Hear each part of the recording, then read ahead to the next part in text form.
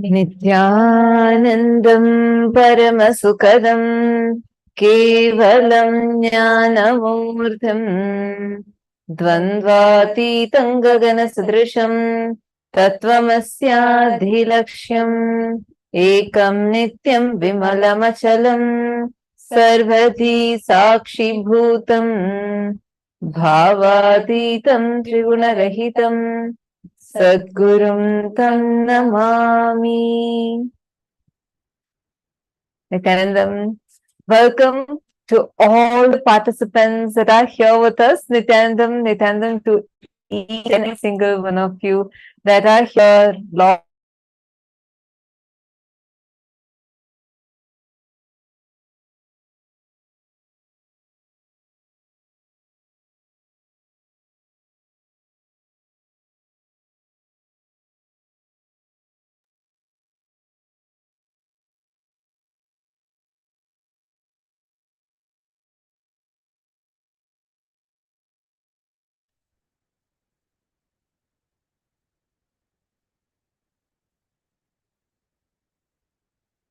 Nithyananda.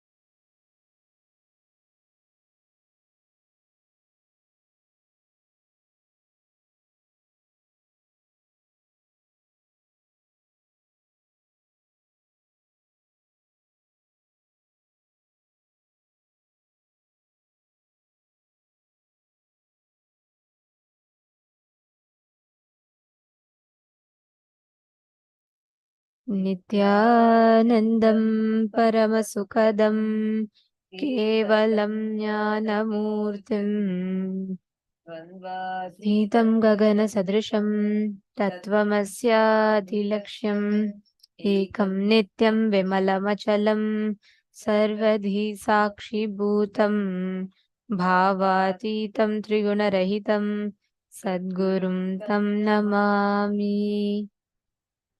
Nithyanandam to all the participants, all the viewers that are watching us on YouTube, Facebook, and various other social media platforms, all the participants, every one of you that are here with us we welcome each of you for this very, very special program of Paramashivoham Level 3.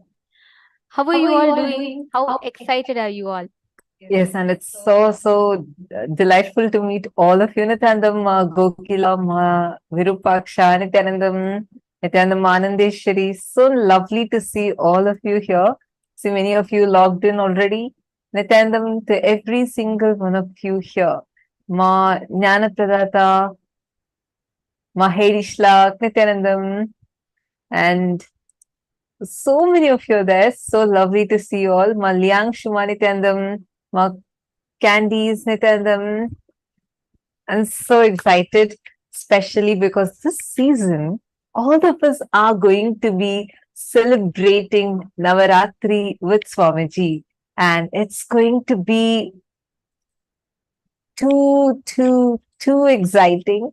And we are going to have not just 1 day or 2 day celebration, but a full 10 day celebration that we all are going to get to enjoy, which is including the Vijayadashami. And this is the season, the grand season, that the final of the whole Chaturmasya period. So it's very special. So it's really lovely to have all of you over here. And this time, Paramashivoham is happening in one of the most auspicious time. Actually, all of you should know. Navaratri is one of the most, I would say, like a significant or one of the most important festivals in Hinduism. Do you know why? The very word Navaratri means the 9 nights of intensity, where Parashakti, the cosmic mother energy, the divine mother energy, becomes so easily accessible that anybody who does any kind of a spiritual practice, they attain enlightenment very easily. This is the whole time where our mind literally turns inwards. We start looking in. So every one of you that are here, Nithyanandam, Rahul Khanna, Surendranath Nambiaraya, Vinod Aya, E. Kyan Yao, and Chaikun, Raghunathan Aya, Nithyanandam, Robert Ramaya, and Jeronimus Aya, Junji Wing, Kishore Kumar, and Muthu Raja, Keegzing Wang, Scott Burgess. Nice to see so many of you. Okay, let me start with this question. How many of you are here for the first time? Who are all here? If you are here for the first time and you're learning or you're attending such a program for the first time, Chiranama Zaya is posting that he's very excited. Yes, we too are very excited this time because see, this whole even as per the calendar, right, this time is a very auspicious time, because in this time, any practice that you do, anything, the whole spiritual experience that you have will easily take you to the next level. Mutturaja, you're saying you're here for the first time. Welcome. I can tell you one thing. This is going to be a life-changing journey for you. The next 21 days that you're going to be here. Absolutely. And I'm seeing here Ma Huang May, Vinuda Nagaraj, Ma Mei Chuko, Kathleen Lai, Chin Chun Su, Kau Chun Yen. All our first timers, lovely. Thank you so much for joining. Thank you so much for being here. And this is just introduce ourselves. This is Ma Nitya Tattva Priyananda. You all can call me as Ma Tattva Priya. And this is Ma Nithyananda. And both of us are really, it's an amazing experience each time to be an Acharya, to carry the teachings of what Swamiji has revealed to the humanity, and to be part of each of your journey of experiencing Paramashivoham. And all the first timers, actually, you can look around you. We have participants. Right now, we are in almost 10 different Zoom rooms, and we also are live on various social media platforms, including YouTube, Facebook, Twitter, Instagram, etc. And it's like in multiple platforms, we are live right now. And we have people that are here with us who are there attending this program probably for the 6th time, 7th time, or even the 10th time. So it's so exciting that people keep coming back. There's something that makes everyone to keep coming back again and again and again. So this program would definitely transform your life, and you would see the kind of superconscious breakthrough, not just in the aspect of your health or not just in the aspect of your wealth or relationship. Each of us might have been coming here, sitting here with us, like all of you from various corners of the world. Literally, we have people from across all time zones who's sitting here with us for various reasons. Some of you are here because you want to receive healing, you want to receive blessings, you want enlightenment, you want to have some completion or fulfillment in your relationships, you want to manifest a new job, you want to manifest your dream house, you want to have the best kids, children, or anything might have been the reason, either all of these, some of these, or something else. Something has brought you to come here, sit here, be here with us. I just want to tell you, don't think this is a mere coincidence. You're not here because of just one particular thing that you want to fulfill. That's why you planned and came here.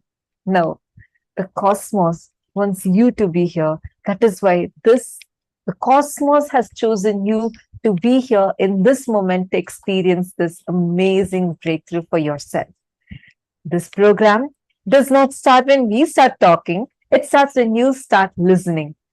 The program is here for all of you directly as a gift from the Supreme Pontiff of Hinduism. So it's very exciting and so, I should say, like, I'm really delighted.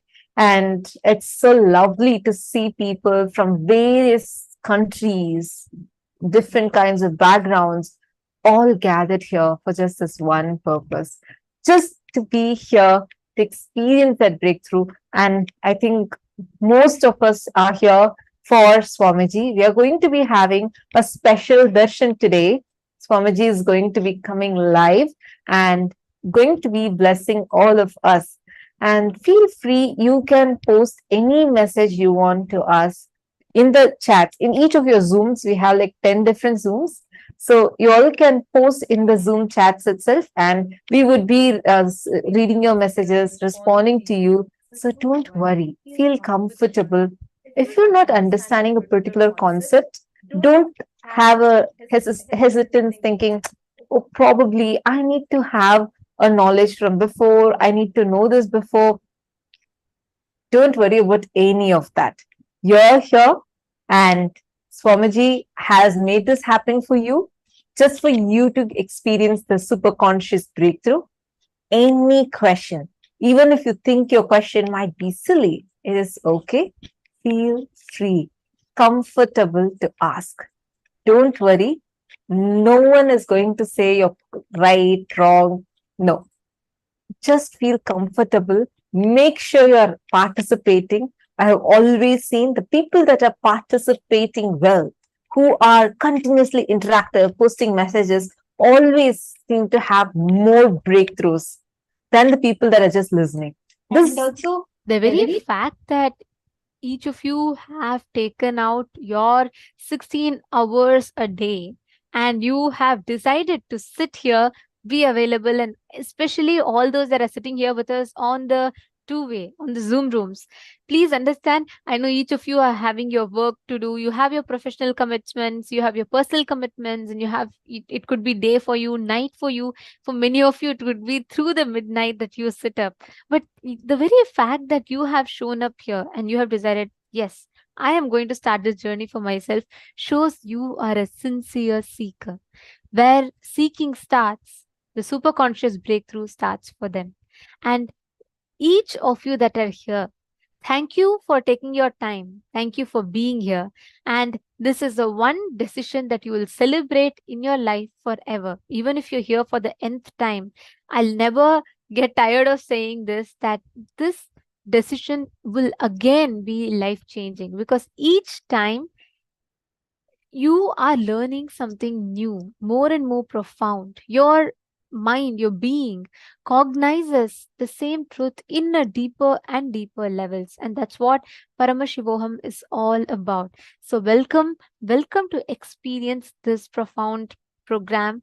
And each day you're going to be filled with, it's going to be filled with so many different truths that you learn, power manifestation that happens, having Swamiji's darshans, and very, very powerful initiations. Most importantly, having the experience, having the breakthrough or the superconscious mutation happening in your inner space.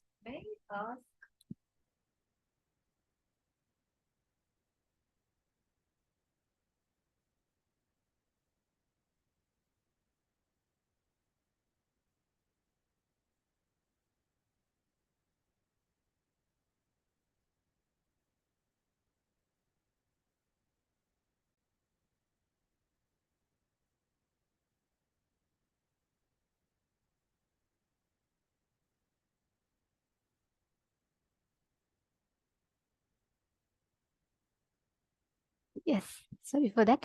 Each of you can post which country you are watching us from. Can we request every one of you to let us know which country or each of you watching us from? Right now, as you're all sitting, you can post in the Zoom chat and let us know. Yes, and how many of you have heard about third eye? How many of you have heard about what third eye is? Third eye awakening. Who all have heard about this? Okay, we are already having so many messages. T.Y. Marcus from Hong Kong. Nithyanandam. Vinita from USA. Nithyanandam. Juan Hao from China. Taiwan, Malaysia. China, Malaysia, Australia, Greece, Okinawa, China. Okay, we have like so many. Okay, Canada, Tamil Nadu, Paris, France, Fiji, Germany, Malaysia, Bangalore, south India, of France, Germany, Los Angeles, China. Okay, Canada. So we are literally having from across all the time zones, starting from Fiji, Australia, all the way to Canada. Like literally, I'm just saying across everywhere. We have people sitting with us right now here together just to have experienced this amazing program. So who all have heard about Third Eye Awakening? Who all here have heard about what is Third Eye Awakening? And how many of you feel like, I want Third Eye Awakening? I want to awaken my third eye. Take a moment and post it. I see many of you posting, you've heard. One of the most discussed upon, one of the most debated upon, and yet one of the most largely misconstrued subject when it comes to spirituality is third eye. Because there's so much about it. People meditate for years together, there are scriptures on it, and there are secret groups that try to study it. There are so many things. All religions, all practices are all established on finding the truth behind this, what we call as immortality, third eye, enlightenment, whatever that is. And yet, barely a few achieve it. Third eye is literally the portal point where you connect to the divine. Like right now, you're all watching us on your computers, your phones, laptops, or whatever, right? You have to connect to the internet and then you are accessing everything. You can right now see us. If you wish, you can just go on YouTube and watch Swamiji's satsang. Or you can go on Facebook and post that you're attending this program. Or you can go on Amazon and buy something that you want. There are so many options available out there. But the most basic fundamental thing is internet. Because you have connected to the internet, it opens you up to the innumerable possibilities in front of you, is it not? Right now, as you're all watching me live from your respective places, you're connected to the internet. Same way, the third eye, awakening of the third eye opens you up to innumerable possibilities in your life. Now imagine your life without the internet. Imagine your life without WhatsApp. Imagine your life without having any internet connection. Imagine your life where you're not having Google, you're not having YouTube, you're not having any social media platforms. I wouldn't say you will be greatly affected. You will live a life. But the possibilities that opens up to you with the access of internet will be completely, you will be devoid of it throughout your life. Absolutely. Like especially given that now we are moving to smart homes, and like literally the whole world is running with internet, and you're completely on internet. And more than that, even if you think of it as like whether it's information, education, every field, what if we tell you, if this internet connection that you have can transform your life so much, imagine having the cosmic browser just between your eyebrows. That is exactly what is third eye. You literally have connection not just to this internet, but to the internet of the whole cosmos. And that's what is third eye. I mean, I can't say that is what is third eye's only possibility, but that is a huge possibility of third eye. Literally, you would be awakened to your higher self. For example, we have Kathleen Lai, who's here for the first time. Now, whatever your life was till this point, till now, however amazing person you have been, whatever achievements you have had, but from this point, the moment when your third eye awakens, you become someone completely new, completely amazing, completely something extraordinary. That when people look at you, they would feel like, hey, I want to be like her. I want to be like this person. But what is this third eye having to do with transforming our lives? What is exactly the reason behind so many, like as Nithyananda was mentioning earlier, why are there so many researchers, all the spiritual traditions, be it Egyptians, Greek, or the ancient Romans, everyone trying to find out about third eye. But the huge group of amazing scientists who became adepts in third eye awakening were Hindus. But like, why? What was the reason for the third eye awakening to be so popular? Imagine you're standing in the ground floor. Am I having everybody's listening? If you all are listening to me, can I have a wave of hands, please?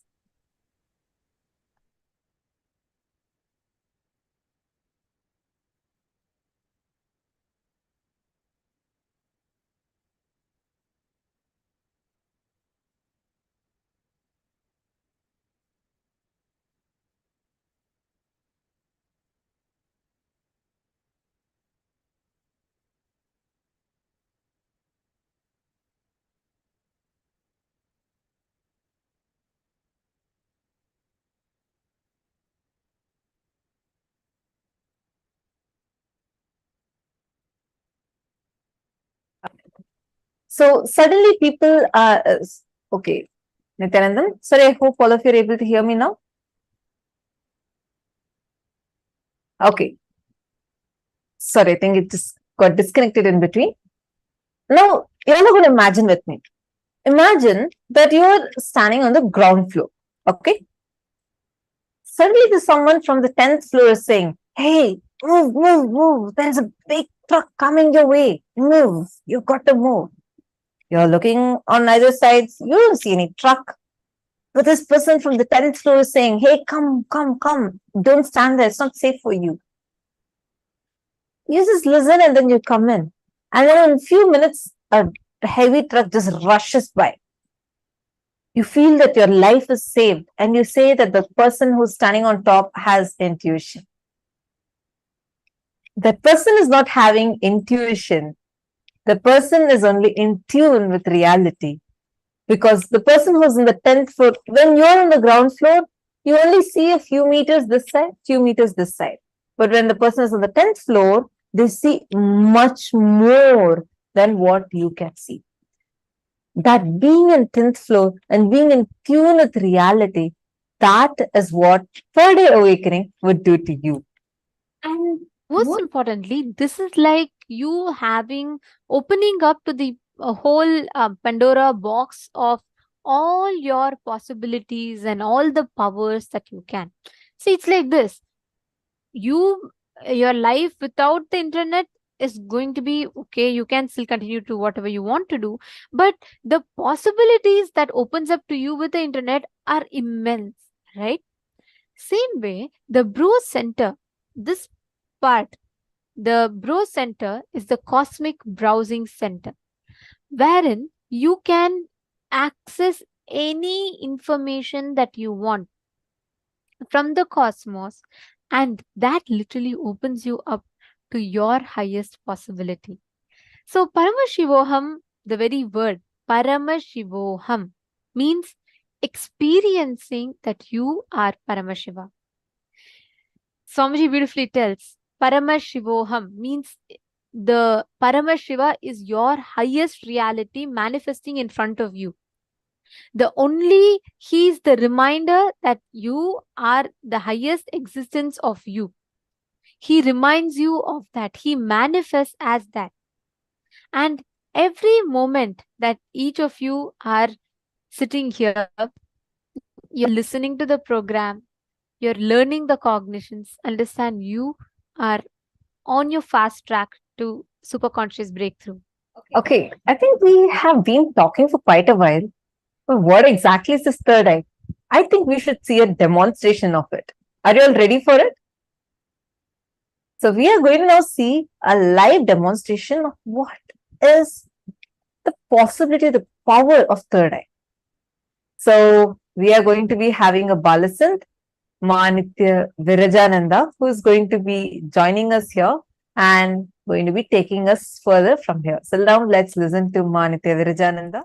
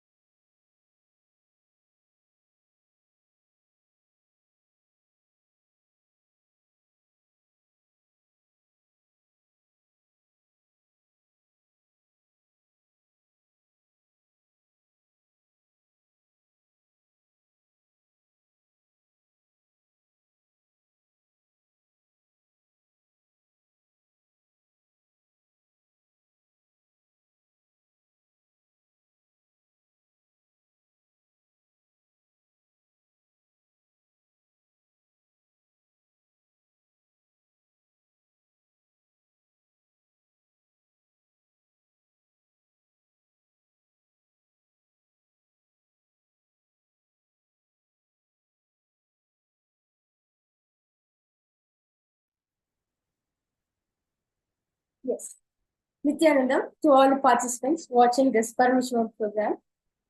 I am Nithyananda, and today I'm going to be demonstrating this power of third eye reading for all of you today. Before we get into demonstration, let me share you an interesting fact for all of us to know on how we see the world around us today. So let me ask all of you, how do we see the world? What is the main key, the main factor of which we're able to see the world around us?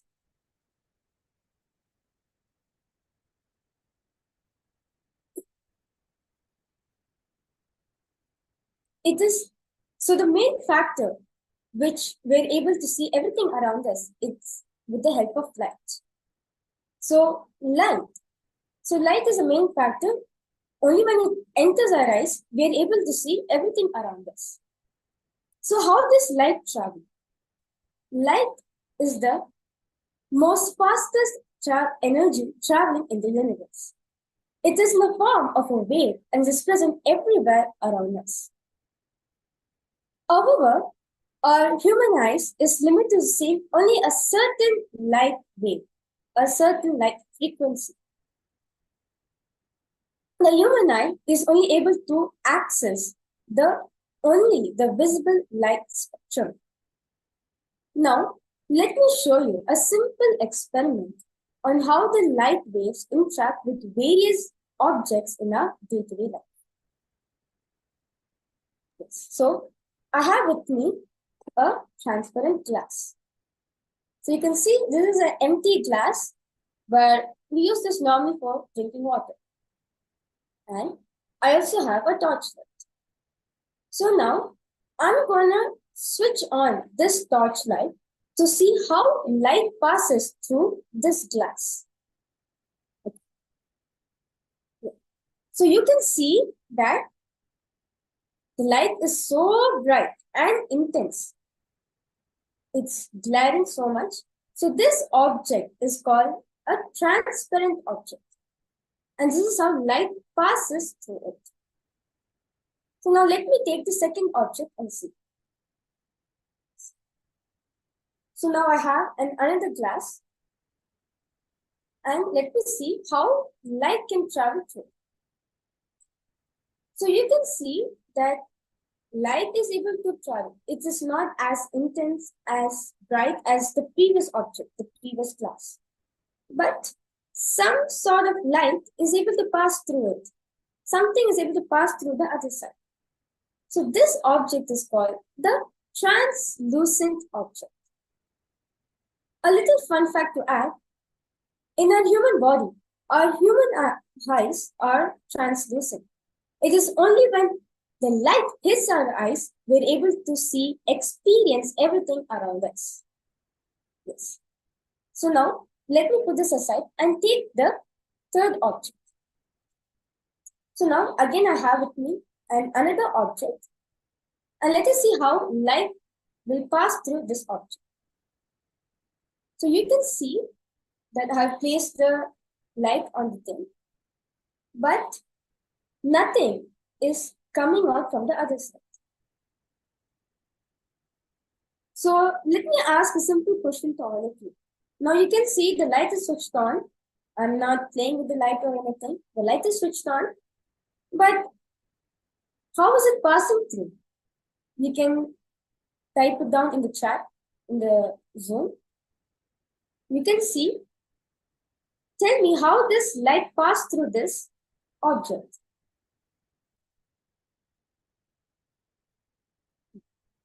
It is because this object is an opaque object.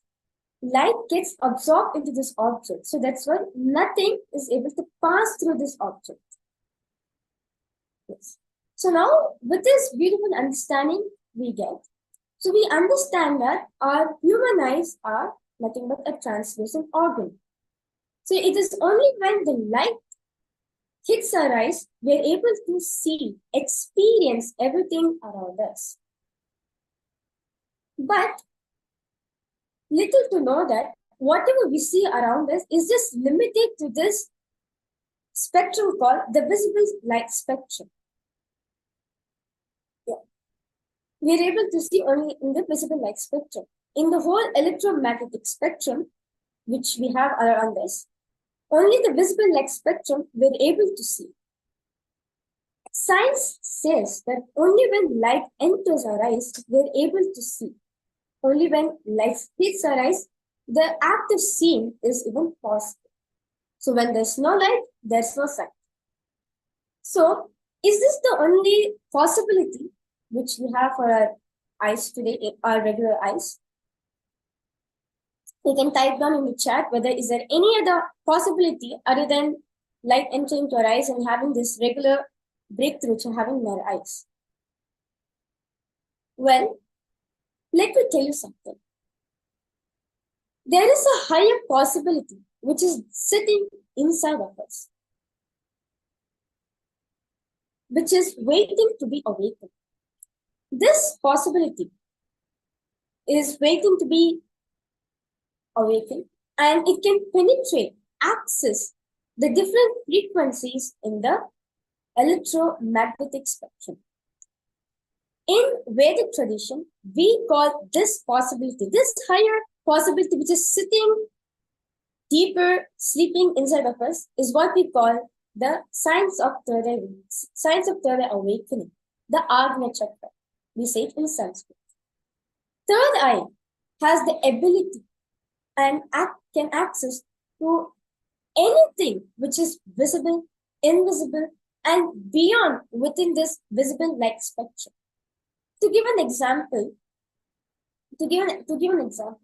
the microwave which you have in your house, or the speakers which we have in your house, waves have been transmitted from it.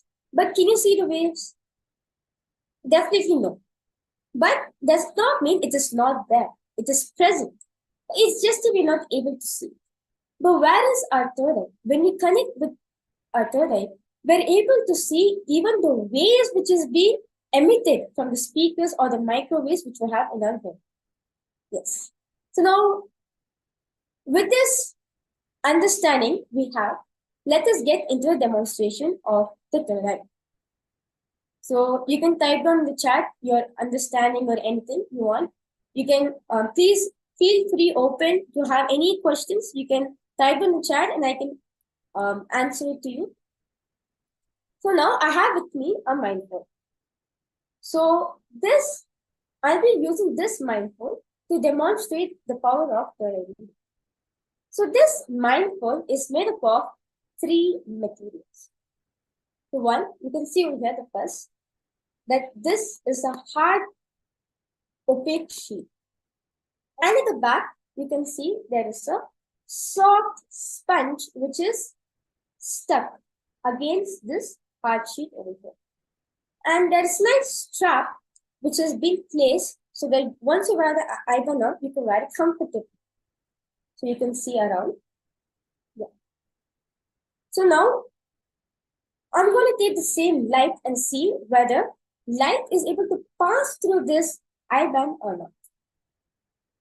So now I'm placing the light on one of these eye sockets. So you can see that the light is switched on and I've placed the light on one of the sockets. But there's nothing transmitting on the other side.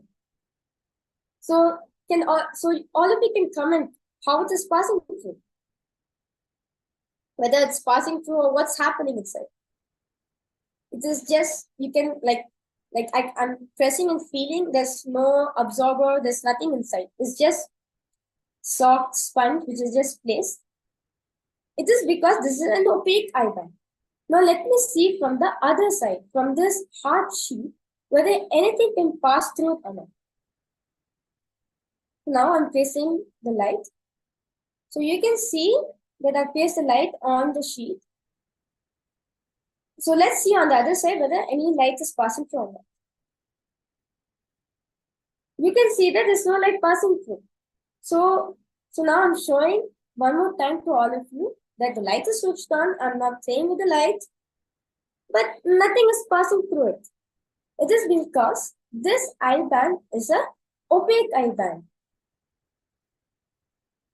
So now I'm going to be calling someone to place this eye band on me as to give an authentic demonstration to this power.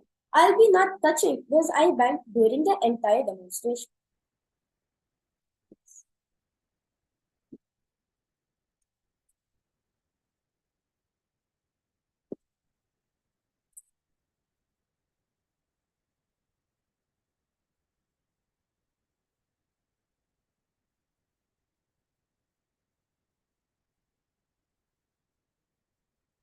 So all of you can see now the eye band is being placed in my eyes.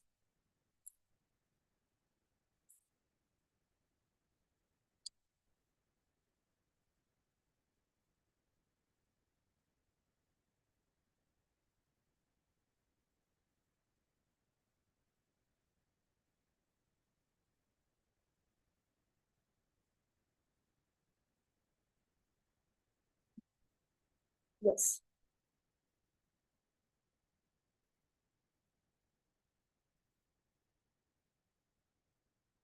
Okay. So now all of you can see that the eye-band is being placed on the eyes. So this eye-band is just an instrument to block the light to pass through this eye-band to enter my eyes.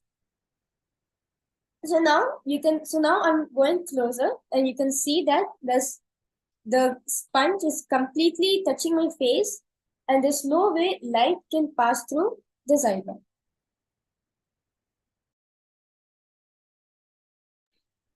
So now I'm moving my face in different directions. You can see up, down, left, right.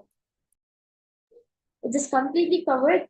So this 100% proven that this light cannot pass through this eye-band.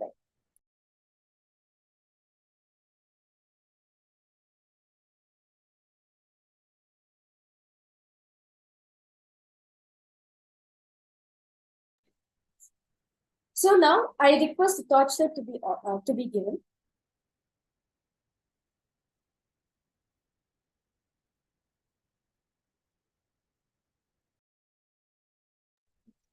So now we can switch on the torchlight, and you can see that light is not passing through. And if light is passing through it, I'll be experiencing discomfort immediately as light is hitting my eyes. But I'm not experiencing anything. I'm comfort, and nothing is shown. It's completely dark. Yes. So now I request all the participants out there who's watching this demonstration live to go ahead, type whatever you want.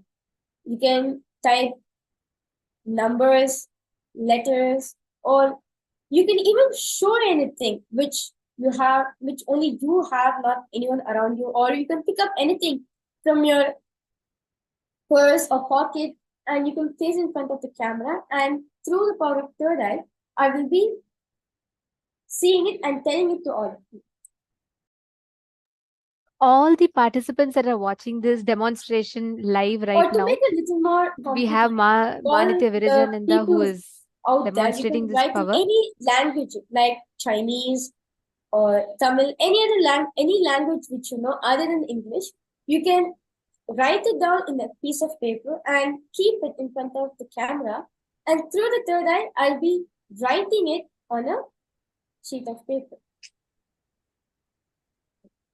So along with me, right now her eyes are completely covered.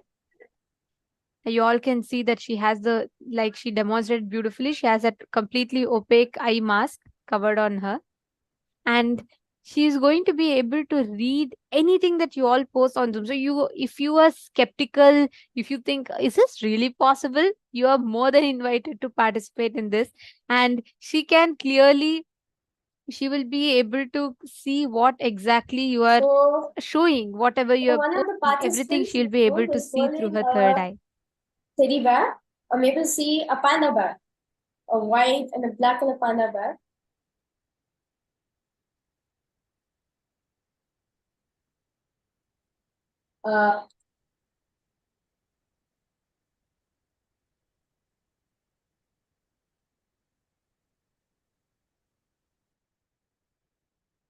Yes.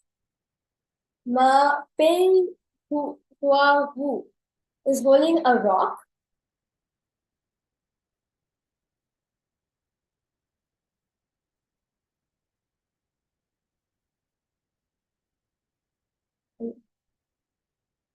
Ma Motao Wang is holding a white color doll with a blue color ribbon, a light blue color ribbon.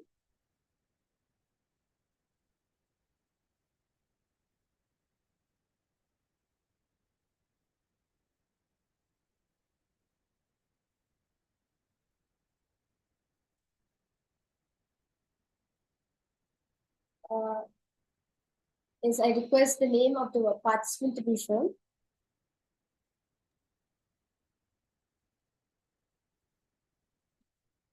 Ma Maha Bhairava Jana Swarupini. Ma is holding a bracelet, a white crystal bracelet. Yes, actually, you all can see Ma Virija is when Ma Virija is seeing, her whole Yes. eyes are completely So, covered, and she's so actually seeing through the third eye. is holding an owl, a white color owl picture.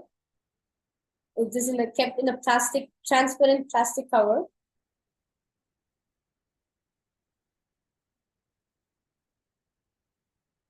Okay, you can see many participants are holding many different objects on the screens. Um,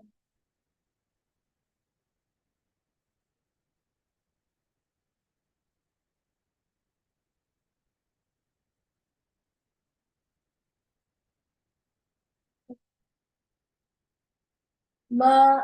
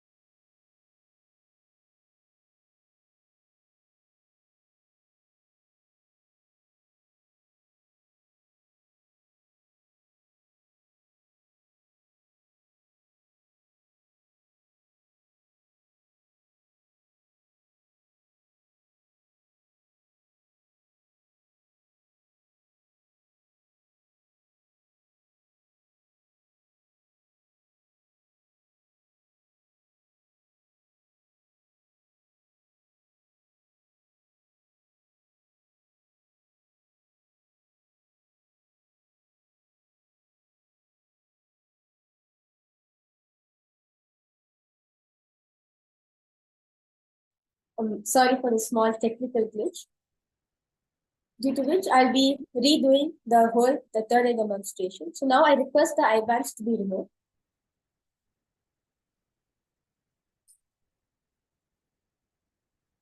And whatever the participants have posted so far, I will not be reading as my eyes are open. As my eyes are open, you can post it again and I'll be doing it. You can write anything in a piece of paper, show it in the camera, and through the third eye, I'll be reading whatever you have written. Yes. So now I request the eye band to be placed on me.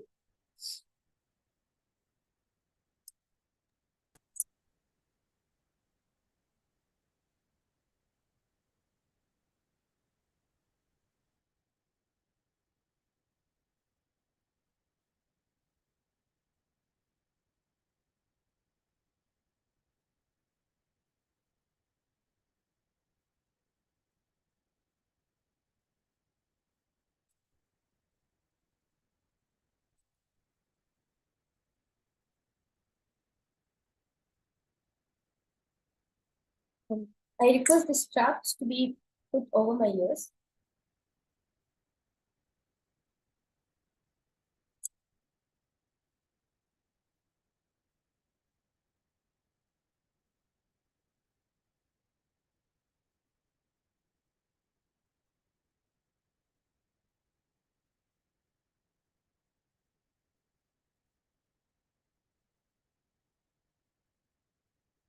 I request a little loose, please, and this side to be over my ears.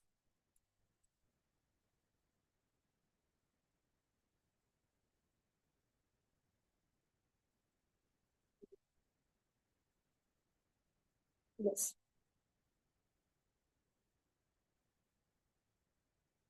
Yes.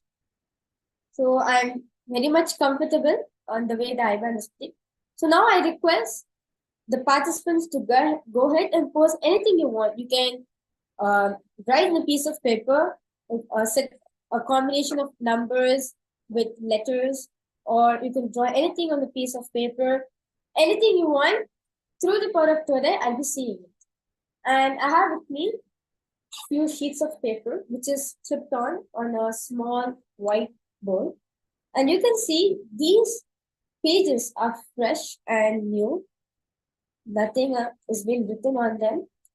And behind, there is a small board to keep the papers in full. And I have a marker with me, and which I'll be using it for writing whatever you have written on a piece of paper.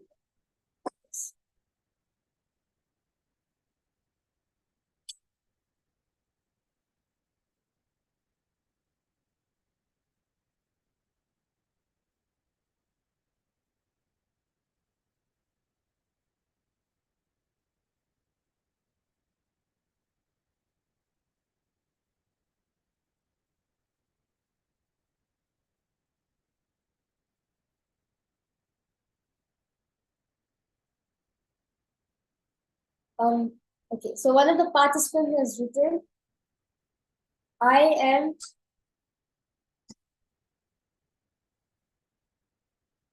am creator in a green color marker.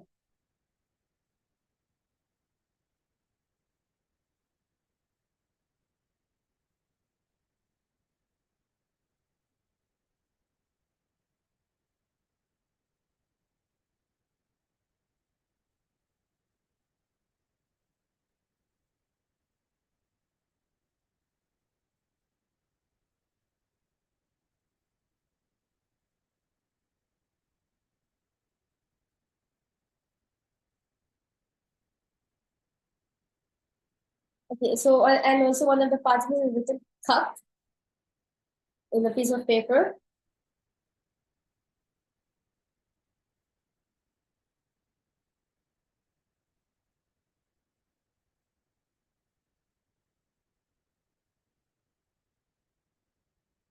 Okay, one participant have written something in Chinese. So now I'm going to be writing in the paper.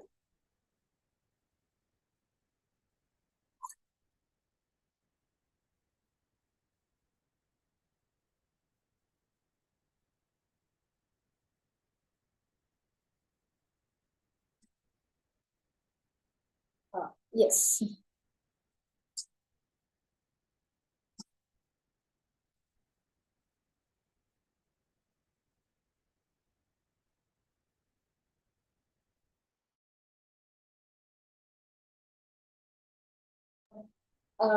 Please, Ma, please show the paper closer to the camera. Yes, little closer to the camera. Yes, thank you. Yes. Little down so that everyone can see the word, what you have written fully.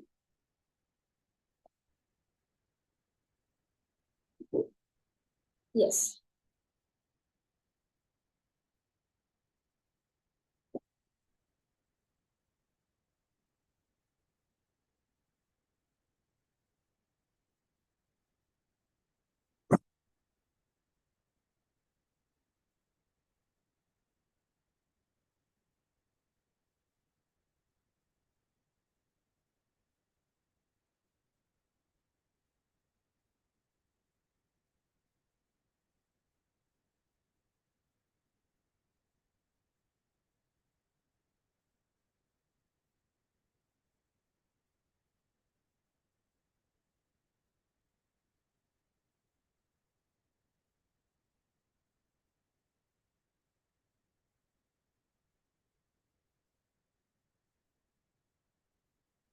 Yes.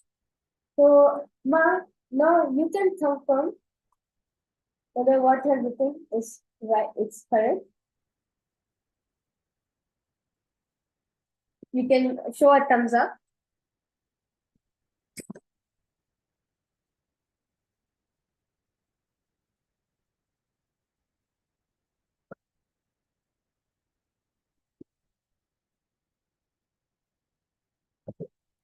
Yes. Yes, so and one of the participants is holding the Ganesha deity and they have written love. Yes, Mark Hardis have responded back saying, yes, it is right.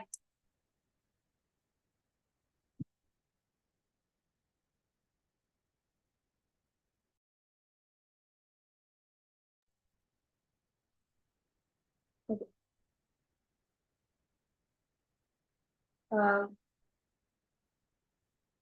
Okay, one of the participants have written star.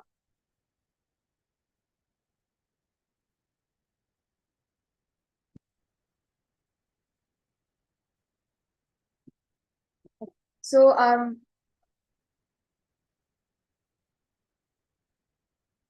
is I can see one of the participants is holding a word in Chinese. I request you to show it clearly.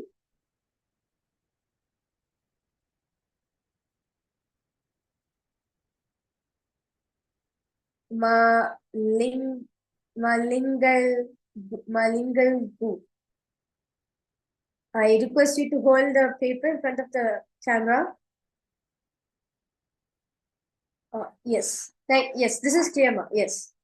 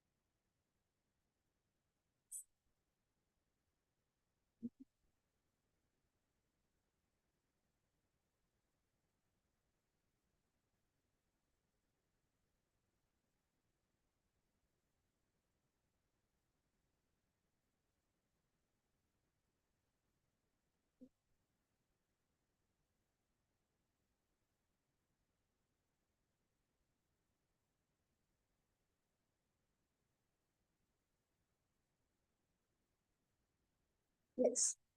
Ma, so now you can confirm whether what you have written is right.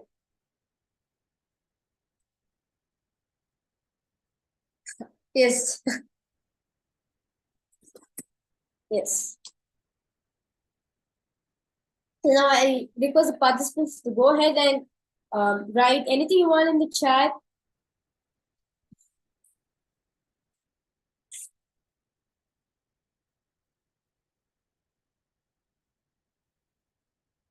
Okay, so I can see one person has written 88. Okay, Ma Juan How has written the text 3333.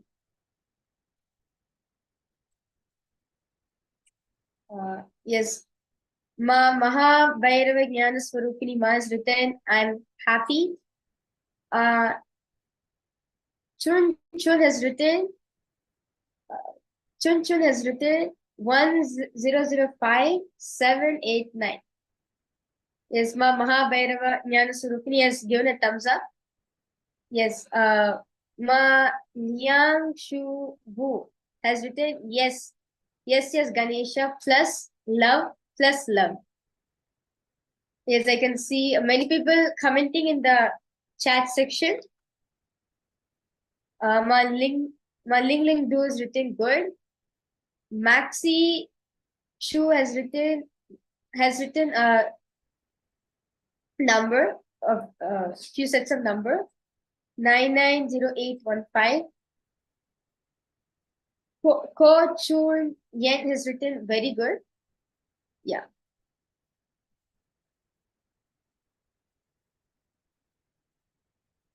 One of the participants have written probiotic.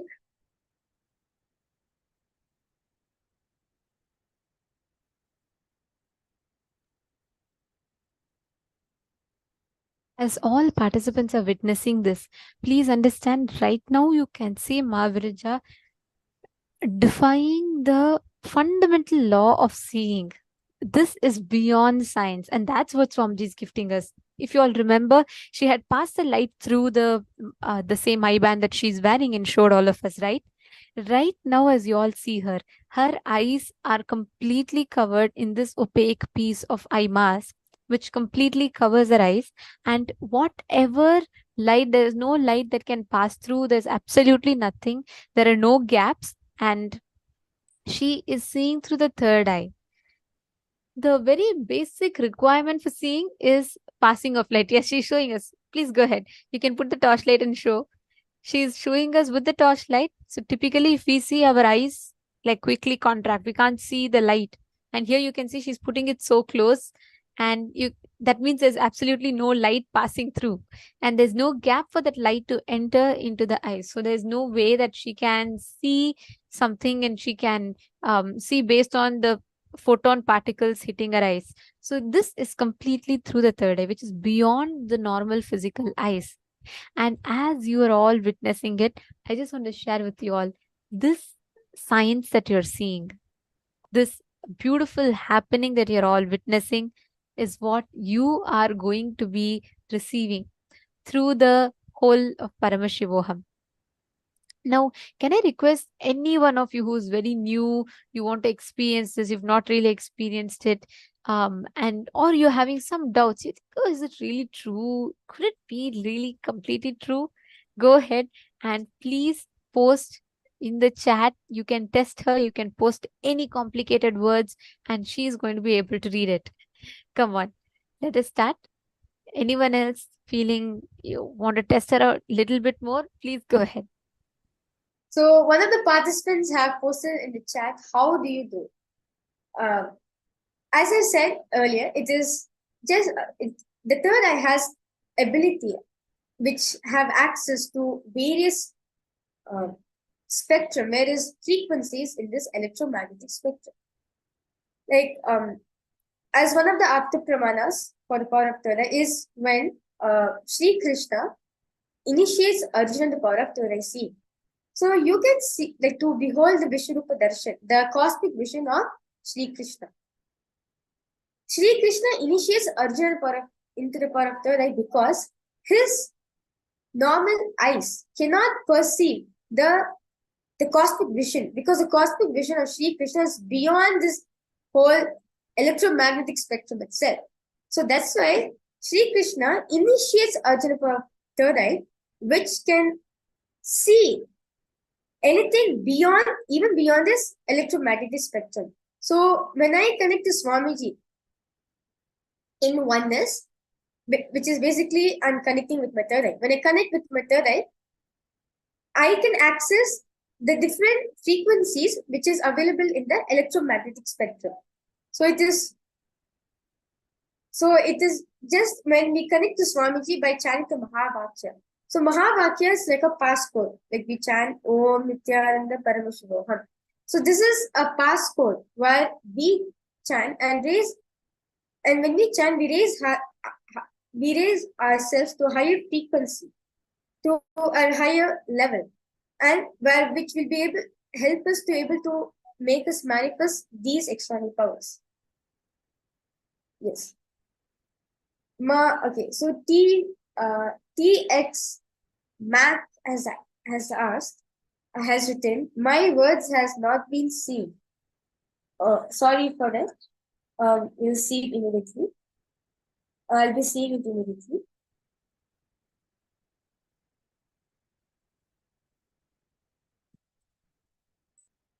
Okay.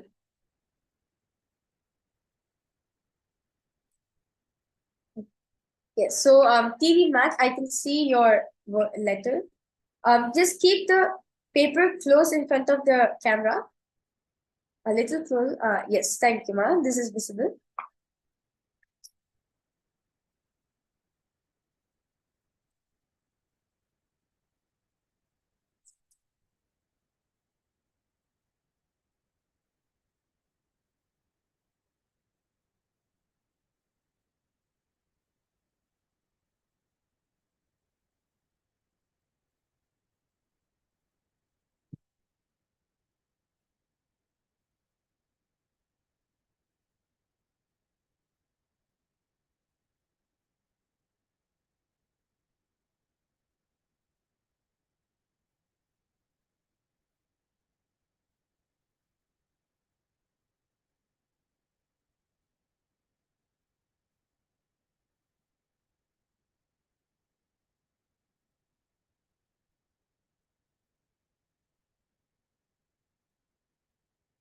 Yes. I request ma TX Math to verify whether I've written it correctly or not.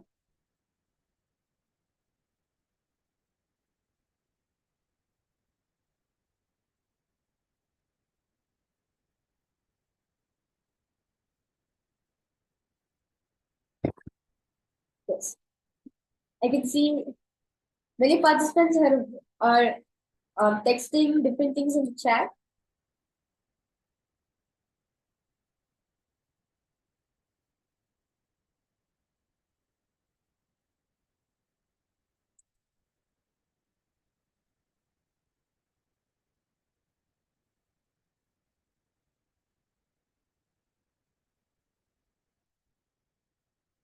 Yes.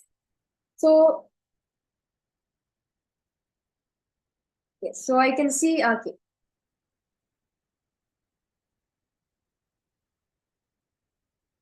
Okay, so I can see Mapei who has written something.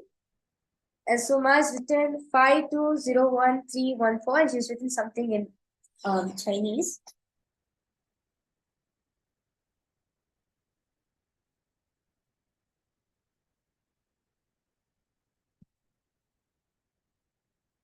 Yes, Ma Yuxi has written, you're so beautiful, love you, and a heart.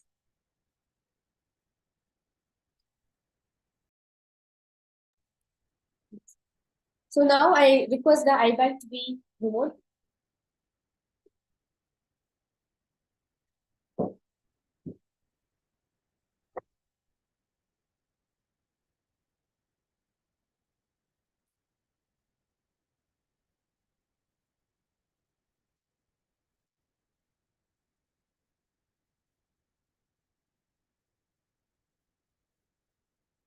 Yes.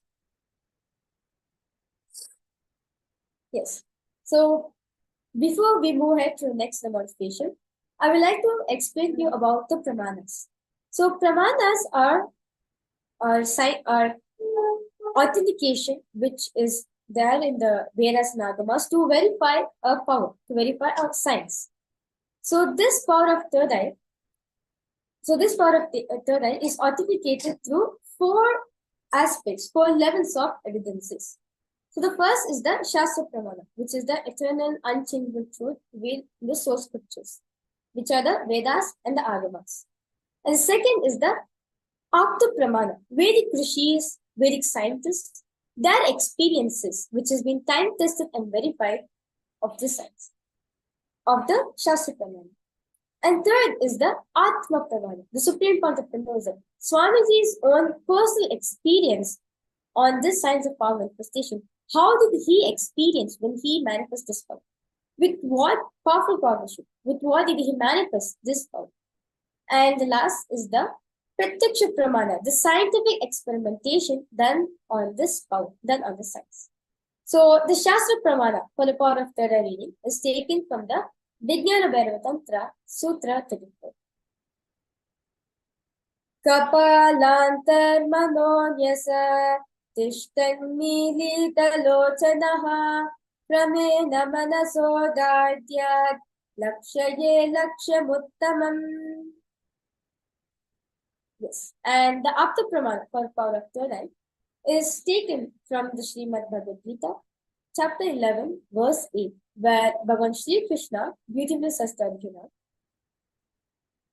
Natu mam shakyase drashtum anenaiva svachakshusha divyam dadami te chakshuhu pashyame yogamaishwaram. So as I said in the demonstration, that Bhagavan Shri Krishna initiates Arjuna, the power of third eye, to see Shri Krishna's Vishwarupa Darshan. So, which is the cosmic form of Bhagavan Shri Krishna. In the 11th chapter of the Bhagavad Gita contains a detailed description of Shri Krishna's cosmic form, which was narrated by Arjuna through his third eye. And next is the Atma Pramana, Swamiji's own experience on the science of power manifestation. When Swamiji was at the age of 12 and Swamiji was sitting on a rock, when Swamiji was just contemplating on truths, and suddenly he was able to see everything around him. He was able to see the 360-degree vision. Swamiji experienced the 360-degree vision. He was able to see everything around him, above him, below him, everything. And he was able to see everything very clearly and feel every single object around him has seen. The skin on stone which Swamiji was sitting and the skin on which Swamiji was having, both Swamiji felt equal, one. And so Swamiji was able to experience the whole, everything around him as whole, as one, as part of it. So with this beautiful understanding we get from the Pramanas, let us move on to the next demonstration. And that was very beautiful. Thank you, Ma Virija. Thank you for joining with us. Thank you for being here. I think Ma Virija very beautifully took us all through the right understanding of what is actually third eye. And one important thing that we all saw here is the very fundamentals of science was completely defied here when there was absolutely no light and she was still able to see. She was still able to read all of your messages as normal. See, please understand the whole science of third eye. She was explaining about the pramanas, right? I just wanted to explain a little bit more deeper. In our Vedas and Agamas, which is the source scriptures of Sanatana Hindu Dharma, please understand, there are more than 463 such extraordinary powers that are listed. What you saw now was not something that happened in fluke. What you saw now, it's not like suddenly, some random person started manifesting. No. And it is not a magic trick. I just want to clarify this. There's no trick involved in this. It is a science. And it's also not a yogic practice, which means Exactly. it's not like she didn't do any kind of a separate penance. She didn't do any kind of it was not from practice. It was not any such See, it's neither from sadhana, nor is it a magic trick. we need to understand this a little more deeply. So I saw someone was asking, how do you do it? Right? I think Ma Koshun had asked, how do you do it? So how this is done is through the science of the awakening of your third eye. Today, all of you are going to be experiencing the third eye awakening. See, for this, something that's too important is you being here continuously, sitting and attending the sessions without missing the sessions, and make sure you're on the camera. Today, during the darshan, if you're new, you might not be familiar with this term darshan. Darshan is a time where we are having the live audience with the divine, and Swamiji himself will be channeling the cosmic energy, and he would be sitting, making himself available for all of us. And during the darshan, Swamiji will awaken our third eye. What does that mean? When you take a lit lamp to another lamp, what happens? The fire from this lamp jumps to the other lamp, right? Same thing happens during initiation. From Swamiji, the power comes to you also. You get initiated. It's called as Dīkṣā. So through the Dīkṣā, you start receiving the energy of the third eye. The Kundalini energy in you gets awakened.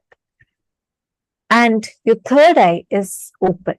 The third eye power starts manifesting through you. We're also going to be doing a very, very powerful third eye meditation today. So be tuned in. Now, what someone was asking, how did she do it? It is because the third eye is awakened. Now, without the necessity of these two eyes, using the third eye, she will still be able to see. Why? Because the third eye has the capacity and power to see through obstacles, see things that even the normal two eyes cannot see. So when your third eye is awakened, you would also be able to see like this, as well as you would be able to see things even beyond. Mavinuta Nagaraj is asking, what happens if our chakras are blocked? This third eye is called as Ajna Chakra, seat of will, Ajna. Chakra Raja, king of the chakras. We all have 7 chakras. And then the third eye is located here as Ajna Chakra. It is blocked by ego, active ego and passive ego, both. Don't worry if you're not familiar with these terms, because we are going to be learning all these throughout the program. The third eye is also calcified because of the toxins that enters inside our body. For example, the fluoride that's there in your toothpaste, or that is there sometimes even in your drinking water. These are toxins. These are actually neurotoxins. They enter into your system and they calcify your third eye. So these are the different ways how it is blocked. The initiation from the master, the initiation from the guru is literally that lamp, which is the fire is lit in the lamp. And when the lamp is coming in contact with another lamp that does not have the fire just jumps to that also. So now both become the lit lamps. Same thing happens when we receive the initiation from the avatar. Now take that the wick of the lamp is little damp. You do something to it so that the wick is proper, so that the fire can jump in, right? So that is why we sit and attend all these sessions throughout the day, because it is designed to help you come out of those blockages. And you would also be given specific meditation techniques and detox methods through which you can help your chakras to be more active. But the awakening itself can happen only through the initiation. And please understand, this is a very, very different from what you normally hear about powers, right? We say like someone stands in the mountains and does tapas for years together, and then there's suddenly some part them gets awakened. But third eye, that's what they do with the penance and all that we call as siddhi. But what Swamiji is giving us is shaktis. The very fundamental software with which it works here is different, because here it is not about your capability.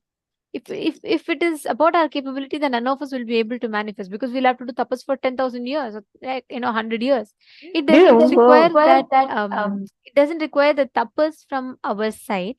It only requires the software of this power, requires the initiation. So please understand, every one of you that are sitting here, the moment Swamiji initiates, when we say initiate, that means, like she was explaining, when that lit lamp is transferring the light to the other lamp, which means when Swamiji passes that initiation, when he's passing that energy, your third eye gets awakened, which means you get the access to 463 powers.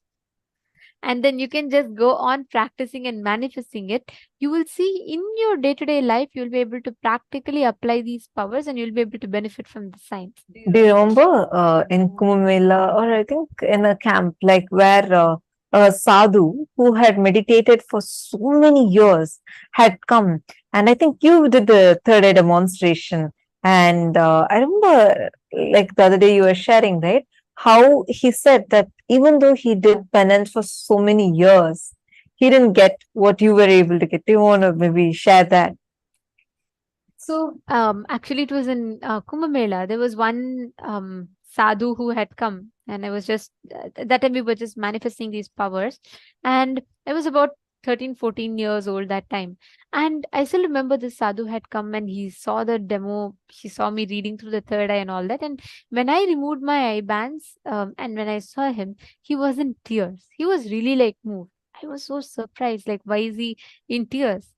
And he asked me what's my age. I said my age. And then he said that he did penance for almost 40 years. He is standing in one leg, or he did one very hard tapas.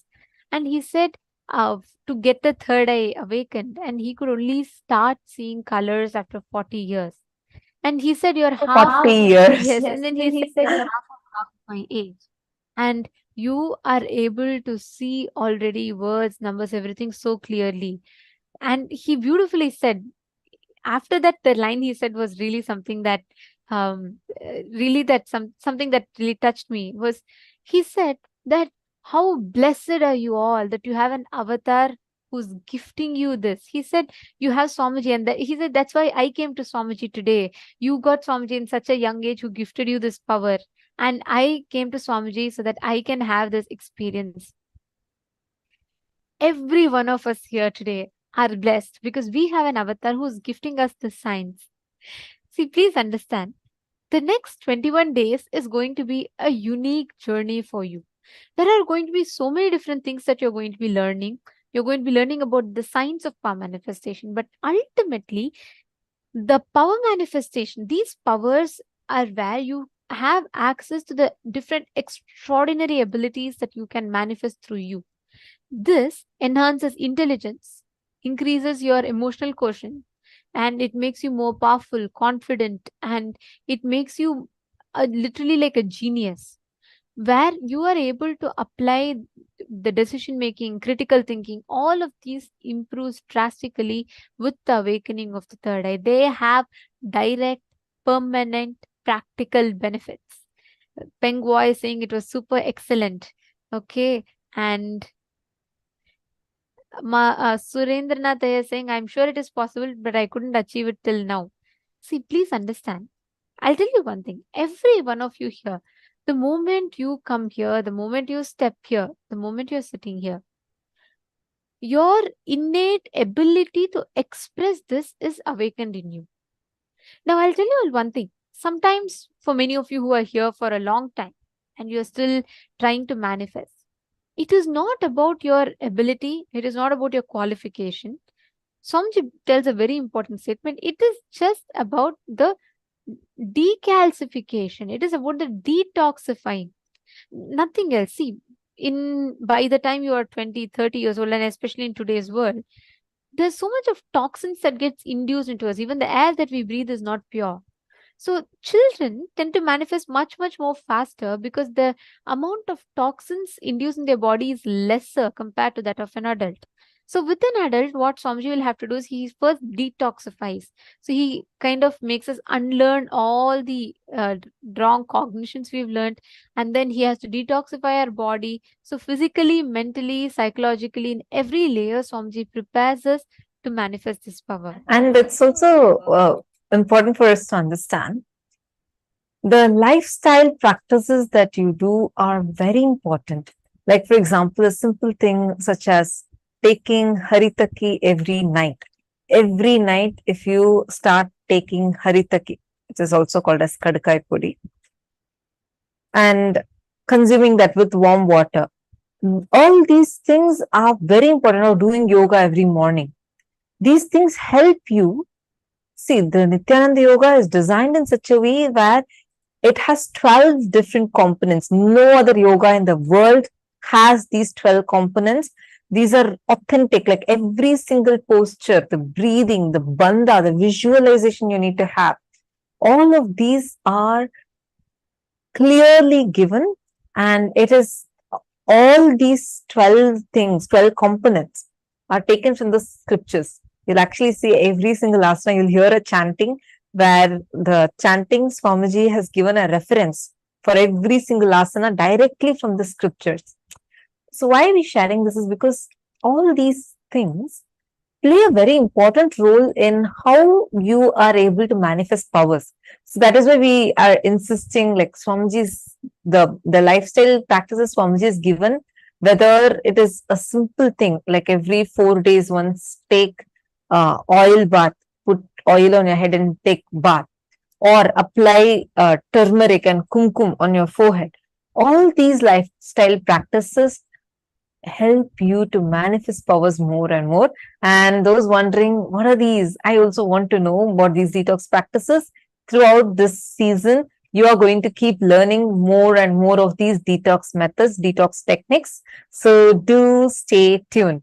May I request all of you to please kindly come on camera? I see some of you being there, but like not on camera. May I request all of you, please come on camera. Surya Lakshmi and Coach Unyan. All of you, please come on camera.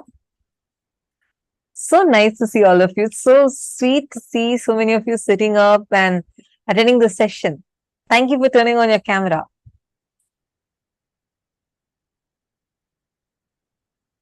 Nithyanandam, Vinuta, nice to see you. Kimya, Nithyanandam. Kathleen Lai, Nithyanandam. Many more are coming on camera. Lovely to see all of you. Nithyanandam to all of you that are here. Okay, wonderful. So now, throughout, you want some tips to have the best of the program. First and foremost, participate. You just got to sit there wherever you are and participate. Don't feel like, am I asking too many questions? No, how many other questions you want, you can ask. Okay, keep posting the messages in the chat. And if any of you feel like you don't want to ask your question in public, you want to privately ask us, the ID through which you're seeing us in your Zoom, I think it will be called as PSM Tech. You can directly message that ID in your Zoom. So that message will come only to us and we'll be able to respond to you. Okay. And we're going to also have Swamiji's videos that will be played throughout the session. The structure of the program would be in such a way where every day we will start our day with yoga and we are going to be learning detox methods. Every day there's going to be a unique initiation. I see some of you are puzzled as to what are these words. Don't worry. Slowly we will explain one by one. Even if you are an Indian or a Hindu, you may not be familiar with most of these words. At least I was not familiar because these are not some common words. All these Swamiji is taking from the scriptures and reviving it and giving it to us. So don't worry, don't feel overwhelmed. And initiation each day, like for example, today, we are going to be receiving the third eye initiation and we are going to be receiving the Shiva Dīkṣā. We are going to be having sessions on all of these. We are going to have every day the sessions, like we'll have some videos of Swamiji's, a very special course played for each of you. And we're going to be doing an internalizing exercise right after that. And we're also going to be manifesting powers along with that. And we're also going to have some kriyas, yogic techniques, and we're going to be doing some breathing pranayamas. All of these throughout this program, and special meditations. Like, for example, today we are going to be doing the third eye meditation. So all of these would be the different various components that we are going to be experiencing And through the program. one thing is, you all can be rest assured, every individual component in this program that you will be learning, every single thing is authentic, taken from the scriptures, presented to all of us in the most practical way that you can apply in your daily lives. So understand, every single truth that is presented to you all is taken, acid washed with the scriptures, and then presented to each of us. So the next 21 days is going to be filled with a lot of manifesting of these powers and the different ways you can experience them. Like Paramashiva reveals in Agamas, there are 463 such powers. Like, imagine you are going to be like Harry Potter, whatnot. All your ability of being Iron Man, Harry Potter, everything awakens in you. Much more than that, in fact. See, because with this power manifestation initiations, your physical body, your physiological existence, and your conscious awakening happens, all of which leads to the superconscious mutations. So, throughout this program, the time that all of you are going to be spending and that each of you are going to be here, just make sure you are constantly sharing with us, interacting with us, and don't even hesitate one bit to ask your questions. Now, we will first be understanding what you can expect from Paramashivoham this next 21 days, the 16 hours you're going to spend here. What is it that you're going to be learning? What can you expect? So the whole day is designed, like she was explaining, the whole day is designed in a way where you are taught the different powerful cognitions from various different scriptures, and all those powerful cognitions taken the best of the best, and Swamiji gives it to us in the most powerful combinations ever, which will directly work on your conscious level. And don't worry, it is going to be a real blast for you. Like, don't think scriptures, am I even going to understand them? And don't think scriptures, like, are they even relevant to me? They are going to be the most practical things that you're going to learn, and you're going to see how it will transform your life. So, ready? Let's enter into the first session. Swamiji is now going to be explaining to us, just introducing to us, what is this Paramashivoham? Listen. Simple, straight introduction. I am Paramashiva. Paramashiva himself is manifesting as Paramavatara in this body. He will do it. He will do the Paramadvaita, ultimate superconscious mutation for all of you,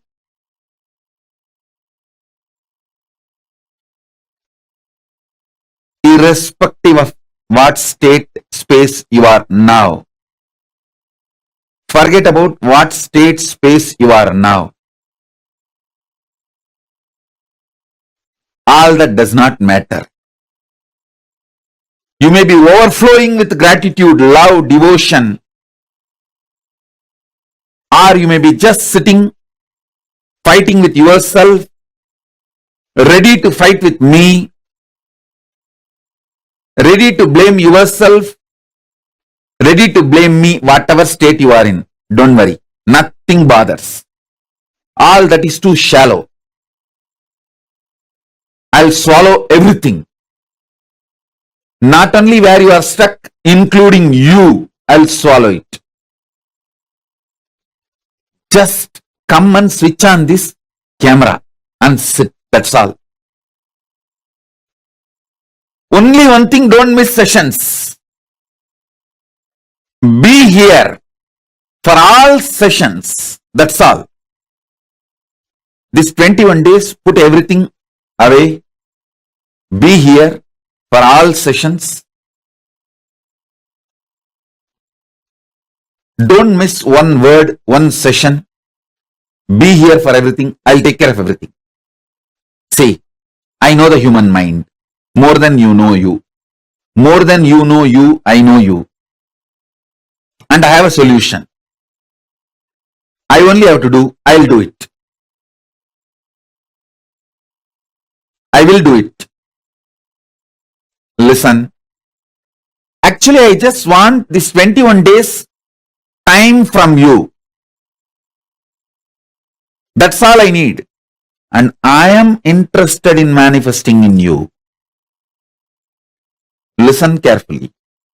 I am interested in manifesting in you. More than you.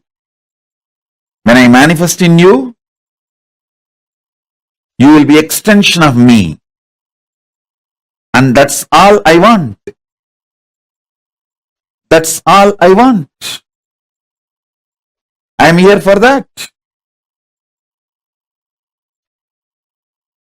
I'll do everything needed. I'll do everything needed. Don't worry. I am connected with all of you. Continuously, every session, I'll go on giving you deeper and deeper, powerful, miraculous manifestation. Now, this first session, I'm going to bring completion with everything, your whole past. Listen. Your whole past is sitting in your stomach. Your whole past is sitting in your stomach.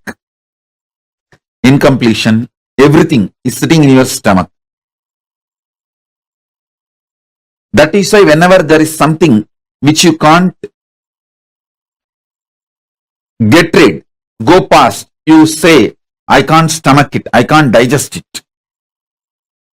Because everything is in your stomach. Listen now. Listen very carefully.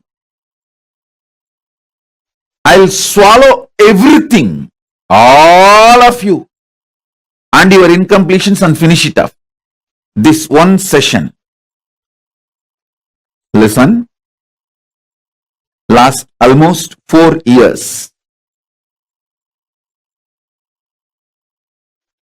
In 2018, I withdrew from human society and stopped meeting public. Only very few handful of people I met after the 2018. 2018 is the last people saw me in public. Now it's almost 4 years. 2019, 2020, 2021, 2022. Almost 4 years. Only few months, less than 4 years. Listen. My whole being is fully charged for this superconscious mutation process. I just need 21 days of your time so I can really make it happen inside you.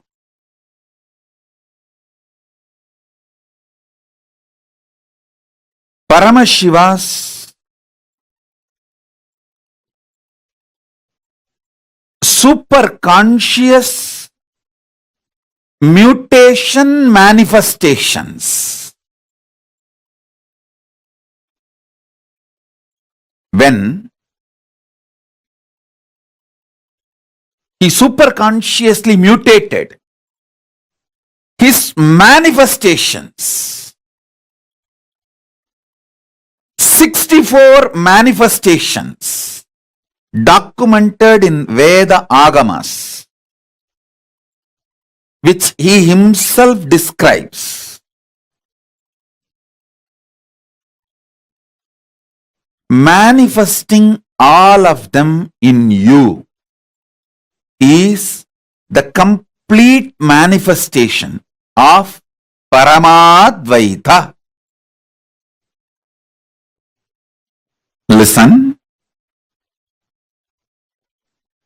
Paramashiva's own superconscious mutation manifestations. 64 manifestations he himself describes in Vedagamas. Lingamurti, Lingodbhavamurti, Sadashivamurti, Mahasadashivamurti, Umamaheshwaramurti, Sukhasanamurti, Umeshamurti, Somasgandhamurti, Vrishabhantikamurti, Natarajamurti, Dakshinamurti, Mahakalabhairavamurti, his own 64 superconscious mutation manifestations, initiating all of you into this, making all of you manifest this 64 is the message from Paramashiva directly from KAILASA. Listen, all these are 64 forms of Paramashiva. Ardhanarishwara. Listen carefully. First time ever I am initiating people into this. First time ever I am initiating people into the superconscious mutation manifestations of Paramashiva, all the 64.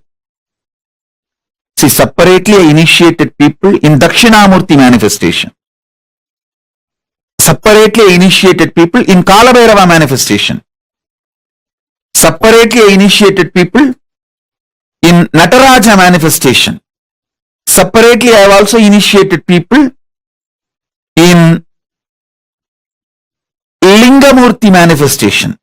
Like different individual manifestations of Paramashiva I have initiated, like Lingodbhava Darshan.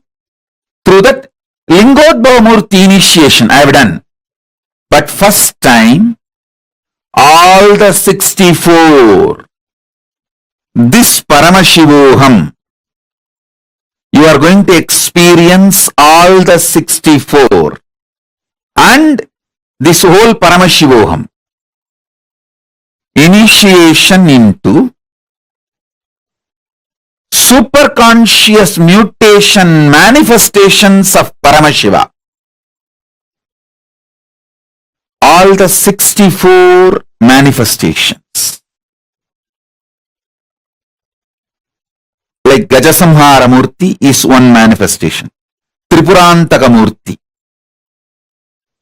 Sandhya Nritta Murti, Gangadhara Murti, Jwarabhagna Murti.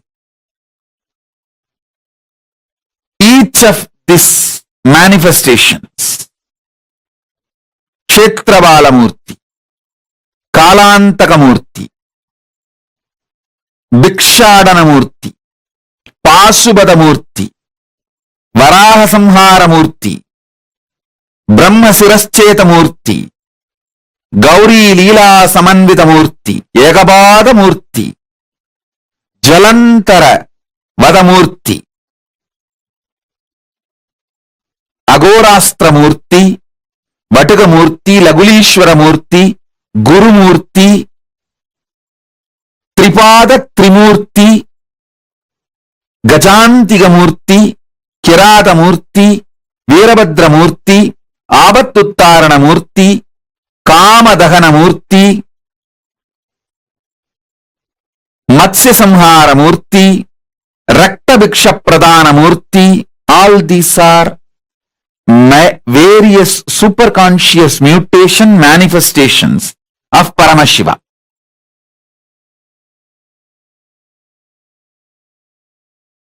Paramashiva direct message from KAILASA is this whole Paramashivoham program.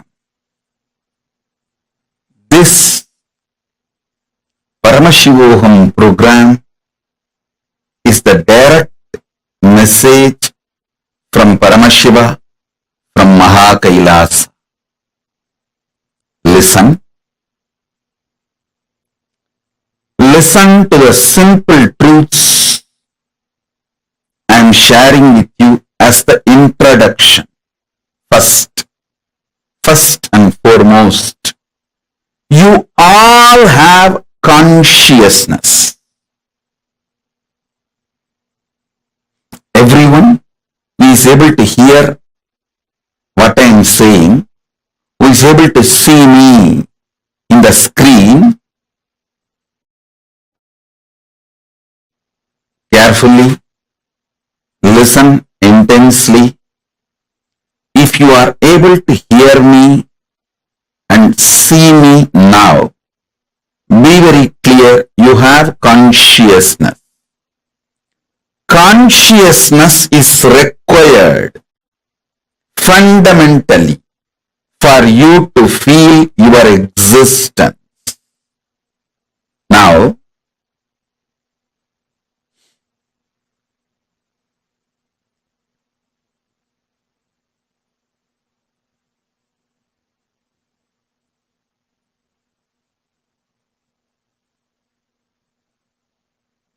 through various programs in the past, I helped all of you to manifest various possibilities and powers of your consciousness. Listen. Now listen carefully. Let me repeat. You all have consciousness, and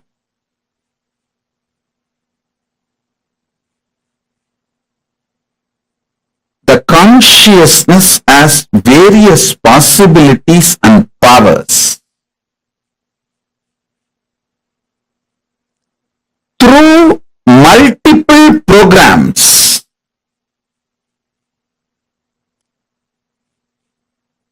last 28-29 years, from the age I started, from the time I started my public life till now, I have given various programs to help you, support you, initiating you to manifest various possibilities and powers of your consciousness. Now, in this program, I am bringing a new upgraded beginning, something extraordinary, grand. Listen.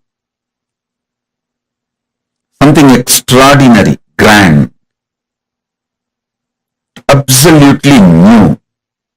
I'll tell you what it is. Your consciousness can act like an airport. Your consciousness can act like airport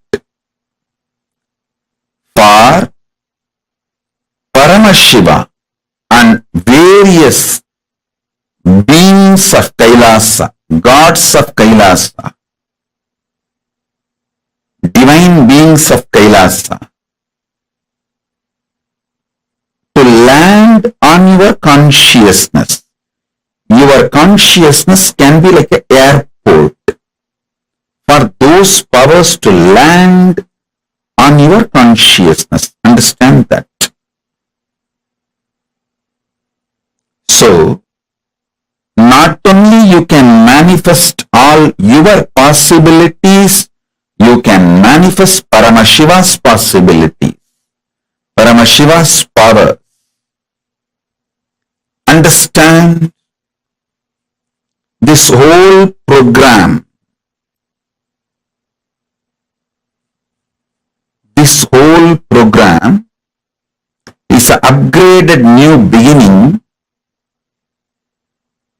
It's not going to be stopping with you manifesting the powers and possibilities of your consciousness. It is going to be letting Paramashiva land in you and manifest the powers and possibilities of Paramashiva himself. Listen.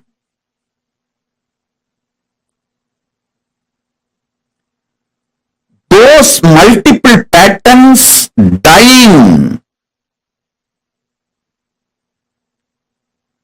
in one body is the productivity of your life. Multiple times your mind dying in your body is the productivity of your life. I tell you, productivity of your life is not the crores you made or the relationships you made or power you gained.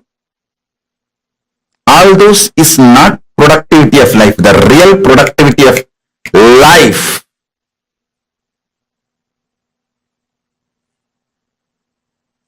is multiple time your mind dying in one body, in your body. Wasting of life means same mind you carry and multiple times your body dies, means multiple times you take birth again and again, but with the same mental setup, same mental structure. That is what I call it, wasting of life. Listen,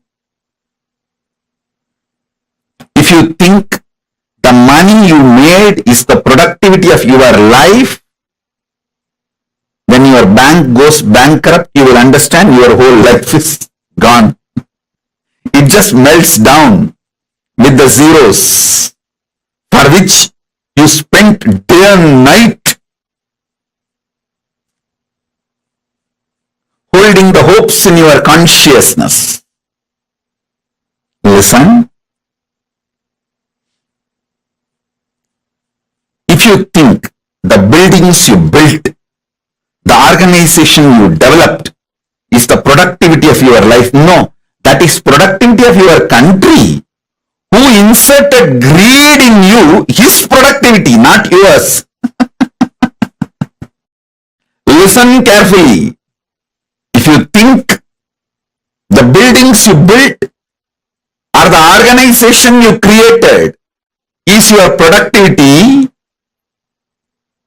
be informed, it is the guy who inserted the greed in you. It's productivity of him. When you die, the country is going to have the building.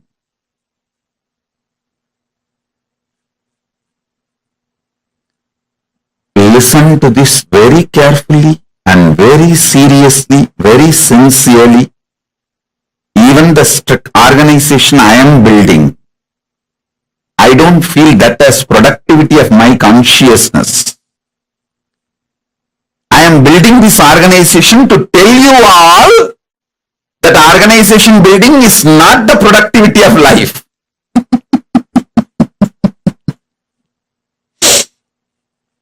To give you the truth, I am building this. Truth is this. Productivity of life is the number of times your mind died in the same body. If you can kill multiple times your mind in the same body, your life is productive. Your life is productive.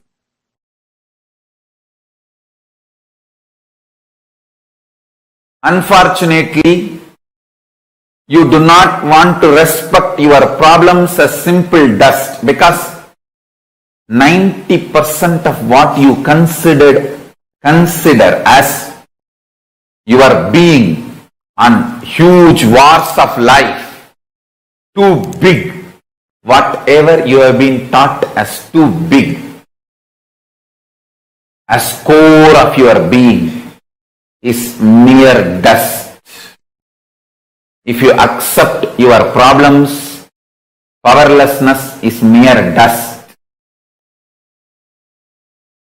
You need to literally drop your being, and you don't know which one to hang on, hold on. That is why you kept your old being alive and suffered a lot. Now I am telling you, I am Paramashiva, fully available to all of you. Absolutely available to all of you. Me, Paramashiva, here, fully available to all of you.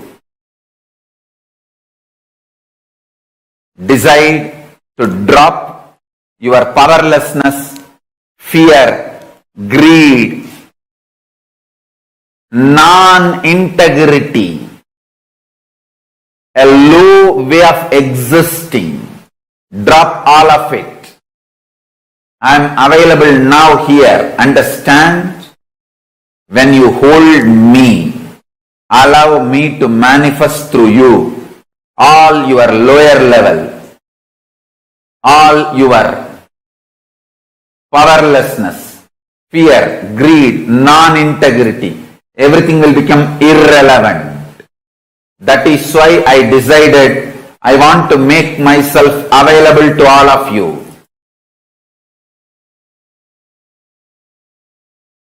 That is why I broke all the social structures,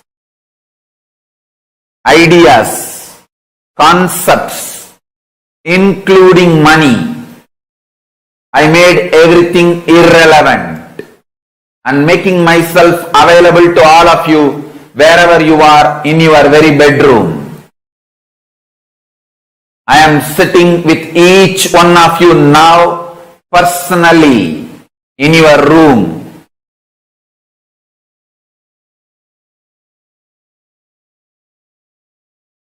If you want to test, put a chair in your room and keep the form, photograph, Atmamurti of this form. Check. Every night you will have the impression on the chair I sat. The chair will have the impression of me sitting.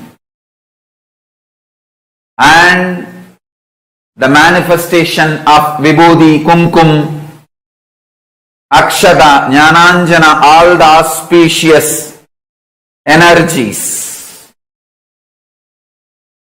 I am sitting with each one of you personally, individually, and making myself available. This being is now available to all of you, to each one of you.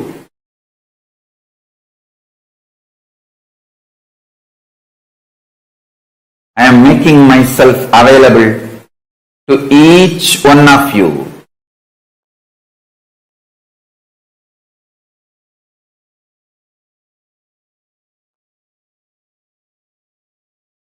To each one of your being.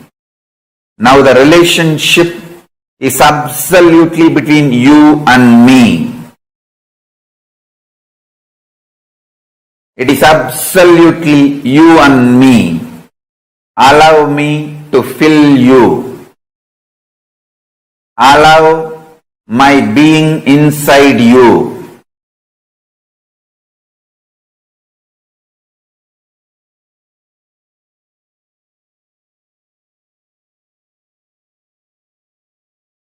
When you start tasting my being, all your past fears, greeds, powerlessness, everything will just become irrelevant. You will be showered with the boons you aspired for and you can never even imagine.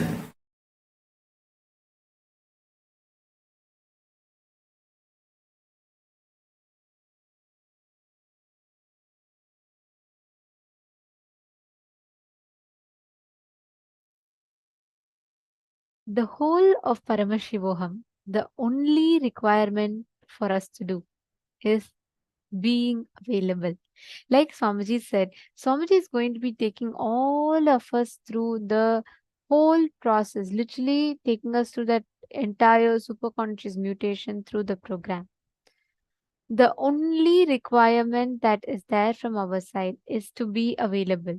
Be here and make yourself available. Make sure you are sitting here.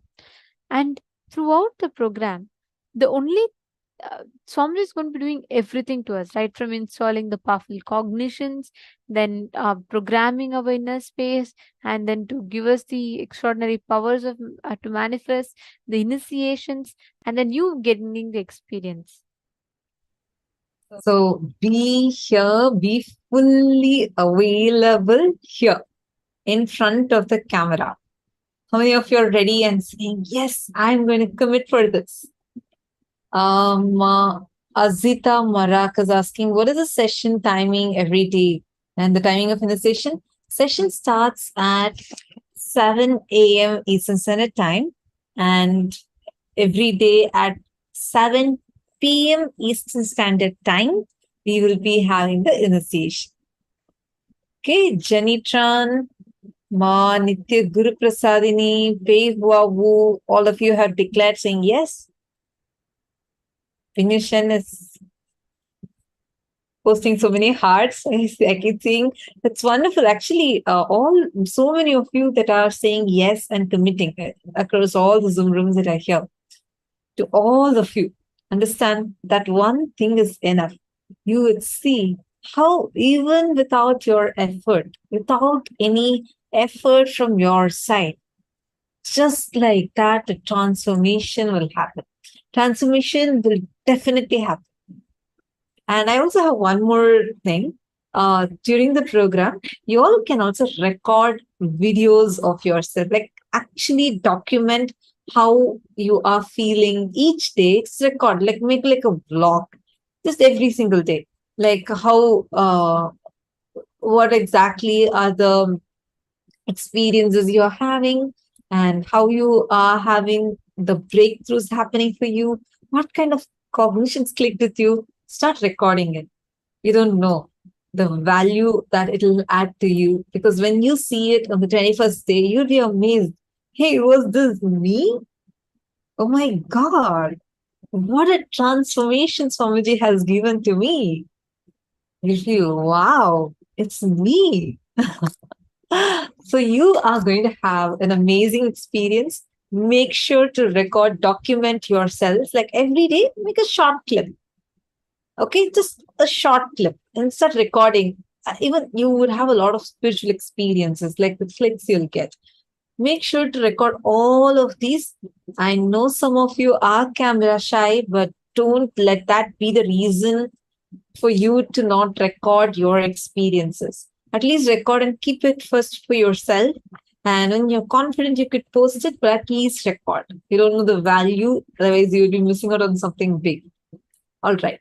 So now let's set up the place that each of you are sitting in first, because that's a very important thing. We are going to be experiencing Swamiji's own presence in each of your places. This is an online program. As we saw earlier, we have people starting from Fiji, Australia, and all the way up to this side, Canada, US, like entire world. We have people from France, Germany, and Greece, Portugal, like many, many, many places. Of course, India, Malaysia, Singapore, UK. Like there's a lot of places we have people from. The most important thing right now, even despite of you being from various different countries, you have people from China, Taiwan, all these places, Swamiji is going to be manifesting in each of your rooms right now, onwards, from now onwards. Actually, from today's darshan, you'll actually start feeling it and you can even test it. So we are going to take you all through the session where we are going to help you to understand how to set up the place that you are in currently so that you can receive the best experience. May I request all of you to please sit up and attend the session? Not 16 hours. In between, whenever you want to take a break, let's say you want to go cook and come, or you want to go to restroom and come, all that you don't need to put it in everyone chat. You can just directly message PSM Tech ID that is there in each of your rooms, like through which you're seeing us. Just leave a message to that as a direct message. So now let's start the exercise itself.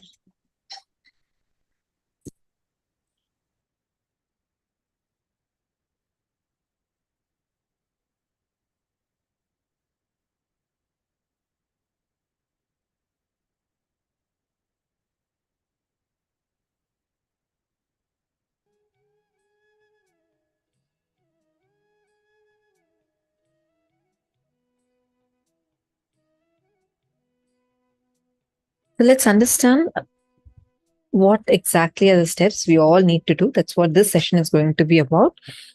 Basically, this is more like you can take it as in like orientation. Now, Paramashivoham, this entire program itself is a direct message from Paramashiva. Swamiji very beautifully explained to us how we have consciousness. And your consciousness can act like an airport for Paramashiva and various other divine beings to land on. You can manifest not only your possibilities and powers, you can also manifest Paramashiva's possibilities and powers irrespective of what state you are in. Take a few minutes to cognize these. See, whenever we use the word Shiva, Paramashiva, Mahadeva, all these represent the ultimate cosmic happening, like what we call as God and the ultimate. See, in Sanatana Hindu Dharma, what you popularly call as Hinduism, we have various traditions. We have Gaumara, people who worship Subramanya, Shaktas, people who worship Devi, Vaishnavas, people who worship Vishnu, Shaivites who worship Shiva. Like this, each sampradaya of Hinduism worships some deities as a name. Now, in our sampradaya, we worship all the gods and goddesses. And for us, the ultimate we call as Paramashiva. Now, the supreme godhead of Hinduism, Paramashiva, is what we are continuously, whenever we say Paramashiva, you can also understand it as Mahadeva, Shiva, Lord Shiva. So, when he is manifesting in his ultimate form with 25 heads, 75 eyes, 50 hands, that form is called as Paramashiva. You don't need to worry about remembering all these because we will be explaining all these forms to you in detail. So just understand this much.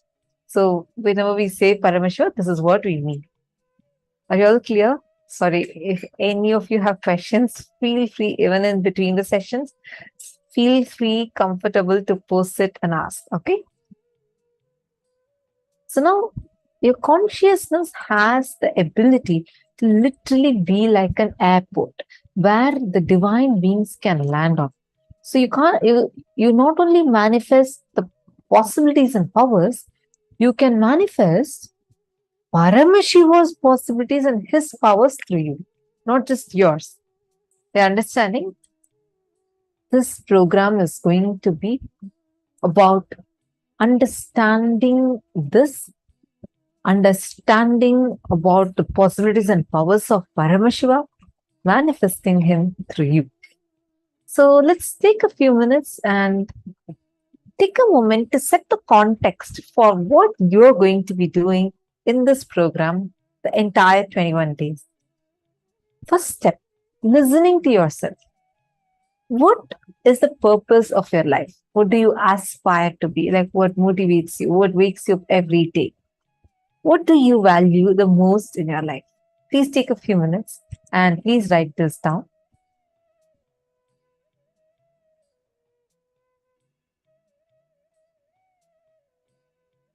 You all can type this down and post it in the chats itself. Please take a few minutes. The questions are projected in front of you.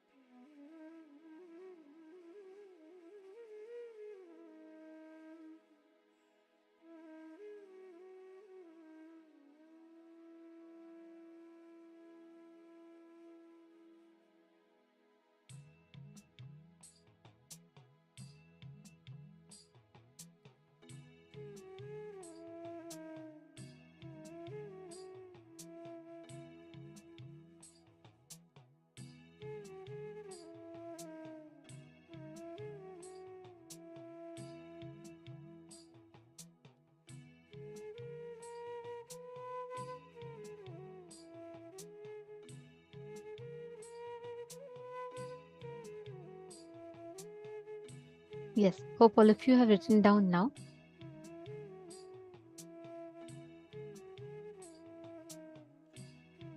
The whole life, all of us seek for a purpose. We all seek for enlightenment. Somebody tells very purpose of human life is to achieve the breakthrough. And even in that, when you have an avatar, when you meet a master, that is like the biggest boon that you can ever receive. Because with the avatar, right, he literally takes you through that experience. Now, I'm going to be taking you all through the different tips, the different ways in which you can receive the maximum benefit from the program. And you're all going to be here for the next 21 days, for the 16 hours a day. Now, what can you do to receive the maximum benefit of the Paramashivoham program? First thing is be present here all the 21 days. I know it's going to be like a big task for you to take out 16 hours of your day, but be committed to that. Because when you sit in the breathing space of the avatar, Swamiji is established in that highest realization. And we start drawing that knowledge and wisdom beyond dimension of words. The non-verbal understandings as well as the verbal instructions are transmitted. So the first step is being present all 21 days, being involved. Tip number 1. And the second one is do all the exercises. See, there's going to be no ranking here. There's going to be no, based on your performance, you're not going to receive pass or fail marks. It is just for you to have the experience. So it's very important that you are interacting with us. Ask your questions, ask your doubts, share your understandings. Each session is designed in such a way that you will have the exercises conducted and you will have the different experiences that's given to all of us, right? So each exercise is designed for you to address a particular aspect of yourself. So we encourage every one of you to interact with us as much as possible. Interact, do every exercises, and don't feel like, oh, I might, this question may sound a little dumb, do I really need to ask? Doesn't matter. Go ahead and ask, because this journey is not a journey for all of you alone, it's even for us. Because the more and more we conduct programs and whenever we just talk some of these teachings, right, we just realize there's so much to learn. There's so much more that we click with each time. And also the next and one of the most important tips for you to experience the best of this program is have the Atma Murti. This is what is an Atma Murti, as you all can see in the picture.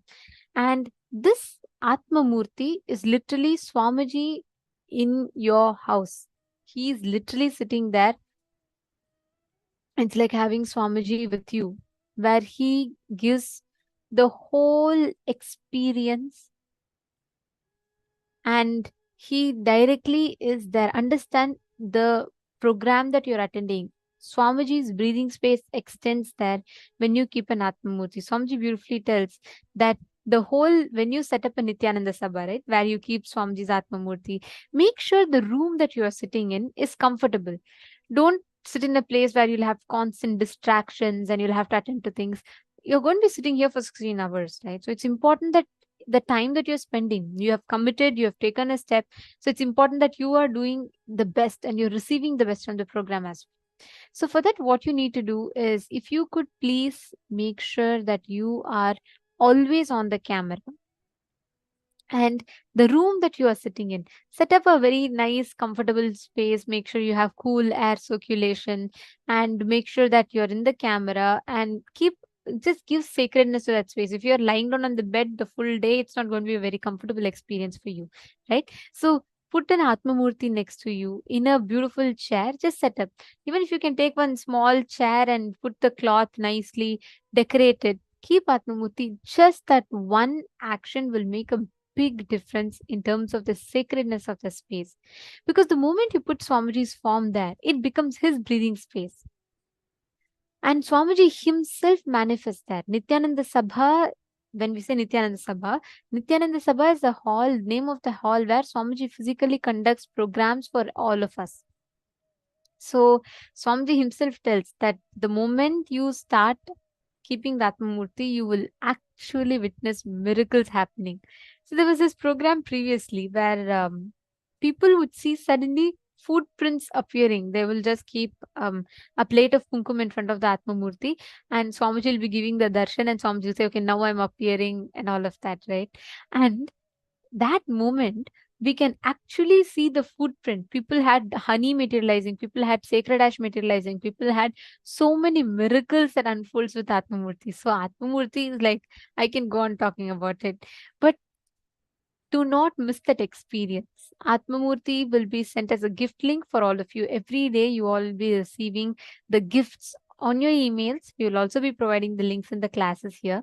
So you can print your personal Atmamurti version for yourself and you can have it in the Nithyananda Sabha so that you can receive the maximum and the best benefit from this program. And the next is how to sit. First thing, just relax.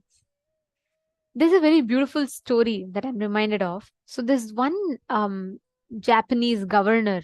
He's a very great guy and he studied a lot of things and all that. Okay, so he goes to meet a Zen master, and he wants to get more knowledge from this Zen master.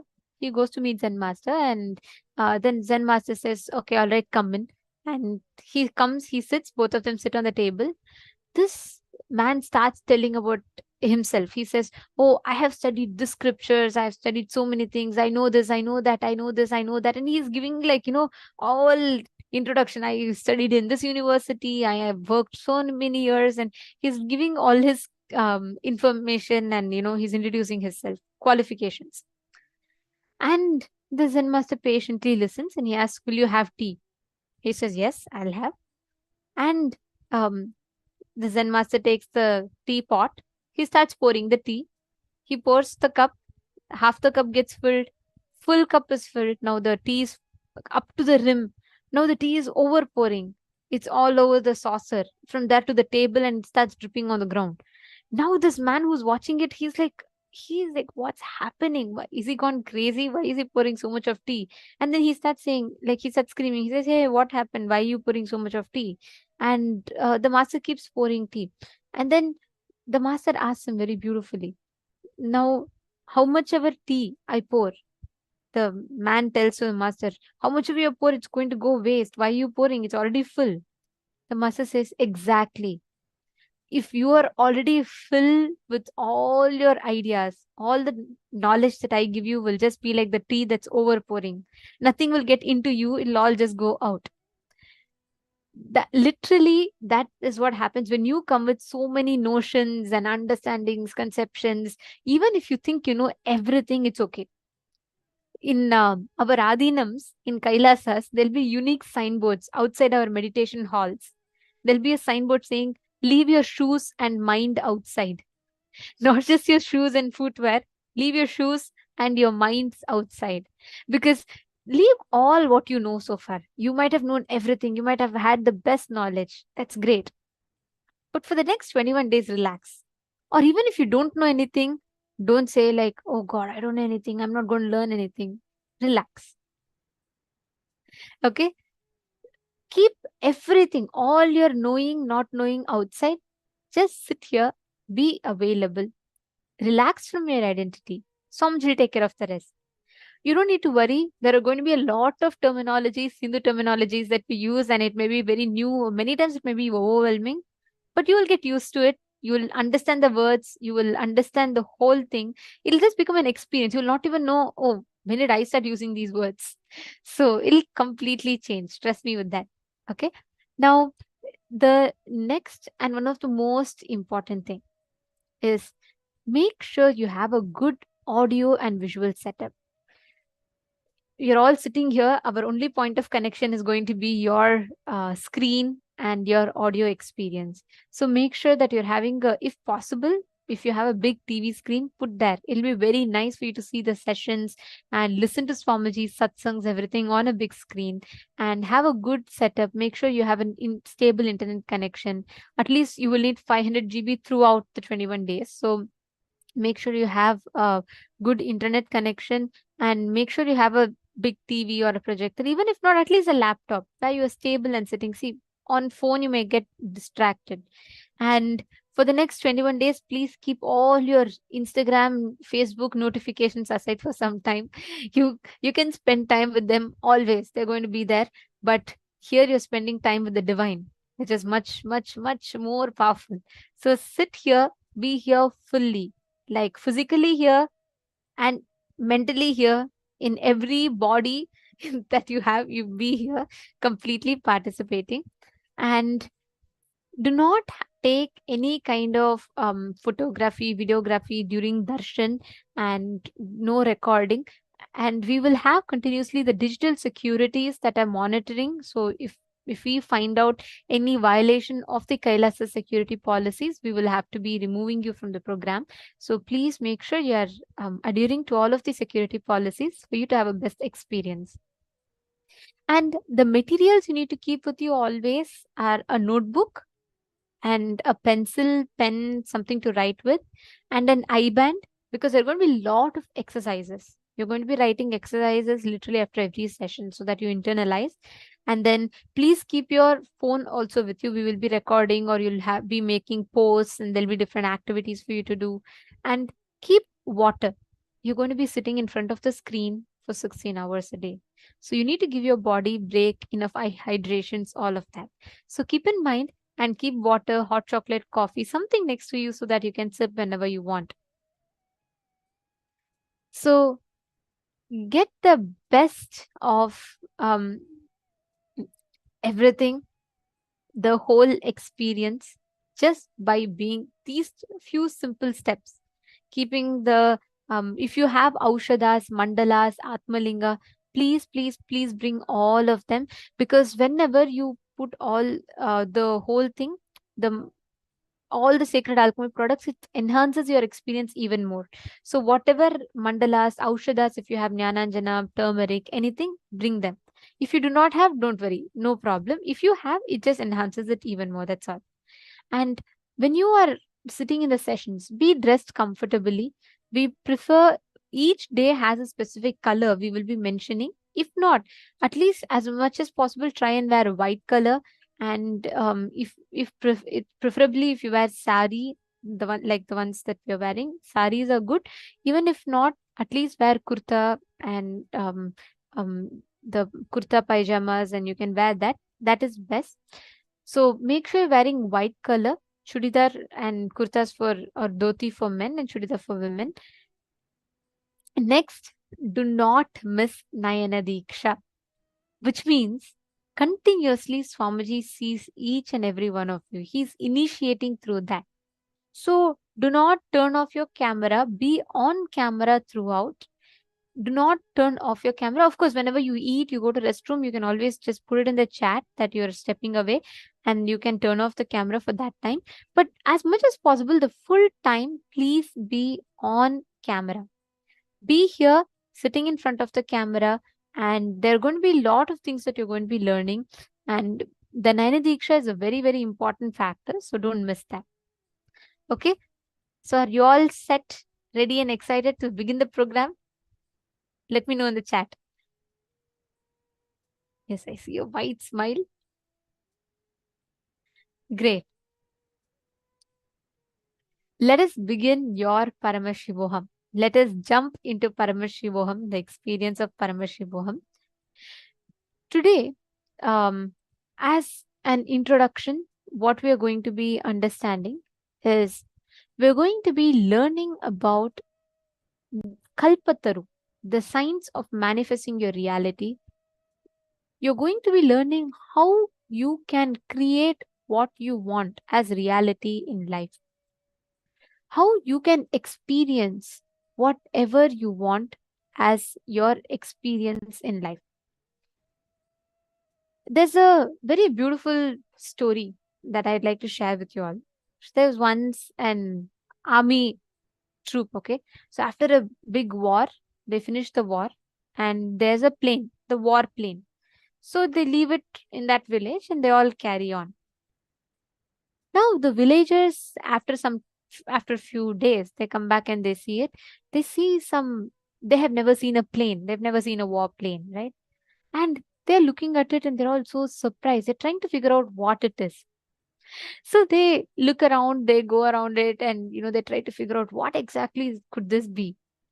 And then they realize that they don't know. Of course, they don't know what a plane is, right? So they think, oh, it is. I think this is something like a bullock cart. So they all come to conclusion that it's a bullock cart, and they all celebrate that, oh God, we have such a huge bullock cart. Now we can do easy farming with it. So they take the plane, they tie it to the animals there, and they make the animals drag the plane.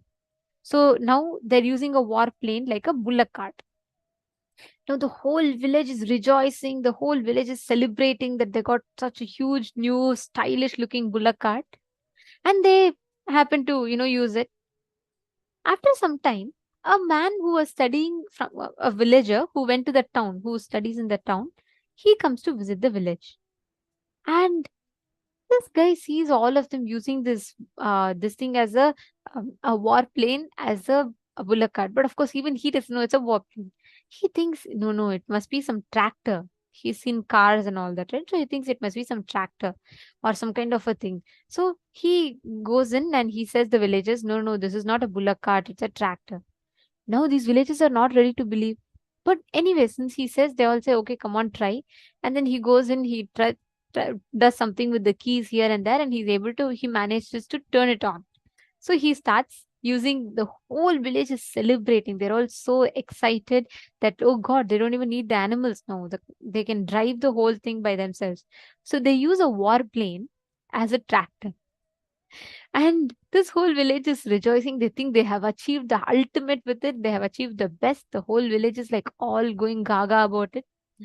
After some time, a retired army general, he is walking by, and then he sees the whole village using the war plane as a tractor. He's shocked. He's like, he goes and tells people, hey, no, this is not a tractor. This is a plane. It can fly in the sky. These villagers can't believe. They're like, what are you talking? You think something can fly in the sky? Is it a bird? I don't see it as a bird. I don't see it as having some separate wings to fly, that it can flap and fly. So you're lying. You're simply lying. Then he says, no, this is a plane, and I have experience. I have flown it myself, so I know it. Now these villagers think, I know this man. Because we have such a good tractor, he wants to take it away from us. So he's telling us that it can fly so that he can take it, drive it, and go home. So all these villagers start telling him, no, we can't give you this. No, it's okay. If we want to use it as tractor, they all deny that it's a plane. This guy decides that no, somehow I should inform them. At least they know that this plane has a possibility to fly. So he tells, you tell whatever you want. He gets into the plane, sits straight, takes off the gear, and then he takes off the plane. He does one whole round in the sky, and he comes back and drops the plane, like he lands the plane. The whole village is shocked. They were like, never expected something can fly. Now this man has done it and shown. Now they realize, and now they understand, and now they start celebrating. They start saying, oh, how great you are. Oh, you know this. Thank you for helping, and all of that. The plane in this story is your body. It is you.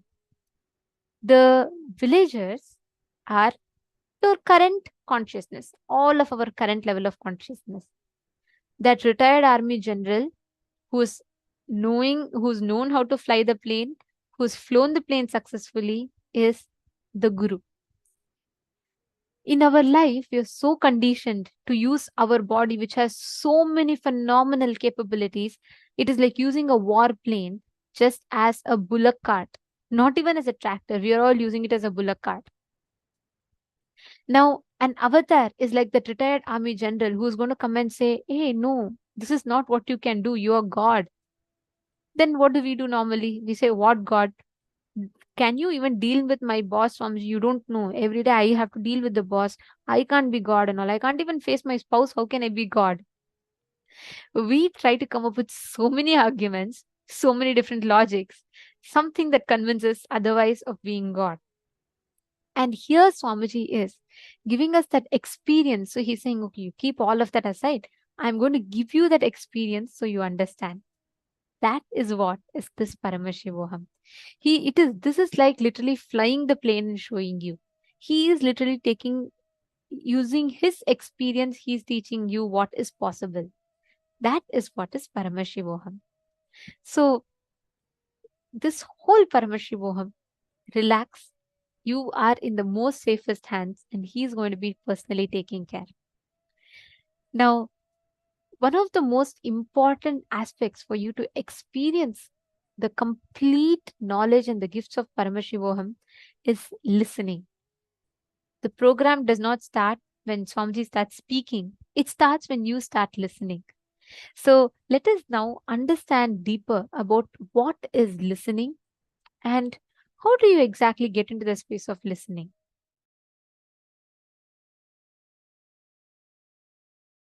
The definition of Shravana is listening to others and yourself. Listening to what is happening outside and inside is Shravana. The spiritual rebirthing, spiritual revolution, conscious awakening, inner awakening starts with listening, because listening makes you enjoy subtle pleasures. You do not need crude pleasures which makes you powerless. The crude pleasures takes away your grace. When you develop these subtle pleasures, you are a sannyasi.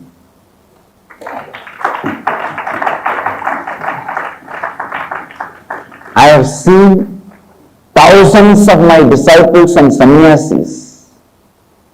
Just my one word.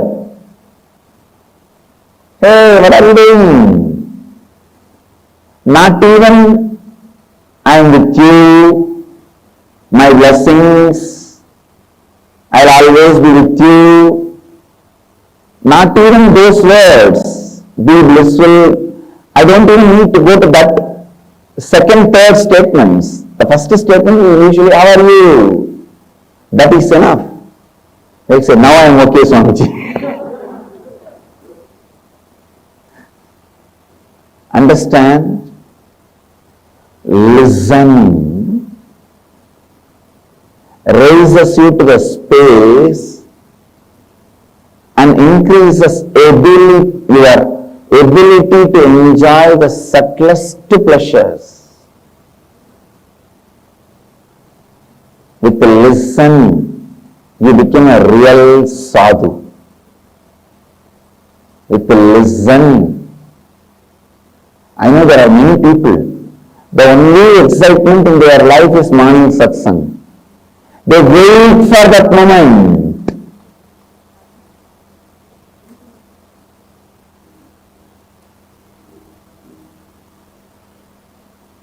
But that one morning satsang fills them so much. I have seen so many people writing to me. This one morning satsang makes me feel my whole life is worthy of living, Swamiji. Whatever I go through is worthy just for this morning satsang.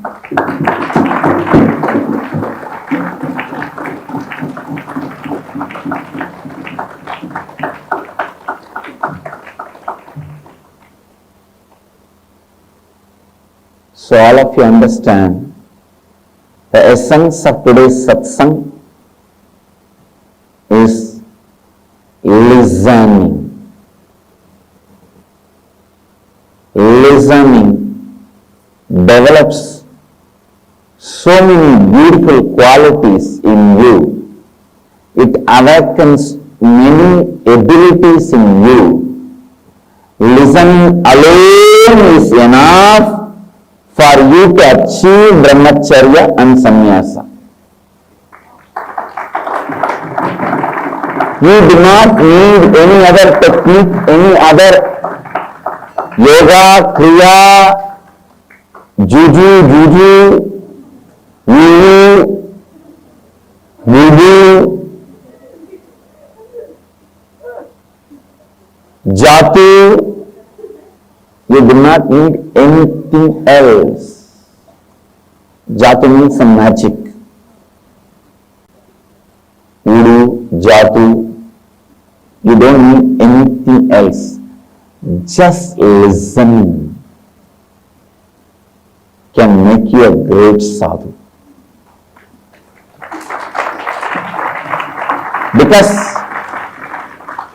listening develops the ability of listening inside also. You will develop the ability of listening to you.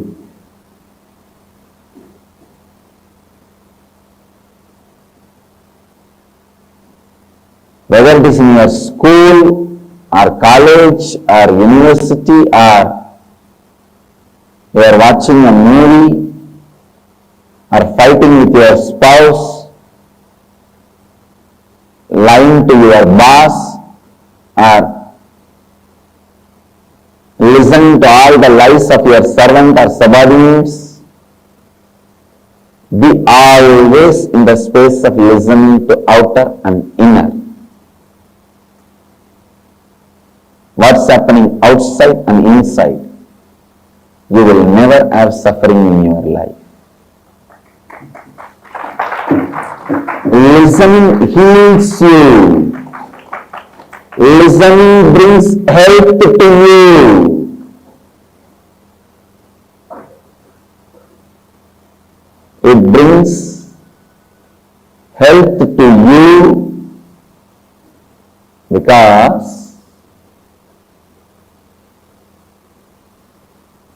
you will start listening to your body before even you develop any disease or complication. By listening it, you will complete it. By listening it, you will complete it. Your body is like a child. Sometimes I have seen these kids will complain. The grown-up kids also. I have both kids and grown-up kids. I don't want to do this. I'll say, okay, then. After 2-3 minutes, I'll say, no. I just told that I'm going to do. I just wanted to show that I can say no to you, that's all. There is a kind of a silly pleasure. After a few minutes they understand, no, this is not right.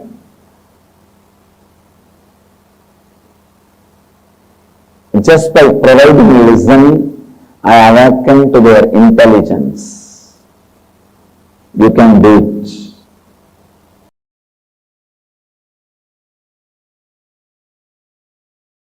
Please understand, whatever may be the reason, whatever may be the purpose, whatever you may want from this program, through this program, can happen in you by listening. It is with listening. When you start listening, it starts.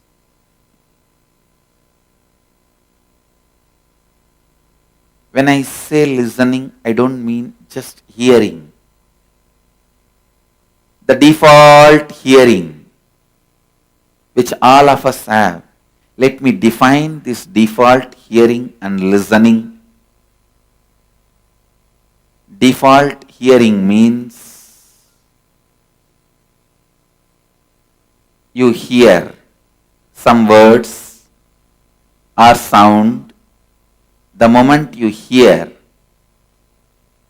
some of your past incompletions stored in you, past memories, emotions, hangovers gets triggered in you. When that gets triggered, you are just lost. You are just lost in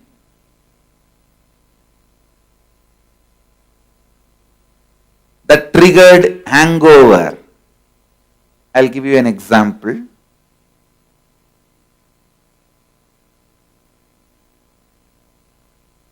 When you were 10, you went for a beach walk. There you saw few people attacking one person and finally that fellow is dead. You saw literally a murder in front of your eyes. Naturally you will run away from that place.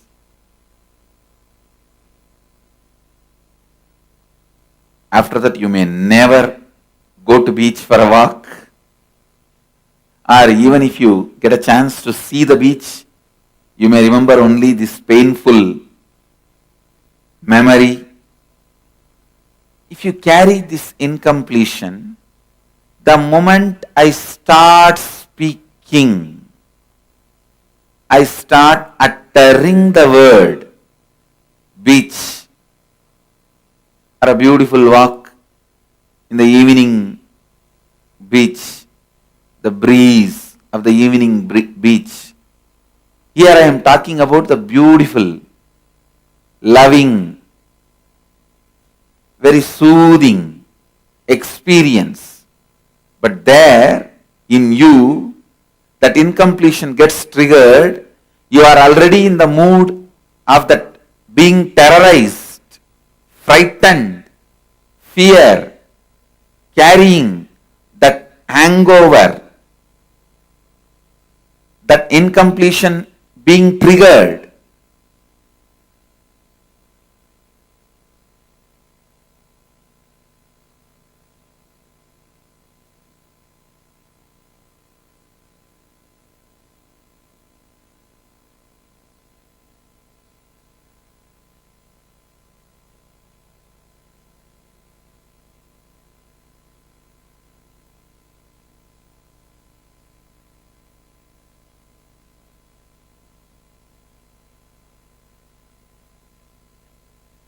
Understand,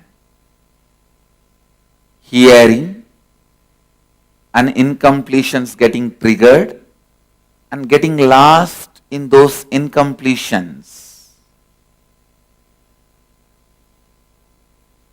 Hearing, incompletions getting triggered and getting lost in those incompletions.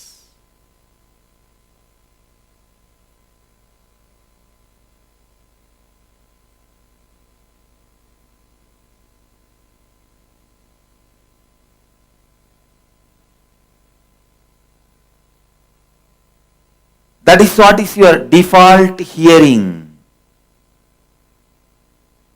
Now, when I ask you to listen, I mean listen and internalize everything I am uttering without allowing the interference of that past hangover, incompletions. Listen.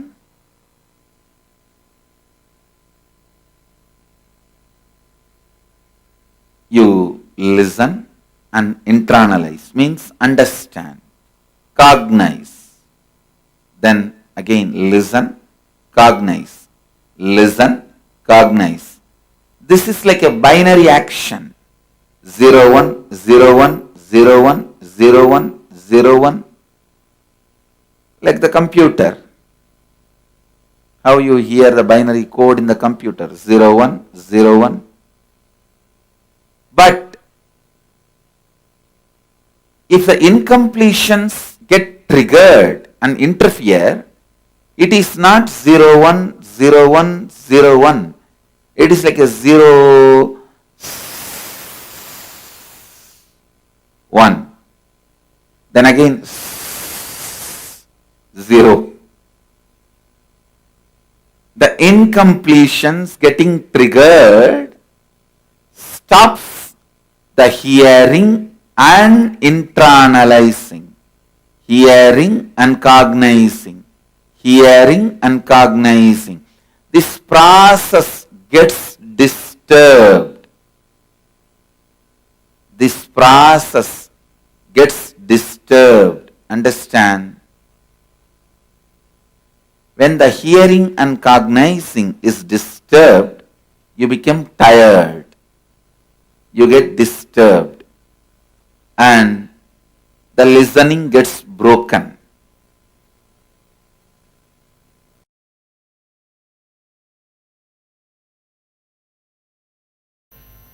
The modern day psychologists, researchers in the field of mind and psychology, they are saying you observe, internalize only 2% of what is happening around you. If there are 100 informations, means visual, sound, if the 100 informations are happening around you, you internalize only 2. So please listen. The source of you is not what you hear, but what you listen.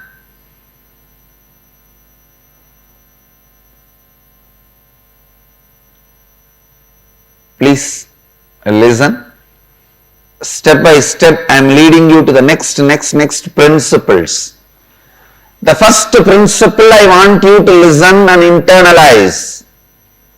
Whatever you are, good or bad, health or disease, richness or poverty, whatever you are, the word you utter,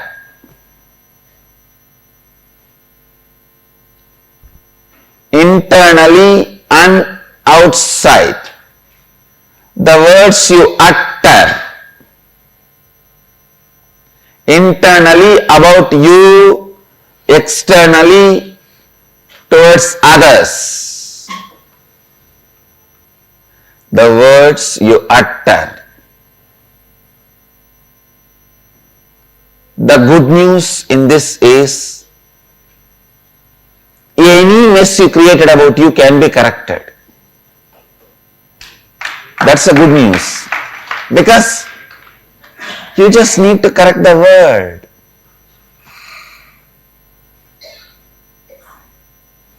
Second principle, I want you to know, what is the source of the words you utter inside about you and others? The words you listened.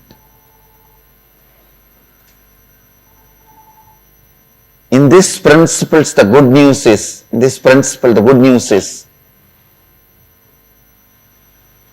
now you have got the opportunity to listen to right words from the source of Nada Brahma for next 21 days.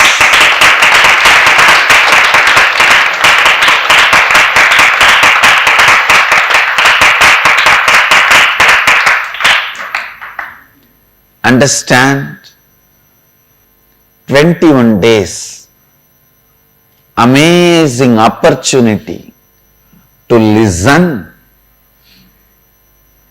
to the words.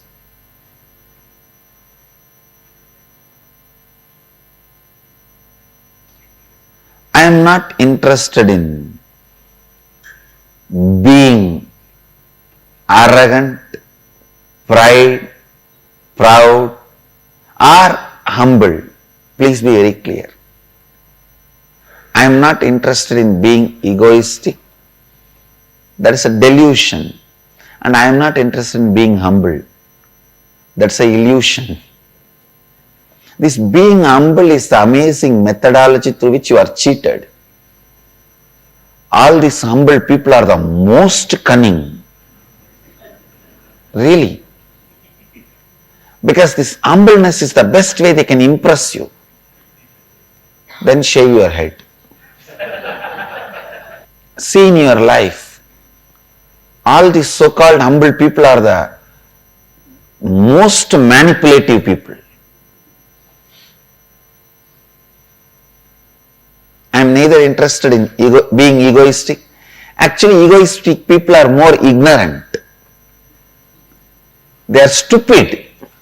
They are not manipulators. But humble people are very manipulative. They know how to present themselves to get what they want to get.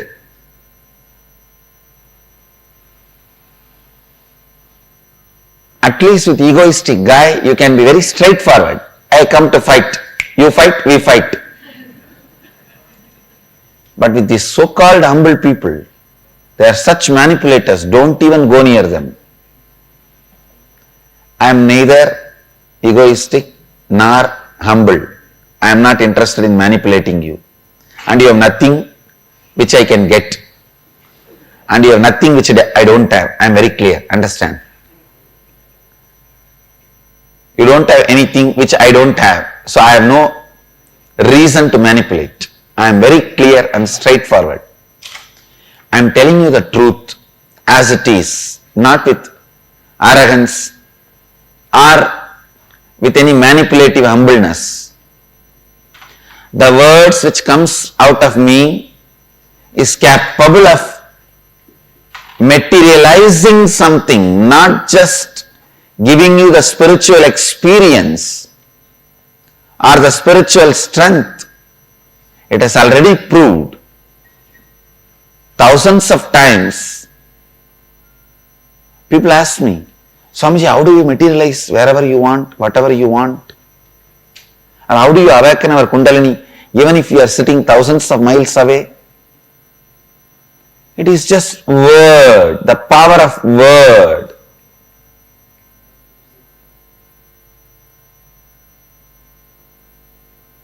Just the power of word.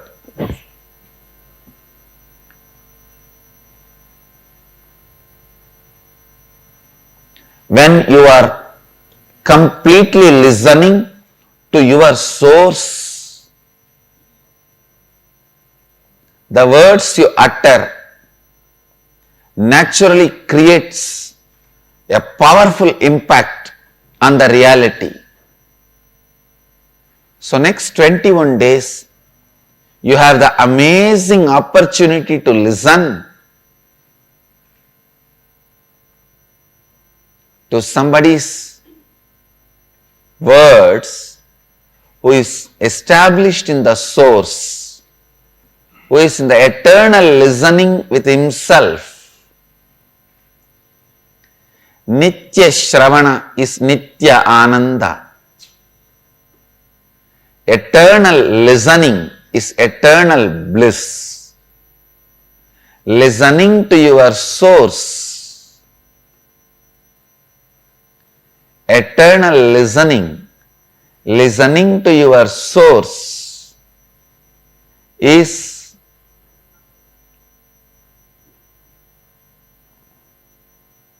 being in the bliss. Nitya Shravana is Nitya Ananda. Please understand, any one day, whether 2014 or 2015 or 2016 or 2020 or 2050 or in the next Janma 2200 or 2500, you have to align yourself to this eternal listening, because that is your original space. Why do you want to do in 2200? Why don't you do it in 2014? March 6th. That's all I am asking. Understand? You have to come back to your original space. You have to come back to your original space, I tell you. Listening is such a beautiful way of involving yourself with life. Participating with life without tiredness or boredom. The best way to participate with the life without tiredness or boredom is listening. I tell you, other than listening, any other participation will tire you and make you feel bored. Whether it is seeing or smelling or tasting or the touch pleasure, other than listening, everything can tire you and lead you to boredom. All the other senses can be closed. Eyes can never be closed because God does not want you to stop listening even for a moment. That is why the system is created such a way. It is always open and available. Listen.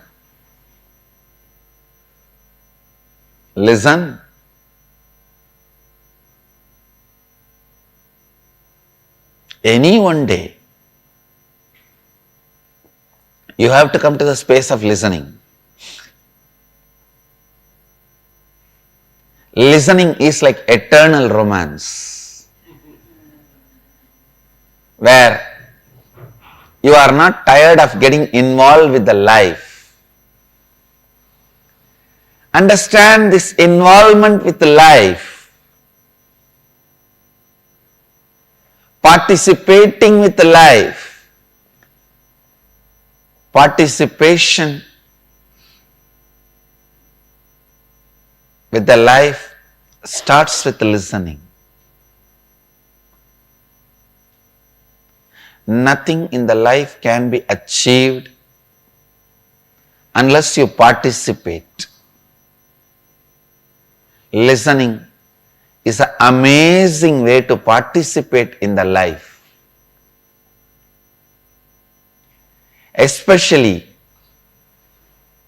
when you get the opportunity to sit with the source for next 21 days, don't miss the great possibility of listening.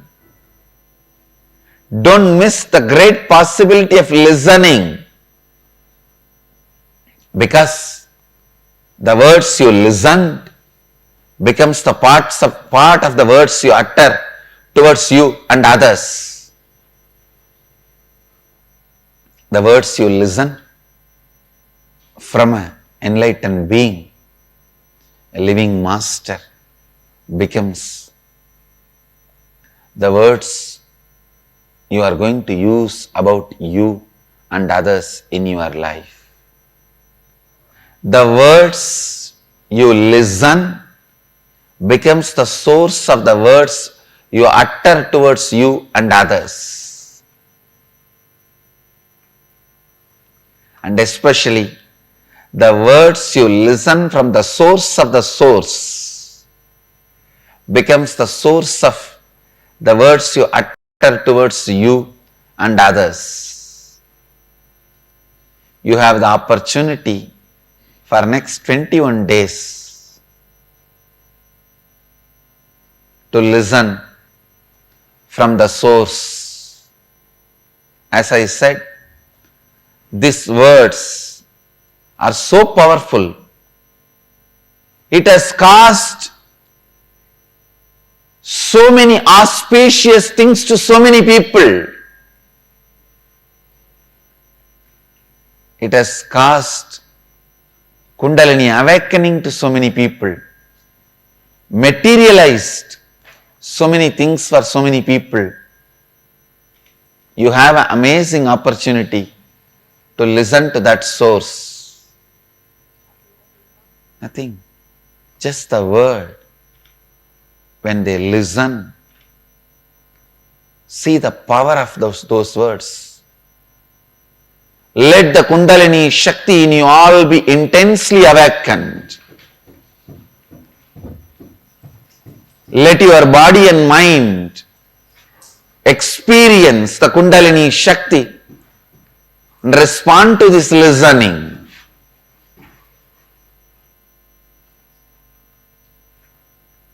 See the power of these words. What is happening in North Carolina, in London, in Dubai, in New Mexico, in Singapore, in Tiruvanmiyur, in Seattle. Understand, the word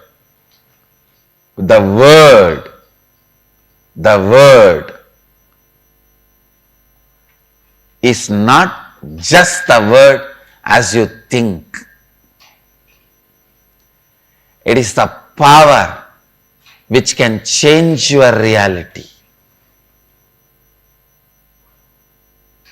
And when you listen, can become the source material of your reality. Let all of you respond to this listening, and let the Kundalini energy in you all be intensely awakened, and let your body and mind respond to this power of listening and Kundalini Shakti. Understand, the word is not just the word, it can create intense awakening in you, and the words you utter inside you about you should be best. And when you listen to the Master's words, you will collect those best words. In the life, you can get stones and diamonds. Use the stones to build house, but wear only diamonds.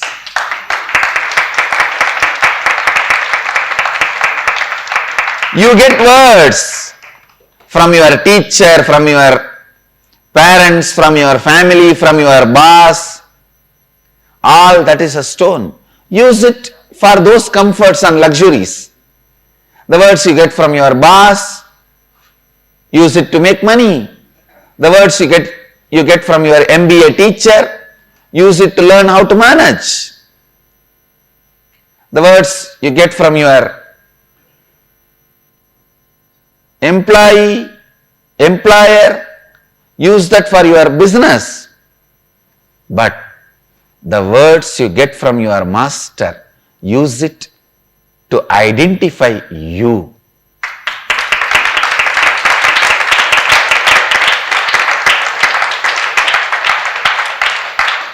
Use them to realize you. So please understand, the words you receive from the Master, use them to discover you. As I said, stones, I am not saying throw away the stones, use them to build your house. Diamonds, wear them on you. The words you receive from the Master are diamonds. Take it and wear them beautifully on you. Use the words you listen from the Master to identify you.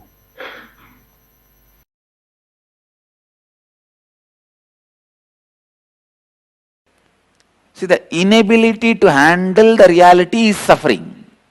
You need to know. Inability to handle the reality is suffering. The moment you have the ability to handle the reality, it is no more suffering.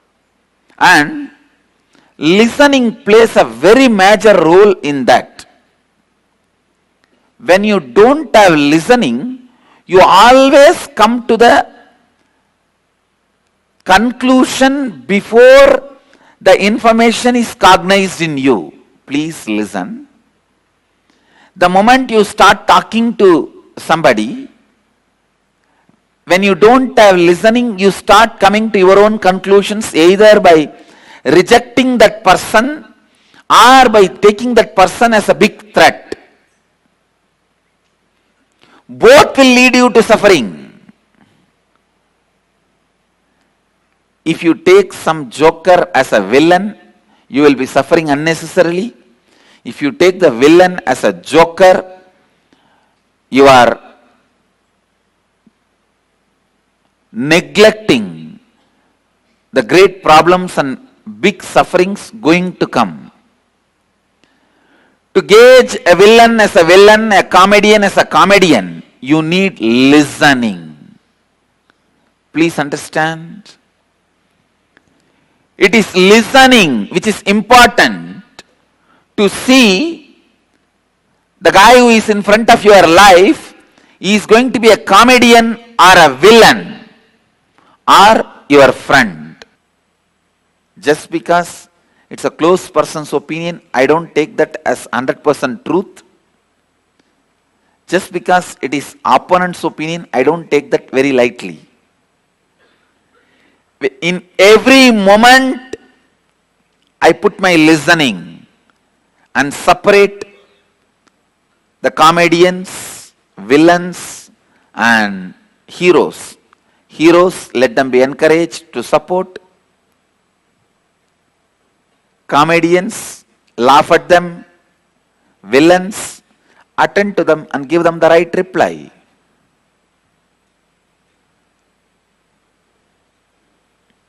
Please understand,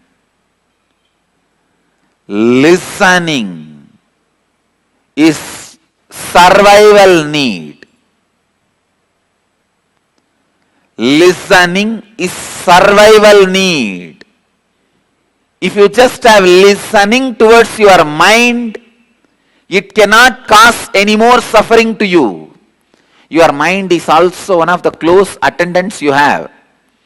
Because of your confidence over that guy tries to give you all false information and exploits you. I have seen this happening. It is not that he is a criminal, but he does not have listening. People ask me, how can we get to the space of pure listening? How is it practically possible to be in listening? Each time in our so busy daily lives, I can give you simple few techniques. Listen to your heart whenever you have a suffering thoughts, panic attack. Whenever you are confronting something, listen to your heart. Listen to your blood flow. Listen to your liver. It will really help you. You will learn listening. Once in a while, sit with a tree. Sit with a river. Sit with a water body. When I say water body, I mean 100 times more quantity water than your blood level is a water body. It can be anything. It can be a tank, pond, river. I think your body carries almost 5 to 7 liters of blood based on your size. So around 700 liter water, if it is there, it can be considered as a water body. Even a water tank, 700 liter water. If you sit with water body and listen, it may look very funny in the initial level. But I tell you, it will develop listening.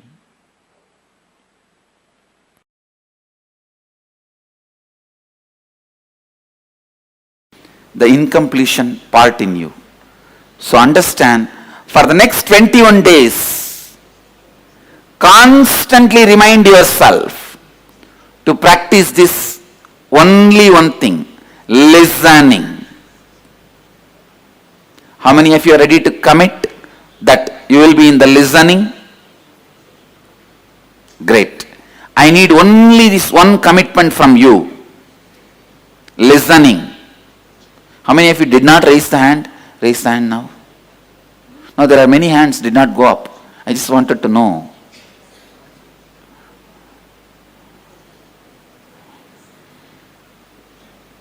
Okay. Now, let's take an oath. Let's take this as a commitment. Next 21 days, You will be in the space of listening.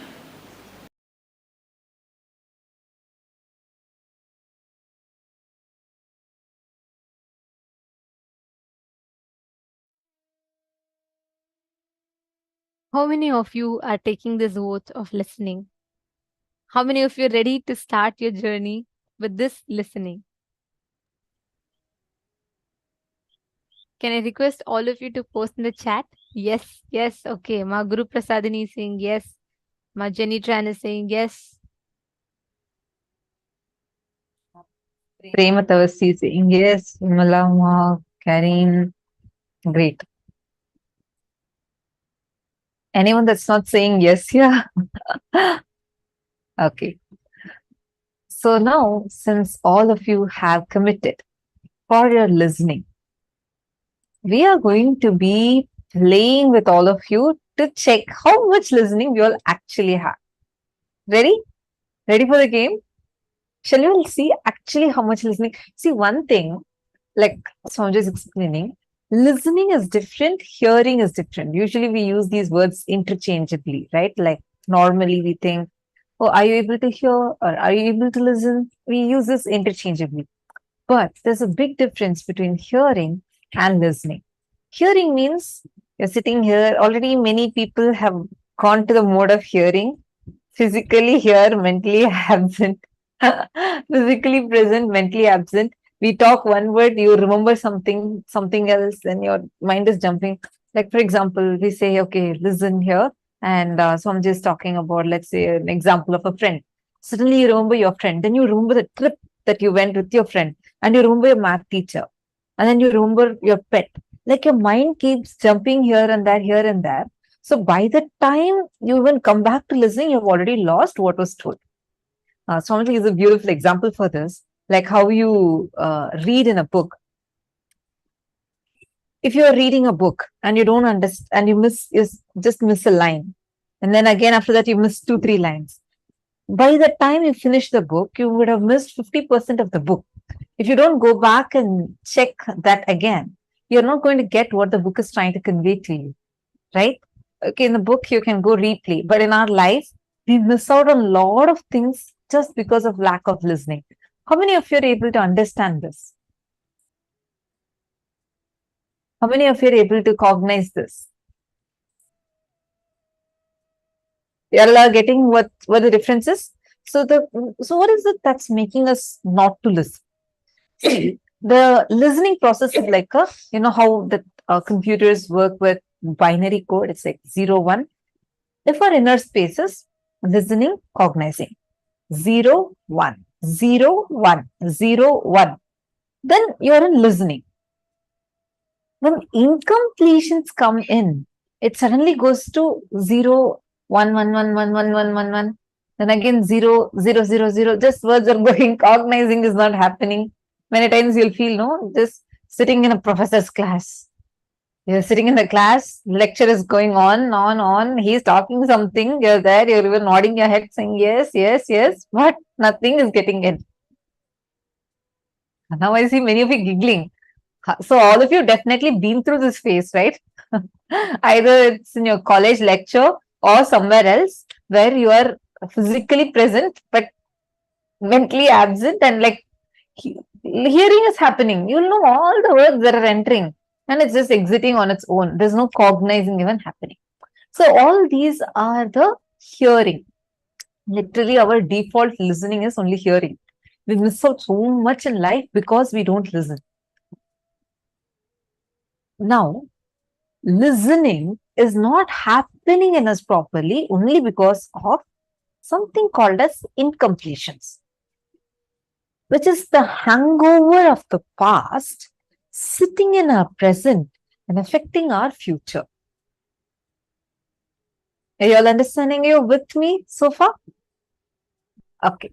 So now we are going to play a small game. We are going to be having a game where you're going to check how much of listening you're actually having. And then we will also help you understand how you could get your listening more deeper and what you can do for making sure you're having intense listening, because we're going to learn a very powerful process today called as completion process. So I know we are looking all around because like there are like so many Zooms here. It's like it's so exciting to see. Every time I see people from literally every country sitting here with us. And it's just so nice when I hear from each of your understanding, your perspectives. We learn so much more deeper. We learn every Paramashivoham, whenever we are conducting, every Paramashivoham, I will feel like I learned something completely new. Listening, when the more and more we expand in listening, more and more there will be so much to learn from life. Everything will start revealing its secrets to you. So that's higher level listening. It'll just start revealing its secrets to you. You will just, you know, how when we hear that scientists made this discovery, made that discovery, one of the scientists had that one Nobel laureate. He told Swamiji, I was just sitting in a park. I was just listening. I was just sitting in the park. All of a sudden, I just felt like there was a cosmic download that just happened. Like I just got an idea that just downloaded. I was not even thinking in that direction. And when I just took that idea, whatever just came, I got the Nobel Prize. Swamiji was saying how because of his listening and he was in tune with the reality, cosmos just revealed itself to him. There is no need that, okay, you have to have certain qualifications. He was just a normal person, that this particular scientist. He was a normal person who did not have any spiritual practice and all. But the moment he went into deep listening, that moment when he just got in tune with the reality, cosmos revealed itself to him. All of us have that ability. And in this program, the more and more listening you are in, more and more these amazing spiritual truths would open up in you and flower in. And with listening, right, we don't need to, we see typically what happens, the default thinking that we have, it's like that binary 0 1 0 1 0 1. There's so many thoughts that continuously keeps happening. And every single time, all the time, the inner chatter that keeps happening inside us, right? We keep getting distracted and we continuously something is running inside. And outside, we are not in tune with what life is telling us. So what happens? We make our own meanings of what life is trying to tell. A small joke. Once a woman was trying to fix her expensive new fur coat standing in front of the mirror. She was looking this way, that way to see how this fur coat looks on her. Her little daughter enters the room and asked, Mom, don't you understand how much that poor animal would have suffered just for you to have this coat? The woman was shocked. She turned around and cried, What? How dare you speak like that about your father? See, without listening, you give your own meaning to others' words. There is so much that constantly happens, and you don't listen, you lose the essence of what life is trying to convey to you. You get stuck with your own meanings of what life is trying to tell you. Without listening, it is exactly like this. What the daughter said was about the fur coat, and what the woman took was something else. We do this almost all the time. With the lack of listening, we don't catch what life is trying to tell us in every moment. So, with listening starts life. Life starts with listening. When you listen, you start understanding, you start experiencing life. Whatever life presents to you, you start experiencing it in different ways. Now, let us do a very quick exercise to understand this. It is because we don't listen to ourselves, we don't listen to others. There's continuously so many thoughts happens inside us. Even right now, how many of you sitting here but already thinking about something? Oh, okay, what should I make for dinner tonight? what should I really have? Maybe I'll do this, I'll do that. Your thoughts are somewhere else. Your thoughts are at your work. Just decide to listen. When you come to the space of listening, Shravana, you experience the ultimate, the best components of life. Now that we learned about listening, how many of you are ready, committing to take the vow of listening? For the next 21 days, you're going to be in listening here. Can I request each of you to post in the chat? All those who are deciding to commit to be in the space of listening, you all can post saying, yes, I take my vow of listening. Okay, Ma Nadia Khan. Ma Nadia Khan, are you here for the first time? Ma Guru Prasadini, Ma Ankita. Okay, Ankita, Nanisha, Nithyanandam, Pehua, Ma Kareen, Ma Vimala, Ma Anisha, and Ma Surya Lakshmi, Ma Vinuta Nagaraj.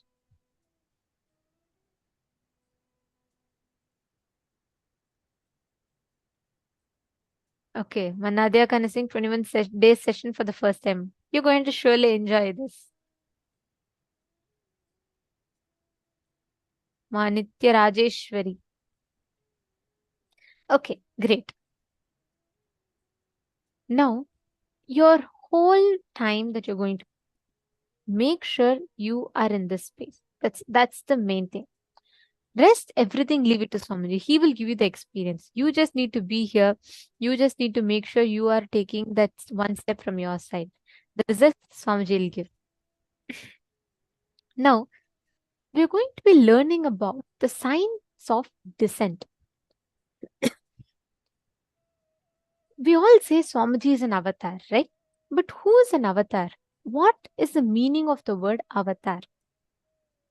The very word avatar means avatarati, the one who descends. Whenever the superconsciousness descends, that being is called an avatar, who by his very nature pulls the other beings towards him. By his very existence, gravitates the other beings towards him, and he gives them enlightenment. That is what is the word avatar. Avatarati iti avatar. The one who descends is an avatar. Now, what makes Swamiji an avatar? Understand, in Hinduism, every single thing is given in elaborate details. Even finding a guru, recognizing an avatar, the form, the whole steps, how it should be, what are the attributes of an avatar, how do you recognize who's an avatar, all of this is very elaborately given in Hinduism. So we are going to take you all through very briefly a very beautiful short presentation on the science of the descent. How does that happen? Like, based on what an avatar is chosen to land, and why does an avatar land in the first place? How do you recognize the avatar? All of this is what we are going to be learning now in this session. We have had tons of avatars before. Rama, Krishna, and so many avatars of Paramashivoham. The very purpose of these avatars these are the beings who come down to give us the breakthrough in superconscious level. So when I say superconscious breakthrough, what do I mean by that? See, the consciousness which embodies the body and mind needs to start operating in the next level of frequencies. Like having a new body, having a new mind, having a new internal and intra organs, which is built for you to manifest a completely new being, literally like a higher version of you. Like, let's say if you have the next latest version of iOS available or Android available, you have to upgrade the whole software, right? It's literally like you having from iPhone 6s to the latest iPhone launch. The whole software changes. But for you to have that upgrade of that software inside, you need to literally prepare your body with that for that superconscious breakthrough. It's something like that. The superconscious breakthrough is literally upgrading your inner software. And things like power manifestation does exactly that. That is why Swamiji tells power manifestation is key for the superconscious breakthrough.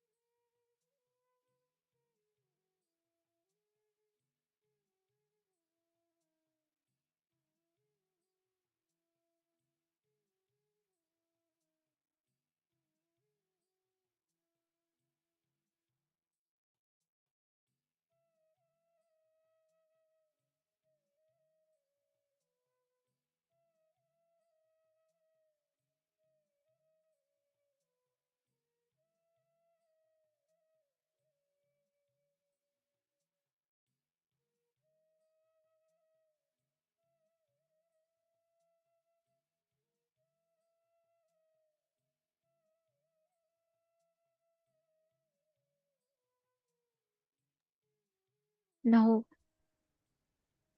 this superconscious breakthrough is gifted to humanity by the Avatar.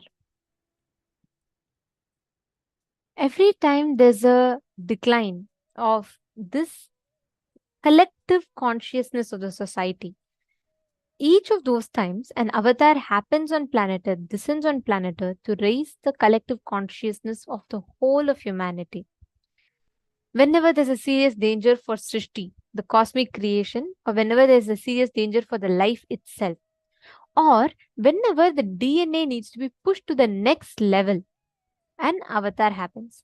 That is why in Hinduism there's a very beautiful the whole thing about Dashavatara of Vishnu.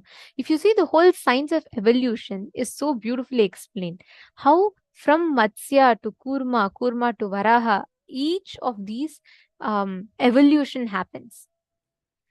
Now, there's if I have to give you a very beautiful analogy that Swamiji gives, the critical hour, based on what is that critical hour decided for humanity. Listen very carefully. There is just an analogy. Let's say there's a software of the universe where the sacred secrets of reaching your spiritual goal, all the methodology, technology, knowledge, process, everything is available. Within this software, there's an automatic system which gets triggered and sends an automatic customer call whenever there's a problem, whether in the form of a virus or when almost all the systems are losing the software or it is getting deleted. That customer care called an updated software is Avatar. That system, which is an automatic trigger that is set whenever the collective consciousness goes through a decline, then an avatar automatically gets attracted and he descends to raise the consciousness to the next level. So far, planet Earth has had 5 mass extinctions. Understand? 5 times planet Earth has been completely wiped out. We are talking in billions of years ago, right? 5 times planet Earth has been completely cleared out, wiped out, clean. All the species destroyed. And Actually, even before science had revealed this, one, of course, we have it in record in Sanatana Hindu Dharma, in our scriptures. Swamiji was the first person to decode this and tell it to us. Very recently, scientists have discovered evidence for the 5 mass extinctions.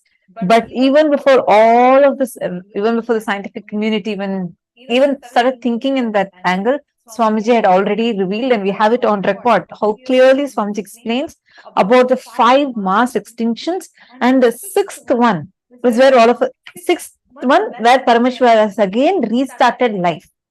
That's where all of us are living now. so 5 times when life was completely wiped out from planet Earth, and somewhere some DNA is just thrown into the space. One single DNA is thrown into the space, and it sits into some, it becomes like a meteoroid or asteroid. So it sits in that, the DNA is stored in that, and it just travels in space. After millions of years, when the whole planet Earth cools down, when all the fire, everything settles down, and planet Earth starts becoming again able to host life in it, that single DNA comes and falls into the ocean. The moment that touches the ocean, life starts. Amoeba happens. Then from amoeba to fish, fish to tortoise, and the whole evolution cycle happens. This is very clearly described in our Puranas. Now, every time Vishnu comes to give that physical breakthrough, Guru Prasadini is saying, wow, yes, I was so amazed when I heard Swamiji tell this. Isn't this so amazing? It's so scientific. This is how each time life starts back on planet Earth. Just this one amoeba that's just thrown somewhere falls from space back to the ocean, and that again gives the life back. It becomes amoeba, and then amoeba becomes fish, and then the whole evolution happens. This is the physical evolution. Second is the conscious descent. Here, it is physical evolution. You're evolving. It's an ascent. But the second part, the consciousness within us does not evolve. It descends. We are all Paramashiva, but we are all in the human body. So this ascending of the physical evolution and descending of consciousness, both. When there is a imbalance in this, an avatar happens. See, have you seen when a straight piece of land, when there's a depression in the land, what happens? If there's a small there's a small depression in the land, let's say a river is flowing and there's a small depression, the river naturally flows and fulfills it, right? Every low is bound to attract a fulfillment. Every depression has to have it is only, see, something is low, and if something is ending, it just becomes like a cliff. But for something to be a depression, there needs to be another point where it ends, right? And every depression by its nature attracts the highest energy. Same way, when the whole humanity goes through a collective depression, the highest energy called an avatar gets automatically attracted to come and fulfill that collective depression by raising the consciousness. This is the descent of an avatar. This is why an avatar descends, and this is how he descends. How many of you are understanding this? Understand, and all of us are experiencing that avatar who has descended down, who has come down for all of us. And today in this session, we are going to be seeing it in a very clear way. Actually, we have records from various enlightened masters. Great. See, now if someone is great in the science, how do you call someone as a great scientist? How do you know that someone is a great scientist? It's when a group of those scientists, when the entire scientific community agrees, saying that through all of these methods, and he did this invention and all, because of all of these things, his invention is the greatest invention and he's a great scientist. Now, people from the entire enlightened being community, all the enlightened beings, so many great Siddha Purushas, yogis, all of them together, when they are praying for Paramashiva to come down, is when the cosmos, the consciousness literally descends down. And we are having on record many enlightened beings, yogis, avatars, all of them seeing how Swamiji is an avatar of Paramashiva, and it is in record. We'll actually, during the program also in between, we'll definitely play some of those clippings for all of you. And in a very systematic way, scientific systematic way, we have scriptures where it is clearly given, if an avatar is there, these are the parameters, how we can identify an avatar. So some of that is what we are going to be sharing with all of you. So get ready. We are now going to be taking you all through that. It's called as Avatar Shastra. Now, this Avatar Shastra, the first thing is when Swamiji was going to descend on planet Earth. There were great, various different Mahapurushas, enlightened seers and incarnations who had already known and predicted Swamiji's happening on planet Earth. It started with Bhagavan Ramana Maharshi himself. So all these names that I'm reading out to you are all like great enlightened masters, Siddha Purushas from Tiruvannamalai, which is Swamiji's birth town.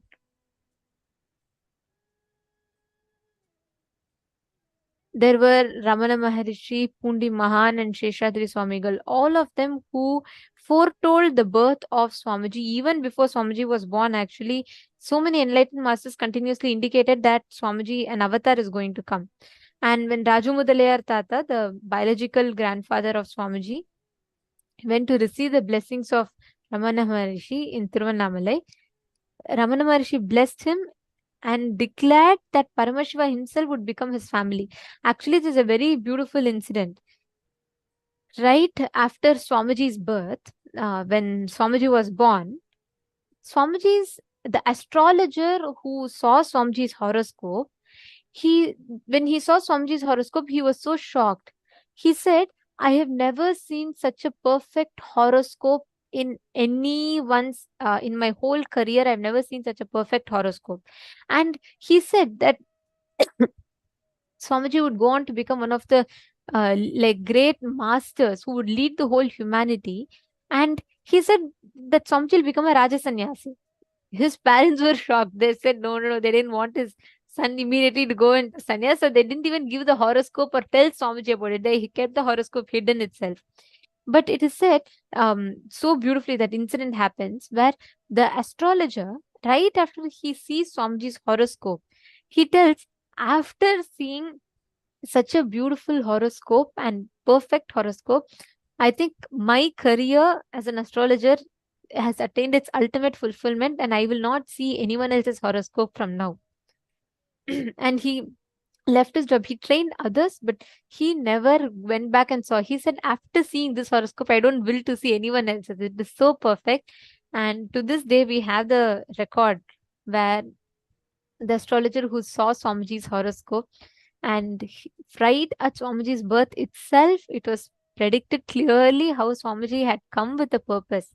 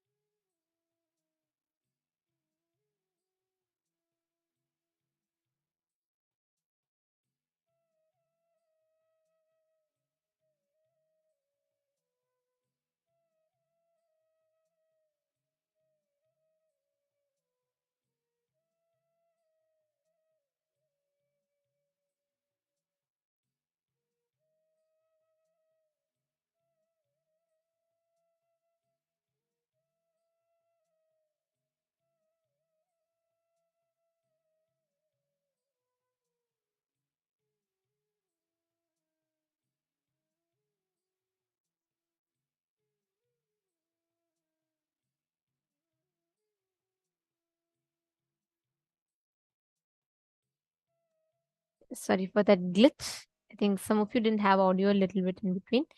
Yes.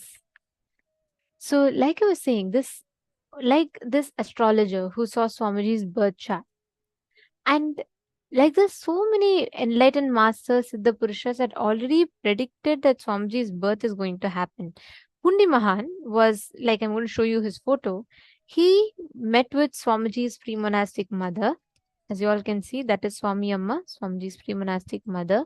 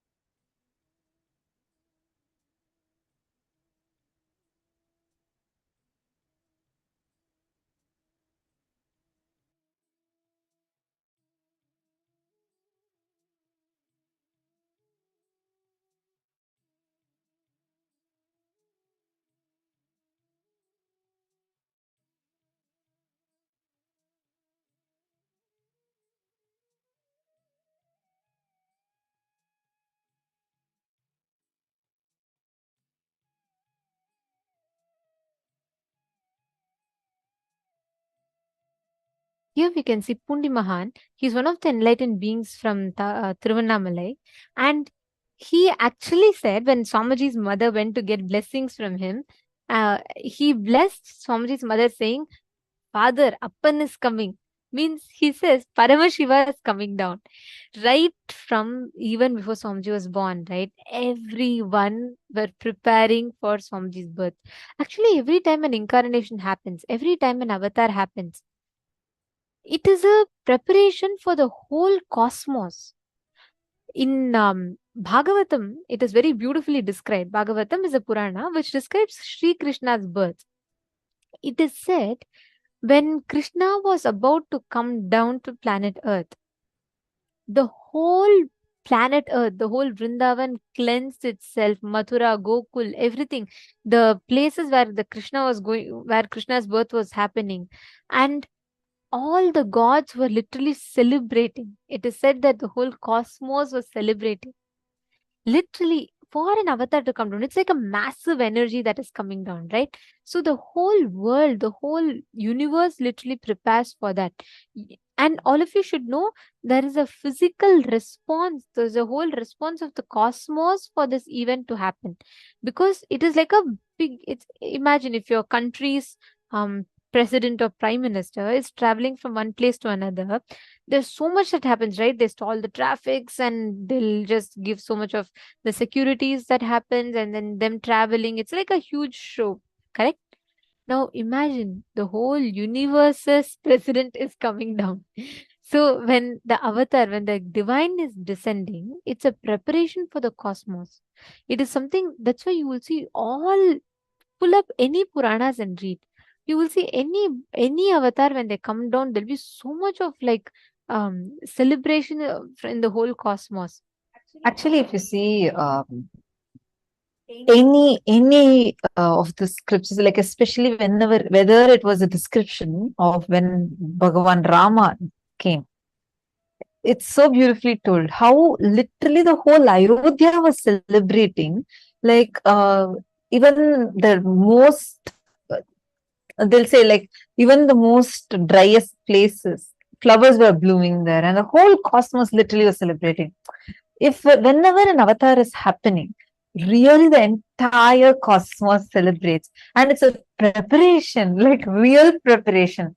Understand, if you are here and able to connect with the avatar, be very clear, especially if you have a deep feeling connection.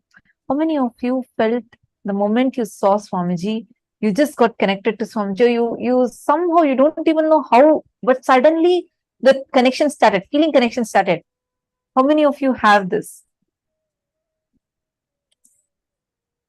How many of you have this thing that the moment somehow that your whole feeling connection has started. Okay, see some people saying sound has gone. Are all of you able to hear us clearly? Okay. See, be very clear. It is not a coincidence.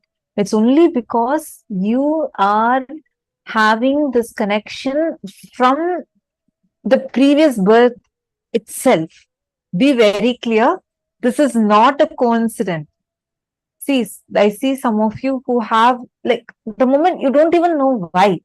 You don't even realize why, how, you don't have a logical reason, but you're just in love. You're just in love.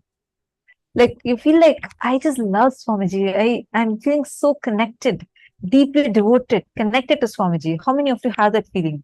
You don't even know why. There's no logical reason. It means you have been chosen. Understand, when Swamiji was descending down, literally, there were so many beings that were chosen. You are not a normal being that is here. Like how Swamiji says that you're not a human being with a spiritual experience. You're a spiritual being with a human experience. If you are having this feeling connection to Swamiji, undoubtedly, you can be very sure in one birth or another, you have had this connection with Swamiji, which is the only reason. How other instantly, without like any logical reason. One video, I have seen so many people. They saw one video of Swamiji, YouTube video of Swamiji, and started just binge watching Swamiji's videos and didn't even realize when they came to the program, but they're attending the program, it was just too much. Swamiji has just filled their life. Like this. When Swamiji was coming down on planet Earth, all the rishis and the enlightened masters, Siddha Purushas, all of them prepared for Swamiji's arrival on planet Earth. And it was around when the Avatar was descending on planet Earth, right? At the same time, the whole ecosystem of Tirunamalai was prepared to have the Avatar, literally like to birth the Avatar consciously.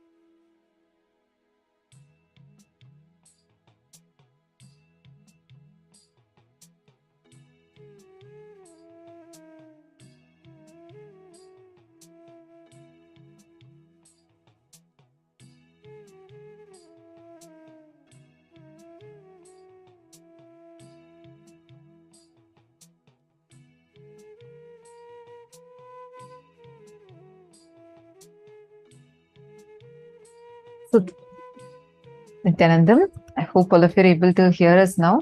Sorry for that. Yes. See, literally the entire Tiruvannamalai itself prepared for receiving the avatar. That's the birth town of Swamiji. This is actually, there's a beautiful reason even behind this white Tiruvannamalai. I don't know how many of you have heard of the story of Bhagavan Lingodhava Murti, where like how Paramashiva manifested as a huge light shaft. We'll be sharing this with all of you. But for those of you who know, to remove the ego of Brahma, and like there's a fight between Brahma and Vishnu, and to solve that, Paramashiva appears as a huge light beam, showing his paratva, the conscious supremacy. So it's a beautiful happening. At that time, after he settles down, after he gives enlightenment to both Brahma and Vishnu, he comes down in the form, he just cools down in the form of a huge hill. That is this Arunachala hill. He gives a promise, all the devatas and all requests, saying, Paramashiva, if you are just in this form of hill, how will we worship you? How can we do abhishekam to you? How will we offer any worship to you? Please, just for us, please come in a form where we can relate with you. So, for the sake of all the devatas and the gods, goddesses, and people, everyone, Paramashiva says, all right, from now on, I'll be available in 3 forms. First, I'll be available in the form of this hill, Arunachala.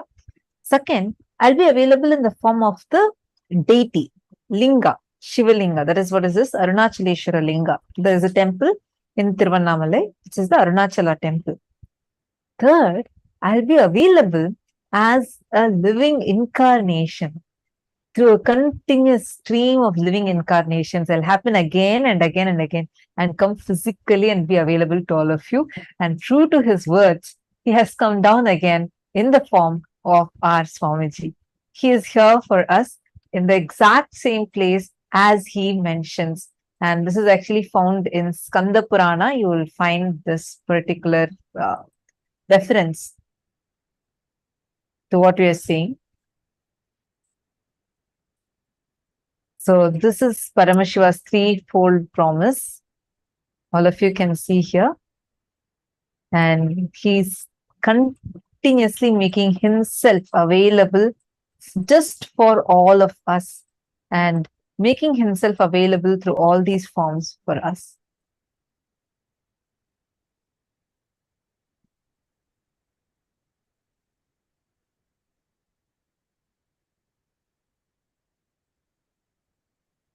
Now, we were mentioning earlier about the attributes of an avatar, meaning how do you actually see that he is an avatar, right? We want to show you all how through the Guru Parampara way, also it has been established. Here you can see all of you, I hope all of you are able to see the slide. See, 1994, the Gurus of the Supreme Pontiff of Hinduism coronated the Supreme Pontiff of Hinduism as a successor of Arunachala Sarvanya Pita through the traditional Yoga Pattabhishekam.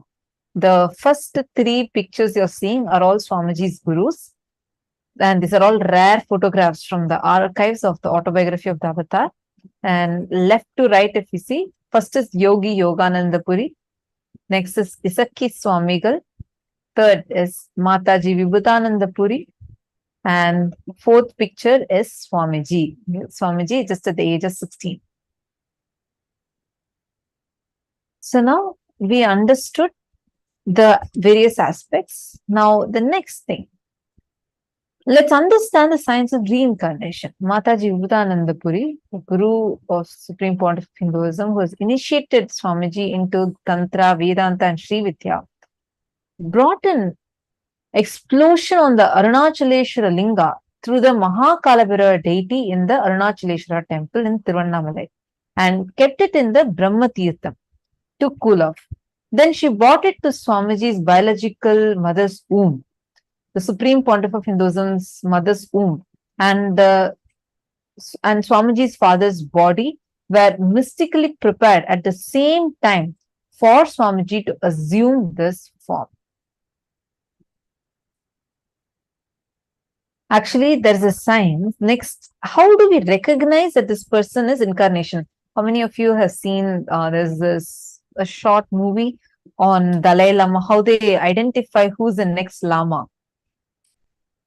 There's a very nice movie, very old one, and they show how there's a systematic way in Buddhism, how they identify who the next Dalai Lama is.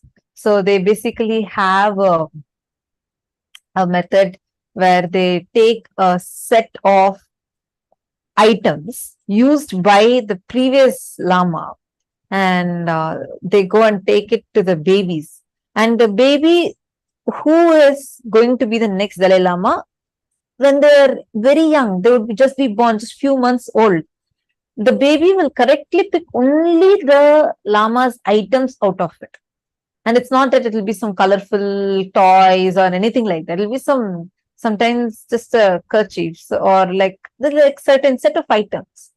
And there are a series of tests conducted to identify if this person is really the reincarnation of Dalai Lama, the previous Lama. It's a process. Same science, much more advanced, is there even in Hinduism, where the enlightened beings actually have a way to identify who an avatar is. So one such way is also this recognizing through these items.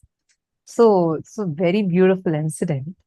Swamiji is very, very, very small, less than a year-old child. And his grandmother, under the direct guidance of Swamiji's gurus, his grandmother kept a box full of gold jewels, like sparkly gold jewels, and kept it all in front of Swamiji for Swamiji to pick up anything from them. And so Swamiji goes, Swamiji was a kid, like a 1-year-old baby. So as a baby, so he goes and pushes all this gold away, puts his hand completely inside and just pulls out Rudrakshamala. That is this Rudrakshamala that we all are seeing in this picture. I'll show you all the mala. This is the exact mala Swamiji had picked up from that. This was a very clear evidence to show that from a very young age, see, usually kids are attracted to something that's sparkly, colorful and all. This, the gurus of Swamiji carried out this process on Swamiji and they put full dazzling jewelry. But Swamiji went directly and took only the Rudraksha, which is what Paramashiva wears, and without even a single moment with any other jewel or anything. Same way, there are many evidences for Swamiji as an avatar. I shouldn't even use the word evidences, like so many people and through various ways, very clearly, scientifically, this has been established. One other thing is Sri Shantivira Mahaswamiji, who is the head of Kolada Mata. Understand, this is the oldest recorded mutt in Karnataka, dating back to more than 6,500 years old. Listen, 6,500 years old.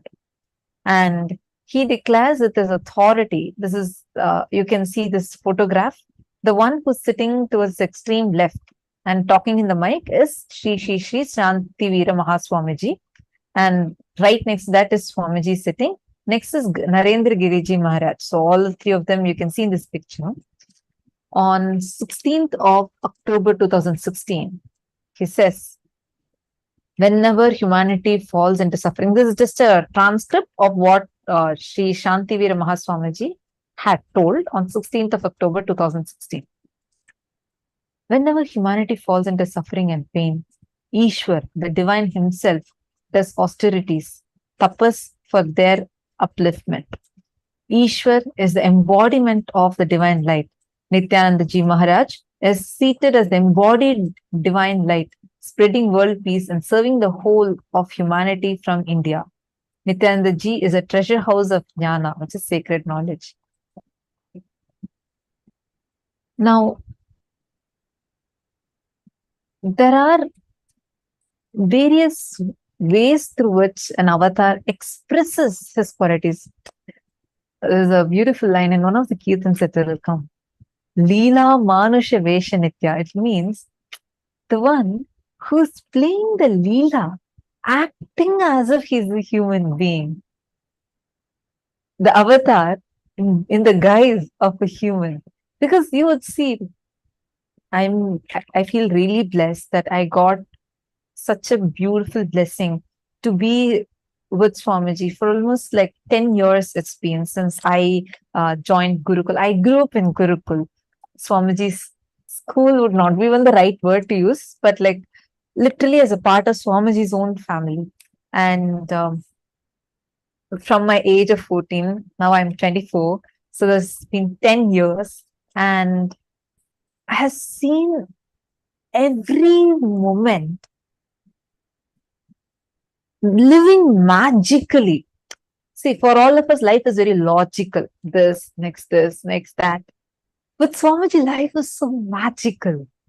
Like you will see that he, even when Swamiji does not try to show that he is, an avatar, and like he tries to be like human beings, even at those moments, you'll see continuously miracles will keep happening. Just like that. Like you'll see that whenever Swamiji walks, whichever path, if there's one pathway Swamiji uses, all the trees in that pathway will shower flowers just only in that pathway.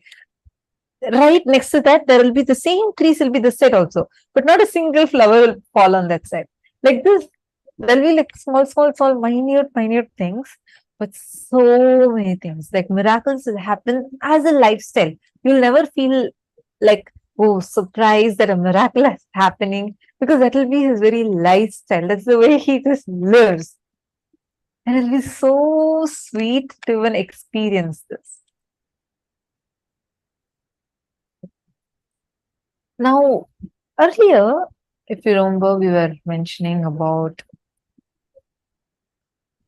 the attributes of an avatar. How do we say that someone is an avatar? How? We need to see a few things for this. We have totally 12 different qualities. In Bhagavatam, it gives a very clear, very systematically how these attributes of an avatar has to be studied, and through that, how do we understand who and identify who an avatar is. Before that, I just want to take all of you through this timeline. Hope all of you are able to see the slides. In just under 25 years, Swamiji has revived and established so many Kailasa kingdoms. Sorry, the number is saying 2. It's actually 21. I think there's a small typo. It's 21 Kailasa kingdoms. Starting from his age of 3. Understand, just he was 3 years old when he was initiated into Chaturmasya. Took up Bala Sannyas when he was just 3 years old. And at the age of 3, Swamiji started giving his teachings. At the age of 10, 1988, he was coronated as the successor of the kingdom of Kailasa Paramparagata Kanchi Sarvanya Peetam Tondai Mandala Adinam. At the age of 11, he had the oneness experience with the whole. Age of 12, 1990, first great pause when Supreme Pontiff of Hinduism enters into deep Samadhi. Age 16, 1994, he was coronated as a successor of Kailasa Paramparagata Arunachala Sarvanya Peetam. This is the kingdom. At the age 21, he started a revival of Kashi Sarvanya Peetam, and which is in Varanasi, one of the most important kshetras for Hindus. And just 22 years old, Swamiji was when second great pause happened. At the age of 23, he got the vision of banyan tree and the world headquarters, and At the age of 24, he laid the foundation of Adi KAILASA and started Anandaspurana and revealed the science of vertical time zones. At the age of 24 again, he started the first Nithyananda Annalaya, free food served for all. At the age of 25, he started the next Kailasa, Adi Kailasa Sarvagnya Peetam. And first Vijayatra, he started his first world tour. Understand, actually, just to give you all a background, Swamiji is from a remote village, right? Like there's no political background, there is no kind of a, how to say, like no kind of a backing for Swamiji. There's no some wealth or political background. He left all of this when he was 16 years old. Swamiji left from his house for Parivrajaka. And Parivrajaka means wandering, where he walked length and breadth of India, barefoot, and traveled across the length and breadth of India, barefoot, and enriched the people there. And just this was when he was just 16 years old, right? And he started the enriching at that time itself. Imagine and see, young village boy who doesn't speak English, who does not even know, who has never been on a flight, who does not even know where Los Angeles is or anything like that. 23 years old.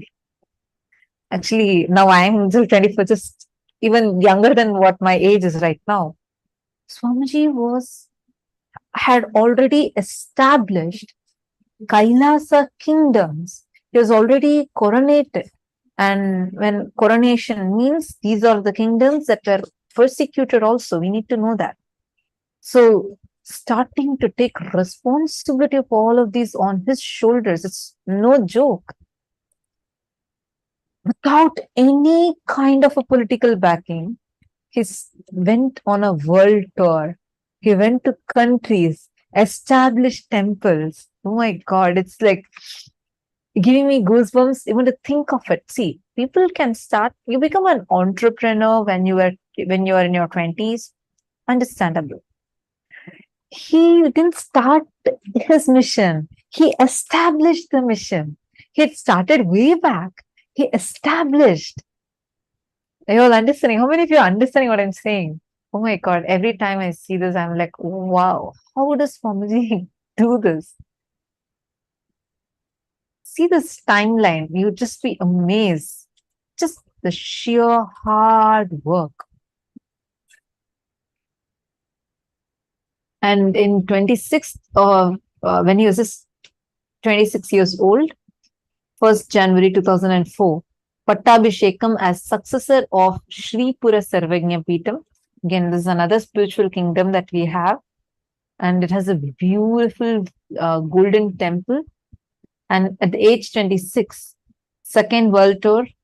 And again, on 2nd February 2004, age 26, signs of power manifestation and healers initiation. Next, when he was just 26 years old, Swamiji bridged a huge, a conflicting zone or a conflict. Always either the mystics, the yogics mystics would be like, okay, all these are the possibilities that human beings have. But the scientific community would not agree to them because for them, they're not able to quantifiably see it somewhere. Swamiji bridged this gap by undergoing the scanner himself, if I may say so, because he went on to have researches conducted on himself, whether the brain researches that was done or the studies that were done on his body, numerous studies. Now there's a big, and this was done with a huge group of top-notch scientists who were amazed seeing the findings. We'll actually be sharing those also with you, maybe the further sessions. So this is who Swamiji is. right? The very huge breakthrough he did when he was just 26 years old. I can't imagine. He already started Annalaya. Annalaya is running. Annalaya is free food service. Healing sessions are running. He's conducting continuous programs. He's traveling across the world, doing world tours, and continuing to have the temples built, deity carving. We have photographic evidences of all of these. You can go to nithyanandapedia.org. Date by date, if you go and see, you will see in everything Swamiji is there. You'll see Swamiji sitting and carving deities. You'll see Swamiji sitting and doing the homas. Like, you can't imagine how can one person do so much. I mean, but Swamiji's life speaks itself. Definitely, you should check out nithyanandapedia.org because that has a treasure trove of this information. And at the age of 26, he did his first Himalaya Yatra, where he led devotees in pilgrimage. Age 26 again, first visit to Malaysia. And again, in age 26, coronated as a successor of the illustrious lineage of Ikshwaku. This is the same lineage of Sri Ramachandra Prabhu, Harishchandra, Bhagiratha, all the great rulers, which rules the Surangi Samrajyam, the Surangi kingdom. So when he was 26 years old, Swamiji was coronated for Surangi kingdom. 27 years old, he established KAILASA in Duarte, Los Angeles, first enlightenment ecosystem outside India. And at the age 28, he conducted the world's first ever Kumbh Mela in the USA. It was Swamiji who brought Kumbh Mela to the West. And age 28 was 2nd October 2006, inauguration of the Nithyananda Gurukul. Age 28, 12th November 2006, reviving Salem Sarvajna Peetham. Age 29, inauguration of Garbhamandir of Adi Kailasa Sarvajna Peetham and reviving the Agni Vamsa Adi Pallava Sarvajna Peetham. Age 29, declared as Mahamandaleshwar of Mahanirvani Akhada. Again, age 29, establishes Kailasa in Malaysia, Kailasa in Ohio, and other US Kailasas. And he was also named as the chairman of International Vedic Hindu University. And in his 29 years old, he establishes Kailasa in Los Angeles. And Swamiji also advocates interfaith harmony alongside Dalai Lama. This was when he was 29 years old. And when he was 30, 22nd January 2008, he establishes Kailasa in Tiruvannamalai, launches a huge Kalpataru Padayatra, journey by foot, reaching millions of people in their homes. Swamiji traveled by feet to millions of homes, attending to each people by going to their homes. And age 30, declares the celebration of Living Enlightenment Day. And not just this, these are one side. Actually, we have not even touched the tip of the iceberg. Now we just started. There's like so much. If I start, I think the entire 21 days we'll just be talking about Swamiji's contributions. Now, this is despite of the numerous attacks, persecution, assassination attempts that have happened on Swamiji. Despite of all of that, till now, he has not given up. Never once. He is very clear he will do it no matter what. Now, I've been telling about these 12 qualities, the attributes of an avatar. Now, let's see what are these 12 attributes. First is Kalpataru, manifesting your reality, perpetual completion, enlightenment, healing, realigning the biomemory, and Dīkṣā Akarshana, transfer of bioenergy, Akashic readings, accessing the past and future, Vijnana Akarshana, true knowledge, Paramashiva Akarshana, space of Paramashiva, Shakti Akarshana, Kundalini energy, Ardhanarishara, beyond all duality, Susada, beyond pain, Divya Sharira, having divine body, Surabhi, fragrant physiology. So now one by one, each quality let us see. Swamiji is actually known as Kalpataru itself because of the boons, the attribute of Swamiji to continuously shower boons and the boons becoming reality. This all of us have experienced, and not just that, for the first time in 2000 years, in the year 2009, Swamiji revived the science and initiated people themselves to become their own Kalpatarus. Today you're going to learn that science. And next is a state of perpetual completion, like I was mentioning. Actually, anyone who has had a blessing to see Swamiji or physically experience Swamiji would know Swamiji actually will never have any thoughts.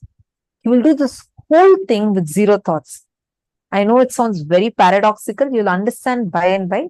Now, for now, you just understand this much. Like, you can I'll give an example.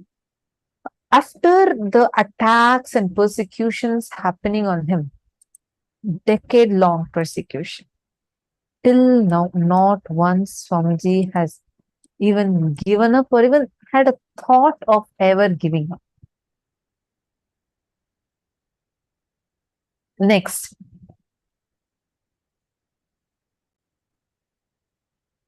Third is spiritual healing. How many of you here have experienced this healing attribute of Swamiji? Spiritual healing, literally realigning of your bio-memory, where with the blessings of Swamiji, your whole bio-memory gets realigned. That is what is literally this spiritual healing even means.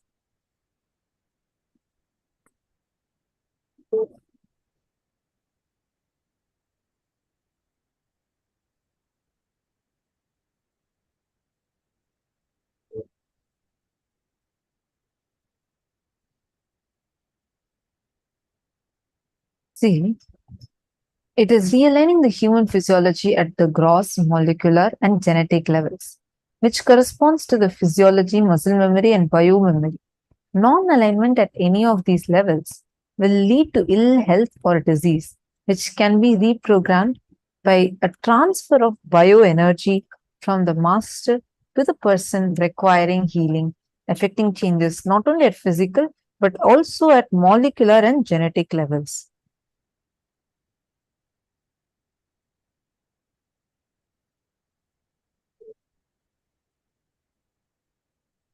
Next is Akashic reading. Actually, Swamiji has done this Akashic reading many times before. How many who all have had the blessing or an opportunity to listen to it? Literally, whatever has happened, happening, and yet to happen, all are recorded in space, Akasha. And only an avatar has the ability and the power to access these readings. And Swamiji has given enough amount of this Akashic readings. We will be playing it in few sessions. You'll actually be listening to them. These are all cosmic records. So, and Swamiji reveals it to us. Next is Vijnana Akarshana. True knowledge, intuition, and right cognition are the specific attributes needed for an enlightened being to get enlightened. The Supreme Pontiff of Hinduism affects this in his disciples through special processes involving initiation, teaching, transforming the disciple to live in a state of completion, which decreases the number of normal thoughts and increases clarity and energy. Next is Paramashiva Akarshana, literally living as Paramashiva. Okay, Nithyanandam, slowly I'm seeing some of you are like dozing off a little bit. Hello, Nithyanandam. Can I get all of you back for listening here? Many of you have happily turned off your cameras. Nithyanandam, please come back.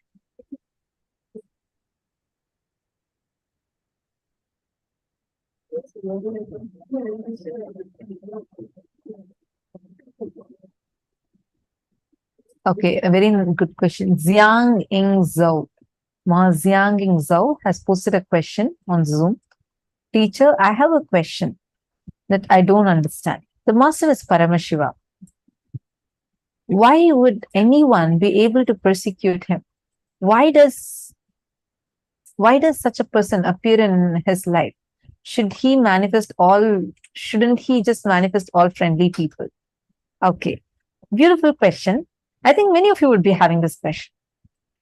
See, one thing about Paramashiva is, he does not judge anyone. If you know little bit Hinduism, you will know this part. Lord Shiva lives in Smashana, graveyard. The people around him are all bhutas, pretas, means ghosts, demons, rakshasas, asuras. Because even for those people, I mean, even munis, gandharvas, all of them are there. Means sages are all there. But he also opens himself up even to the demons, rakshasas, asuras, because he fundamentally, he does not judge, does not give up on anyone. Someone asked this to Swamiji. Swamiji, actually Swamiji knows, Swamiji knows who all have the potential to become against everything. Swamiji knows.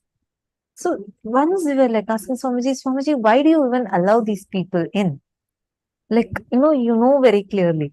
See, it's not just before the person turns against and starts attacking, only Swamiji keeps. No, if the same person who's attacking, let's say after a year or so, that same person is coming back for blessing, Swamiji will give blessings to them. You were like, Swamiji, why? Like, people around Swamiji are asking, Swamiji, why do you do that? No one is going to bless the people who attack them. Why do you want to give blessings even to those people? Swamiji will say, hey, even they have a possibility to be Paramashiva. So I will never give up on them. I'll wait. When they're attacking, I will wait. But I will never give up on them. Understand? The problem is human beings are deluded. Paramashiva, first of all, coming down from the cosmos, landing here, that itself is a huge sacrifice. He knows very clearly that human beings are like this only. The thing is, he's taking responsibility for all of these. If you see every incarnation, see Bhagavan Krishna's life. From that time, he came out of his womb. Already there were assassins ready to assassinate him. From the time he came out of the womb. How many of you know Mahabharata? Do you know Krishna's story? How Bhagavan Krishna happened? Every now and then he had to keep battling with demons. You read Bhagavan Krishna's life when he was 2 years old, 3 years old. Continuously he was getting attacked. He was being persecuted. Every incarnation faces this persecution. Unfortunately, that's what as human beings we are giving, and knowing that this is what the avatar will receive, he comes down, that's his compassion. Understanding, ma? Glad that all of you are intensely listening. It's so nice to see so many of you sitting with such intense listening.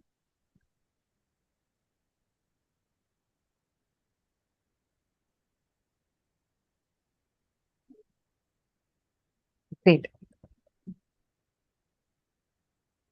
And Ma Xiangying Zhao, thank you so much for participating.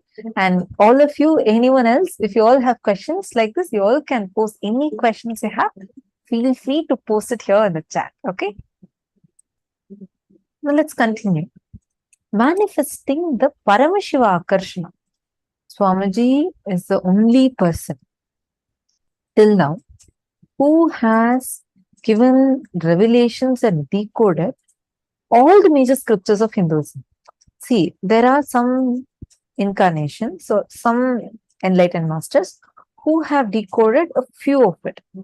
Like some will decode Mahabharata, Bhagavad Gita, some will decode the Upanishads, some will decode the Agamas. Swamiji is the only one who has decoded and written books on Bhagavad Gita, Shiva Sutras, Patanjali Yoga Sutras, all the 108 Upanishads, and the Vijnana Bhairava Tantra, and all like this, all Jain Sutras, Ashtavakra Gita. I'm just telling whatever I'm getting from my memory, but all the major scriptures of Hinduism, like for example, all the 108 Upanishads, Swamiji has decoded, given a commentary on, revealed about it, and we have books available on each one of these, making it as a clear possibility for us. See, one of my favorite quotes is Swamiji will say, I am not here to prove that I am God. I am here to prove that you are God. True to that, this whole power manifestation, everything Swamiji gives is that. He's manifesting Paramashiva through himself. Next is Shakti Akarshana. Shakti Akarshana is where he awakens the Kundalini energy, the potential energy of the cosmos, which is in a constant state of emergence, Spanda, is called as Paramashiva. The instantaneous manifestation, which is in the form of pure energy itself, or in the form of matter, is called as Shakti. Swamiji's physical body is fueled directly by Kundalini Shakti, which is the expression of macrocosmic energy in the individual microcosm. He has the capacity to transfer his energy to the disciples until the disciple reaches a state of being able to access his own Kundalini Shakti. And this is exactly what we are going to be experiencing during the darshan. And that's also once again, another attribute of an avatar. But these are all the proofs of how the avatar is manifesting for all of us.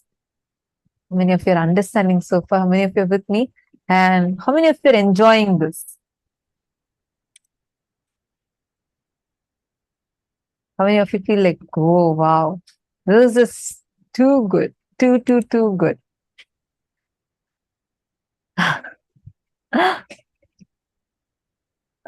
Next thing is Ardhanarishwara. Oh my God. This all of you are going to tell me. And I request you all to tell me today right after the darshan, okay?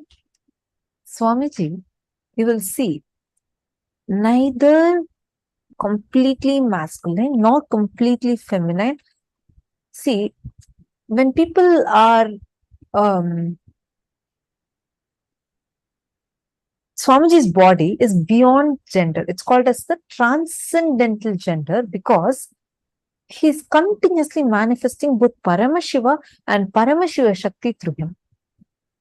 Both the energies are manifesting. That is why suddenly you will feel extremely feminine energy from Swamiji. Like he'll just be so radiant, so graceful. You'll just feel like, wow. Like he'll be feeling like a mother is sitting there. And suddenly you'll feel such masculine, like that energy of Paramashiva just radiating through him. You'll feel him sitting like that masculine energy will be flowing through him. How many of you have seen this? There is like, just normally when Swamiji is sitting, I'm not telling when Swamiji is in the bhava of Devi or anything. Normally, how many of you have seen this?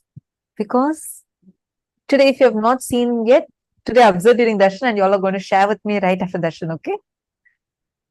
Because this is actually called as the Ardhanarishwara. Swamiji is manifesting as Ardhanarishwara.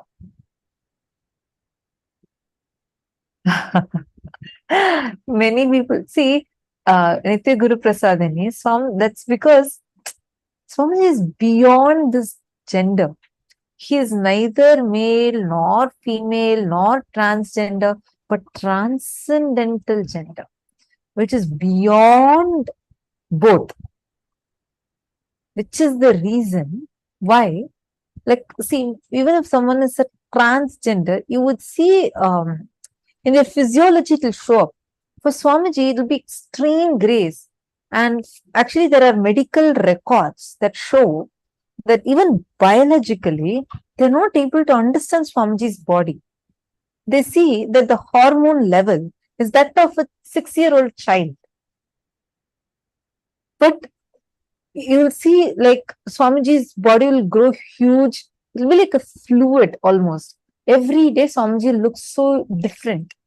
How is it possible that every day someone can look different? I'm not talking about there's like no makeup or anything like that. It's like his very physiology, physical body would change. This is another quality of an avatar. Next is Susada, where beyond pain, living beyond pain. In once when Swamiji was actually riding a horse. It's a beautiful incident that happened. When Swamiji was riding on a horse, the disciples, out of excitement, one set of them played Kalabhairava song.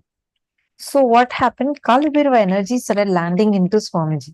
So whenever Kalabhairava energy lands inside Swamiji, then Swamiji's body grows 3 times bigger.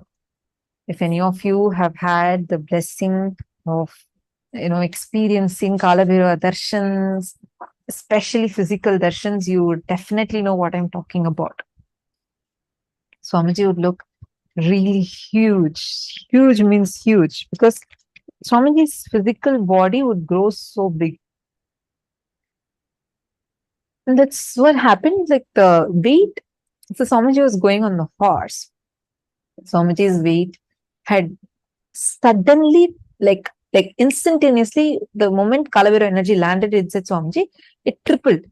Like the horse started feeling afraid because it did not see anyone getting on the horse except for Swamiji. And like it suddenly felt like 2 more people are sitting. Because Swamiji's weight increased like 3 people's weight.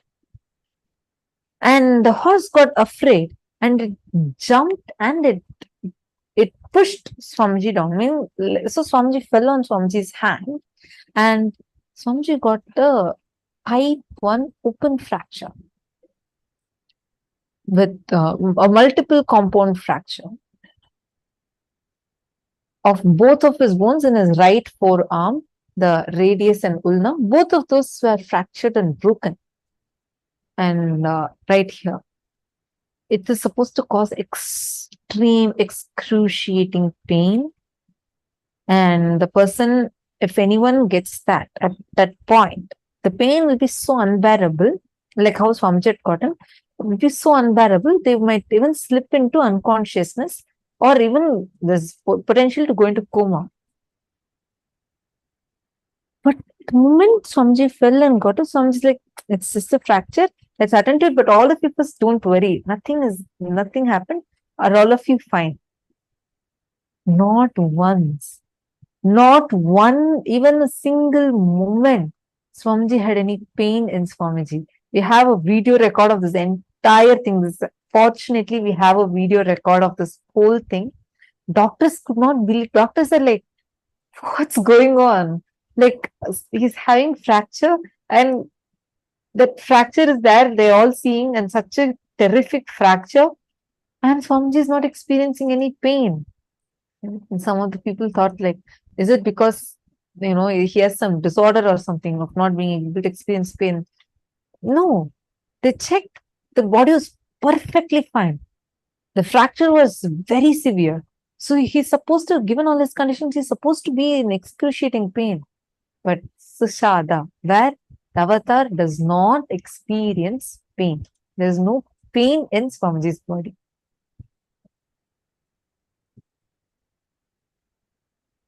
The next is Bigata Vajra, and where the moment he decides, he can return to health under any conditions. This happened in any times. This has been demonstrated once in Phuket, Thailand. So I'm just conducting the sessions. And this was in December 2015. Swamiji suddenly was suddenly Swamiji had gotten dengue, dreaded dengue fever, which was in that too Swamiji's body went into such a worst condition. Doctor said he cannot even move. It's impossible for him to even move. But Swamiji said, no question of that. I will not let this body to be stopped for any reason. So he came, gave darshan, and he did the healing, everything. And Swamiji got his body also to completely heal without any medicines or anything. The doctors simply could not believe it. Because especially when you get dengue, you're supposed to be admitted, you're supposed to be in, it's a very, very, very critical condition, supposedly. But just with one decision, Swamiji got the whole thing healed. And next is Divya Sharira. Divya Sharira, actually, I'll show you a video for all of you in a while. But what this Divya Sharira is, where it's a light, divine body. And we have this recorded of Swamiji's, where Swamiji appeared in two places at the same time and the camera captured it. So we have in both places, along with the timestamp, we have the camera capturing Swamiji appearing. So that is the Divya Sharira manifestation. The next is Surabhi. Surabhi, where continuously Swamiji's body will be emanating a divine fragrance, which is not from perfume, which is not from any of those. It will be a jasmine, basma, sandalwood, that smell. And during darshans, many times, so many devotees, even in their homes, even though they will not have any of these, they'll experience Swamiji's presence through this divine smell. All have experienced it. There you go. So many of you. Wonderful. See, that's because that is the manifestation of Surabhi. All right. I hope so far all of you are there with me, enjoying.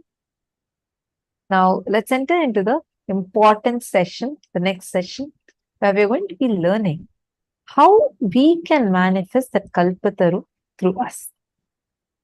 So, Swamiji is now going to be revealing about what is Kalpataru, what is the science to manifest whatever you want, any desires you have. You yourself can manifest them as a reality. So now let's listen to the revelation from Swamiji.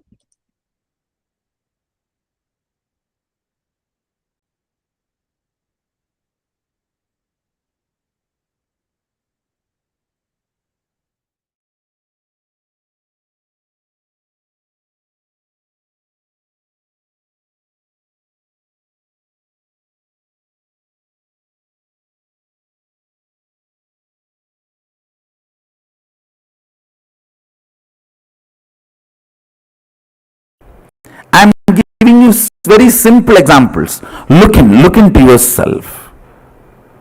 You have shut many of your possibilities with the idea you are a finished product.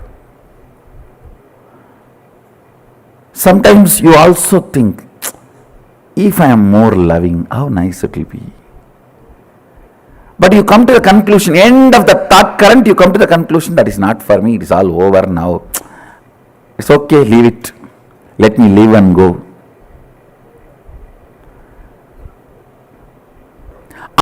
Or you start doing the actions where others will recognize you that you are a loving person. You don't work for really becoming loving. See, you just give some money, you just give some little time or attention. So others perceive you are a loving person. You work for that. You do not try to understand the physiology and psychology of the love and how to manifest that as a reality from your very core. You feel that is all done.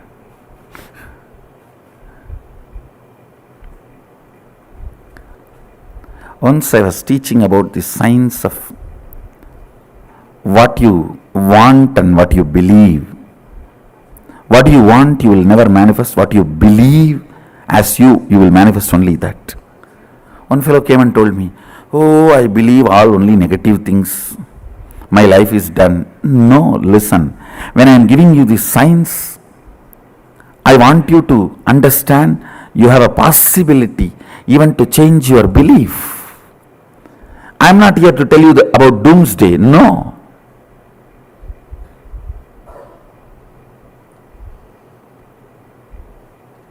For Shaivite, only it's boomsday. There's no doomsday. Don't worry. There's no doomsday.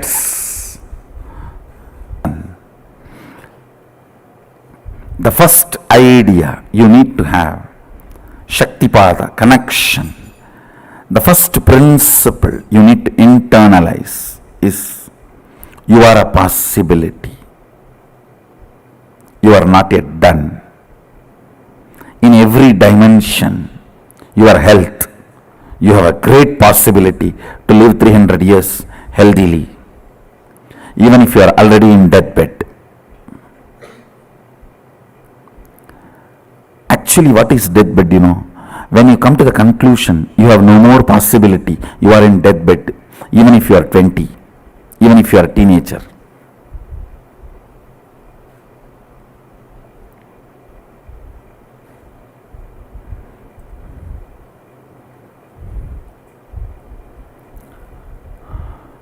Whether it is a health or wealth or love or relationships or completion, peace, enlightenment or power manifestation. Power manifestation is nothing but a loud statement I am giving it towards the whole humanity. Hey, you are a possibility.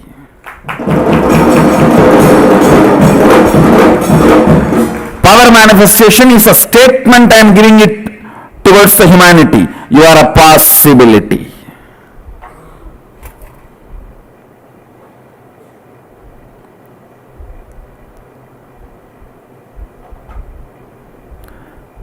Second statement, listen. The first statement is you are a possibility. You are not yet done. Even if you are 97, chronological age, have 10 grandkids, you are only a possibility. You are not yet done. Even Sadashiva, after manifesting all the Bhuvanas, Brahmandas, even he lives with the depth cognition that he is a possibility. Understand? Even he does not come to the conclusion he is done. No. Even he lives with the cognition he is a possibility. That is the first principle you need to catch up. Only then manifesting your reality is possible. You are a possibility.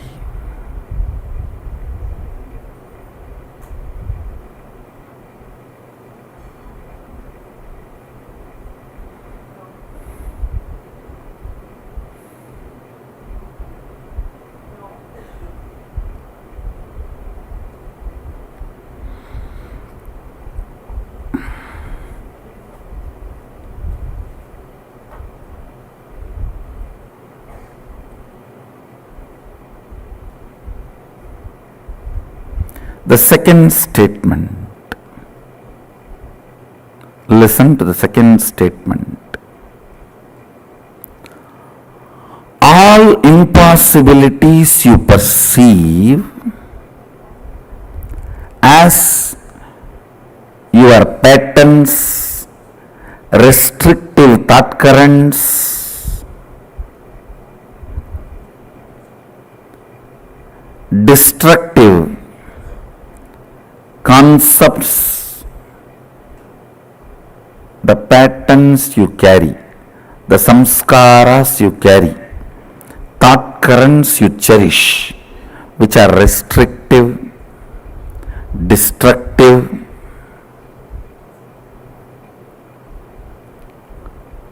which reduces your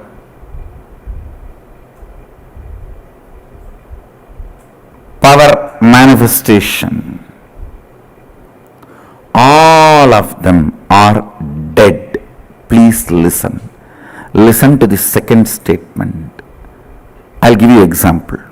If you think, I want to get up in the morning and do yoga and build my body, but my laziness, you see, morning, any alarm cannot wake me up. If you think you have that lazy pattern which is restricting your possibility,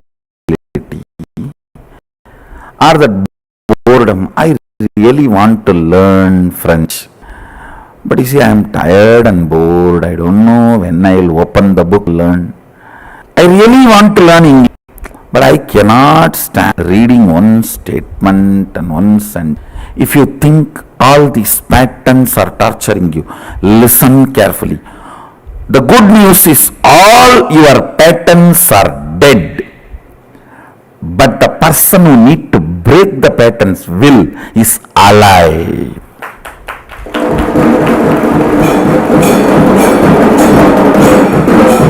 Listen, your patterns are not living part of you. They do not live, means they do not exist. You are a living mechanism. They are not part of the living mechanism which is you. Listen carefully.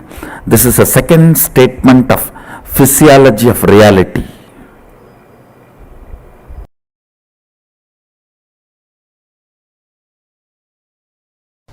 When I started the Sangha, everyone asked about money, from where money is going to come.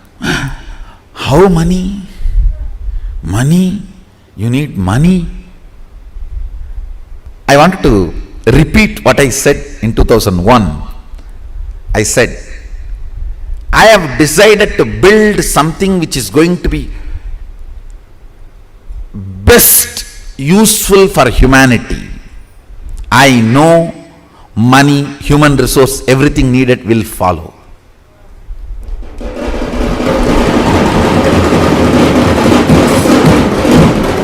I am planning to build something which is most important for humanity, which is going to be the best useful thing for humanity. So naturally, money, human resource, everything has to follow. Understand? Don't plan for success, plan for excellence. Success will follow. I said, what I am going to build for humanity, I'll do it best, most excellent way. That's all.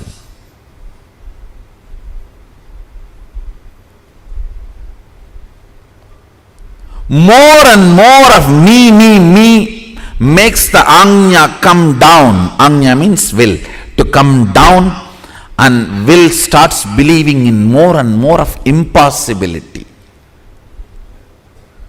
Impossibility takes over your will. If you think with responsibility, energy flows straight. Means you manifest your reality. But that is also not enough. That's good, but not excellent. Excellence means constantly cherishing cosmic principles as your thought currents. What's the goal? What's the purpose you want to exist? Why do you exist? More and more of cosmic principles, more and more of cosmic understandings, more and more looking up. Understand? The more and more cosmic principles start sinking in your day-to-day thought currents, lesser and lesser blind spot, about your existence. What is blind spot?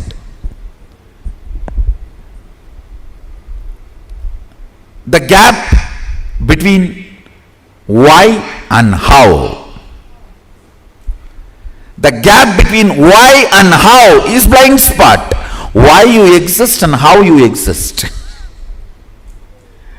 Why you want to do something, but how you do something. Why you want to live, but how you live. The gap between why and the how is blind spot. That gets healed when you cherish more and more cosmic principles, I tell you. You want to exist healthy,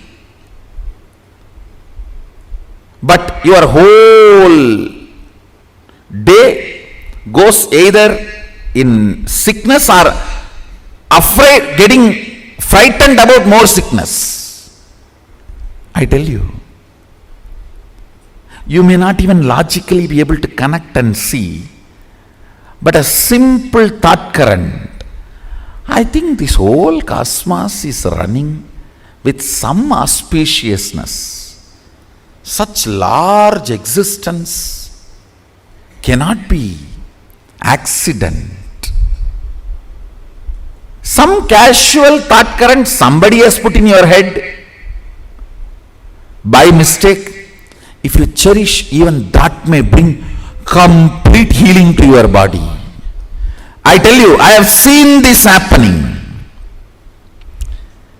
There may not be any logical relationship.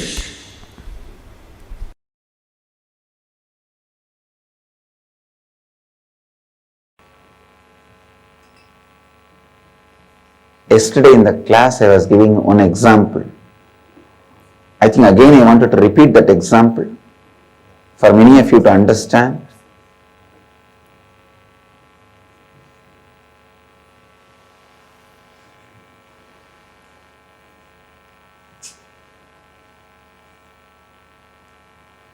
The moment I see this podium, I may feel, wow, it is mine. When you see it, you may feel, no, it is not mine. It belongs to ashram. When somebody else sees it, no, it doesn't look good. When somebody sees, no, wow, it looks so nice. You can continue to see Swamiji's complete form even if he is standing near the podium. Each one will have their perception, idea, cognition about this podium. But the fact is, this podium exists. Please understand the basic fact which can't be refuted as on now. This podium exists. Completion means looking at the fact as it is, then cognizing the perceptions we are putting on it. I am not saying you will not have perception at all, no. But the fact of the cognition, the fact will be the basic cognition. On that you will start perceiving. Please listen. But usually in an incomplete mind, which is complete confusion and chaos, the perception will become the basic cognition and the fact is neither remembered nor cognized. It is completely forgotten. Please listen. I am explaining one of the very subtle truths of Sankhya Vedanta, developed from Sankhya, experienced in Vedanta. A person who sees the fact as a basic cognition, perception as clearly your perception. In this example, you first see the fact it exists, then you add your perception. Like, oh, this looks nice or this doesn't look nice, this is mine or this is not mine, whatever it is, it comes second after the fact is cognized. Then always you will have a space where the cognitive shift can happen. It will not bring suffering to you. But unfortunately, when the perception becomes the basic cognition, the fact is not perceived, any cognitive shift feels as a suffering. Just now I was settled in my life. I have been transferred. Just now I settled in my family. I am having only first child. Already the fight between me and my wife started. Many times the recognition, please understand, I know it is going above the head for many people. If you practice completion, what I am talking, you will directly catch it. All incompletion is nothing but the fact not being given enough inner space and cognition and respect by you. And the perception itself is given the first priority and respect. If the perception is recorded as a reality in you, which is going to be constantly changing, will give you a deep insecurity and instability in your life.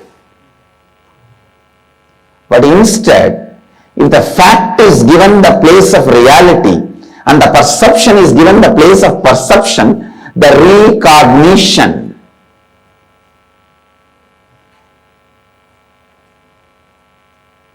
the change of perception will not lead to more and more incompletion.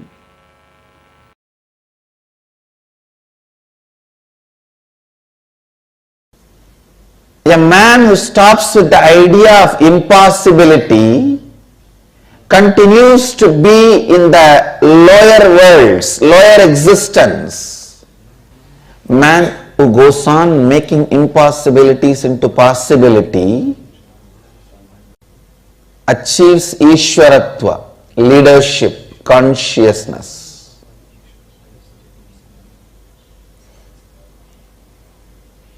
Kalpataru is science of initiating you into possibility. Please understand.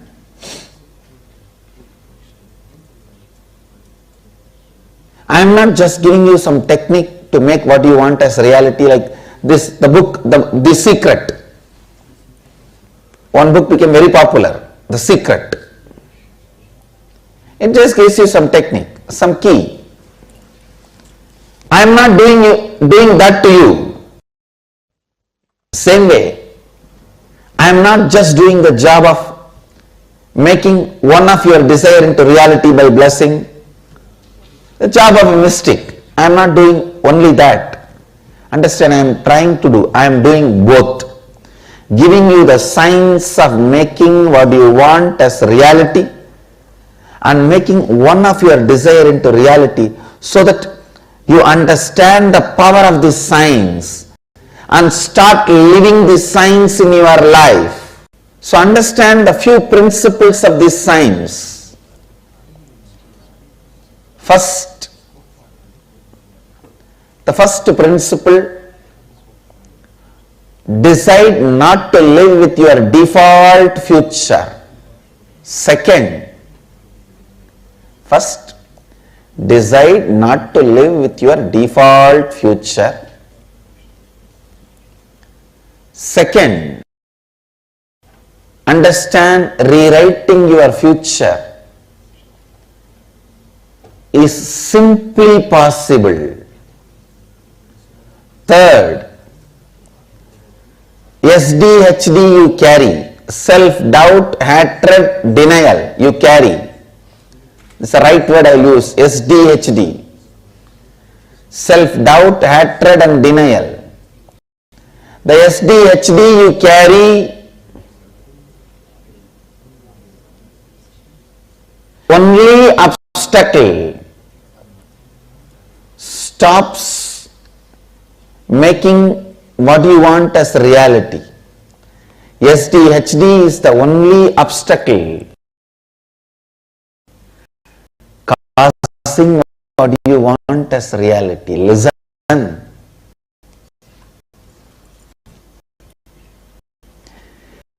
Complete your SDHD, self-doubt, hatred, denial.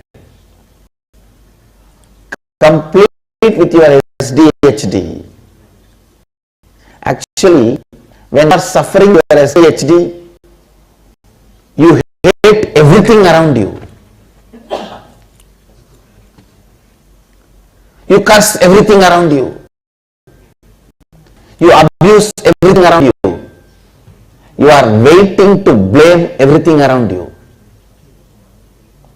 The moment you find, I told you na, I was telling, this is all fake, this is all wrong, this is all foolishness. It's a very powerful process inside you. All the months going to come, mark what you want to manifest. Anything great, new, important you want to manifest, start writing down or typing. For example, you want to manifest this by August, coming August, pen. You will see how much of pain coming inside you, that so much doubt, hatred. Oh, many times I tried, I planned, nothing worked out. But never ever you planned consciously. It was always beaten by unconscious self-doubt, self-denial, self-hatred. Understand? Now, listen carefully.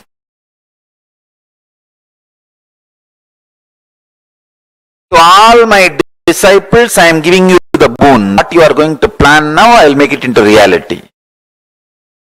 So my powers are more powerful than your self-doubt, self-denial, self-hatred. Drop your self-doubt, self-denial, self-hatred. Drop your pain. So sometimes even after Swamiji blessing, I did not manifest it. Stop. Drop all that unconscious, vague thinking.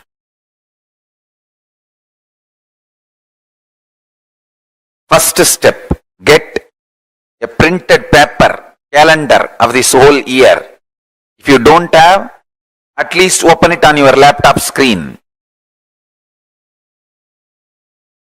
And mark what all you want to manifest by what date. For example, you want to have double the amount of salary you want now by September. Mark that. You want to make $1 million by March. Mark that. You want to marry this person by June. Mark that. You want to have a new house by this month. Mark that. Listen carefully. When you are marking, see how much of pain, anger, frustration,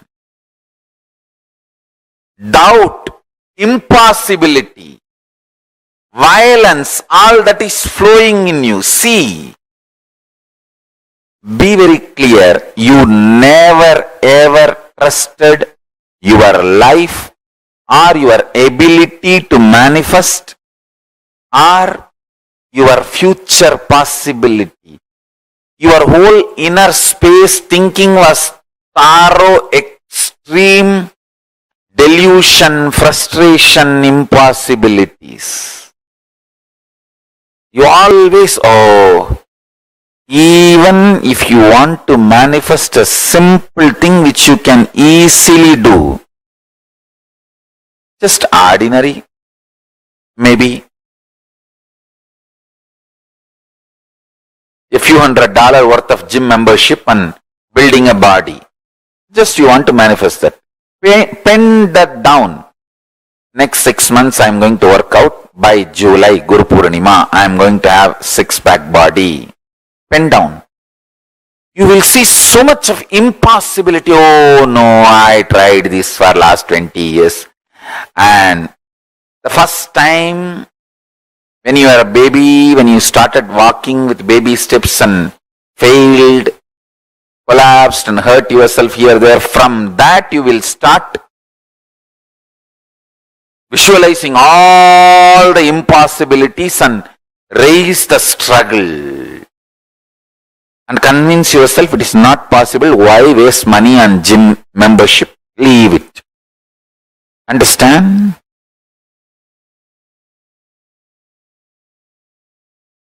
Death happens when you stop breathing. Death starts when you stop trying. Death starts when you stop trying. Death happens when you stop breathing. When you stop breathing, it is called death happened. But death starts when you stop trying.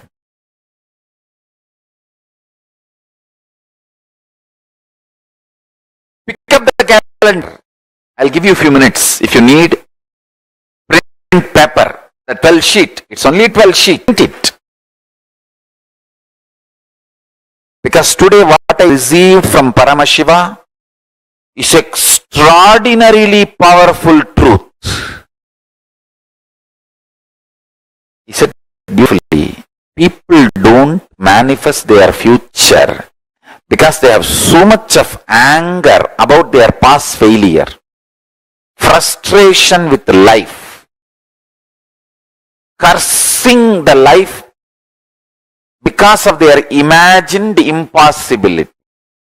When you sit and pen down this 12-month calendar, you will see all that flaring up in you. Understand one thing. Stop reacting when you are agitated. Stop flaring up when you are feeling impossible. Stop responding to yourself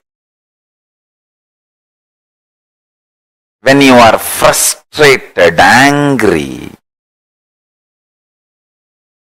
I tell you, highest renunciation, greatest tyaga is renouncing your self-hatred.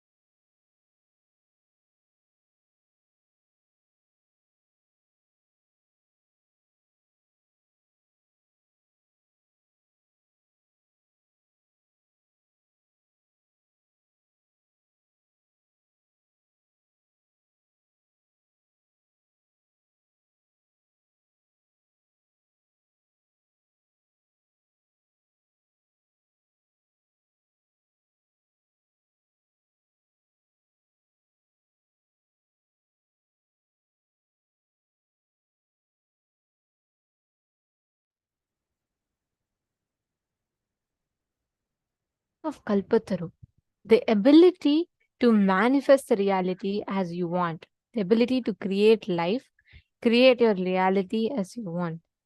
This is such a profound, such a powerful truth that Swamiji is revealing.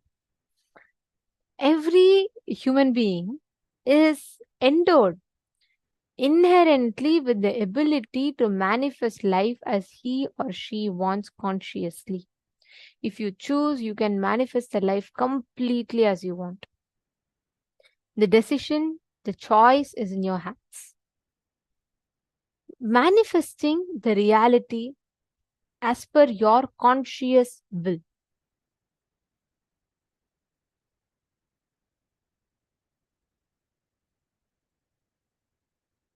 Now listen very carefully. Kalpataru is a simple and straightforward science of how you manifest what you want in life, your reality. Understand, the science behind Kalpataru is a very simple, straightforward one. Like Swamiji himself explained. Your thoughts becomes words, words becomes actions, actions becomes life, life becomes reality. I'm repeating again. This is something very important for all of us to catch. Your thoughts becomes words. Your words becomes actions. Actions become life. Life becomes reality. You have the power to create what you want as reality. It's completely in your hands. What you want as reality can just become, it can just happen. The words that you utter, your existence has that power. A small story. Once a small town, a very small village, was visited by a great saint. And as he passed by a small hut, a woman came running to him, begged him to pray for his critically ill child. Since the saint was very new to the town, a whole group gathered around the saint, and everyone is curious. Everyone wants to know, does this person have the ability to heal? Sorry. So everyone wants to know whether this person has the ability to heal. Now, all of them are curious and gathering around the saint. And the woman brought the sick child to him, and he chanted a prayer over there. Do you really think your prayers will help her medicine when all her medicines have failed? After all, they are just some words, yelled a man from the crowd. The sage looked back at him and said, "You idiot, you have no idea what I'm doing, so just shut up and get out of here," shouted the saint to the man. The man was furious.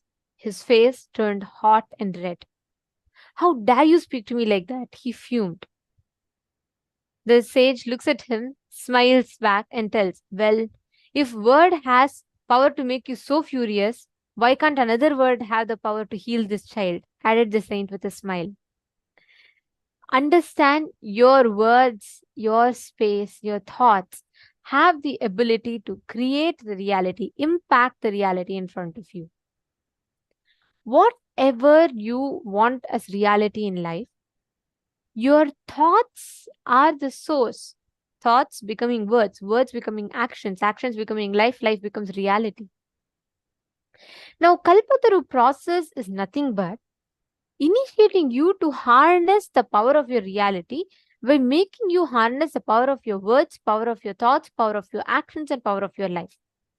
Many times what do? We keep repeating. We keep telling inside ourselves, "Oh God, I can't do this. It's impossible, impossible, impossible." We go on telling, "I can't make money. Money is impossible. I can't have happy relationships. It's impossible. I can't have a worry-free life. It's impossible." We all want something, but we believe totally the opposite. You don't manifest your desires. You never manifest your desires. You manifest your beliefs. But the thing, unfortunately, starts with you feeding that belief. Swamiji revealed a very, very important statement. The 3 powerful cognitions. First thing, you are a possibility. Seed. You are not done and finished product. You are a possibility, a seed which is just germinating. You are a seed that is just happening. Life is waiting to happen through you. Second, all your patterns you think which stops you, restricts you, puts you in impossibility, stops your growth, manifesting reality, everything. All of them are dead. The only thing alive in you is the will. Your will has the ability to decide. Your will is the only thing that is alive inside of you. As long as there is will, your patterns cannot exist. It is your will that gives power to the patterns, which means you consciously give the power to your patterns. But it has happened very, it happens so very fast that we don't even recognize it. Are you all getting it? Are you all catching it? If any of you have any questions, please feel free to ask us. If you are understanding.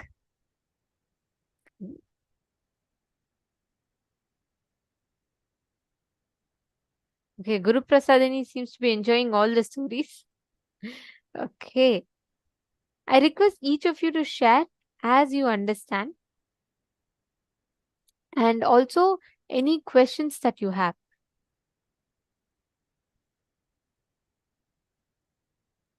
Okay, Suzanne Davidson has asked a question. Okay, Suzanne Davidson, you have asked the question regarding the manifesting of Swamiji's boons, right? You're saying when Swamiji blesses, then how do we manifest it? When that is not happening, what do we do? Okay. Now I'll tell you, so many times, when Swamiji blesses, he is giving you the energy. It's like this. So it's like if I give you $10,000, okay? I tell do whatever you want with it. Now, the $10,000 is in your hand. But whether you put that $10,000 into just buying one useless phone just to a luxury and then the whole money goes into that, or you buy some food and you feed people, or you start a restaurant, you put that to start a startup and then feed thousands of people with making it into a huge company, or with that $10,000 you create a beautiful KAILASA and you serve the whole community there. How you spend, in what avenue you put your money is in your hands. But that money is given to you, right?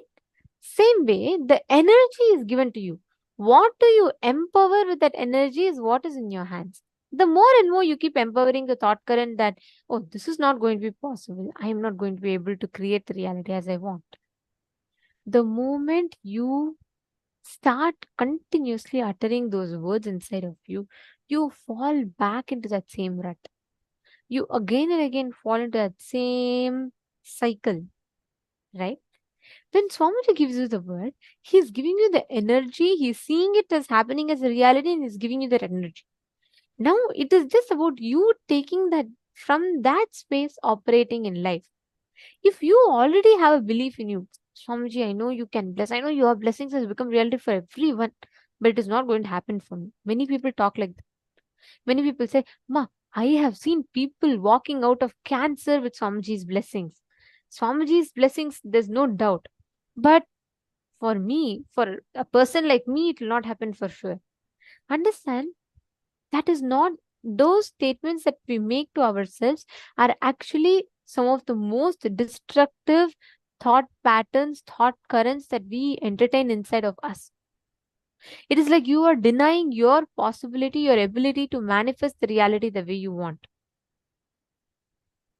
So, every time when Swamiji gives you, the whole thing is just consciously you realigning the inner vocabulary inside of you. What you believe, attend to that. Write down the completion. I'm really telling you, if you just do that, you will suddenly see your perspective of what it will change. And not just change, you will see, you'll start manifesting that as reality. See, sometimes the boons that we are asking for, right?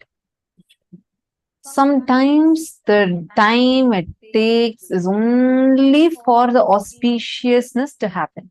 Understand, be very clear. Any boon Swamiji is blessing you for, It will definitely become reality. There's no doubt about it. If there is a delay happening, be very clear. Even that is also a manifestation. Actually, I remember, this reminds me of an incident. So this happened, I think, in a matter of like a few years. Okay. So once one person, one program participant, got a picture of his girlfriend and told Swamiji, I want to marry this person. Please bless me. Then Swamiji said, blessings, I'll take care. Or something like to that equivalent. And then in a few days, he got that relationship also, and both of them were ready to marry. But somehow the marriage didn't happen. Every time they come to Swamiji, they'll keep asking, Swamiji, please bless us, please bless us, please bless us. And Swamiji will also say blessings. And then Swamiji will say, like every time Swamiji will say, I'll take care, I'll take care. And at one point, this person got like really frustrated because it was like, I think 2-3 years. And then somehow the marriage that he wanted to have with this person and the relationship, it was never happening properly. And like it didn't happen at all. And then he came and he again asked Swamiji, why is this is not at all happening for me? Your blessings are not working. Can you please bless me so that this happens? And then again Swamiji blessed, saying, don't worry, I'll take care such that only the good thing will happen for you. What is auspicious for you will happen for you. 3 or 4 years later, like this person got really incomplete, like saying, he told the person, the sannyasi through whom he was like, sending the message to Swamiji. So he went and asked her, saying that, like, look, I've been waiting for this. It's not happening. Why it's not happening like this? Like, he went and asked. And then only they understood. Actually, after that, a week later, both this girl and that guy, both of them came to meet Swamiji, and both of them fell at Swamiji's feet and cried and said that it was never going to work out between them both, and like they realized it, and they understood, and each of them found another partner. And the way the whole thing ended up was so much of completion happened. They found out something that otherwise they would have never found out. And they found out not just about their relationship, but something to do with their families, etc. And then Swamiji smiled and told that, that's why I always said, I will take care. I am there. I will not let any bad happen to any of you. So don't worry. And now this marriage will happen successfully for both of you. And each of them, like in their new families, they got settled well, and they got the blessings of Swamiji. In a week, they got the marriage and everything done, and everything was settled happily. You never know why something is getting delayed. You do not know the plan the cosmos is having for you. Just wait. When Swamiji has given the blessings, it will happen. If something is making it wait, then there is a bigger gift he is waiting to give you. You're understanding? Never ever think from, oh God, this is not happening, that's not happening in the time frame I gave. No. Just wait. Jessica is asking, how do you know if the reason is due to the timing though? Listen, all of you understand. Have this one thing in you. Never question the Pati. Know very clearly, if Swamiji has blessed, it will happen. My Guru has blessed. More than that, I don't need anything else. If this is the way he wants it to manifest, let it manifest. Just start talking to yourself like that. Sometimes you would be the reason, because you don't want that particular thing to happen strongly in you. You may wonder, no, I only asked for the boon. But there'll be a strong resistance in you, and you have the power of your own individual freedom, which cosmos respects. Understand? Once you receive a boon from Paramashivam, even once you say, no, Paramashiva, I don't need this boon anymore. That is enough. The boon that you received gets cancelled. It's like you're cancelling your order. So your freedom, your individual freedom has that ability also. But anyone who sits with simple integrity and simple attachment to Swamiji, just say, Swamiji has blessed me. More than this, I don't want to, I will not ask a second question. Whenever it wants, he will manifest. You will see, he'll do all kinds of leela. You will see like almost, it's like impossible. My life itself is collapsing, all kinds of things. He'll make you go into that moment, and suddenly he'll just appear and show, I'm here, it's just me. And you'll be like, oh my God, Swamiji, I knew it was you. Oh God, it's you who's manifesting for me. So, just understand how this is an understanding inside of you. Okay? Never ever, even if you feel this is not happening, that is not happening, no question of questioning. Understanding? Wonderful.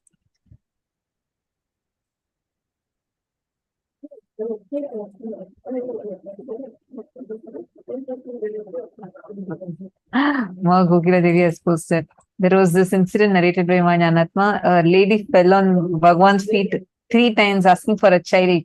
Bhagwan blessed her 3 times. So the lady got a triplet. Yes. Actually, there's like so many such incidents like this. But just be it's just very challenging to wait 11 months plus. Ma Susan, listen to me now. Just tell Swamiji, you have an Atmamurti, no? Go talk to Atmamurti. Go and just tell Swamiji, see, I fell into incompletions. I went through ups and downs. I went through a lot of things. I even doubted. All these things I went through. But deep in me, I know it is you who's playing this game with me. From this moment on, I am just surrendering even this doubt, even this powerlessness, struggle, everything at your feet. Whatever you're giving is Guru Prasada that I'm receiving. Maybe in next 10 minutes, I may again fall into incompletion. But even that incompletion, I'm offering to you. You please take care. No more. I want to cherish it as mine.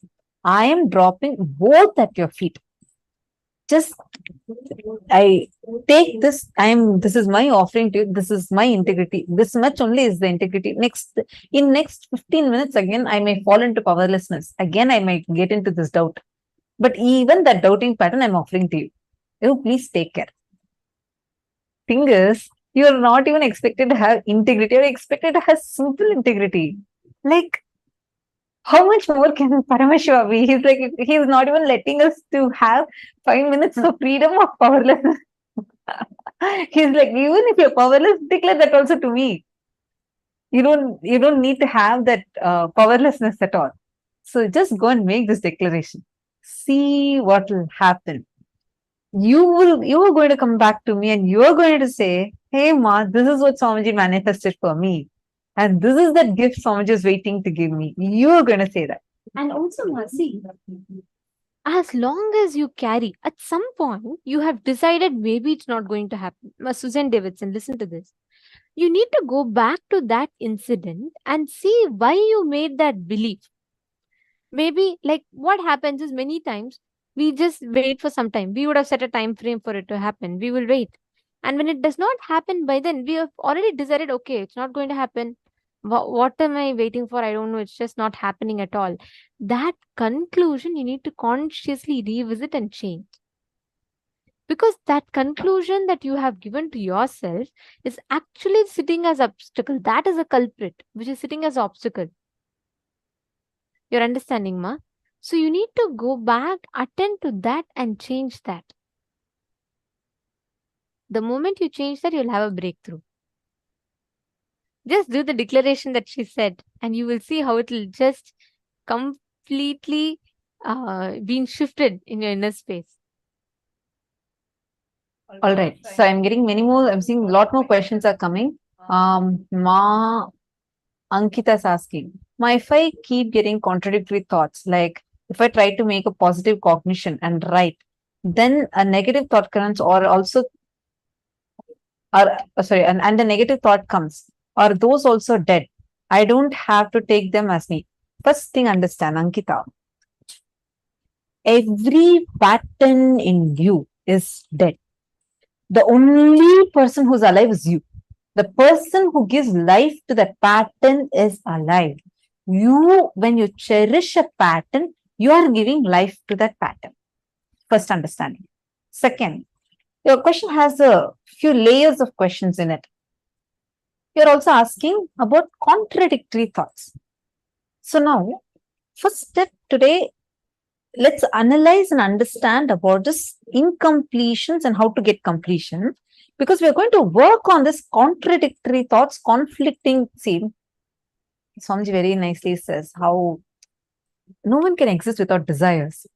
There is the only thing someone can do is purify their desires. Desires are not wrong. Conflicts and contradictions and complications in the desires make a desire right or wrong.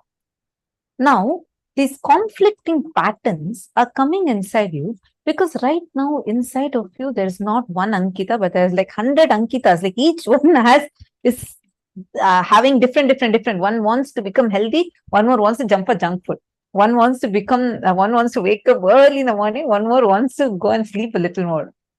Sorry, I'm just taking as an example. I'm just giving. It's all of us, right? Like all of us have 100 parts like this, like broken inside us. So the first step we need to do is integrate all that parts and first become one. Contradictory patterns or contradictory incompletions or cognitions that are there inside of you, if you apply little consciousness to it, it will disappear. These don't have power over you, understand? Only the time you think they have power over you, oh my God, why am I getting this thought? You lose the game. It's like the teacher says, all the students that all of you make sure that when you eat this banana, you don't remember a monkey, only then you can have the banana. And then all the students say, yes, we will not remember a monkey. All of you remember, we should not remember a monkey. Lunchtime comes, bananas are all spread. And then one fellow jumps up and says, hey, remember, you all are not supposed to remember the monkey. And everybody ends up not eating. Understand? Like this, your mind, you're continuously, you are only giving the power to it. Saying, oh no, it's like you're still trying to hit yourself and you're like trying to control. No, don't do it. It's first you need to realize the power you have. You need to understand the conscious power that you carry. Only with that, the broken pieces of you are not going to be able to integrate it. You're now going to be able to get them as one person. You are going to first identify that real you inside of you. Are you understanding? So now, first step, let us start step by step. Now, let us all understand about this completion and incompletion clearly. See, in some incidents that have happened when you were very young, those incompletions are sitting deep inside of you. Like the cognitions, probably when you were 5 years old.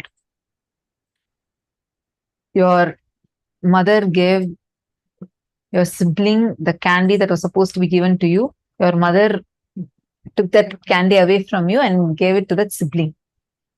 And you felt so incomplete. You felt like nobody loves me. My mother does not like me. My mother likes only my sister. She took the candy even from me also and gave it away to my sister. And this is nobody likes me. That one incompletion you got when you were a 5-year-old kid, you're carrying it even now. Understand the definition of incompletions. The hangover of the past sitting in your present, suffocating you and affecting your future, making you feel suffocated, impossible, powerless, and not let you experience your future is an incompletion. Only when you do the process of completion, we will learn that process today. only when you do the completion process, you will be able to come out of these incompletions, come out of these struggles that you're having. So first and foremost thing, all your patterns are dead. The person who has the will is the only one who's alive. You are alive. You have the power, ability to decide consciously. Your conscious declaration is way more powerful than your patterns. And understand, one of the most important aspects in this is just the will, the only alive component. So as much as you have given the power to the pattern, the bad news is that yes, we have all empowered our patterns, we all empower our negative thinking. But the good news is you have a possibility right now. If you want, you can decide to change that. You can just plug that out and plug it into the positive reality that you want to create. But the most important thing is understanding that your conscious will, that you have what you want to manifest using that. And understand, when Swamiji blesses something, he sees, Swamiji tells, his words are not a prediction. It is not Swamiji's predicting, oh, you will get it. No. He sees it is happening as a reality for you, and only then Swamiji blesses. After that, consciously, what you choose to create with that. There's a very beautiful story. I think today I keep telling a lot of stories, but anyways, it just keeps coming in my memory. I'll tell. There are two brothers, okay? So two brothers are walking and they hear that a great future astrologer has come. A great saint who can predict the future has come. So these two brothers are so eager and they're so curious. They want to know their future. So they see the saint and they go and tell him that, can you tell us our future? The saint says, look, no, it is not. If I tell you also, it will not happen. It's not going to work. For your own good, I'm telling you, don't ask.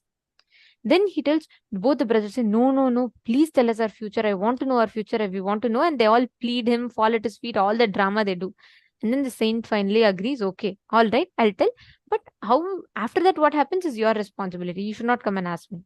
Now, both the brothers say, yes, don't worry, we will take care. So first the saint looks at the first brother, the elder one, and he looks at him and he says, he scans him and he says, you will become a king. Within the next 30 days, you will become a king. You will find a pot of gold, and from there you will become a king. You will rule this whole kingdom. That elder brother is delighted. He's like, oh my God, jackpot hit. It's so confirmed. In 30 days, I'm going to become a king. Then he's like all excited and all up. And the younger brother, the saint, scans him and then he tells that, sorry, I have a bad news for you. You have only 30 days remaining to live. You will be killed. You will be killed by, you will be killed in an attack and you will die. This man is heartbroken. This younger brother decides, oh my God, I have only 30 days to live. Then the saints, he doesn't say anything after this and he walks away. He says, I am not responsible after this, whatever happens, and he walks away. So now both of them are very, one is very excited, the other one is extremely sad. So this first brother decides, 30 days, I'm going to become a wealthy king. Why sit and save money and work and all? I will have workers doing my job. So let me enjoy the next 30 days in vacation. So he goes out, he spends all his existing money, and then he just walks, he just goes around and wastes his time, and he's just doing that. On the other hand, the younger brother, he's completely changed. He goes to temple by temple. He says, I have only 30 days to live. Let me do the best. Let me go on doing services. Let me just go around and enrich people. So he goes around, he does annadan, whatever he can, he does. He goes to temples, he changes his completely. And 29 days pass by. 30th day, both the brothers decide to meet each other, and they come back to that same spot. And on the way, the brother, the elder brother, they both trip on a pot of gold. Okay, so they trip on something and they dig and they find out it's a pot of gold. And Then the moment they find this out, they both are very delighted. And then the elder brother says, look, anyways, I'm going to become a king. You can keep this pot of gold for yourself. And at the same time, a thief comes. And then the thief comes, and that thief tries to grab a pot of gold, and he struggles and he hits the younger brother. And the younger brother has a forehead bleeding, and all of that happens. And that's all. The whole drama gets over. Now, both these brothers have doubt. 30 days have passed. This younger brother seems only healthy. He didn't even get any disease, and he's not dead. At the same time, there is no sight of, let alone throne. Not a single money has come. Even the whatever came, nothing happened. So both these brothers have a doubt strongly. So they go back to that saint and they say, look, you predicted this 30 days back, but look, our reality has not changed at all.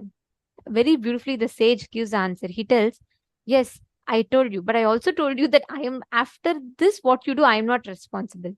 And he tells beautifully that the brother who was supposed to be the king, based on his actions till up until that point of time, that was a future. The moment the sage revealed the future to him, he went on doing all irresponsible actions and everything. So what was supposed to be a kingdom, it just got reduced into a pot of gold, and he got that, which also he lost due to his foolishness. The same thing, the younger brother, when the sage told him he has only 30 days to live, he started becoming so sincere. He started going to temples. He did so much of punya. But what was supposed to be death for him reduced to just a blow by the thief and a bleeding on the forehead. Then both the brothers realize and they fall at the feet of the sage. What a guru gives, when he grants you the boon, he gives you, he literally creates, he's not predicting. That is what is going to happen. But how you choose to create that for you, that power, end of the day, that individual will, freedom is in your hands. You're understanding? Okay, great. Now, this is the science of Kalpataru. We coming to the conscious understanding. What exactly do you entertain? What do you cherish in your inner space? There's a very simple, very, very powerful process. We're going to be taking you through step by step of that process. Once again, we're going to be projecting powerful cognitions. I request all of you to please pen this down and internalize this first. You are a possibility, a seed. You are not.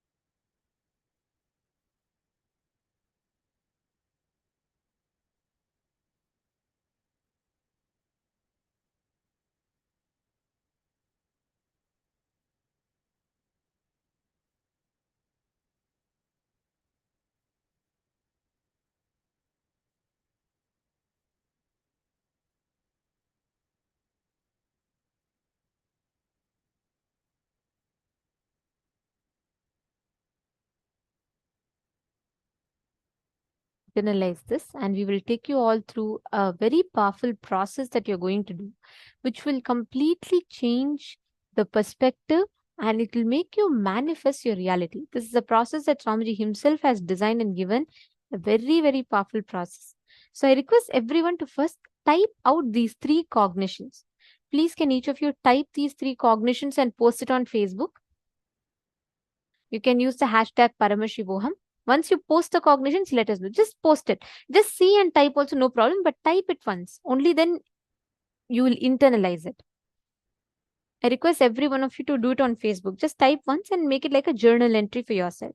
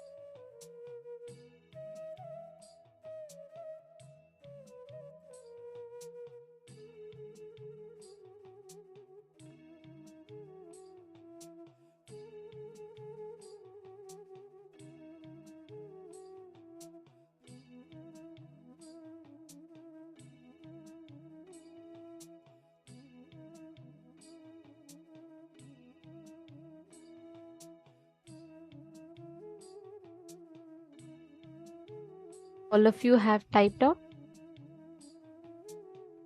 Keep posting these powerful cognitions. It will help you because it will be like a you will maintain like a journal, and these posts that you make will help you when it will remind you of the powerful cognitions that you click with. Now let us enter into the process. Please bring your paper and pen. I request everyone to bring your paper and pen.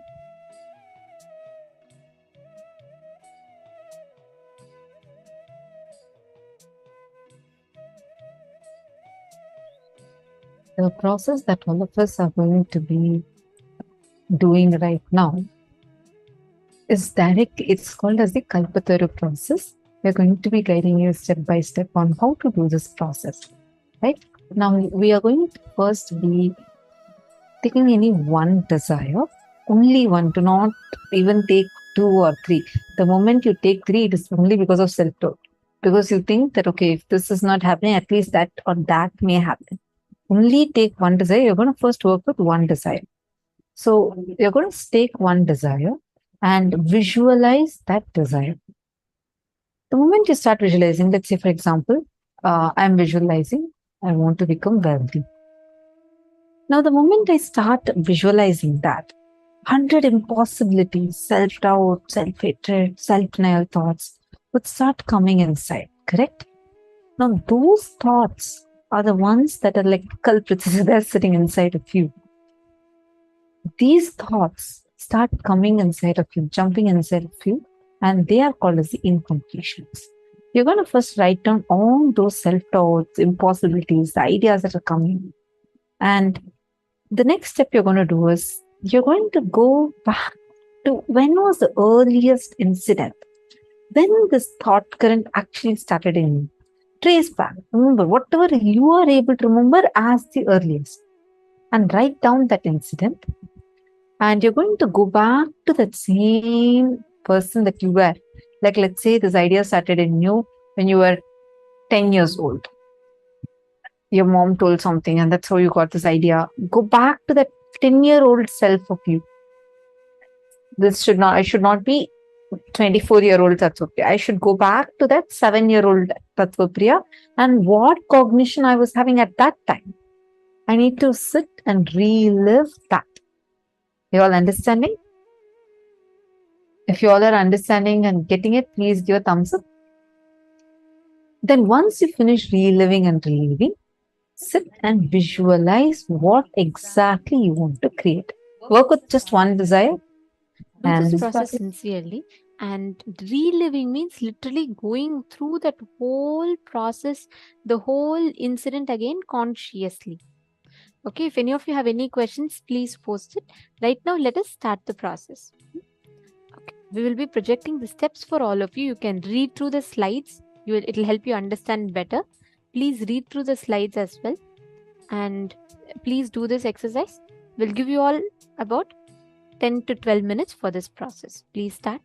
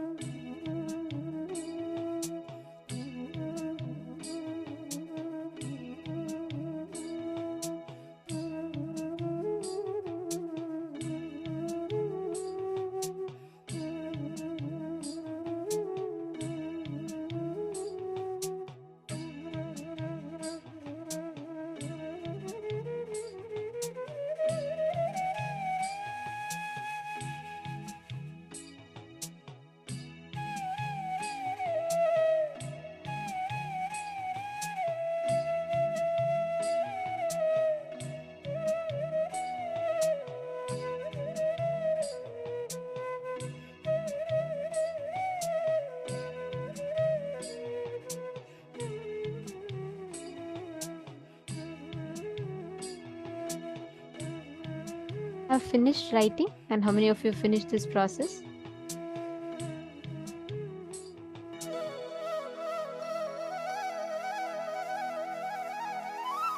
You're still doing, please continue. And as you all are doing, we are going to be entering into our next session. A very important one, because today we are going to be receiving this Dīkṣā, the Shiva Dīkṣā from Swamiji. It's a very, very, very important session. So please give your full listening, and every single revelation that Swamiji is going to give during this is so important. Make sure you're not missing even a single of these instructions that Swamiji is revealing in this. This is called as the Shiva Dīkṣā. See, every time your software gets an update, you get a notification on your phone, you get a notification on your Mac, you get your notification on your laptop. You click on it, you upgrade your software. Am I right? You all do that. I mean, you should be doing it. You have to upgrade your software. You upgrade it every time. You upgrade your phone, you upgrade your OS system, you upgrade certain apps. What about your consciousness? Your consciousness needs an upgrade. It needs to have that software upgrade. The consciousness that with which you are operating needs to have that conscious upgrade to happen to it.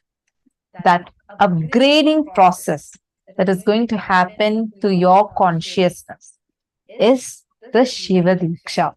See, your reactions, how you react to life, how you cognize life, the blueprint from which you operate, that very blueprint getting upgraded to Paramashiva is Shiva Dīkṣā. Now, we are going to listen from Swamiji on what is this Shiva Dīkṣā, why Shiva Dīkṣā, and what will happen when one receives this Shiva Dīkṣā. And we are going to be preparing for receiving the Shiva Dīkṣā initiation today. Let's listen to the revelation now from Swamiji.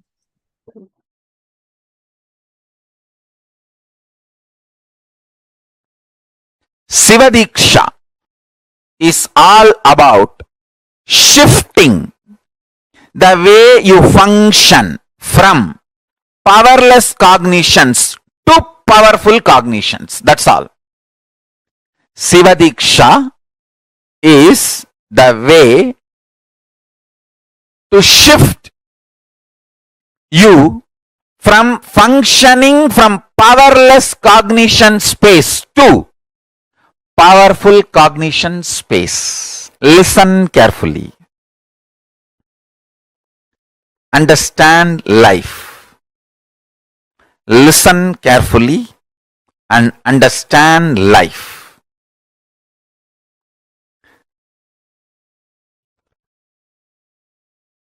I will repeat. First,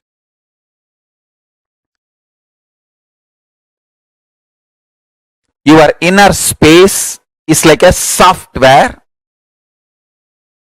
which decides how your life will be.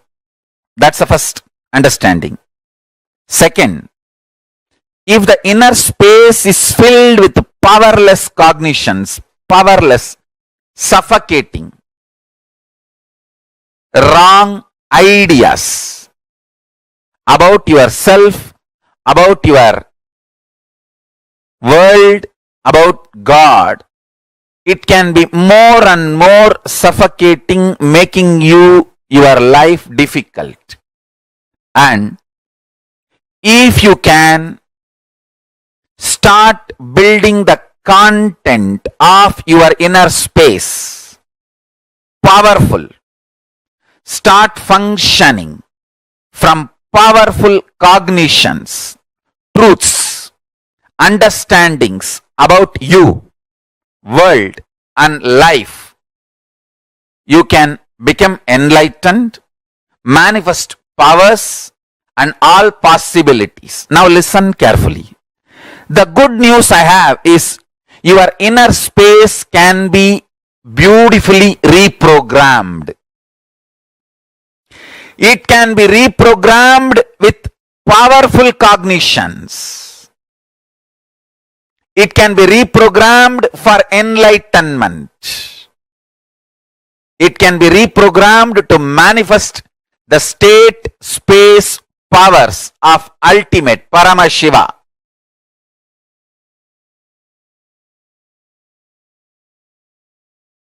I am describing the whole sacred secret as it is. Maybe at some time catch up with the signs I am revealing.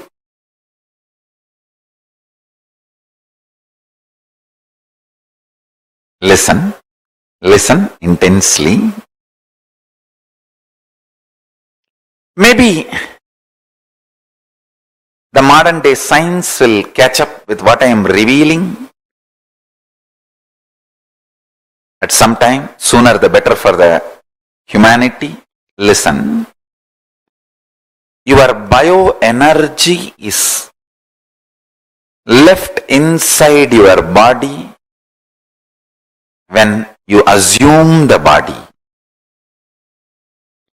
Like a snake, it just goes into your Mooladhara chakra and rests coolly in the Paramashiva Bodha.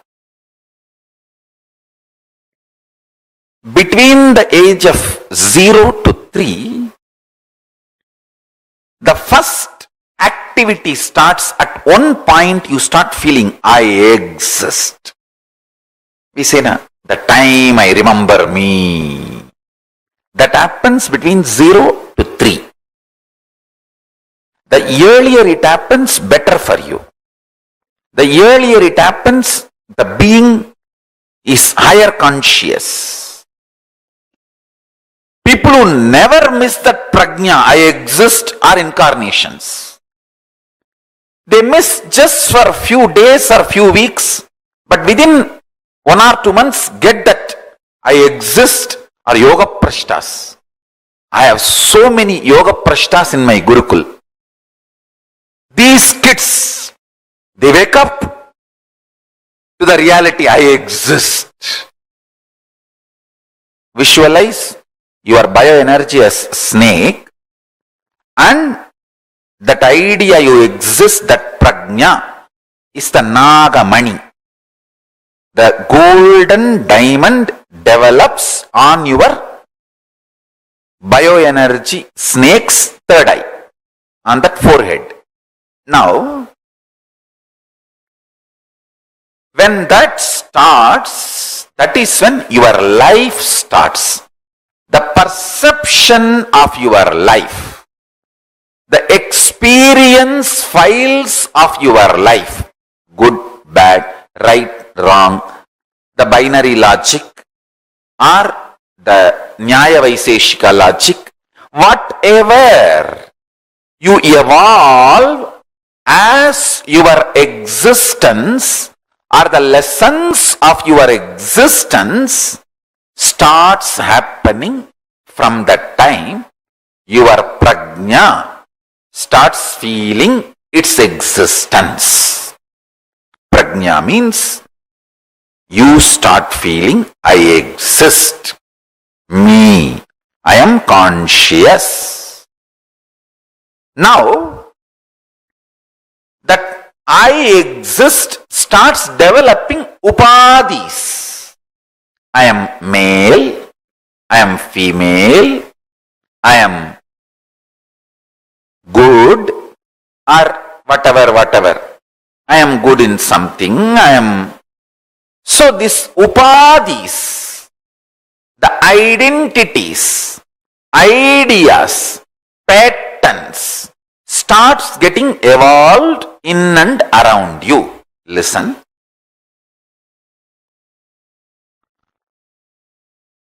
When you get the prajna matured, that happens by the age of 7. The prajna means that your existence getting matured at the age of 7. By the age of 7, that starts happening. That is the time you start developing your will. This is what I want. This I don't want. This is the way I will be. This is not the way I will be. That will starts getting developed.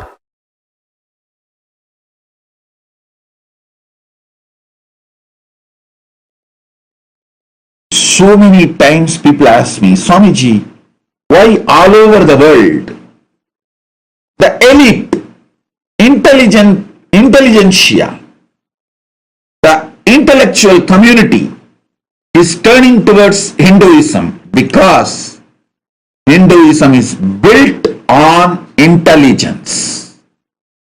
It is built on intelligence. Our first initiation into Hinduism for any child is not based on some beliefs.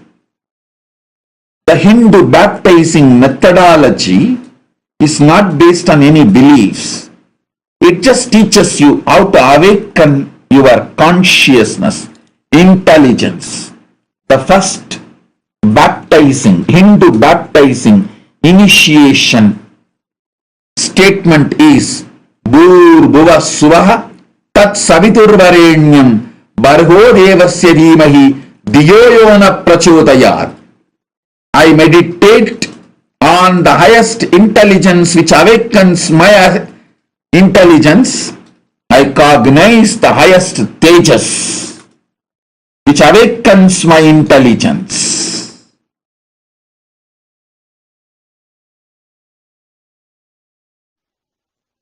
Now, through the initiation I'm going to give you all, I awaken the Paramashiva in you, make you all manifest the ultimate life, Paramashiva. As Paramashiva has blessed me,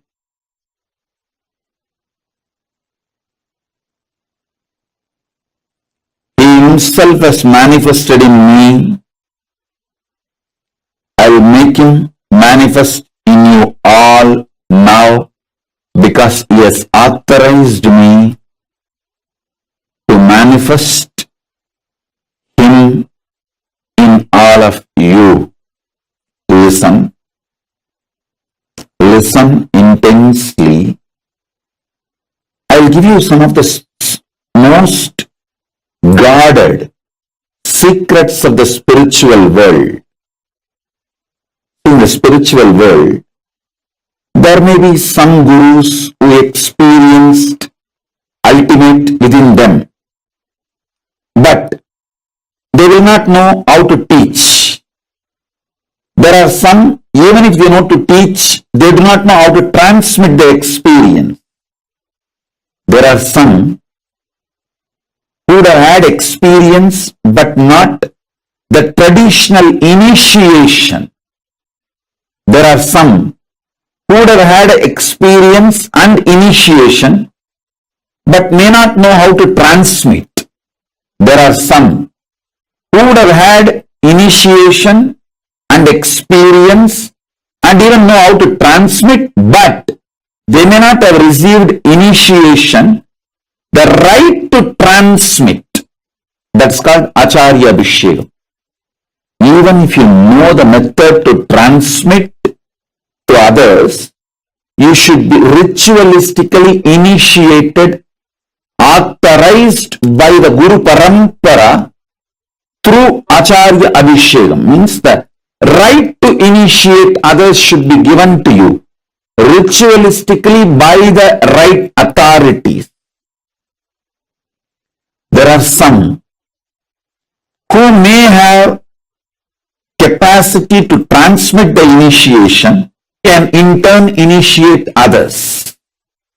In every level he gave me everything just by making one right decision, making this body happen in Tiruvannamalai.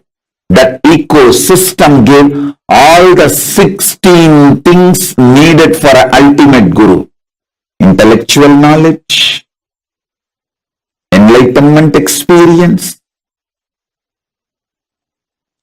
right to transmit the intellectual knowledge, right to transmit the experience, proper initiation into intellectual knowledge, proper initiation into enlightenment experience, proper initiation to initiate others into intellectual knowledge, proper initiation into initiate others into enlightenment, proper initiation to initiate my disciples to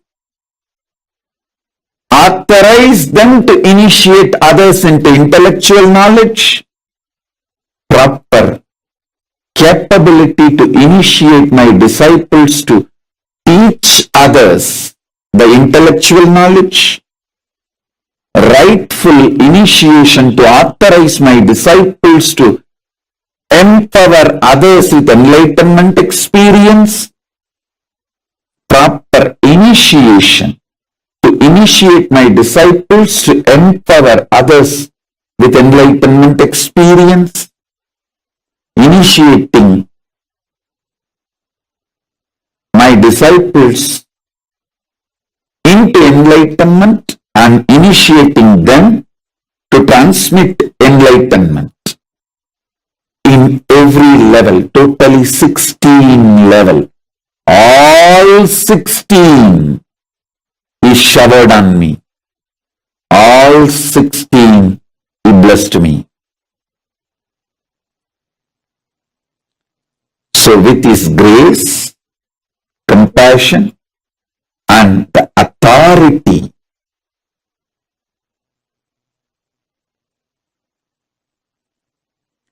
with his grace, with Paramashiva's grace and Paramashiva's compassion and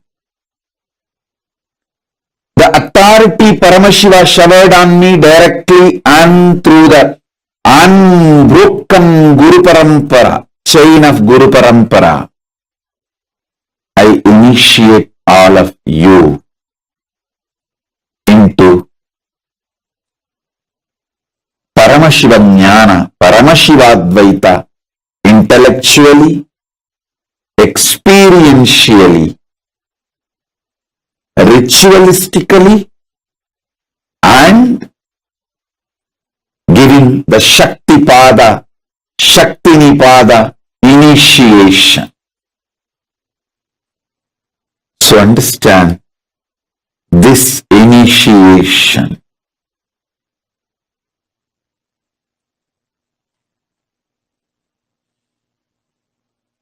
connects you with Paramashiva directly through a proper, unbroken, avichinna, unbroken, authentic Guru Parampara.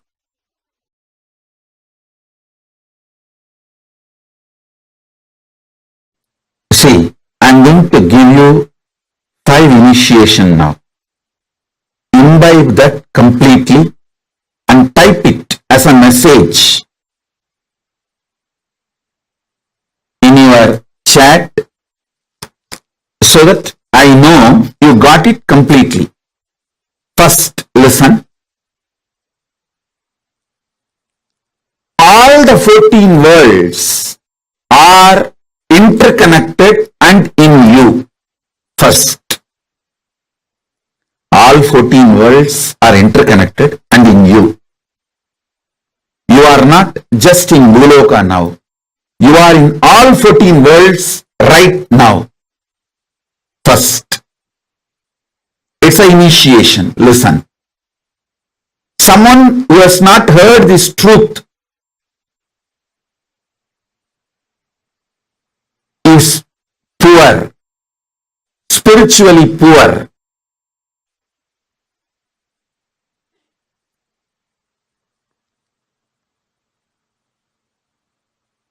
So listen. First initiation. All 14 worlds are interconnected in you right now. First. Second, want to be a leader, head, top in this world, you will naturally want the same in the higher world also. If you want the ultimate Parama in this world, you will want that same Parama in higher world also, in every world. This is second initiation. Listen. This is second initiation. Third,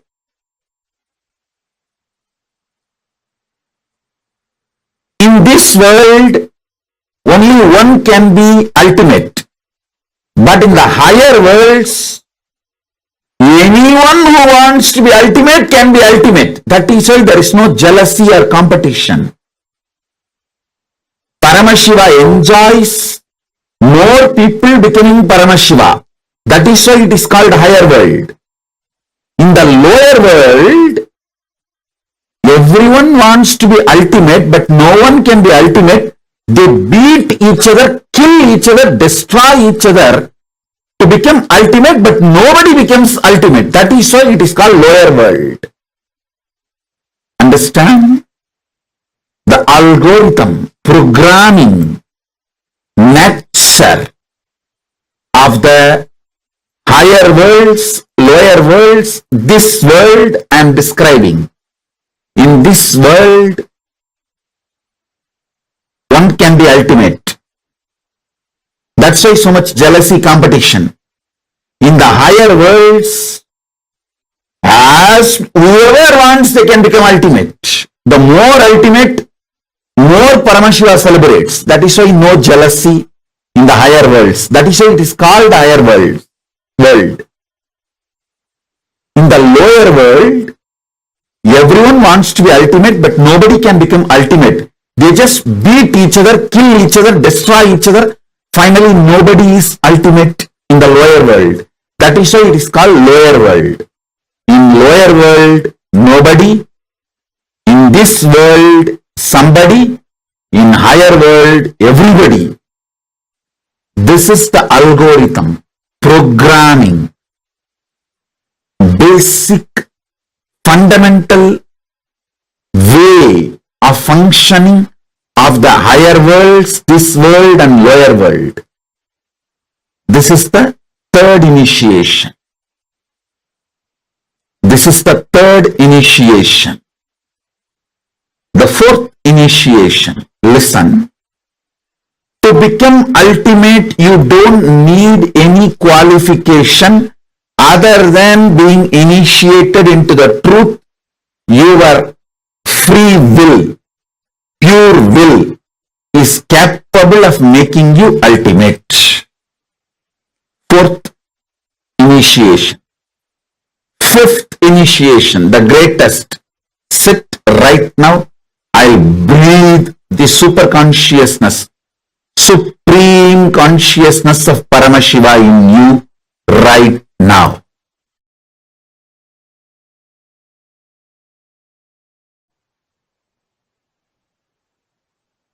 Listen. Normally, when you get a password, mantra, you need to repeat it, master it through your practice.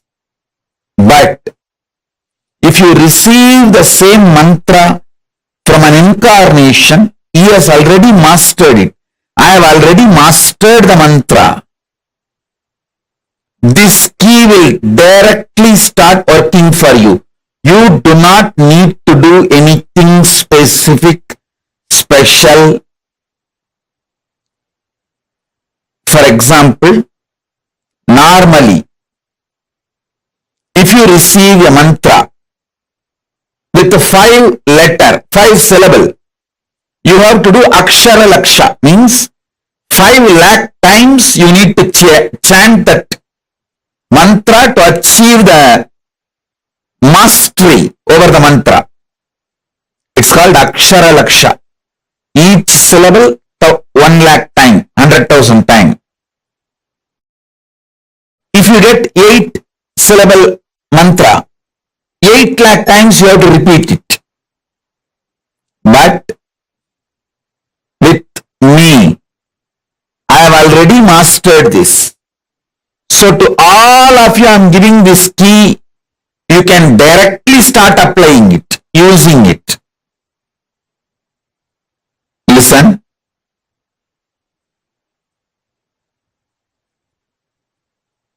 I am going to give you 4 mantras. Gayatri mantra. Then Shiva Dīkṣā, Shiva mantra. Gayatri mantra will open Brahmaloka for you. It will give you access to Parabrahman. Samaya Dīkṣā, Shiva Dīkṣā mantra will give you access to Paramashiva. And I will be giving you Mahavagya, which will give access to me directly. It means which will give access to all gods and all the lokas. So listen. You can use these keys any time you want. Please listen. I am an extremely responsible person. Whether it is some simple headache and physical problem, or grave dangers and crisis, health crisis or business crisis or life crisis or accident, any crisis, use these mantras. I guarantee you I will be there with you. I am the cosmic 911. I will be there immediately to attend, protect, take care, do everything you need. Do not worry. I'll shower you with me. I'll fill you with me.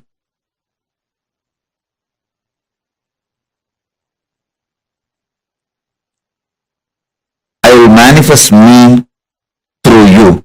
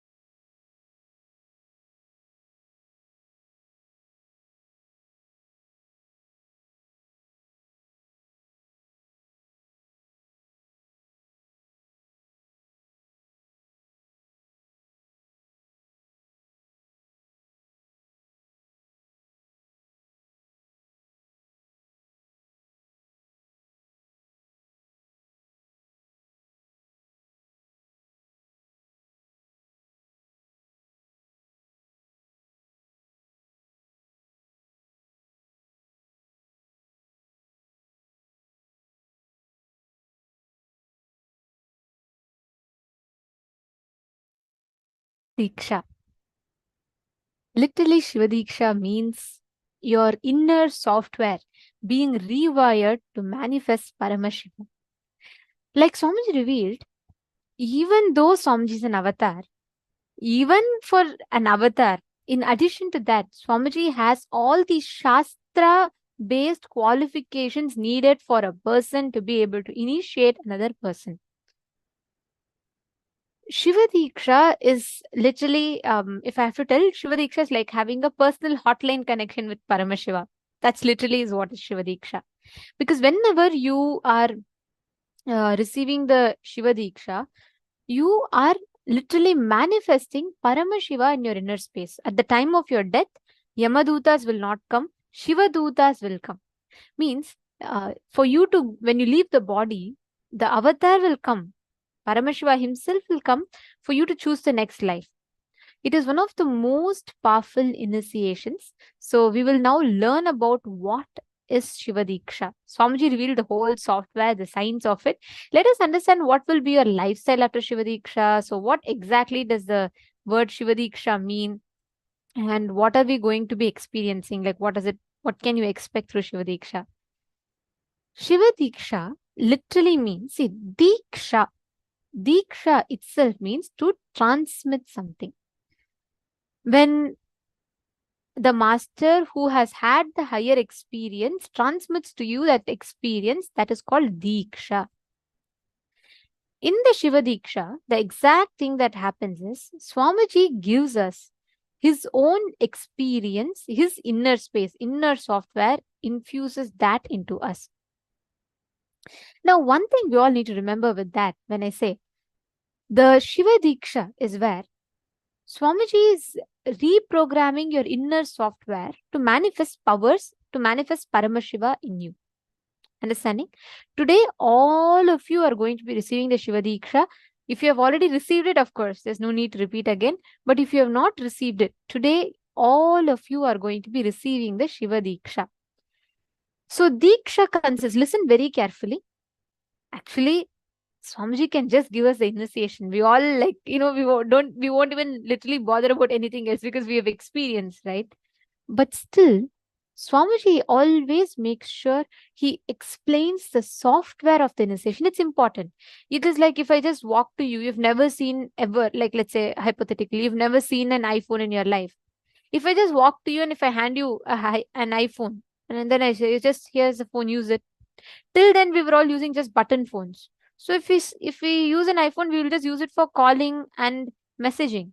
But the whole possibility of what all the phone can do, whether it is taking photographs, internet, all of it we completely do not know. Just because that knowledge is not taught to us. Same way, initiation, when you don't understand the software, initiation will be there, but it's just that you will not use it to the maximum capacity that it can actually be used for. Right? So this initiation, we are going to be understanding the software of the Shiva Dīkṣā.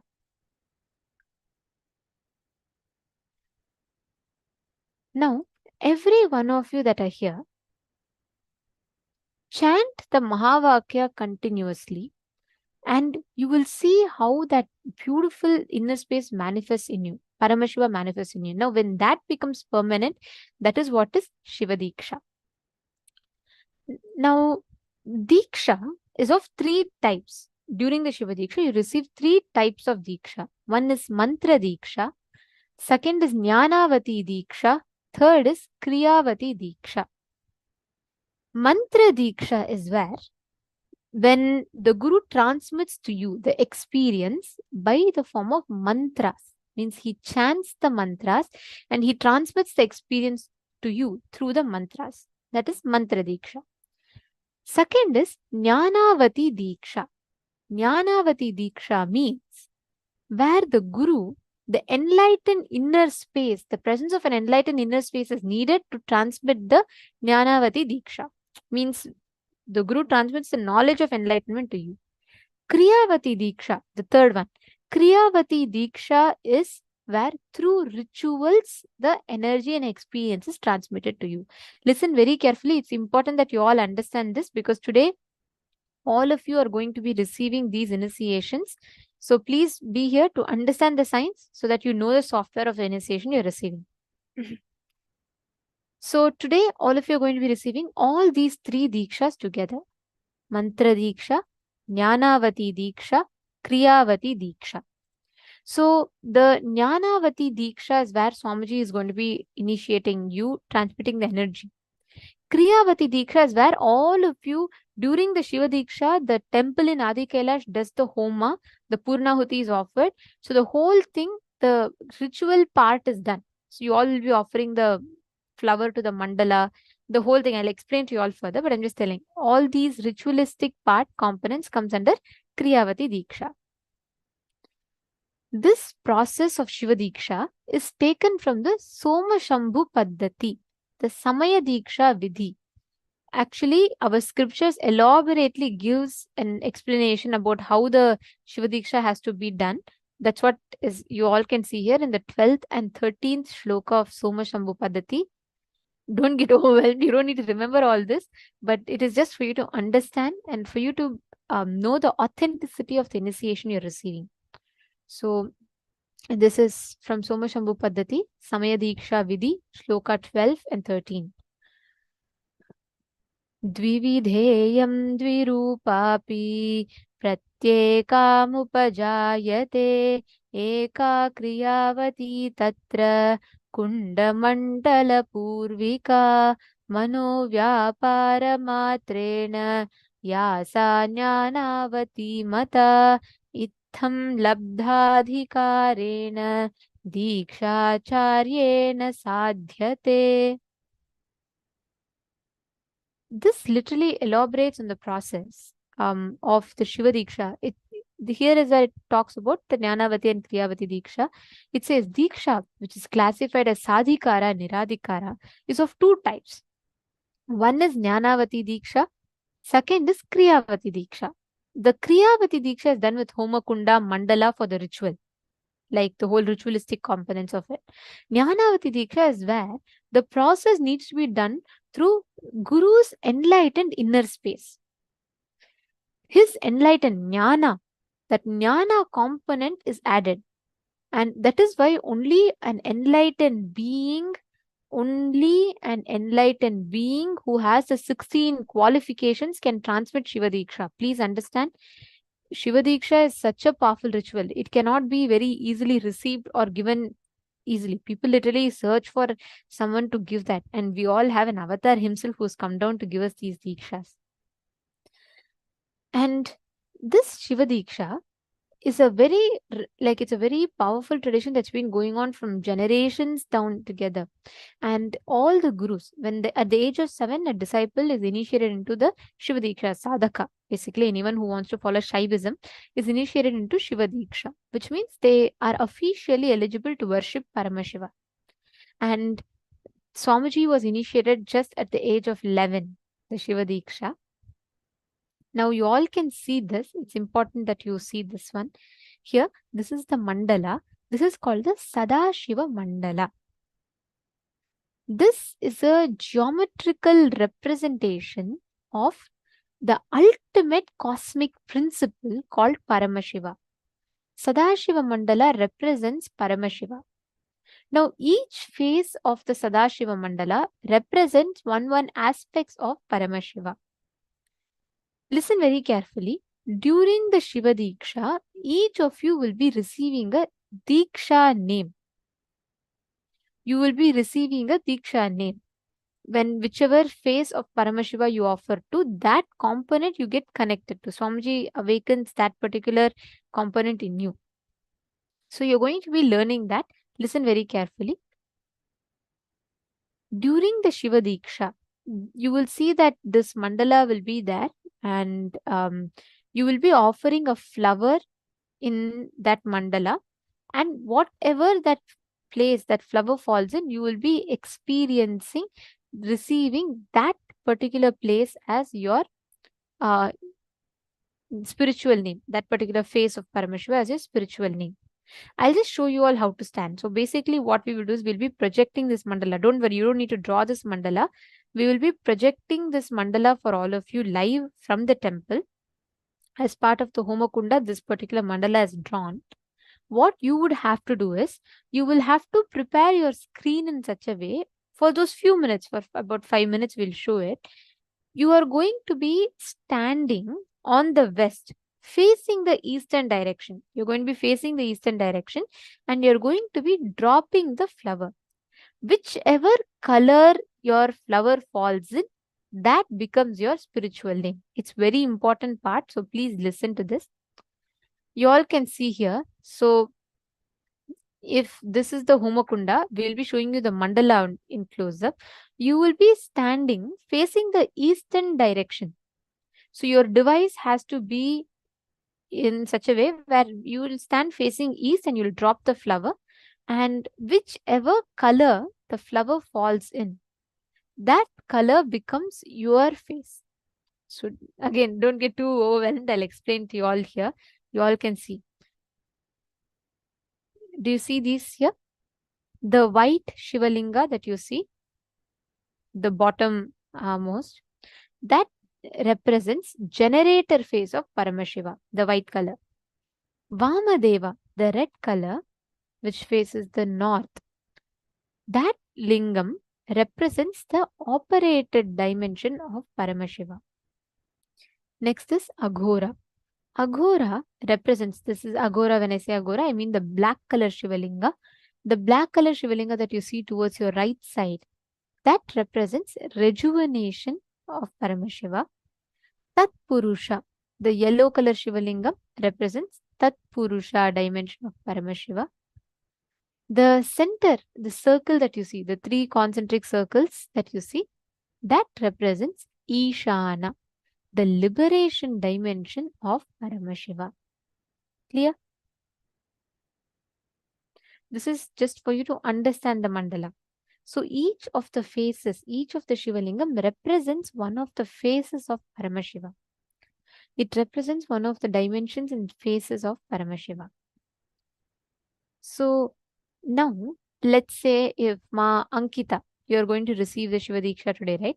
Let's say you drop a flower, okay? And if your flower falls on the red color Shivalingam, your name will be Ankita Vamadeva Shiva Shakti.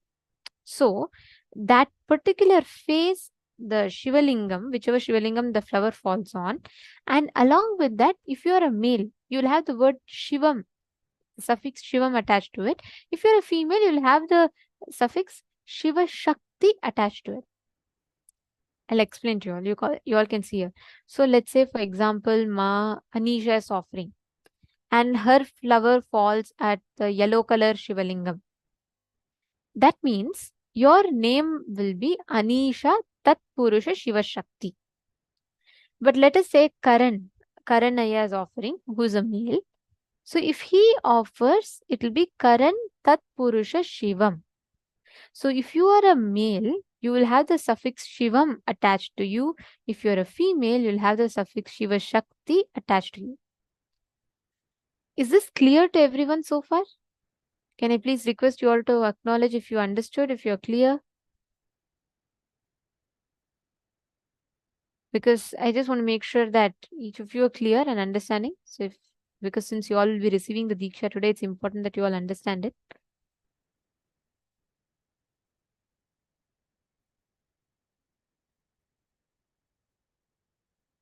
So whichever gender you are and whichever face you offer in, you can't say, hey, you know what? I really like black color. Let me go and put my flower on black color. You should not do that. You should just drop the flower. Automatically, the flower will land in whichever is the face that needs to be awakened in you. So whichever dimension needs to be initiated in you, that's where the flower will automatically fall. So you're not going to go and keep the flower wherever you like. You should not do that. You should just drop the flower, and then Swamiji will be initiating based on whichever place the flower falls in for you. Clear? Now, pertaining to what name, I'm going to be projecting this chart for you all. I request all of you to write this down. So based on whichever place your flower falls in, you will be clear. You will know what are the exact names you will have. So I'm going to be projecting this spiritual name chart. Using this, you can find your spiritual name. And again, once again, just to clarify, this is not the same one as what Swamiji gives. That spiritual name is different. That is the spiritual name which guides you the path. This is just called as the Dīkṣā name. This is not an equivalent to a spiritual name as such.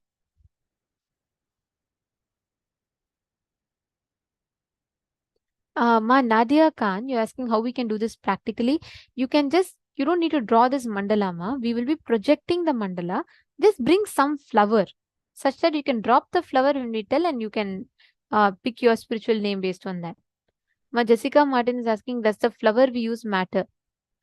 Any flower that can be offered. You should not use fragrance-less flowers for Paramashiva, for the puja. So any flowers with fragrance, you can't use bougainvilleas kind of flowers. So use any flowers that has fragrance, drop it, and you can offer that on the yantra.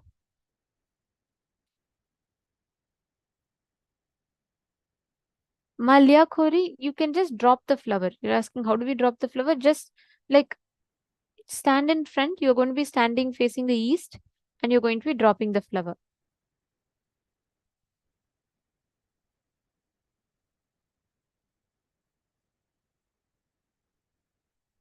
Swati Mudinur, if you don't have a flower now, is it possible for you to get more? Is there any plant or something around? Just one flower. I'm sure somehow we can manifest it. Mauriata, no, you will not change your spiritual name. No, you need not change your spiritual name. This is just in addition to it. See, please understand, this is just a Dīkṣā name. This is not a spiritual name like what Swamiji gives. Like my spiritual name is Ma Nithyanandita. That's my spiritual name.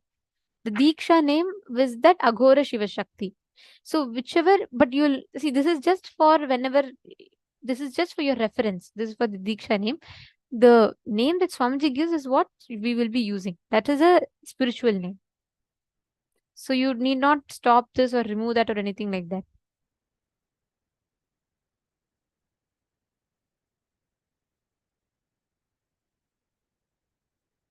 Before you all go to get flowers, can I request all of you to write this chart down so that it's easier for you to identify your name. Please put this chart down.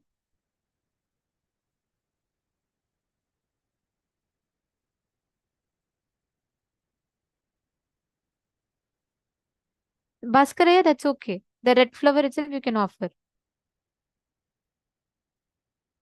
Yes, Geronimo's you already got the name Tatpurusha Shivam, that's good.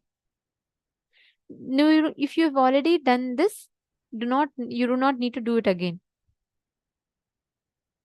Akshay Patel ji, we have Swamiji's Darshan, which will start at about around 6 p.m. New York time. You will get to know when it starts. So, Adrian, bougainvillea is not okay. You should not offer bougainvillea flower.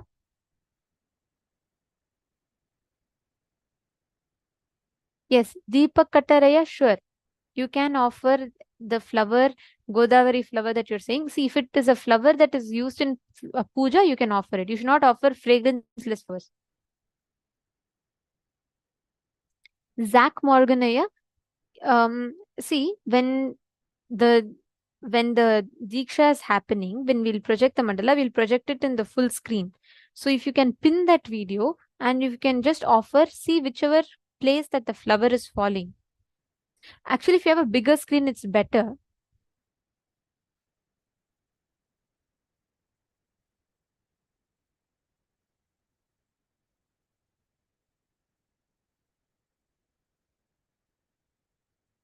Yes, anyone else has any other doubts? Once you all finish writing this down, could you put done in the chat so I can be sure that you're all done? Ma Tanja Devarni, it's there in the table, ma. The north.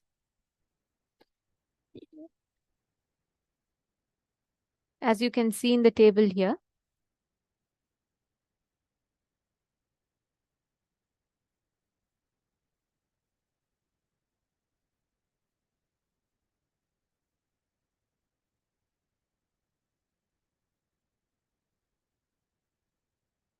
Okay, there are a lot of questions. Firstly, I'll just quickly clarify to everyone. Okay, see the flower part, if you have already done, You would not need to offer again. If you have not done, you will have to offer. Okay. So if you have already received the Shiva Dīkṣā, do not worry about it. If you are receiving the Shiva Dīkṣā for the first time, if you have not received it before, then you can offer the Shiva flower and you can receive the Shiva Dīkṣā again. Okay.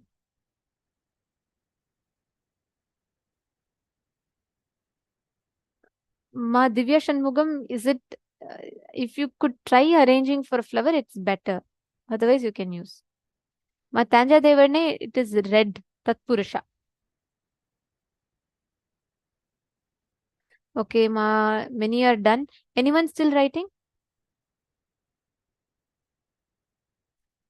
Yes, Ma Ankita, that's right. You're asking if you'll drop the flower on the device. Yes, you should drop it. So let's say, I'll just give you an example. Let's say you have the phone or your tablet.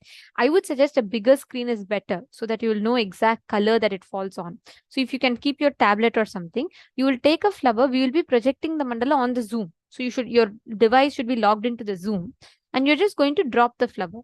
Whichever color that the flower falls in, that becomes your spiritual name.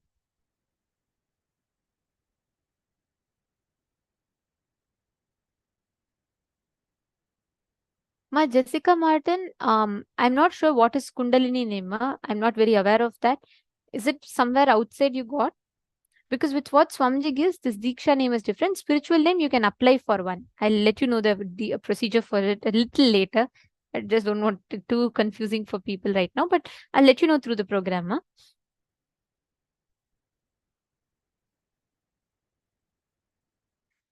Ma Agama Priya is asking, what is the meaning of this name? See, this name as such doesn't have much of a this thing. It is like a Diksha name. It signifies that you have received the Diksha and you have been initiated into Shiva Dīkṣā. Spiritual name, like for example, Agama Priya is your spiritual name, right? Manitya Agama Priyananda is your spiritual name. That signifies your path to enlightenment. That is what Swamiji himself personally gives for each one. Seeing our life's purpose, he gives the name. You're understanding, ma? So, Diksha name as such doesn't hold much. I will not tell it doesn't hold significance. It just signifies that you have received the Diksha and that particular phase of Paramashiva is initiated into you. Okay. So that is a purpose. So you will not really be using that to call yourself like that.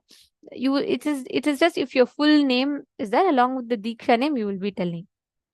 Agama Priyananda is a spiritual name. People can call you with that and you will legally change that into your name. So that's the whole thing.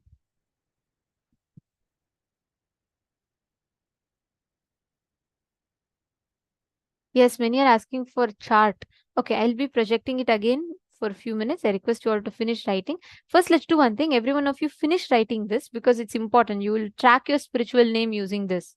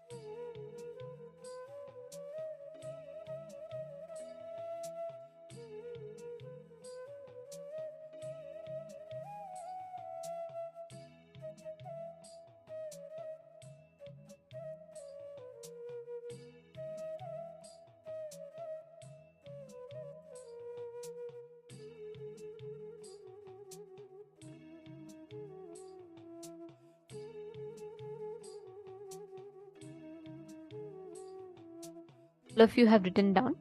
Now let us quickly go over the do's and don'ts of the Shiva Dīkṣā. Now we have had the introduction. We've all understood about Shiva Dīkṣā. We've all understood the spiritual name part. And do not worry about the Kriyavati Dīkṣā, because we will be projecting the mandala's photo to you all. So you can offer on that picture of the mandala. So don't worry about that. Now we request all of you, every one of you, to please listen further. And if you all have questions, don't worry. We will take the questions towards the end of by the end of this session, we'll take the questions. Right now, let's quickly go over understanding the do's and don'ts in the interest of time.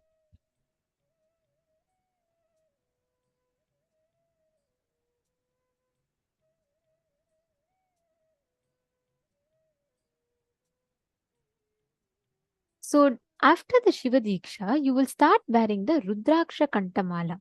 Everyone who receives Shiva Dīkṣā start wearing the Rudraksha Kantamala. This Rudraksha is going to be continuously touching your throat. So what happens is, this Kantamala, as you all can see, this is called a Kantamala. Do you all see this?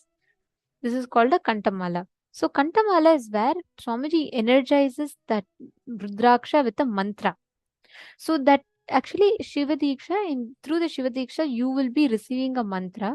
Only a guru can chant that mantra out loud to the disciple, which means you cannot chant that mantra loud to anyone else. You should not transmit that mantra. Only a guru can give the mantra. So that's why I'm not mentioning that mantra, but Swamiji will be initiating all of us into that particular Shiva Dīkṣā mantra, Mula mantra. So that mantra should be continuously chanted from the time you receive Shiva Dīkṣā till your death. That mantra should constantly be chanted. So how this Rudraksha Kantamala works is, this Kantamala is energized with the mantra. So it keeps running inside. So even if you're not talking, let's say you're talking right now and you're not chanting, still the mantra is actually running constantly through the Rudraksha. Whenever you chant, you are energizing the Rudraksha back to continue retaining. So it works like you energize, it runs, and then again you chant every day during puja and give that energize it back, and then it keeps running through the day. That's how the whole thing works. So this will charge each other, both will charge each other constantly. And the Rudraksha will constantly make the mantra rotate in your throat, which means it will constantly be running in your throat. So Kantamala, you can all go to the nearby temple. If you have a Kailasa near you, if you are living around the place where you have a Kailasa located near you, please do visit that Kailasa and you can receive the Kantamala. You all can see all the initiated disciples of Swamiji wear the Kantamala, and you can receive the Kantamala and you can receive the Atma Linga as well. So you can receive both from the nearest Kailasa temple. And the next part of the Shiva Dīkṣā, when you receive the Shiva Dīkṣā, is Yagnopavita. All the male bodies during the Shiva Dīkṣā receive the sacred thread, Upanayanam, Yagnopavita, and female bodies will receive during the Vishesha Dīkṣā, which we will be explaining. Now, a very quick do's and don'ts of the Shiva Dīkṣā.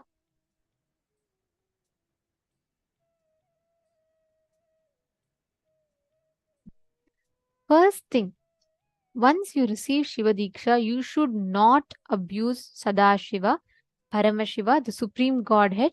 You should not abuse the words of Paramashiva, the Vedas and Agamas. You should not abuse the Guru who gives you the Dīkṣā. You should not abuse anyone else who has received the Dīkṣā from the Guru. You should not abuse anyone who is a Shiva Dīkṣā, who has received the Shiva Dīkṣā. You should not abuse the other sadhakas, the other people who practice this. You should not cross the shadow of Shiva Lingam. You should not eat the food kept aside or offered to the Chandikeshwara. Actually, Chandikeshwara, you will notice in all the Paramashiva's temples, there will be a Chandikeshwara. So you should not cross the shadow of Chandikeshwara. You should not eat the food kept aside for Chandikeshwara. And you should not remove the Kantamala or Yagnopavita from your body. So these are the few do's and don'ts. So this is very simple, and there are no other particular lifestyle changes as such, but this is a very, very powerful Diksha. So to all of you that are receiving the Shiva Dīkṣā today, whoever is receiving the Shiva Dīkṣā today, we will be showing you all the link now. Please do make sure you're going and signing up, because only once after you sign up, you're considered as initiated. So please sign up. I'll be projecting the form to all of you now. The initiation itself will be happening during the darshan. Swamiji himself will be initiating today. The initiation will be, it's a live initiation. Swamiji is going to be coming live and initiating us. You don't need to do anything else for this for now. Just be here, participate in the session, understand it. Okay, Mahagama Prayers asked, what is the meaning of this name? Okay. So now I hope all of you are understanding what we are receiving. And this Shiva Dīkṣā is extremely powerful. It'll directly impact your consciousness, how you cognize you. So take a few minutes. If you have not yet received the Shiva Dīkṣā, take a few minutes and sign up for it. We're now going to be projecting the link.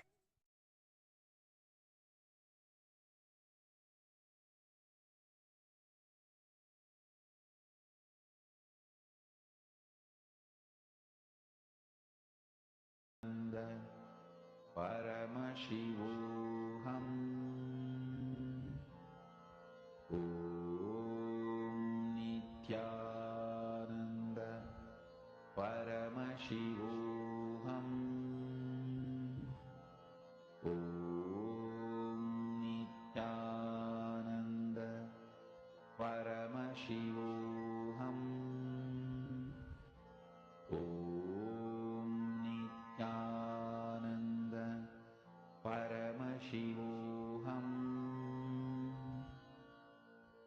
Om Nithyananda Paramashivoham. Om Nithyananda Paramashivoham. Om Nithyananda Paramashivoham. Om Nithyananda Paramashivoham. Om Nithyananda Paramashivoham.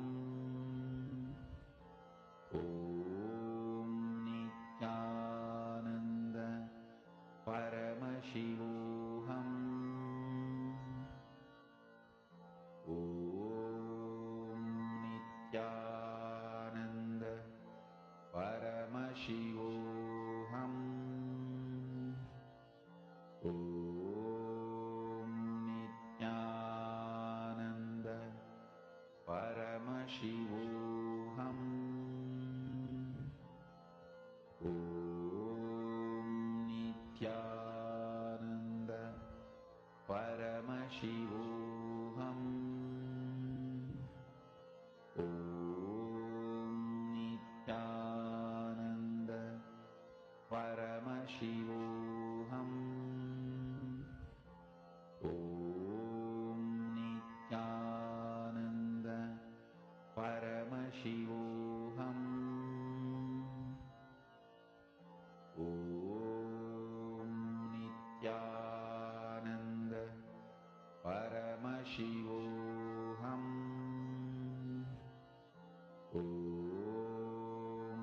Nithyananda Paramashivoham. Om Nithyananda Paramashivoham. Om Nithyananda Paramashivoham. Om Nithyananda Paramashivoham. Om Nithyananda Paramashivoham. Om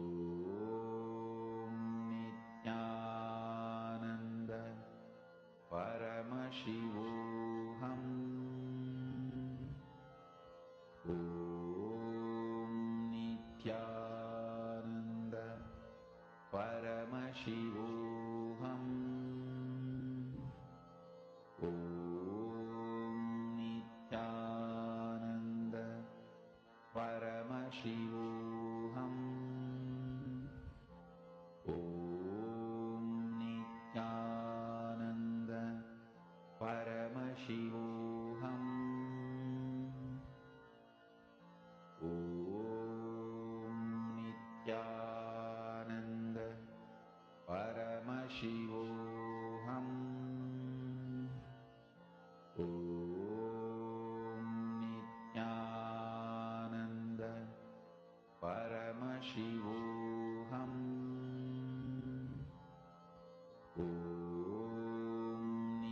So, hope all of you have received answers to your questions, and whoever needs to sign up, please do sign up. Do not miss. Now, we are nearing the darshan soon. It's just around the corner. It will be starting in some time. Now, we're going to be entering into one of the most important sessions of the day today, which is third eye. Understanding the science of third eye. What is third eye? And what is the science behind third eye? And we will be learning about how you can manifest third eye. Let us listen to the revelations now.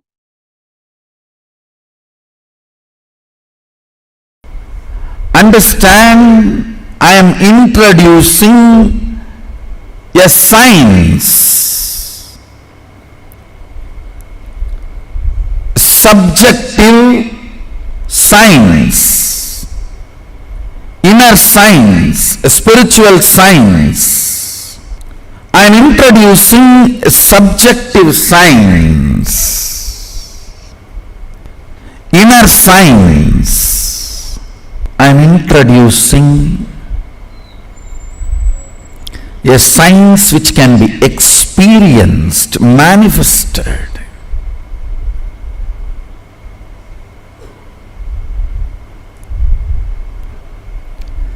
Understand, this power which can be experienced and manifested can be converted into any form of currency you want. Health,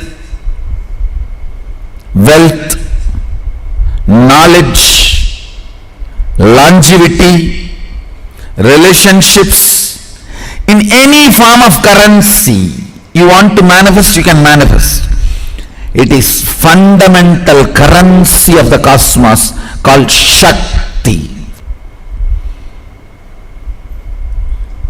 Once you start manifesting that Adi Shakti, the source of powers in you, you can manifest health, you can manifest wealth, you can manifest powers, you can manifest relationships, you can manifest anything you want. It is all about just increasing the frequency of the power vibrating in you, reverberating in you, clarity in you.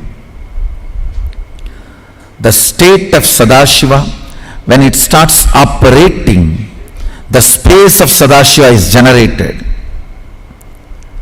And when it starts manifesting, powers of Sadashiva starts manifesting.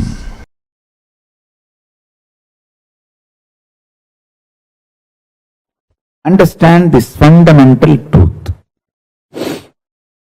Your thought currents, the thought currents which you encouraged by cherishing them, and the thought currents you made it into reality by supporting it with your action or inaction. For example, you want to do puja. If you do puja, if you do the action called puja, that thought current will become powerful. You want to be in depression. If you don't do anything, that thought current will become powerful.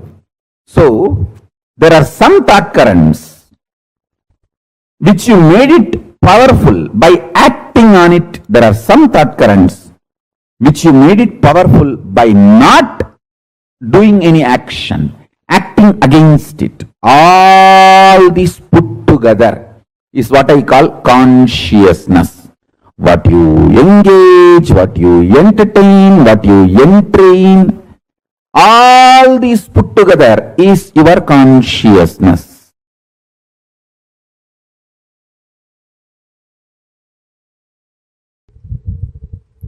manifesting the powers means what you think as extraordinary because of your wrong bringing up. Understand? Absolutely. What you think as extraordinary because of your wrong bringing up. What you think you have been told as a common standard, breaking that and manifesting the absolute as it is through your body and mind is manifesting powers. Understand? The first myth you need to break, what has been wrongly taught to you. After all, people who taught you till now are human beings. Forgive them.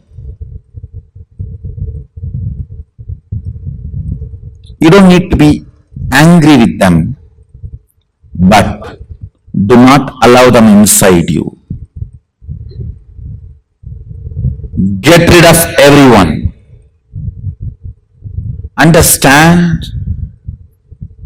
Unless you break the standards they taught you, you are not going to have a superconscious breakthrough. Superconscious breakthrough means breaking all the standards you have been taught.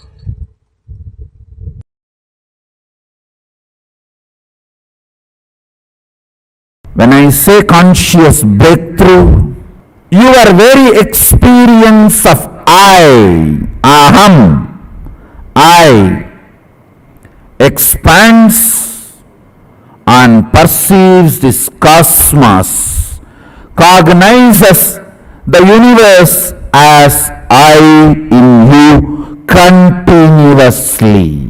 The good news I have is you are capable. The great news I have, you don't need to do anything, I'll do it for you. What is superconscious breakthrough? What is Kundalini awakening?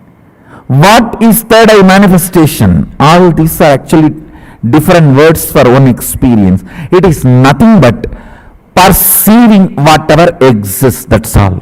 120 vision, 120 degree vision is 2I, the individual I, consciousness, 360 degree vision, perceiving everything, whatever exists, cognizing it. That is what is third eye awakening. Understand, person with 2 eyes is permanently blindfolded. If it is just 2 eyes, you are partially blind. Conscious breakthrough means, I am using this word conscious breakthrough, superconscious breakthrough, to mean giving you the cognition of existence, larger vision. When I say vision, I don't mean just only the ability to see, ability to reverberate, ability to vibrate, ability to perceive, ability to experience. Understand? At the age of 12, when I had that enlightenment experience, it is not that I only started seeing 360 degree. I was able to perceive me in them and all that exists in me. How alive you feel inside your skin. The same intensity of life, aliveness, I experienced in whatever exists. Whatever exists in me me in whatever exists. Understand? This is what I call superconscious breakthrough. Conscious breakthrough.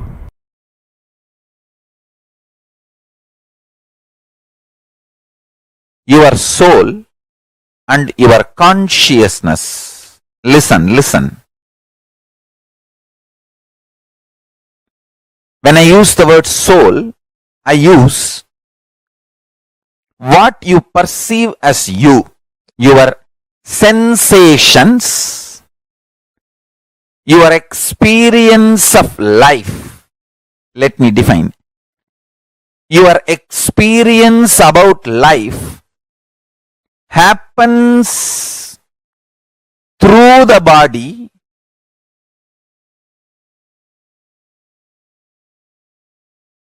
but not just the body.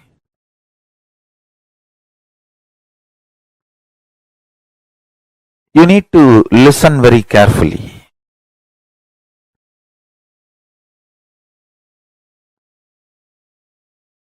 Your soul, individual soul.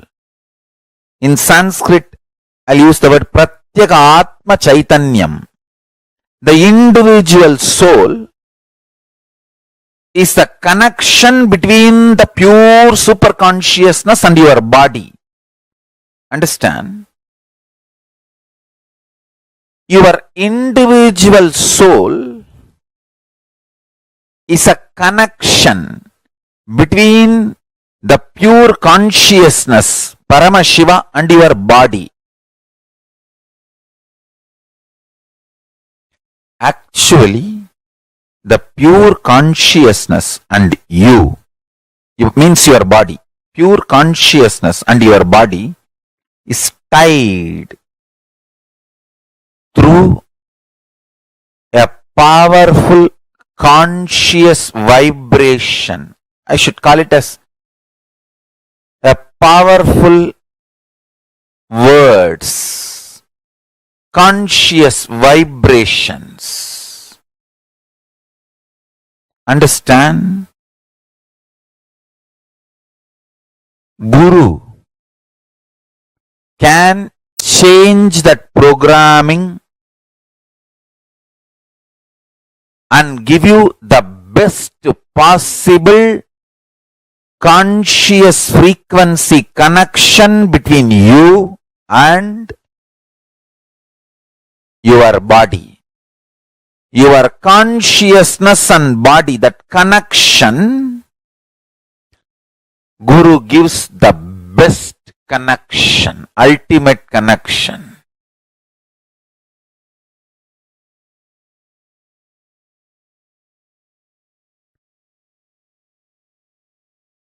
Understand?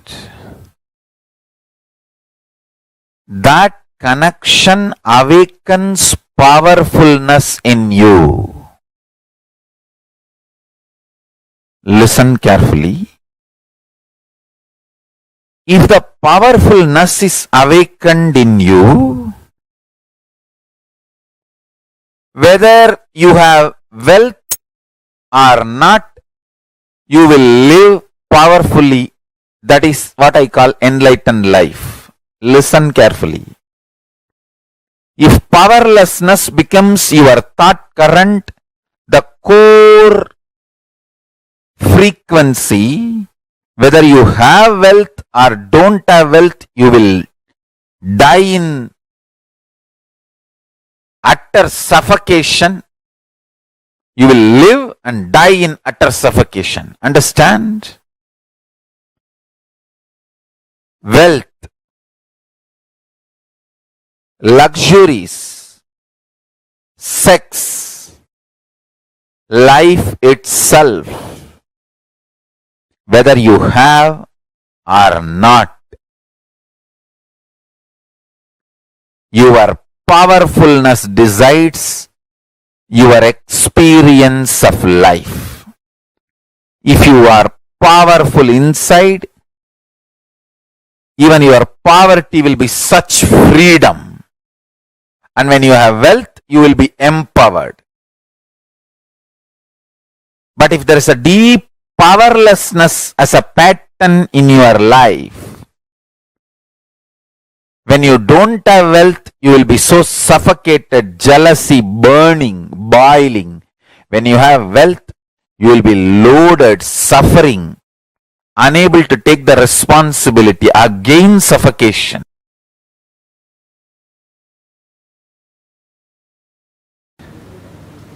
So the first thing power manifestation needs is Shaktipada.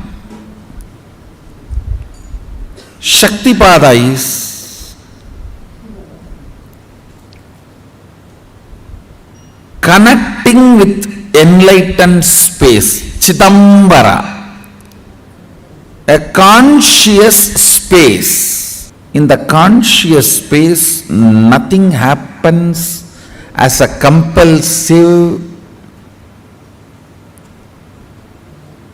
thought pattern or unconscious flow current. Listen carefully.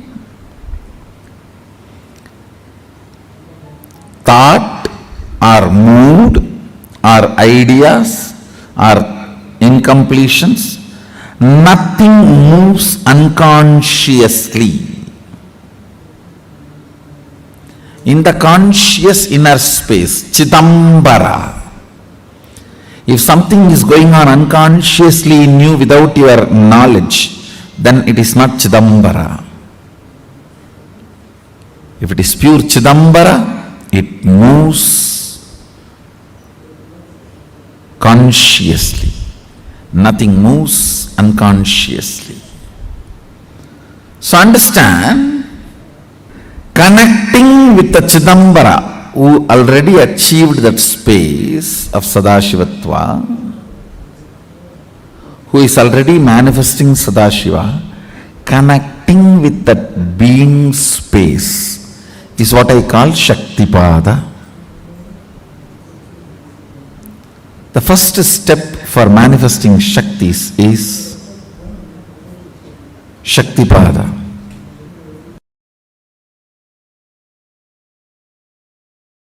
Let me give an introduction about what is Shaktipada process. Please understand.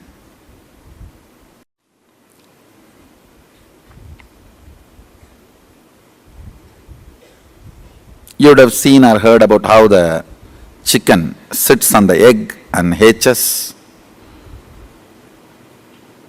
Of course, in the modern countries, this does not happen. Machine sits on the egg and or egg sits on the machine. In those days, originally when hens and chicken were getting produced on the planet Earth, the hen used to sit on the chicken and hen used to sit on the egg and the chicken will come out of the egg.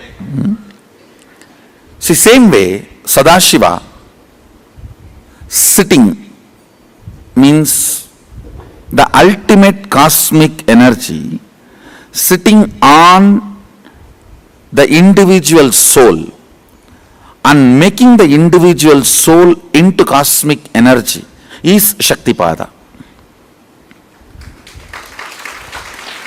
Hen sitting on the egg and making the chicken happen, same way.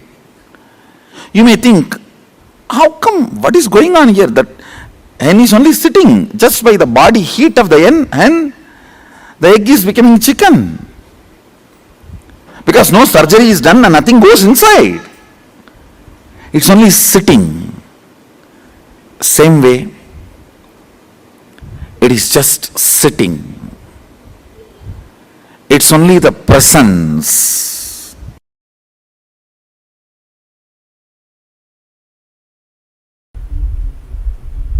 Listen. Part of you exists in your body. Part of you exists in your mind as thought currents, cherished thought currents. Understand? World has all types of thought currents. Thought currents of love, thought currents of lust, thought currents of anger, thought currents of violence, thought currents of serving, thought currents of stealing, all thought currents exist. What kind of a thought current you want, you attract that. What kind of a thought current you enjoy, you attract that. As I said yesterday, your cognition is like a broomstick. The sticks you like, you collect all that and keep it together and tie. With your identification, I.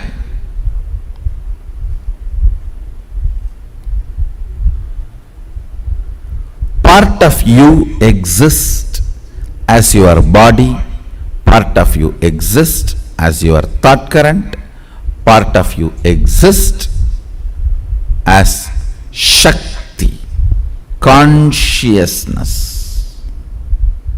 Listen, that part of you which exists as Shakti, I am rekindling it, awakening it, so it takes over your body part and mind part. Listen, making your conscious part take over your body part and mind part.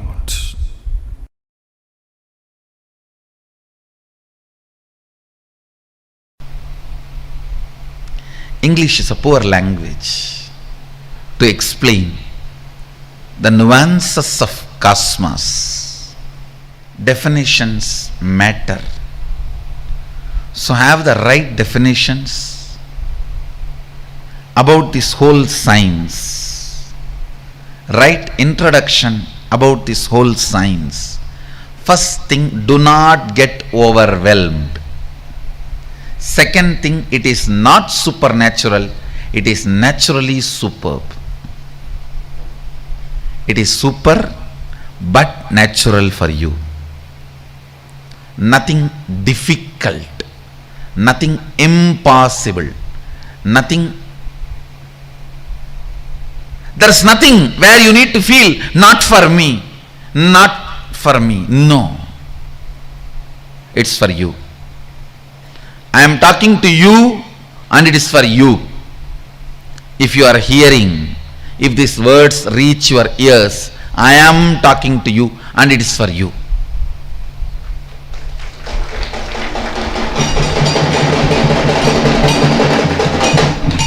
It's a simple, very simple science. All you need to do is detoxify the intra-organ, the physiological organ called third eye, then detoxify the psychological mental setup you are carrying, incompletions you are carrying, and simply physically it manifests, third eye manifests as reality.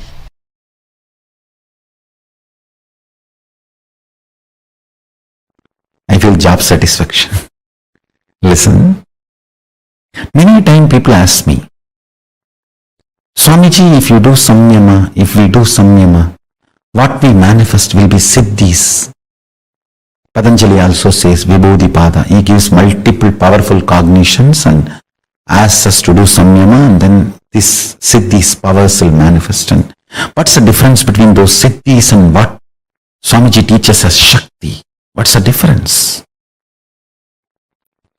Please understand, the system Paramashiva is sharing with you all through this body, through me.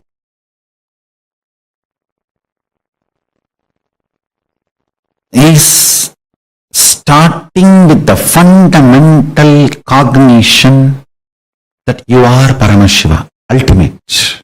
Normally when you practice the Patanjali system, your unmanifest decides you are a man and you have to move towards God. So that is the fundamental cognition with which you develop powerful cognitions, you do pratyahara, dharana, dhyana, samadhi, samyama and manifest powers. Here, the system Paramashiva is revealing through me, the whole foundation is different. Here the foundation is you are Paramashiva, understand? Your unmanifest recognizes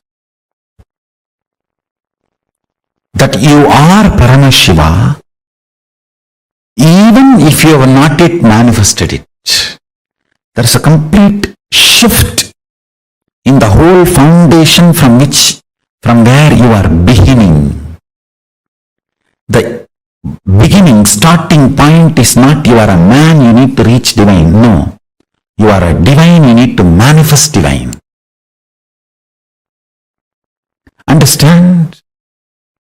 That is why what Paramashiva is revealing through this body and through this system, through this methodology, any samyama you do on powerful cognitions, you manifest only shaktis, powers, not siddhis.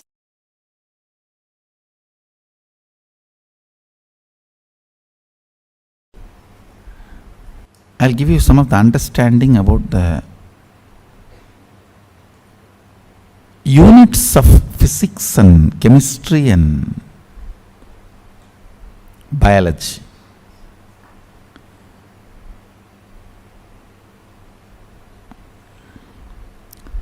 Unit of the chemistry in you, I'm talking about as far as power manifestation is concerned. Biology is your biomemory. When you add powerful cognitions, the actions and reactions happen is chemistry. And what you manifest is physics. Powers. Or powerlessness, whatever.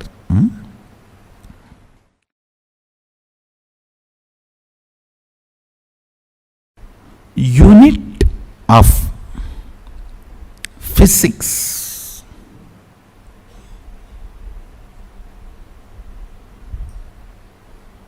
is power or powerlessness. That's all. Only these two unit. Any happening is only these two. Deva, Asura, that's all. Nothing else.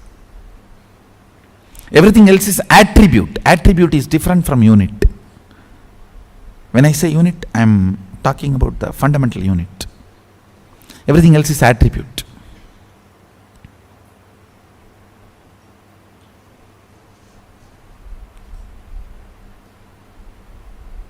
Same way in chemistry, pain and pleasure, only these two are unit. Everything else is attribute. All experience, action and reaction is only pain or pleasure, that's all. That is why the day I was telling that don't invite pain but don't hate pain, because pain grows the roots in you which you can never grow by just joy. It brings certain kind of a depth in you which you cannot get it just by joy.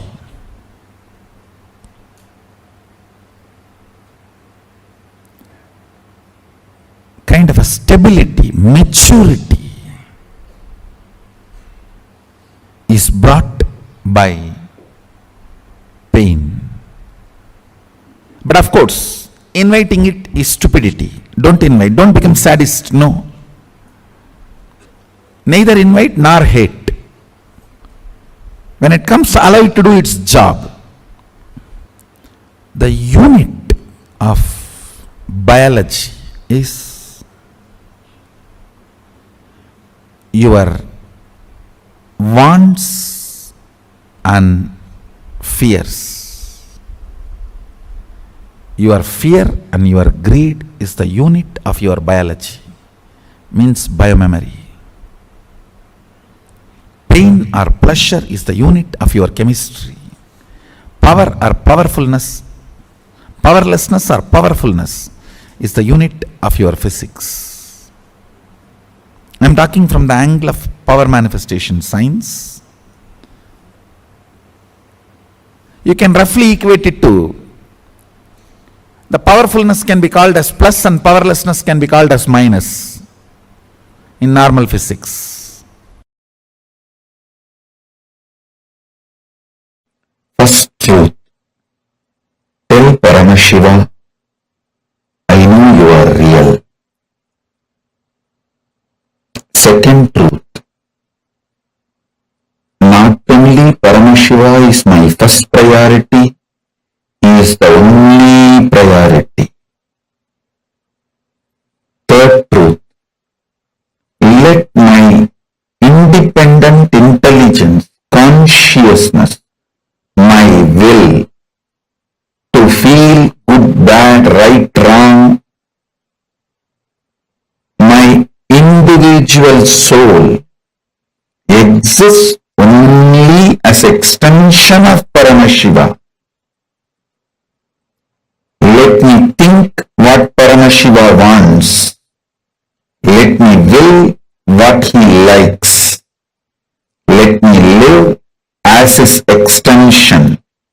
Whatever is good as per Paramashiva, let that be good in me.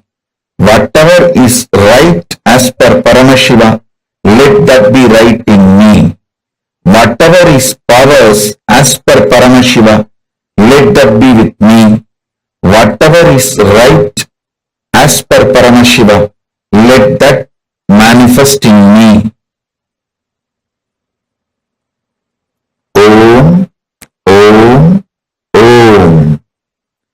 Paramashiva is not just my first priority, he is my only priority. The Lord of all these multiverses, the ultimate of this universe, cosmos.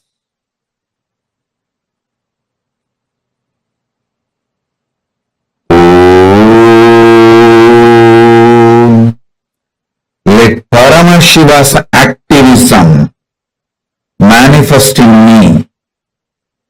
Let me breathe only the way he wants. Let me think only the way he wants. Let me live only the way he wants. Let me desire only the things he wants. Let me enjoy only the things Paramashiva wants. Let me live only the way Paramashiva wants. Let me manifest only what Paramashiva wants. Let me attract only what Paramashiva wants. Let the activism as defined by Paramashiva manifest in me. Let intelligence as Paramashiva wants happen in me. Let wealth as Paramashiva defined happen in me. Let life as Paramashiva defined happen in me. Let health as per Paramashiva happen in me. Let breathing happen as per Paramashiva in me. Paramashiva is the only priority. Om.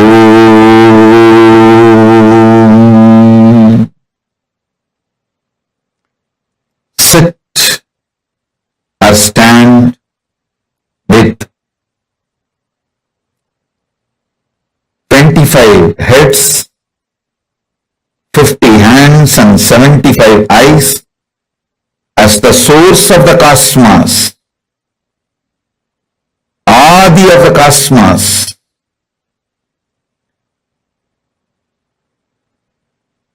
Be in the state of Shuddhadvaita, physically, mentally, emotionally, metaphysically, consciously, superconsciously.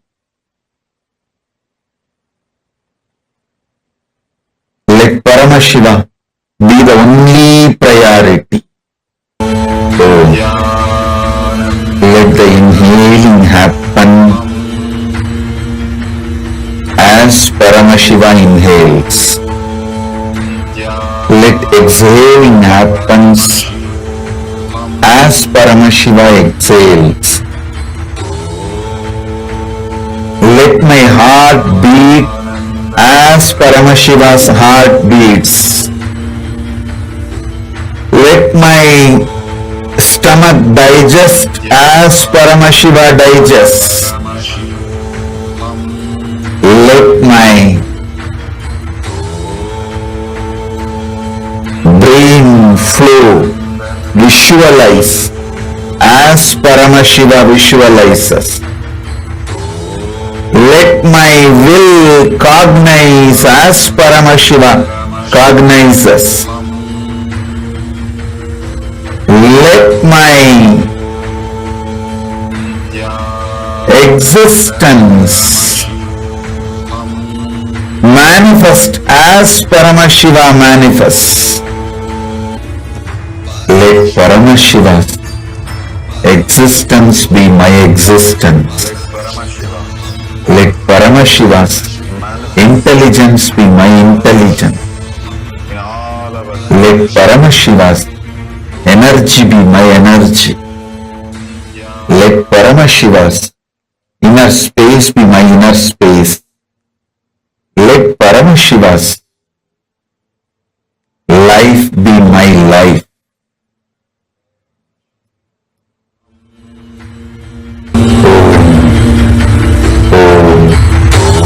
Mama Sankalpam Paramashiva Sankalpamastu.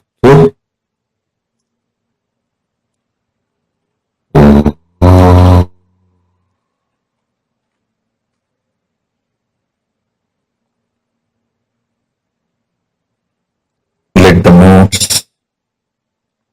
mood swings, mind, life, knowledge, everything happen as per Paramashiva into the being.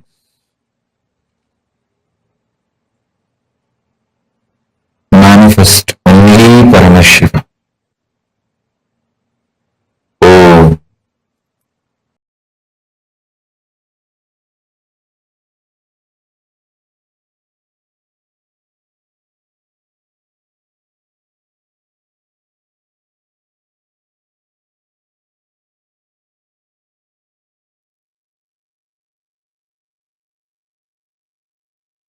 Swamiji just revealed to all of us about the science of power manifestation.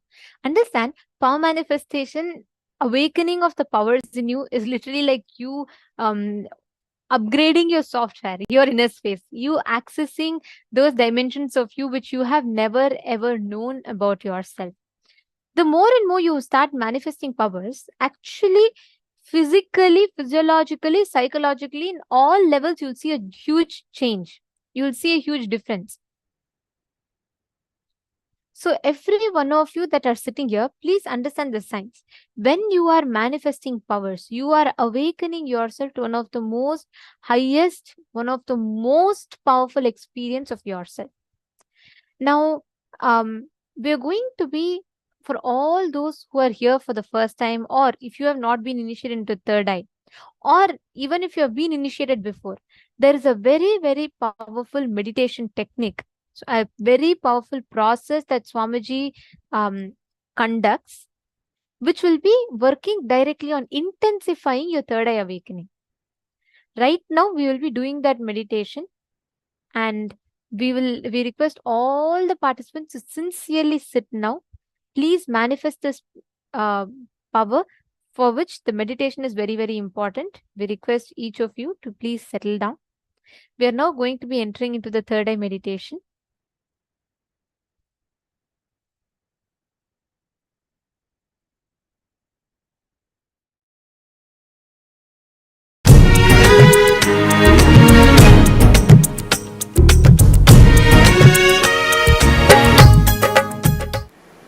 I welcome all of you with my love and respects.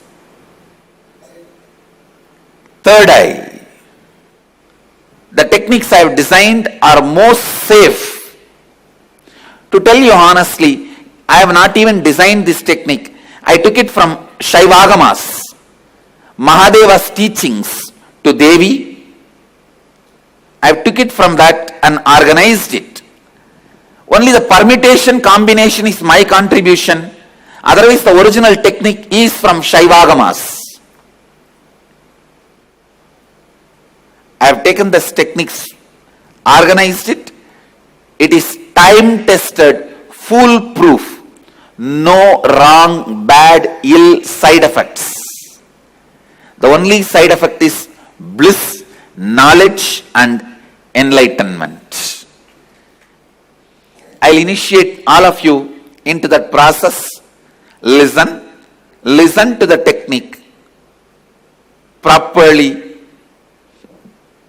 Now, this technique is a two-part. First part, with your open eyes, start visualizing the center of your forehead, means where I have the kumkum, the red dot. Center of that spot in you, means your third eye, is open. Your third eye is open. You are looking through the third eye. First few minutes it will be little difficult, but you will catch it within 4-5 minutes. Let your eyes be open, but look through your third eye. See, visualize, feel you are looking through your third eye. Second step, close your eyes. Visualize the intense golden light is entering into your being and functioning on your third eye, actively getting centered on your third eye. Please understand. The first step is visualizing. You are looking through your third eye, and now my third eye photograph will be projected. Look into my third eye. Look through your third eye to my third eye. First step. Second step, close your eyes and visualize intense light. Golden light is entering into your body from above, the sky, entering into your head and getting centered, functioning, active on your third eye. I'll guide you step by step.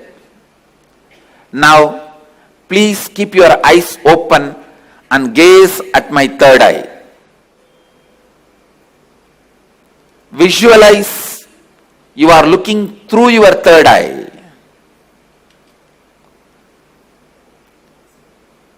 Between your eyebrows, there is a red color hole. Visualize you have a red color hole between your eyebrows. And intensely look at my third eye.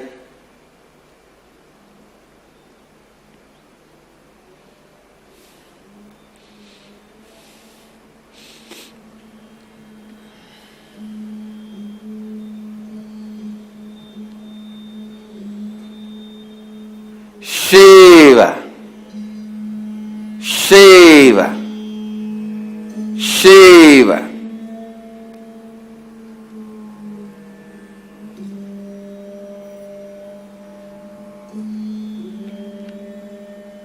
Shiva. Your eyes can be open, but visualize you are looking through the third eye.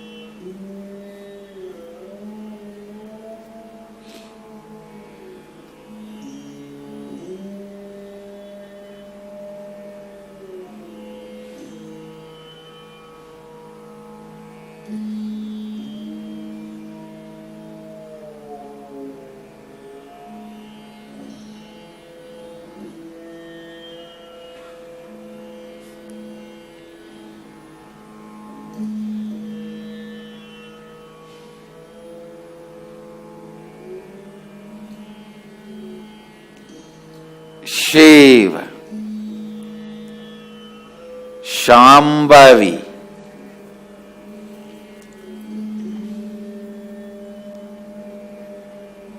Om, Hreem, Kundalini, Kula Kundalini,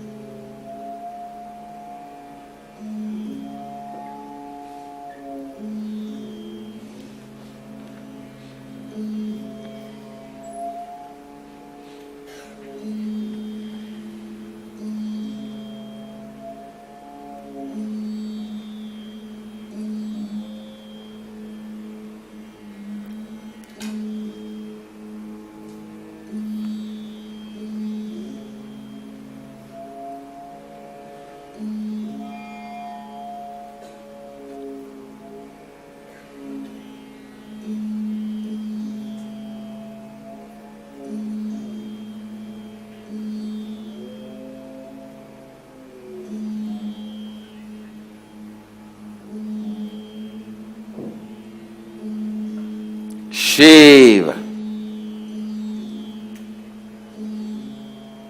Now, close your eyes. Visualize the heavy white light, golden light is landing on your head from the cosmos and getting activated and centered on your third eye. Close your eyes and visualize the energy entering through your head and getting activated and centered on your third eye. Shiva, Kundalini, Kula Kundalini, Shambhavi, Shankari, Shiva, Shiva, Shiva, Banashankari, Banashankari.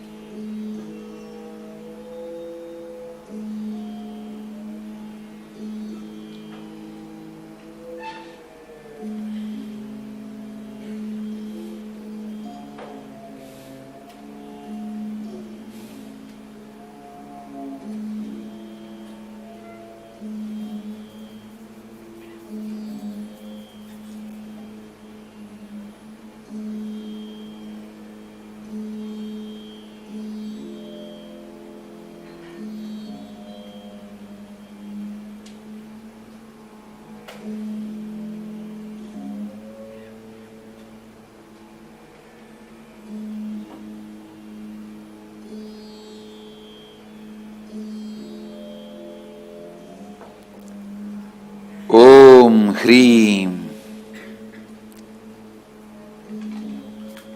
sa ka ha la hreem. Ha sa ka la hreem. Ka ye yi. Shiva.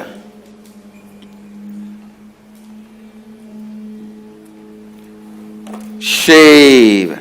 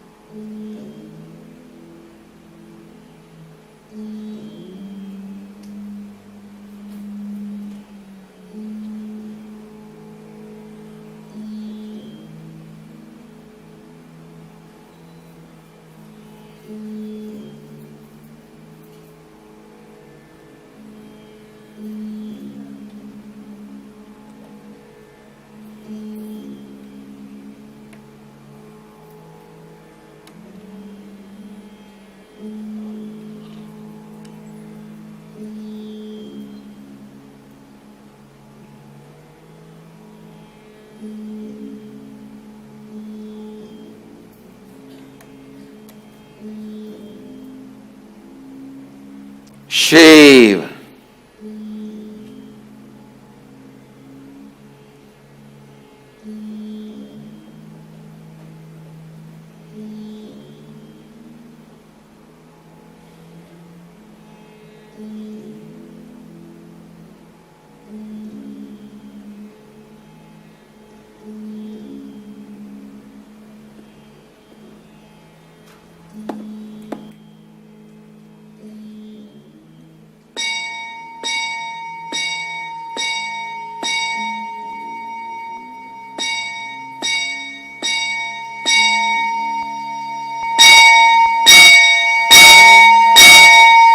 Shiva.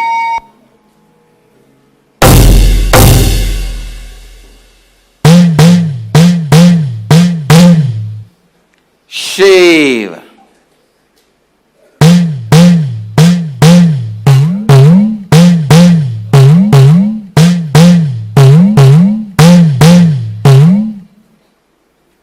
Shiva.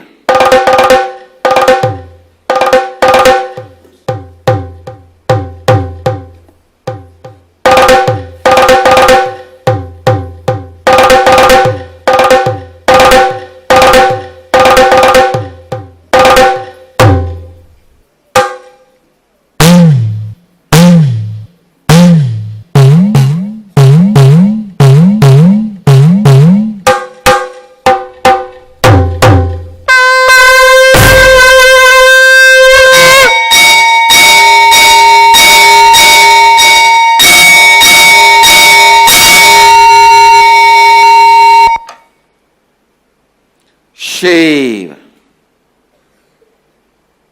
Shiva. Shiva. Shambhavi. Bhairavi.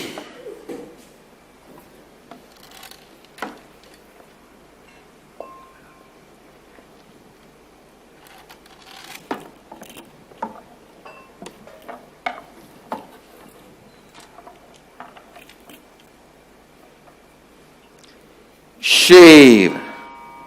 Shiva. Shiva. Now, again, you can open your eyes and gaze at my third eye through your third eye. Look through your third eye to my third eye. Shiva. Om. Hreem. Shivo.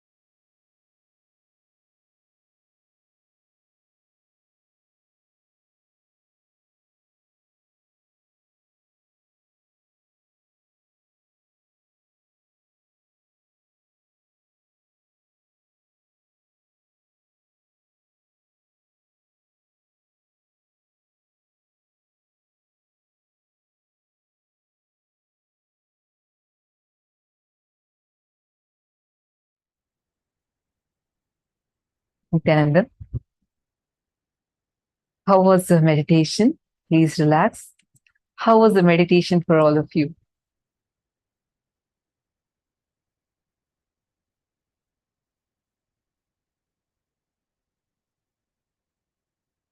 Samantha D. Andre are asking, what did it mean about not crossing the flowers?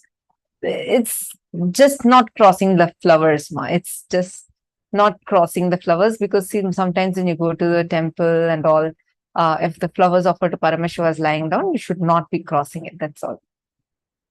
I really enjoyed it. It was good. Very powerful.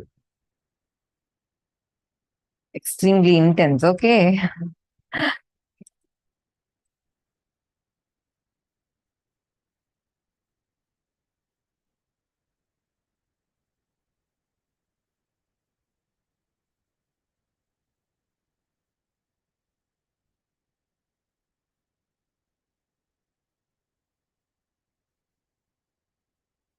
So now all of you are having your third eye. Actually, during the initiation, Swamiji will be awakening your third eye.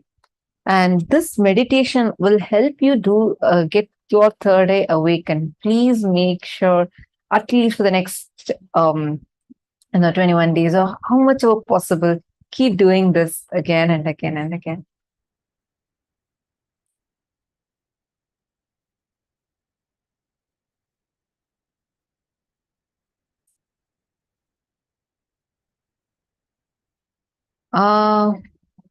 Ma Virupaksha, is that question from you or someone else asked you this question? Can we have the link to this meditation, please? Sure.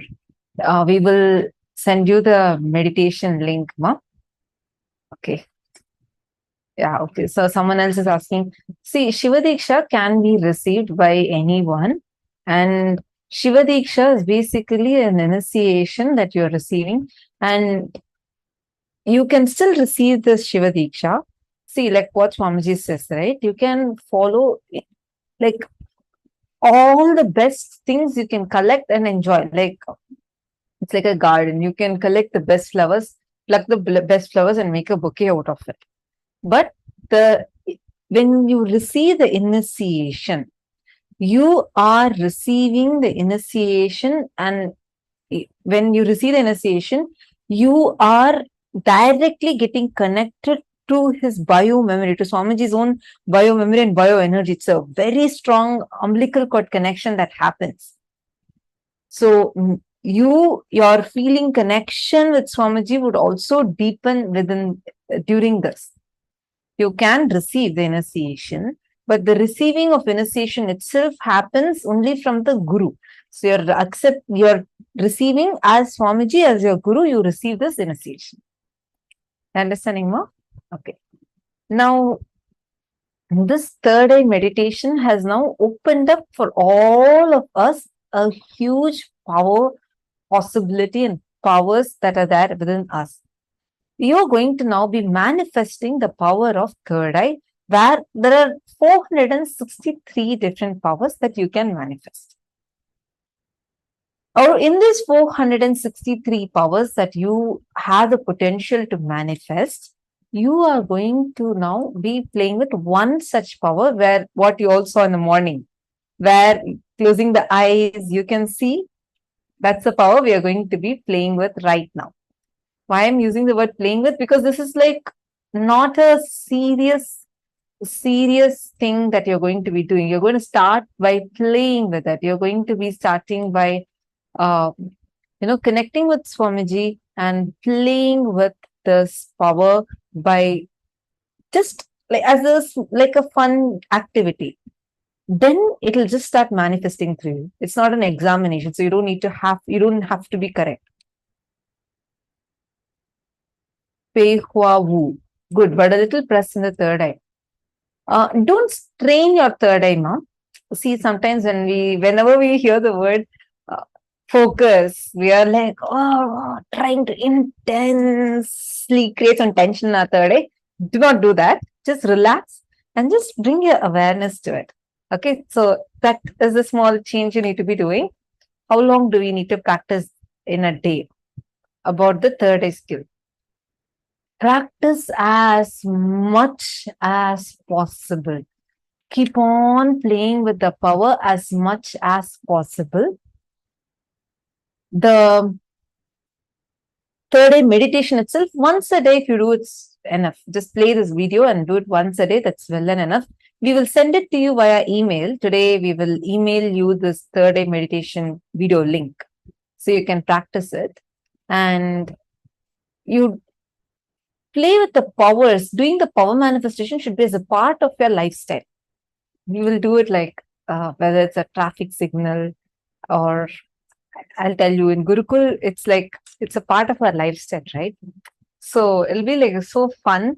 How we will have it is even simple things in the classroom. The teacher is giving us a chapter, like we're studying a chapter, and they will give tests and play games with this third eye. So the powers of third eye, you should be using it as a part of your everyday lifestyle. To sit and dedicatedly to at least spend 21 minutes to 42 minutes in your day. That will really help you to improvise your power manifestation ability. Just come sit. We are having the programs anyways running. You could come and sit and participate in the programs power manifestation sessions. Shall we all do a quick round of third eye reading now? Listen, how exactly you're going to be manifesting, right?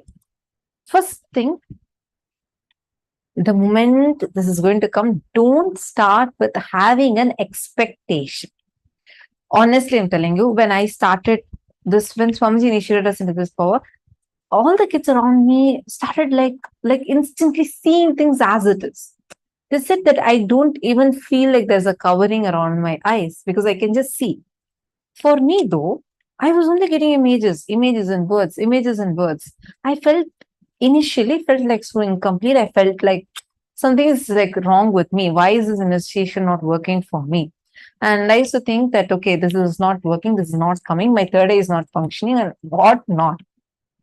I understood later that because I started cherishing that, I did not let the manifestation happen, even though I'll be able to, like once when I was practicing, my friend was holding a book.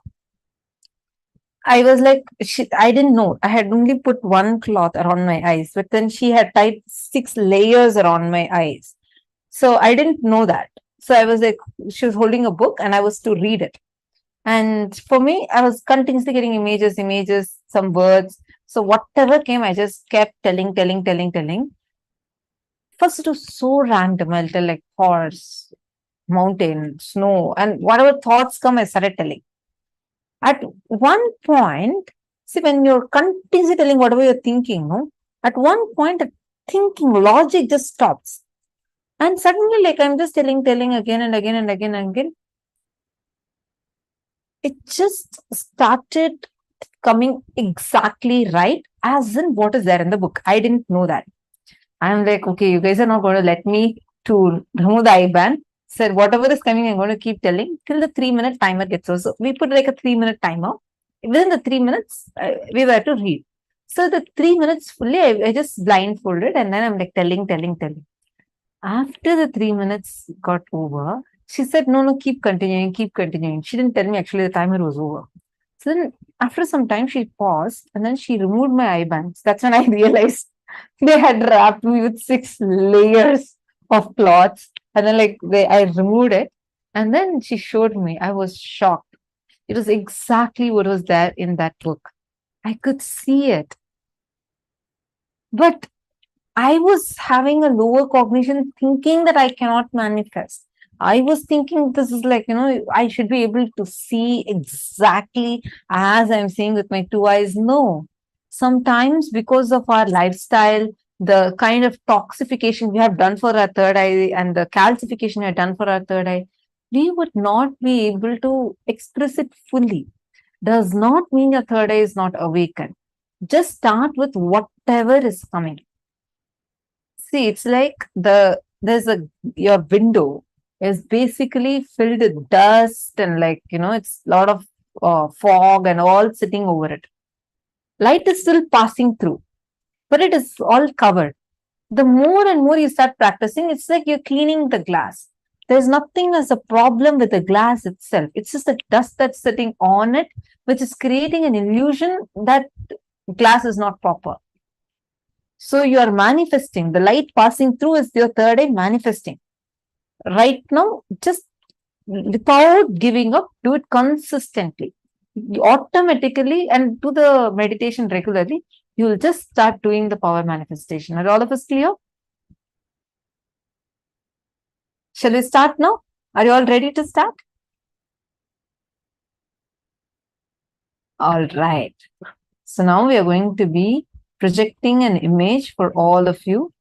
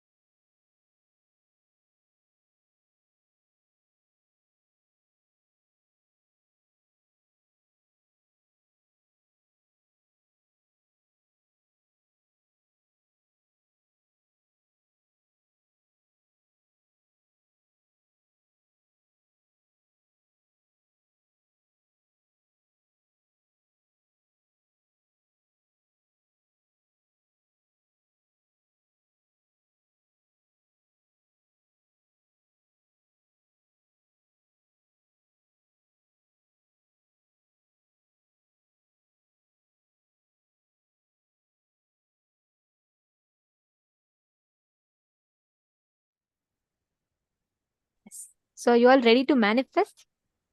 Are you all excited? Shall we enter into the power manifestation? See, throughout this program, after every powerful cognition you learn, like we listen to Swamiji revealing different powerful cognitions, right?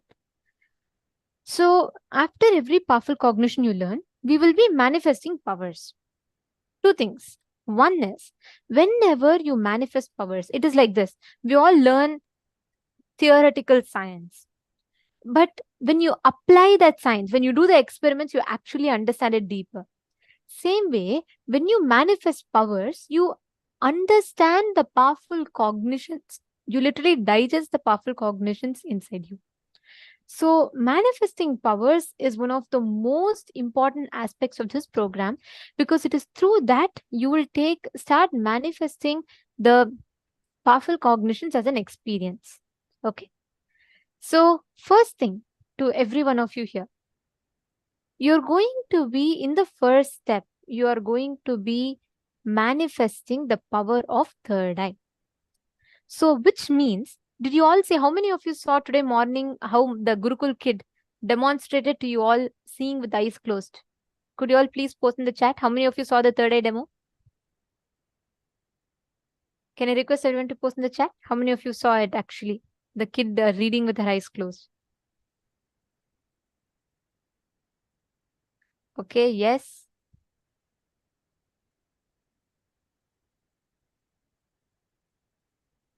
Okay, I see. Yes, yes. All right. Great. Now, what exactly she did, right? We demonstrated it so that just to share with you all, this is a possibility that everyone can do.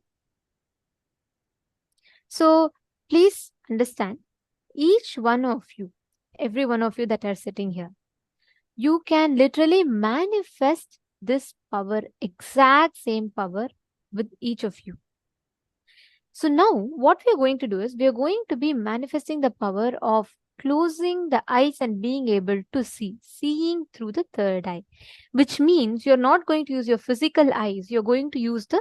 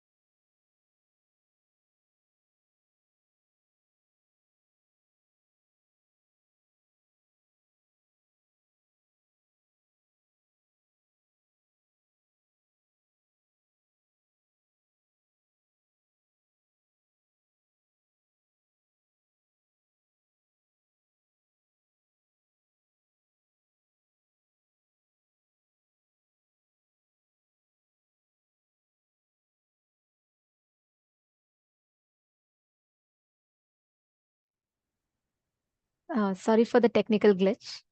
Yes. So, like I was explaining, now we're all going to be manifesting the power of being able to see with our eyes closed, which means through the third eye, with your eyes blindfolded, without using the physical eyes, you're going to be able to see through your third eye. Understanding? Okay. So how we'll start this? What we're going to do now is, we're going to request all of you here to blindfold yourself. You're going to be seeing without using the physical eyes. Okay. So you're going to be closing your eyes. You may get anything in your third eye. I'll tell you what do I mean by seeing through the third eye. When you close your eyes, what is inside of you is called inner space. The space inside of you. The moment you close your eyes, you see a vast space. That's called your inner space. Now, imagine if I stuff a room full with furniture. I put sofas, cupboards, papers, dust, this, that. I'm going to put a whole room full with stuff. Will you have place to freely walk around and breathe and enjoy in that room? No, right? If I empty all the furniture from that room, the whole room, the space will be yours. Correct? Simple logic. Same thing applies for the third eye. Anything that you see, when your inner space is cluttered with thoughts, whatever happens inside of us, whatever constant thoughts that are happening will not allow you to experience powers. So the only key thing for here, this manifesting this power, is not engaging, entertaining the constant inner chatter that happens within. Just relax and in a very relaxed way manifest the powers. Okay, ready? So shall we all start the power manifestation? Can I request everyone here to please tie your eye bands? You're all going to be covering your eyes. Please tie your eye bands.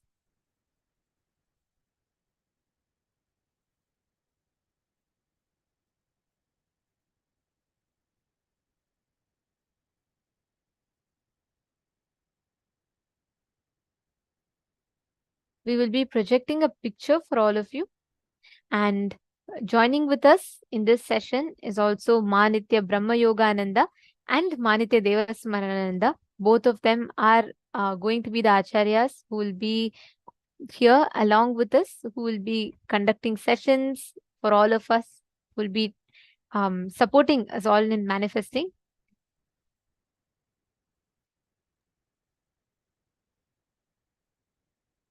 Yes. So let's enter.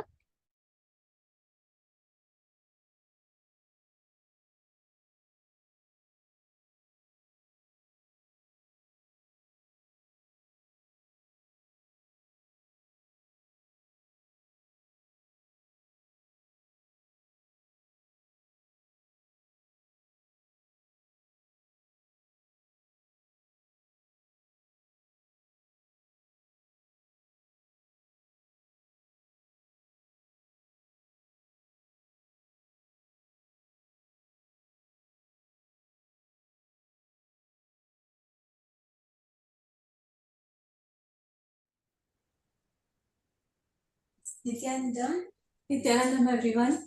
Yes, so my name is Manitya Brahma Yogananda, and today we are going to be the acharyas helping you for power manifestation.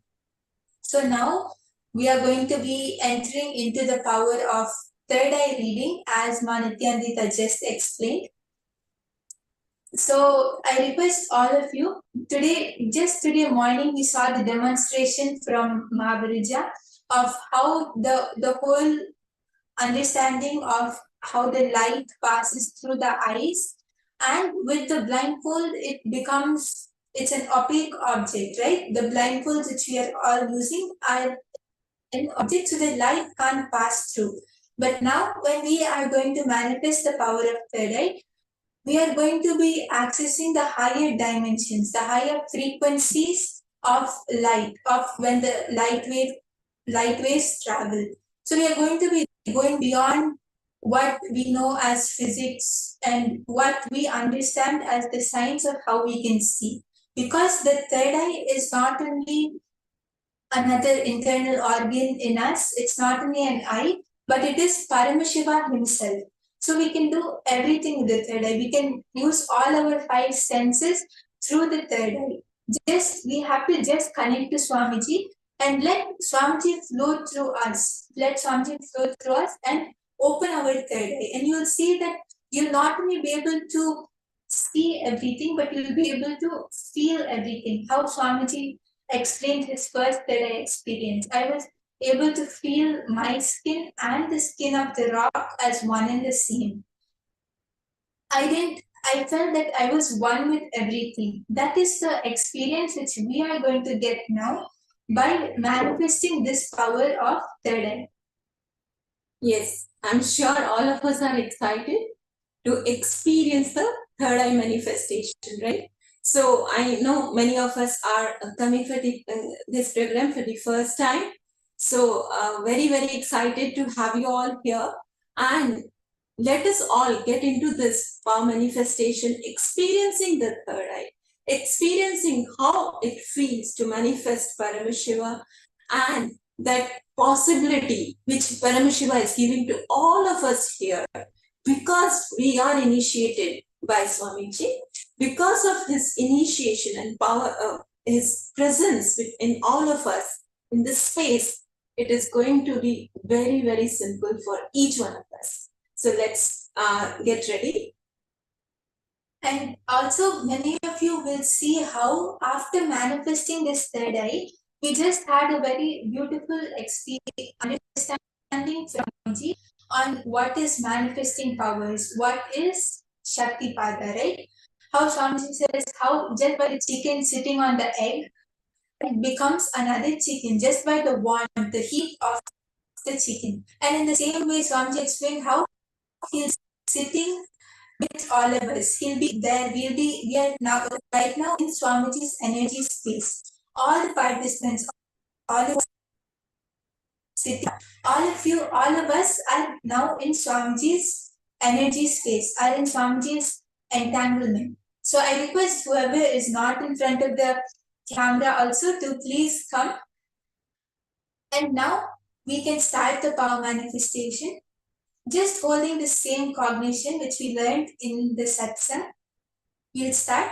So I request all the participants to please wear a blindfold, close your eyes and tie a blindfold.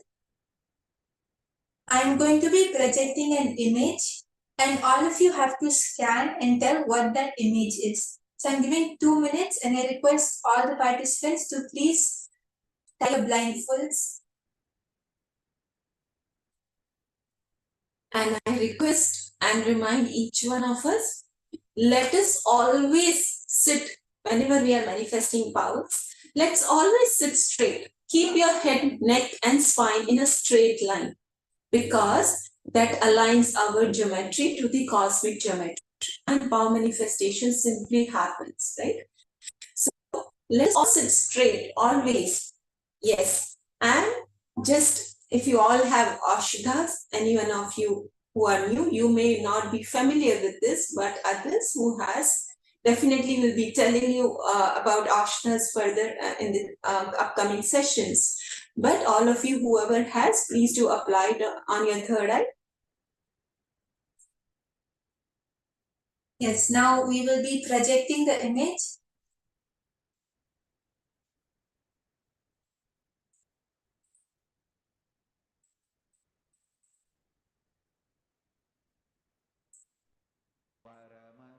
I request all the participants to connect to Swamiji and chant the Mahavakya. Just how the third eye meditation which we did just now, just visualize that you're seeing the whole world, you're seeing the image, the laptop, everything. You're seeing the image in front of you through the big red circle which you have. Put your full awareness on your third eye and chant the Mahavakya. Paramashivoham. Om Nithyananda Paramashivoham. Om Nithyananda Paramashivoham. Om Nithyananda Paramashivoham. Om Nithyananda Paramashivoham. Om Nithyananda Paramashivoham.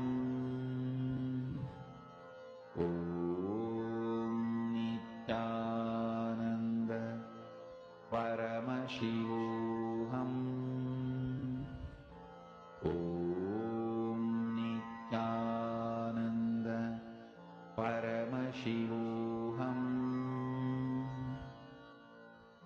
Om Nithyananda Paramashivoham.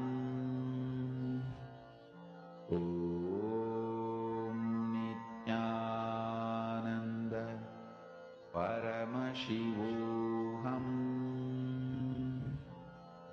Om Nithyananda Paramashivoham.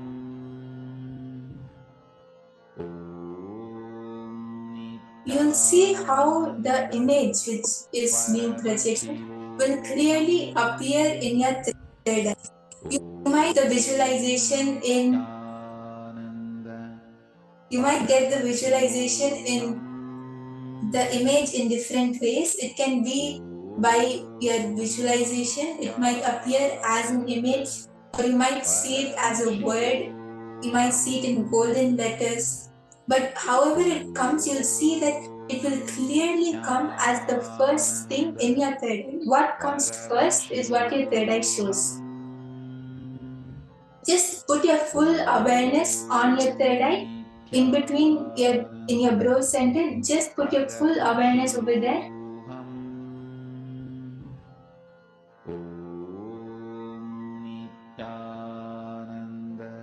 And you will see that when you just connect to Swamiji and put your full awareness, the answer will clearly appear. Paramashivoham. Om Nithyananda Paramashivoham. Om Nithyananda Paramashivoham. Om Nithyananda Paramashivoham.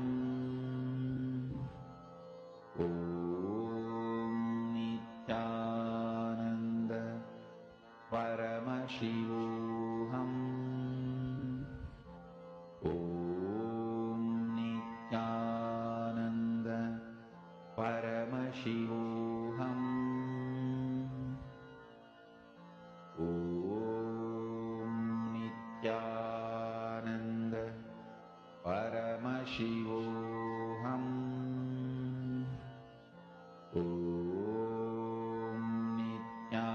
And I want to request each one of you there, please do not judge. Please do not filter. Many of us will do this mistake. So, whatever Swamiji shows, just write it down. You may even forget it after a while. So I request all of you, whatever is appearing into third eye, just write it down. You will know that it is being shown to you and you are able to manifest. Nithyananda Paramashivoham. Om Nithyananda Paramashivoham. Om Nithyananda Paramashivoham. Om Nithyananda Paramashivoham. Om Nithyananda Paramashivoham. Om Nithyananda Paramashivoham. Om Nithyananda Paramashivoham. Om Nithyananda Paramashivoham. Om Nithyananda Paramashivoham. Om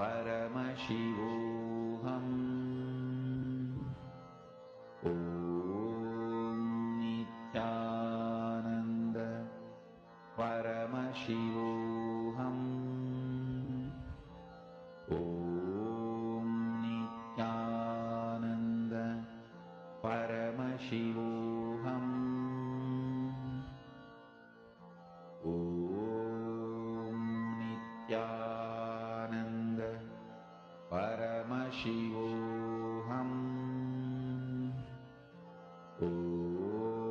Om Nithyananda Paramashivoham.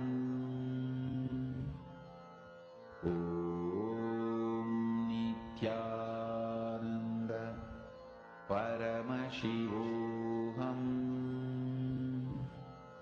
Om Nithyananda Paramashivoham. Om Nithyananda Paramashivoham. Om Nithyananda Paramashivoham. Om Nithyananda Paramashivoham. Om Nithyananda Paramashivoham. Om Nithyananda Paramashivoham. Om Nithyananda Paramashivoham. Om Nithyananda Paramashivoham. Yes, once Swamiji has started showing the answer to you, I request all the participants to post whatever you're able to see on the Zoom chats. You might see a color, you might see an image, you might see a word. Whatever Swamiji is showing you, you just start posting that. And I also request all of you to post with full detail. Means if you are seeing 3 different colors, and even if the third color is just a tiny dot, it's okay. You just post everything as it is. And you'll see that when you just authentically post whatever Swamiji shows you, the answer will be correct, and it has to be correct, because Swamiji himself has told that if you just connect to me, I will take the responsibility for you to manifest. Whether we manifest, it is Swamiji's responsibility. And even if we don't manifest, it is still Swamiji's responsibility. So I request everyone to post whatever you were able to see through your third eye. Nithyananda Paramashivoham. Om Nithyananda Paramashivoham. Om Nithyananda Paramashivoham. Om Nithyananda Paramashivoham. Om Nithyananda Paramashivoham. Om Nithyananda Paramashivoham. Om Nithyananda Paramashivoham. Om Nithyananda Paramashivoham. Om Nithyananda Paramashivoham. Om Nithyananda Paramashivoham. Om Nithyananda Paramashivoham. Om Nithyananda Paramashivoham. Om Nithyananda Paramashivoham. Om Nithyananda Paramashivoham. Om Nithyananda Paramashivoham. Mahavagya, spiritual lullaby for Samadhi, and Suprabhatam, wake up call, wake up song for Paramashiva. This Mahavagya is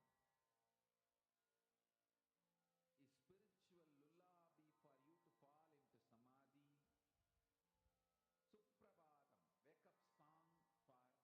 Suprabhatam, wake up song for Paramashiva to wake up in you. I can see many people are already posting their answers, which is very nice.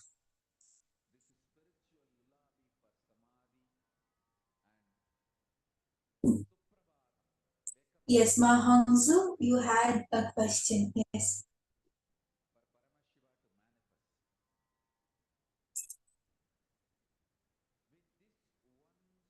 I request all of you, you can please keep posting your answers.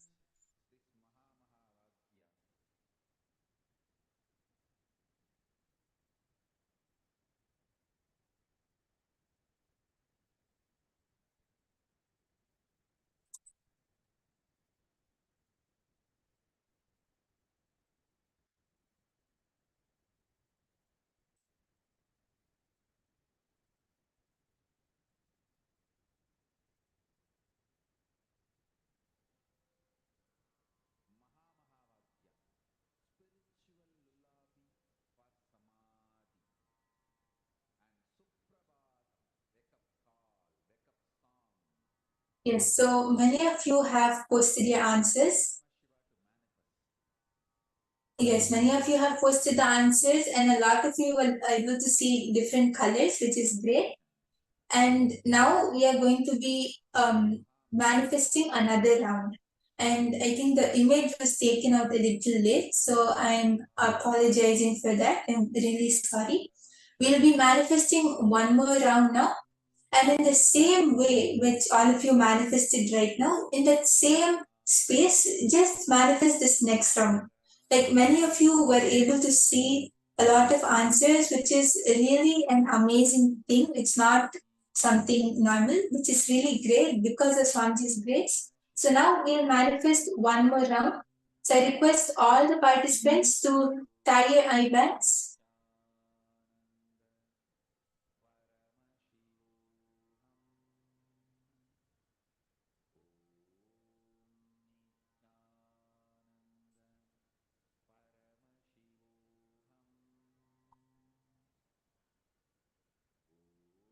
Let's all sit straight and get ready for the manifestation.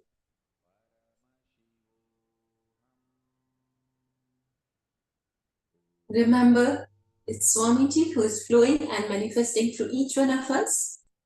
We just have to let him flow through us. Yes, so now the image is I request all the participants to connect to Swamiji and put your full awareness on your third eye. Chanta Mahavakya and just visualize that you're looking at the image, you're able to see the image through your third eye. Paramashivoham.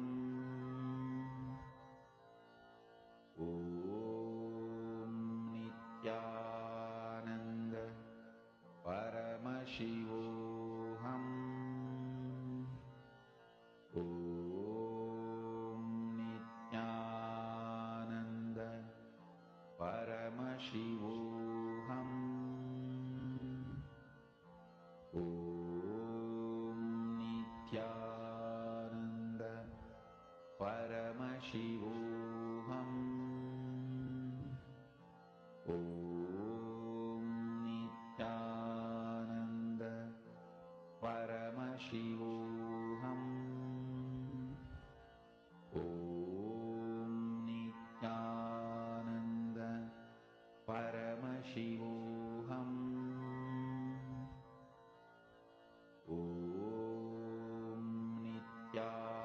If all of you have paper and pen before you, just keep yourself blindfolded and try to write down whatever is being revealed in your third eye. It can be pictures, it can be the temperature you are feeling, it can be different colors or any sound you are hearing, or it can be even a thought. I request you, please do not ignore anything. Whatever Swamiji is revealing, it can be 10 different things which is happening in your system right now. Please try to write down each one of them. Om Nithyananda Paramashivoham. Om Nithyananda Paramashivoham. Om Nithyananda Paramashivoham. Yes, as Swamiji is when Swami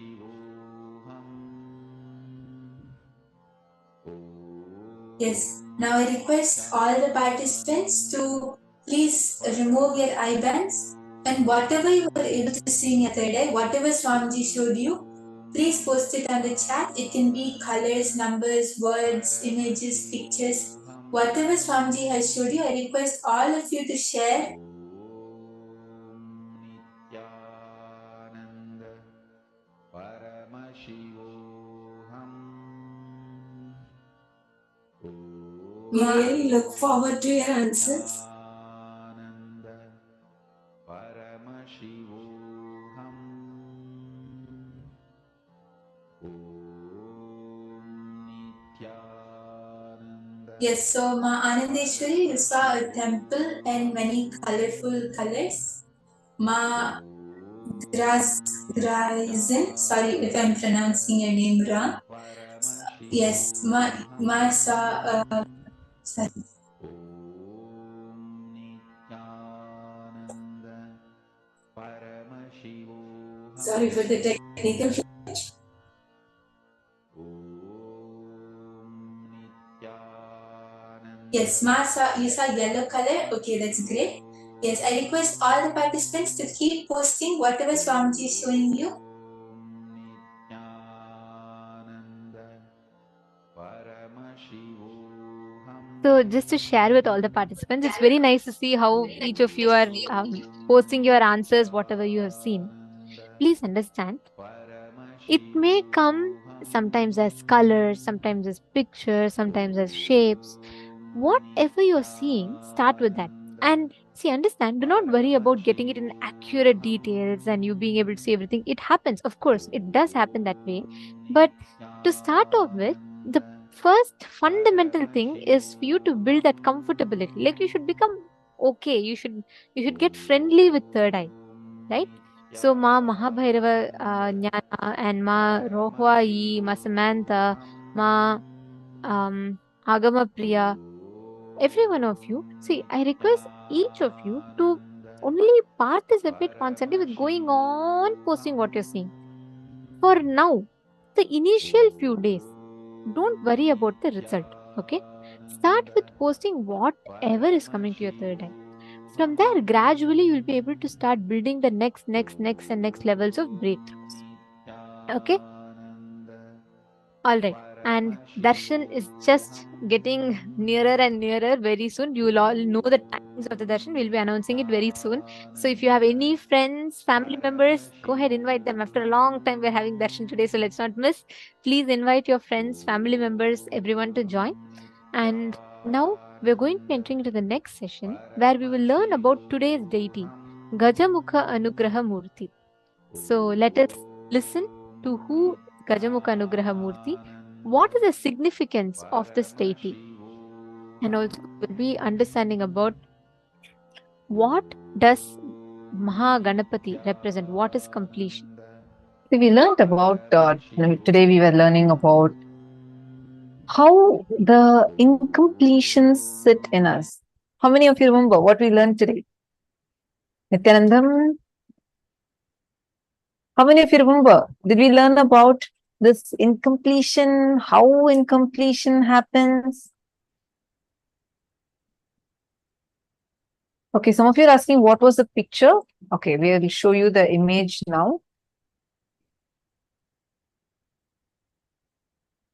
This was the image that was projected for all of you. I hope all of you are able to see the image. This was the image that was projected for all of you.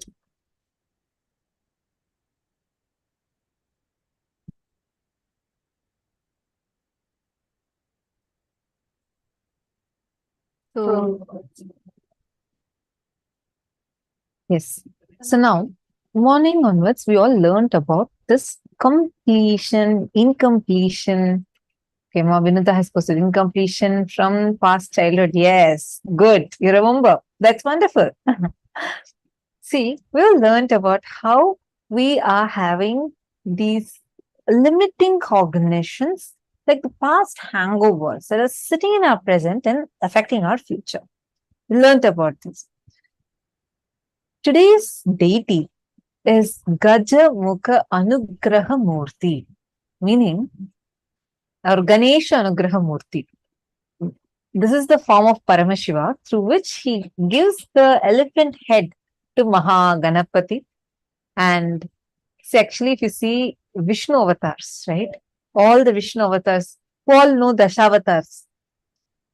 Have you all heard, are you all familiar with Krishna, Bhagavan Krishna, Bhagavan Rama, Matsyavatara, Kurmavatara, Varahavatara? Who all have heard this? If you see, in all those are Vishnu's avatars, Lord Vishnu incarnating in various forms. Now, these avatars, usually you will see they are all like, he assumes a physical body and an entire that avatar Leela he does, that whole thing is one avatar. For Paramashiva, every action is one form. If you see the 64 forms of Paramashiva, every action, like for example, Brahma Shirachedana Murti, this is a form of Paramashiva where he cuts the head of Brahma. Ganesha Anugraha Murti, the deity we are going to have darshan of today. It is a form of Paramashiva where he gives Ganesha the elephant head. Like this, every action of Paramashiva is considered as one incarnation. When he does the dance of destruction, it's Sandhya Nritta Murti. When he does the dance of creation, it's Sada Nritta Murti, Nataraja. When he stands tall for during the Pralaya, he's called as the Ekapada Trimurti, Ekapada Murti and Tripada Trimurti. Like this, every form of Paramashiva is some action that he does. It gets recorded as one form. Imagine and see, oh my God, every action, that means what an intensity with which he should be radiating his dimensions, that even an action that he does becomes a form that's worshipped forever. So today, this particular deity we are going to be having the darshan of is Ganesha Anugraha Murti, and this form represents immense completion. Ganapati, Maha Ganapati, Ganesha, Bhagavan Ganesha is an embodiment of complete completion.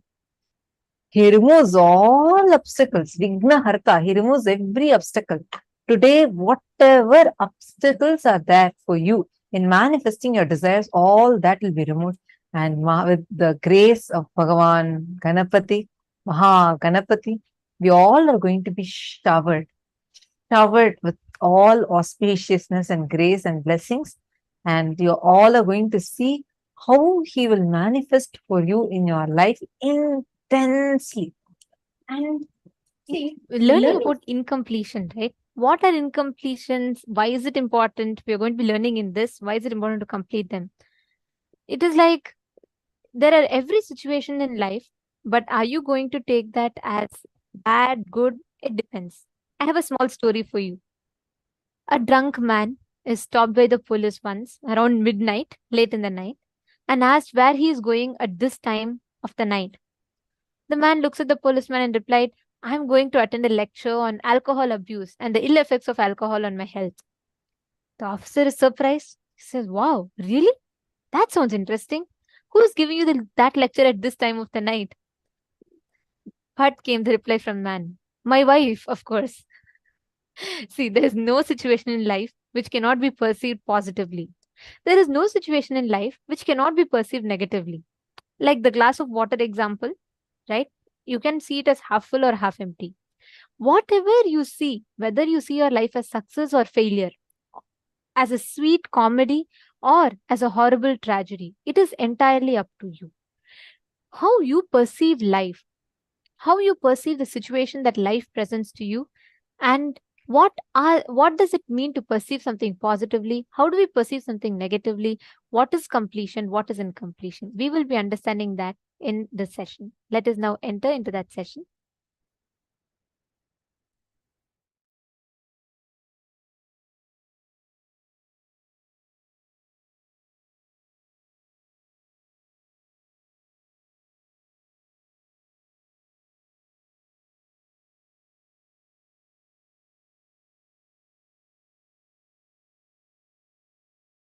I'll explain now from Akashic records as it has happened.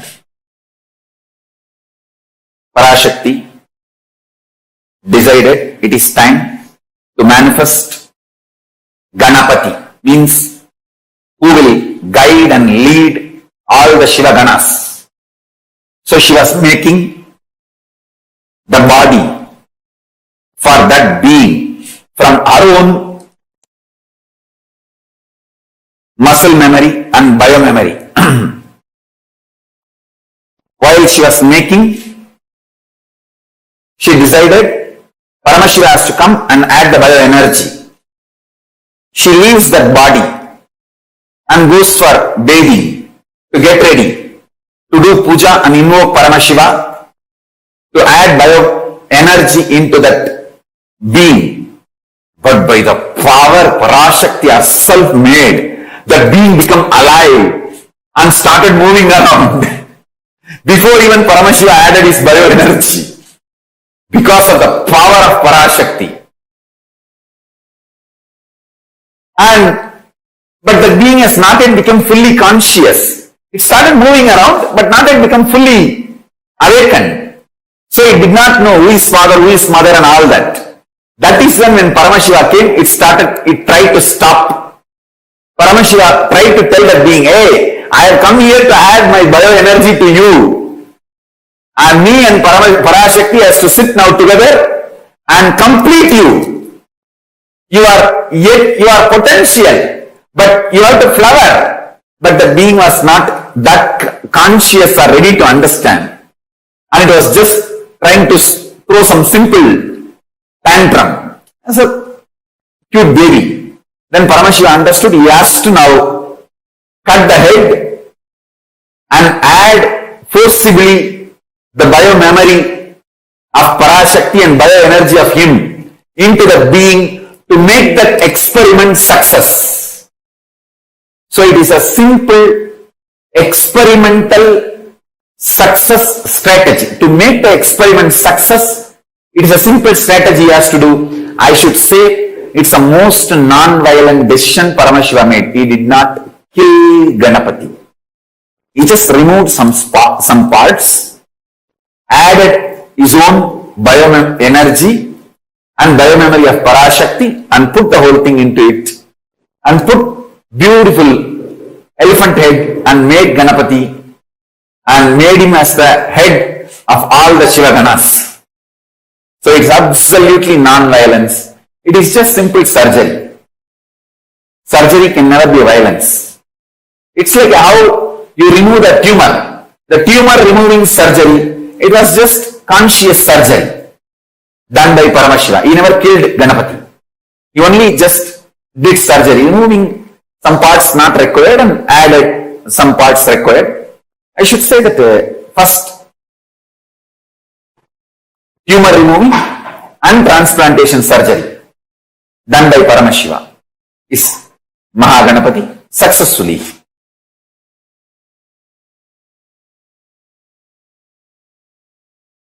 Listen to these few powerful truths. Binary logic,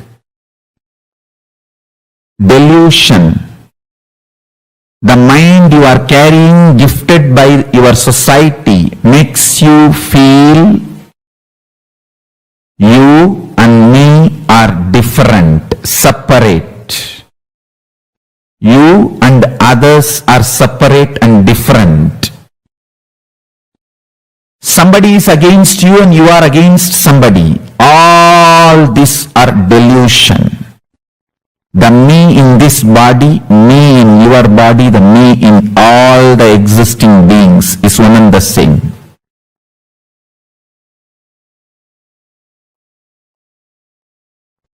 The me in this body is manifesting, now initiating the me in your body. Whatever you feel as me, as you in you, will now start manifesting what I feel as me in me. You will understand in the telescopic or microscopic experience. Microcosmic and macrocosmic experience of oneness and infinity is one and the same. Listen, listen, listen. The microscopic level, microcosmic level, you and me are in oneness. In the macrocosmic level, telescopic level, you and me are infinity. Infinity of the ultimate oneness of the source is one and same. All fears are useless. All fears have no value. Pure greed without giving place for fears is okay. It's expansion. Pure greed without giving any respect or place for fear is okay. Because it is expansion. By very nature, by my very existence, I go on expanding. Decision to expand, will to expand, manifesting as pure greed without fear is verily myself manifesting in you. Fear and greed as to exist together is stupid binary logic. It's a false lesson taught to you by society's mind. Societal mind,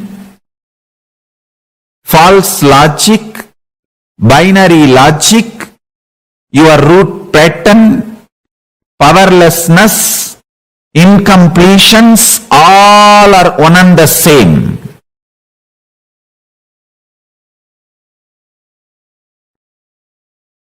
Today I initiate all of you. I will manifest as Mahaganapati, ultimate absolute auspiciousness. I will manifest my very being in all of you. Through this initiation, I will make your neurology experience absolute unclutching state of Paramashiva. I will make your emotion experience absolute completion, space of Paramashiva.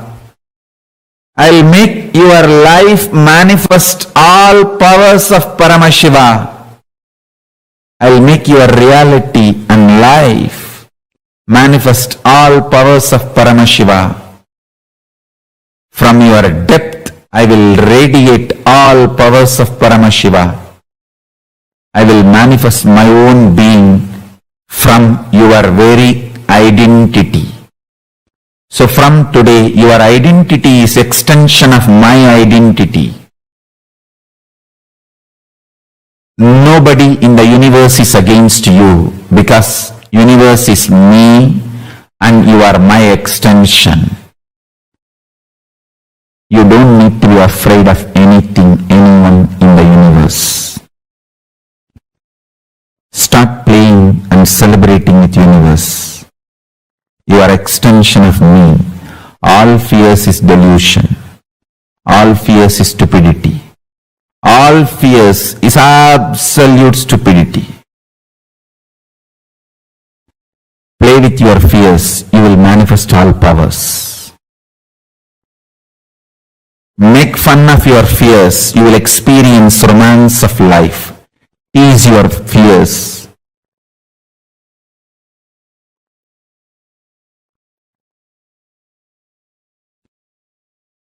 You will experience absolute completion.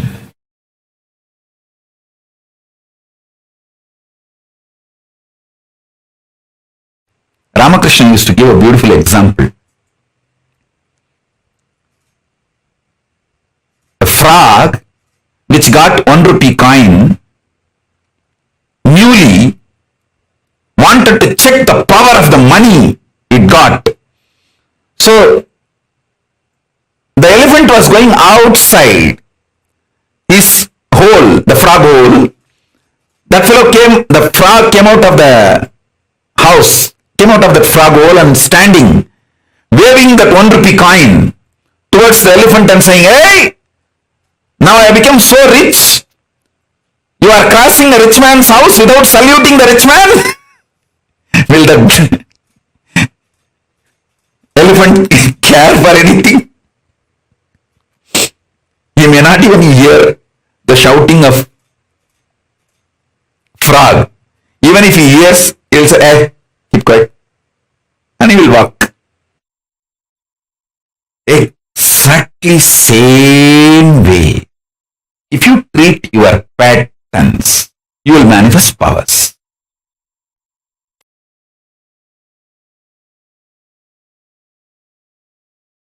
Please understand.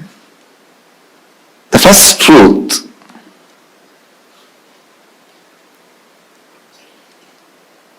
allowing incompletions to exist, is literally declaring you yourself don't want your life in your control. Please understand. Allowing incompletions to exist in you is you declaring that you do not want your life under your control. You say, no, let life happen, whatever. I can't take the responsibility. I can't keep it under my control. No. Listen. Please listen. The utter irresponsibility. Utter irresponsibility. The power of incompletion is such, it dilutes you so much. You literally believe you really can't contain your own life or contain yourself. See, just because you are temporarily upset, you go on taking the decisions which permanently damages you. That is the most difficult part of life. Please understand. Just because you are temporarily upset,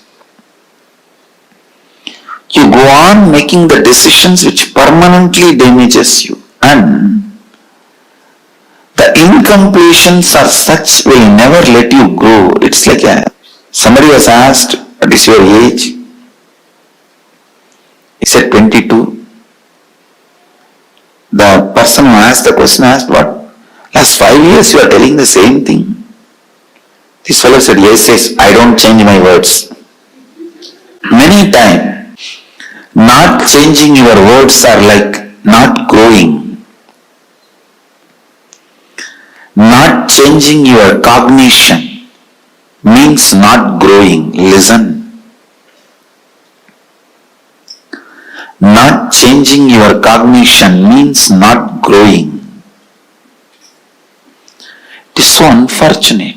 It is really, really unfortunate that you feel incompletions are really, really true. The problem is when the delusion happens, when the incompletion attacks you, when the panic attack happens, you really feel incompletions are true. That is the problem.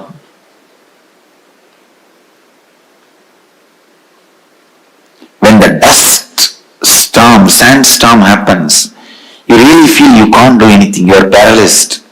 You are crippled.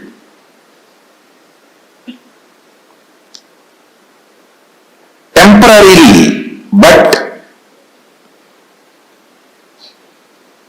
you feel that is eternal. Please understand. Suffering, the quality of suffering is, even if it is temporary, it will give you the experience that is going to be there on you eternally. You won't find the end of the tunnel. You won't find the other side of the tunnel. You will feel, oh, it is going somewhere and gone.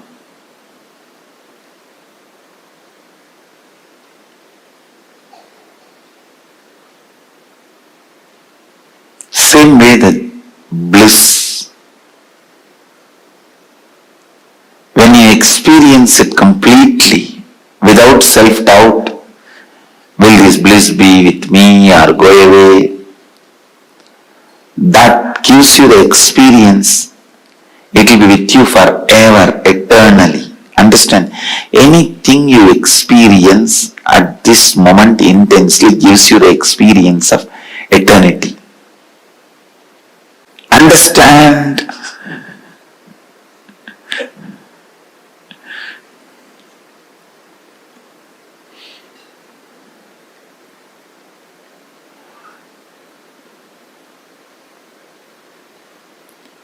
So many qualities attributed to Ganesha are qualities of completion.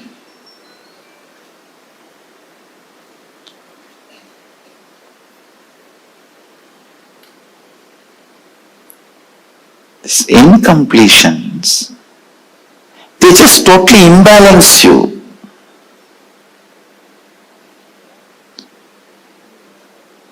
Constantly decide you will be in the space of completion. Completion means completion. No question of powerlessness. No question of powerlessness.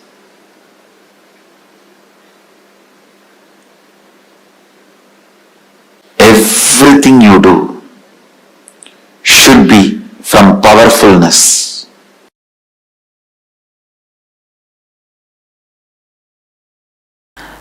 The first step you should take, listen, all the incompletions, it can be as less as 25, 30 or as huge as 1000, 2000. Now decide, from this moment these completions will not have power over your decision or cognition. Listen, understand the meaning of this word. Even till you complete, these incompletions cannot have power over your cognition, your decision making. You can sit and complete all this day by day, one by one. See, it's like elephants. I have seen the temple elephants eating. They will catch hold of a huge bunch of sugar cans. They will eat those sugar cans one by one or 2, 3. But till they complete eating, till they eat also, they will not allow anybody else to come and touch that sugar cans. Once they declare it is theirs, it is theirs. They may be slowly eating or not eating. They may eat even tomorrow, day after tomorrow, but no one can touch it. Same way, you may complete tomorrow or day after tomorrow, but those incompletions cannot have power over you. Be very clear. Declare completion. Now, you know all this is incompletions. Understand, completion works more with your conscious decision.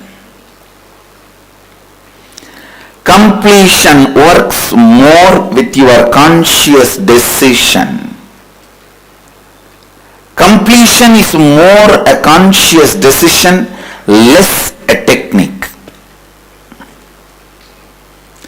Pranayama, yoga, all of them are more a technique, less a conscious decision. Completion, more a conscious decision, less technique. Means your decision plays a major role in completing. Then actual technique.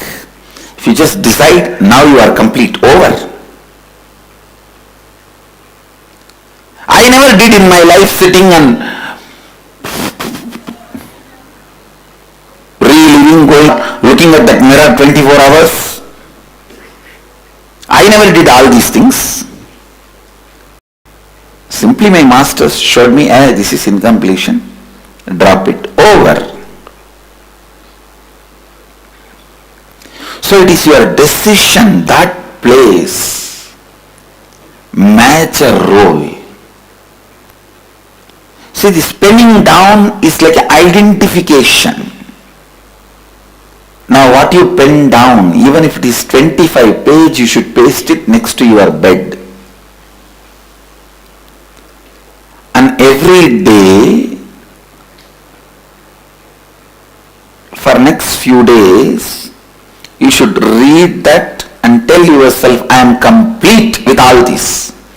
After a few days you will be bored to read them because they have no more power over you. Then you can tear them and put it in the dustbin. You should feel bored to read your incompletions, then you are complete.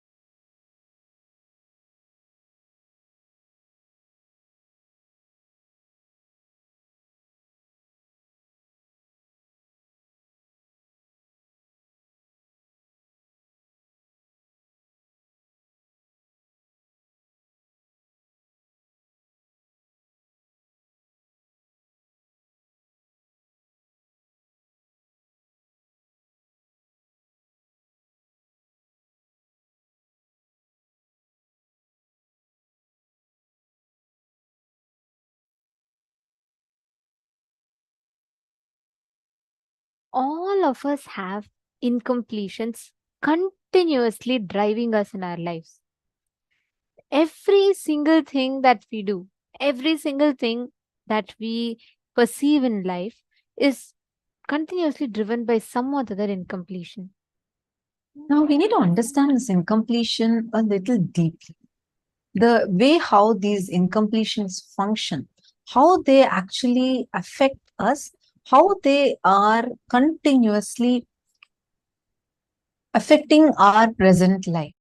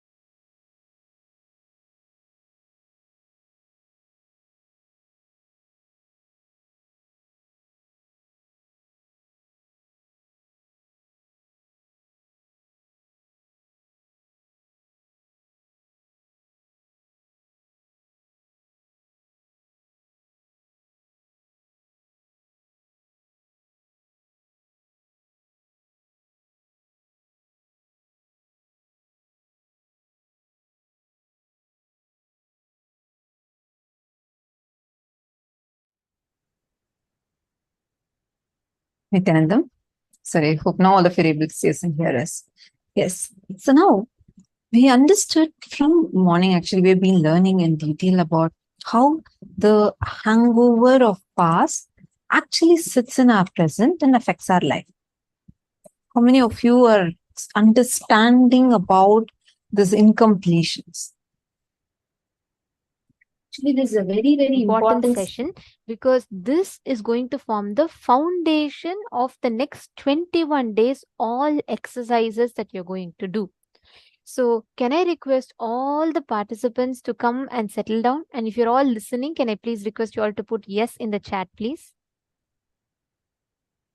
Don't want any of you to miss this. This is a very important session. So, can I please request all the participants to put yes in the chat if you're here and if you're listening?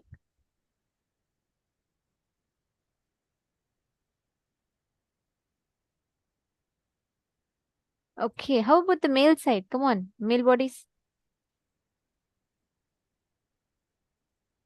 Okay, yes, that's a yes.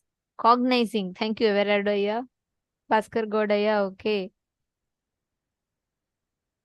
Yon Kaya. If you've not yet dropped, please do wait because darshan is not over. The session is not over. That was not the last session. That was just one of the sessions. So hang on because darshan is going to start very soon. Okay.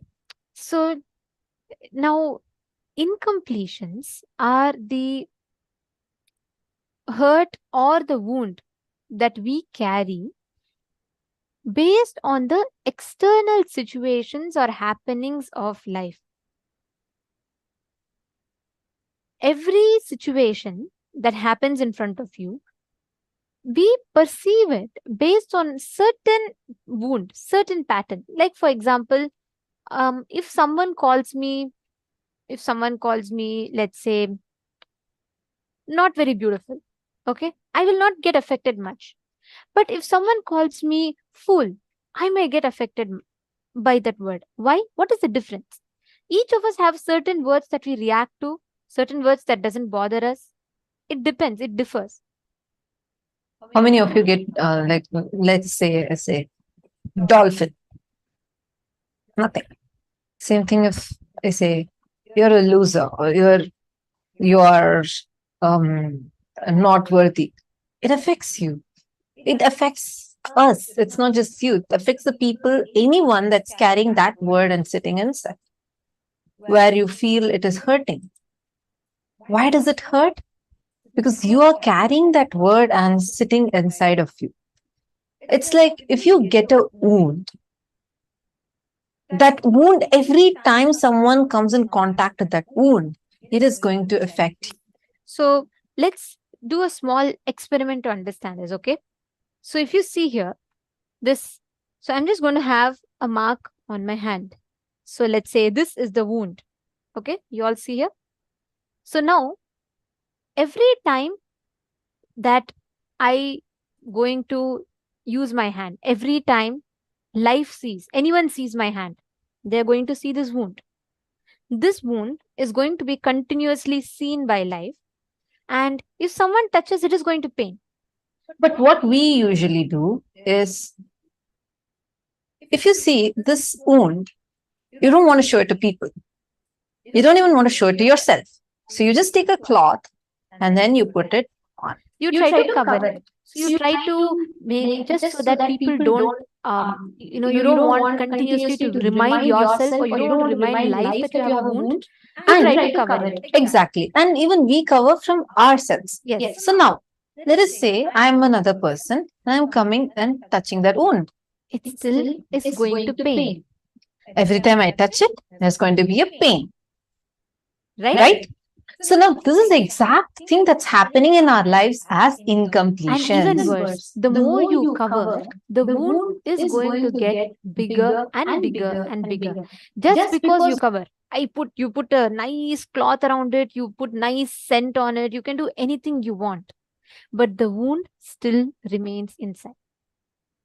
As long as this remains, life is going to keep reflecting. I can't say, come on, everyone tell there's no wound here. No, there is something here, correct? I have this clear mark here. So if I want life to stop seeing this, what I need to do is, I need to take responsibility to remove it. But if I don't take responsibility to attend to it, first I need to come to clear understanding, yes, I have a wound. Second, I need to come to the next step of, how do I attend to this wound? Same thing. This wound is the hurt, incompletions we all carry. We carry the wound of being told we are a loser. We carry the wound of being a failure in life. We carry the wound of losing relationships in life. We carry all these wounds in our inner space. Are all of you getting it? In different levels. We all carry these wounds. I'm a failure. I'm not good enough. I'm not successful. Now, this wound is going to be there. All of you are seeing this wound. Every time I lift my hand, you see this mark. But I can't say, come on, Ma Xinwang, don't see my wound. I can't say, Ma Ruohaya, don't see my wound. Ma Jnana Pradayini, don't see it. Ma Shanta Shaktini, don't see it. I can't tell that. Life is going to keep seeing it as long as I have it. And I am going to keep seeing it as long as I have it. The problem is not with any of you seeing it or me seeing it. The problem is the wound. That needs to be healed. That needs to be attended to. Incompletions are these wounds that sits on us and goes unattended to a long period of time. Unless you work on completing, unless you attend to the incompletions, they won't go. Most of the times we try to suppress it. Most of the times we try to just say, oh, no, there's nothing like that. It's okay, it's fine. I'll just learn how to live with it. It doesn't work that way. And every time someone comes and touches your wound, what happens? It pains. Now, how many of you are understanding why so many situations are painful? How many of you are catching this? Are you all getting this? Are you all understanding? The incompletions, every time you hold on to the incompletion, the powerless cognition inside you, and you're hiding it. You don't even want to show it outside. Because, I mean, even you don't know that you have it. It's like you go on hiding it under the carpet, and it's like a pus wound. It's not even just a wound, it's like a pus wound. Even someone slightly touches it, you're going to get really badly hurt. That is why if someone even triggers you, we call it as trigger points. Someone tries to use some words, some kind of statements. Immediately what happens, one volcano literally bursts. You have so much of reactions that's happening inside of you. How many of you are catching this? I request all of you to actively post and participate. Come on. See, the more and more you participate, more and more you're going to catch. Surya Lakshmi, I see you intensely listening and I see you clicking with things. Could you also please share what did you click with?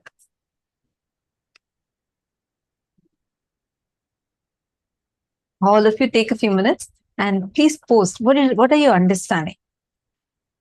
You caught my point. Okay, wonderful. Wow, totally agree, Ma. As I burnt myself, but Swamiji healed me. Okay, sorry, your name is posted as I'm listening. Could you please let me know what your name is? Whoever posted this message just now. Oh, Mamihri, I see you on camera. And your name says I'm listening. You probably may need to rename yourself.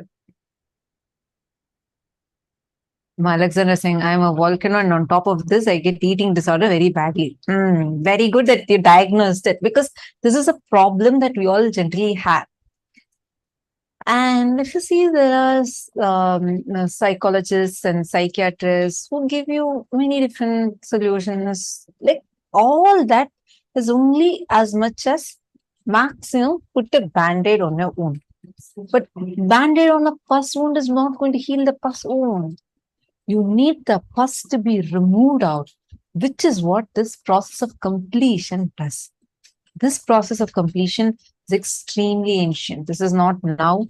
It's found in our scriptures, and Swamiji has revived it. In Shiva Sutras, there's a very clear description how you had to see the mirror and how you need to relive and complete. See, many times I'll feel like, you see, all these agamas are all like Paramashiva's notes. When you take notes in your class, only you can understand your notes, right? Only he can come down again and again decode his own notes. These agamas are otherwise just understood as some chantings, and very few things are understood as lifestyle practices. But whether it's the science of Jnananjana, science of completion, every technique Swamiji reveals, it'll be like, oh my God. So all this while that was just hiding and sitting in our scriptures, and it's his notes. So he has to come down again and reveal it for all of us. So sweet, right? Now, all of us are going to be doing this powerful process of completion. Listen intensely. Even if you have learned about completion before, I request all of your intense listening. And this is going to be very, very, very easy, powerful, and you will see how it can transform your life. Now, what exactly we are going to be doing is, first, we are going to be sitting with that incident. Let us say you have an incompletion with right now you get triggered by some particular thing. A friend tries to separate you and you feel really separated. Like, I'll give you a simple example. There's a project happening and somehow you feel like, very withdrawn, almost like invisible in your group, and you feel like you're not having the ability to go and interact with them. You feel like your colleagues are all ignoring you, and this is how your entire life has been. Take a few minutes and look in. You're going to trace back that to an earliest incident. When was the first time? I had an experience like this. And once you go back to that, look at it. Probably you are having this incompletion from your age of 7, 8. Maybe when your school friends tried separating you, you felt separated from your school friends. And then go back to that exact age. You were 7 years old. Go back, relive with that same intelligence. You need to go back with that exact same cognition. You should not be your 35-year-old self that is now currently. You're going to go back to that 7-year-old self. How you cognize the situation at that time. First, you need to write it down. What color dress were you wearing? Be very descriptional. Only then you can visualize it. And you're not going to remember it. You're going to relive. Remembering means, now when you remember, you feel really powerless. You feel so bad. That girl should have still not done it. But then you also feel that was silly. I could have been more mature. I should have just understood. All that is reviewing your past with current updated intelligence. That is called as remembering. Every time you remember, you are remembering that incident inside. So that power of that incident will become more powerful. That's not what we want, right? We want that incident's impact to leave us. How many of you are getting it so far? You are going to be sitting and visualizing that same incident with that logic that you had when you were 7 years old. None of these guys like me. All of them don't like me because of the dress I'm wearing. All of them don't like me because of this, because of that. That intelligence, that time what you had, you're going to go back to that and relive it. Like literally should experience it again. You're going to do that reliving 5 times. By the 5th time, the impact of that incompletion just disappear. No more you'll be able to even have any impact of it on you. Okay, Jessica Martin is asking a question. As we perform completions, do we become more sensitive? Meaning, I have done some with my causer and I noticed that I'm more sensitive to things in the world now that I was numb to before. I don't like being around people who aren't nice now. Okay, listen carefully, Jessica Martin. First thing, I'm so happy to hear from you that you've started this process of completion. That's an amazing thing. Wonderful. Keep it up. Do it every single day. Second, you're saying you become more sensitive. I would say you become more conscious. Understand when, let's take the same wound example. So she has a wound. I'm just going to take this as an example. So let's say this wound is there. This is not a wound, by the way. It's just we put a color. But let's take this as a wound, okay? So now she is having this wound. She's putting a cloth to cover it. And I keep touching it. At one point, your body gets insensitive to it. Otherwise, you won't be able to bear it. So it gets insensitive. You get used to it. That makes you as insensitive. Insensitivity to the wound is not equal to healing the wound. The wound is going to continue to exist. At some time or another, at a different degree, it is going to be, of course, bothering you. That is the life we were living till before you started completion. Because we were unconscious. We're like used to it. It's fine. But now, because you become more conscious, you become sensitive to yourself. Don't think you become sensitive to the situations. You become sensitive to your consciousness, your own being. Because understand, like how Bhagavan Krishna tells in Bhagavad Gita, Daredat manatmanam natmanam avasade. Atmaiva hyatmano bandhur atmaivari puratmanaha. You are your best friend. You are your worst enemy. So here, when you do completion, you become your best friend. So you're becoming more and more sensitive, more loving, more kind towards yourself. So you are becoming that best friend of you who's there with you in every situation, helping yourself and helping yourself grow, become more powerful. See, incompletions are literally like frozen parts of you. Now, when the whole after a big snowstorm, when the sunny day finally comes and everything just melts and spring, you see the trees and everything back, the whole thing becomes very different. Right now, it is frozen. The beauty within is not really observed because everything is just white and frozen. When you complete, it is like you're slowly starting to melt all the incompletions and drain it out so that you're actually experiencing reality. Now, let us do this exercise to understand this process of completion. Okay. It's a very powerful exercise which will make us understand much deeper levels of what exactly it is. When we say completion, what do we mean by that?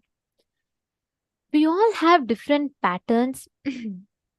We all have different incidents that sit inside of us. Like, imagine you will still remember the first time. I remember still the first time how the one of my teachers had told that I didn't answer something correctly, and I told the 11 tables, the multiplication tables. It was the most easiest one, right? It's 11, 22, 33. Even in that, I had made a mistake, and everyone laughed. So that became a very deep incompletion in me, and I started resisting maths. I started resisting answering anything related to subjects, though I used to get A star in all my grades. This is called an incompletion. Some incident that happened sometime in the past creates a hangover in us. Today's deity, Gajamukha Anugraha Murti, brings completion, constantly aligns us to completion. Let's start with few steps. Okay, we're going to be guiding you all step by step. Please take a paper and pen. Please follow along. First step, write down some incident where an incompletion is influencing you. Any incident from the past, some incompletion is influencing you. It could be a fear, it could be some resistance, it could be some pain, it could be some hurt. Look back and pen down. Just take 2 minutes, you can pen down.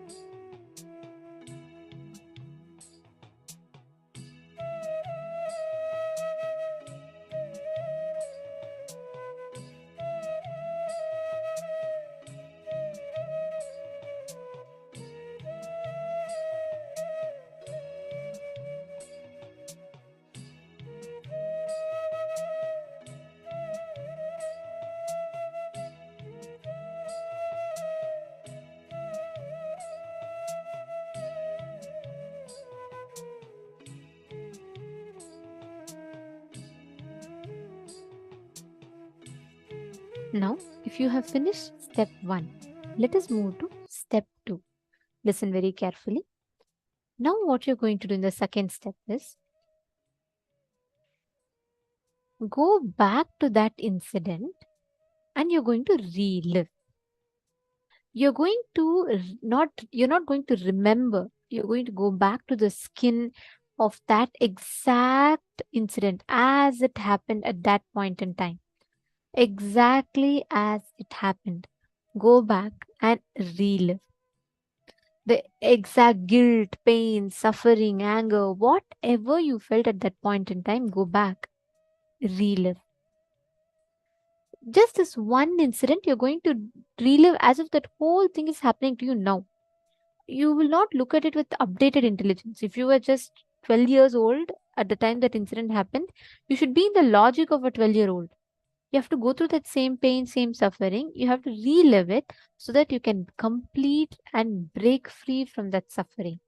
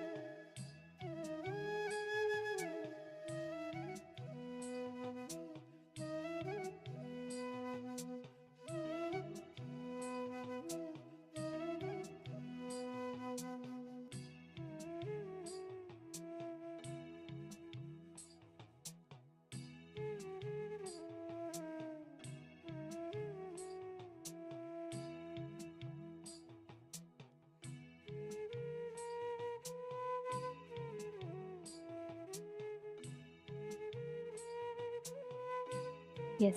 Hope all of you have finished. Please relax.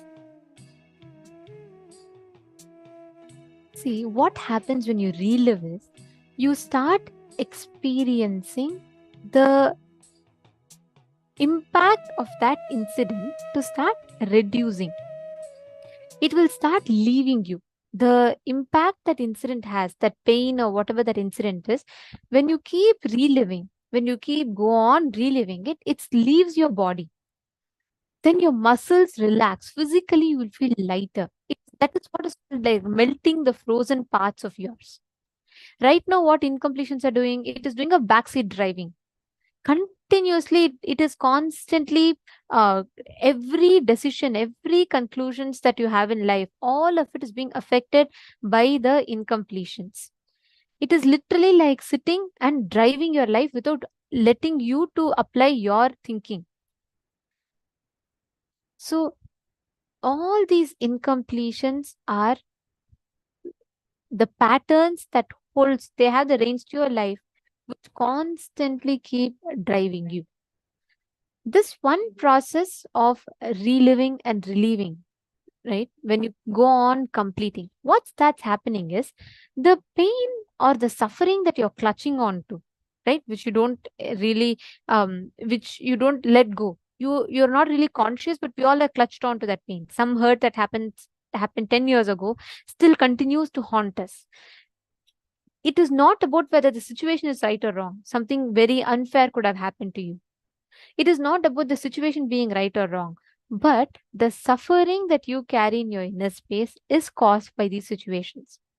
This entire program, all the exercises will take you back to completion. This one process. So it's very important that you learn this process correctly, because this entire program is built on this science of completion. Completion is the best thing. Swamiji said that very beautifully. Swamiji said, if Paramashiva comes and asks me now to come back to Kailasa, I will say just this one science of completion as the essence of my life and give that to the world. Swamiji tells his whole incarnation would attained its like fulfillment just by delivering the science of completion to the world, because it is such a powerful science. I mean, I have experienced it. Anyone who's experienced it will tell you that. You just need to become aware of how these patterns are driving you. I have a story for you. A wife was making breakfast for her husband. Okay. Suddenly her husband burst into the kitchen and he started shouting, "Careful, put more butter. Now turn it over, careful. You never add salt. You never listen to me. Don't forget to add salt. Add salt now, add salt, add more pepper. Reduce the flame." The wife looked at him, shocked and surprised. She said, "Honey, relax. What in the world is wrong with you? You think I don't know how to make some breakfast?"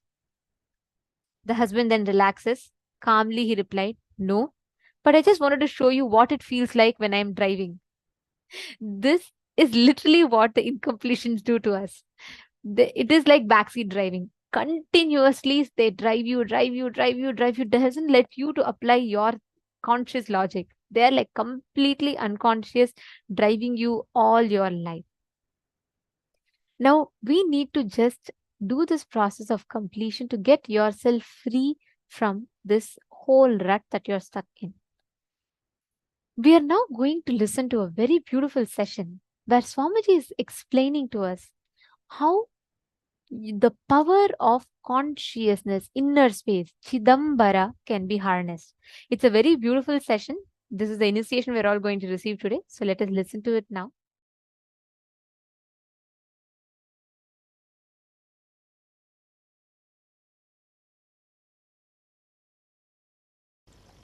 The first truth: human beings are endowed with the energy to make what they want in their life as reality. Human beings are not sent as a beggar or poor to planet Earth. God is not a sadist. He doesn't say, "Hey, go with empty hand, and every time you need a penny, you beg me. You beg, then I will decide whether to give you or not." No. He is neither a sadist nor a miser father. He is a beautiful, graceful, amazing, showering, cosmic, causeless, auspicious energy. Asudosha Satchitananda, Shiva. So understand, you are endowed with enough of Kundalini energy. The inner potential, raw energy to make what you want as reality. That's the first truth. Second, because of your constant self-doubting, self-hatred and self-denial, you forgot your life is nothing but possibilities. You started thinking your life is nothing but impossibilities. You are alive because breathing is possible. You are alive because digestion is possible. You are alive because many things are possible. Understand, life is possibility. It is not impossibility. The wrong belief, life is impossibility, is put inside you by the society, unconscious society. So you need to know the truth, the ancient secret which produced greatest leaders in every field. Please understand the most ancient secret, secret of the secret of the secret, which produced greatest leaders of every field, still kept as a secret, transferred only from guru to disciple in the world's oldest ancient civilization, the spiritual tradition. I am sharing that with the world. Listen.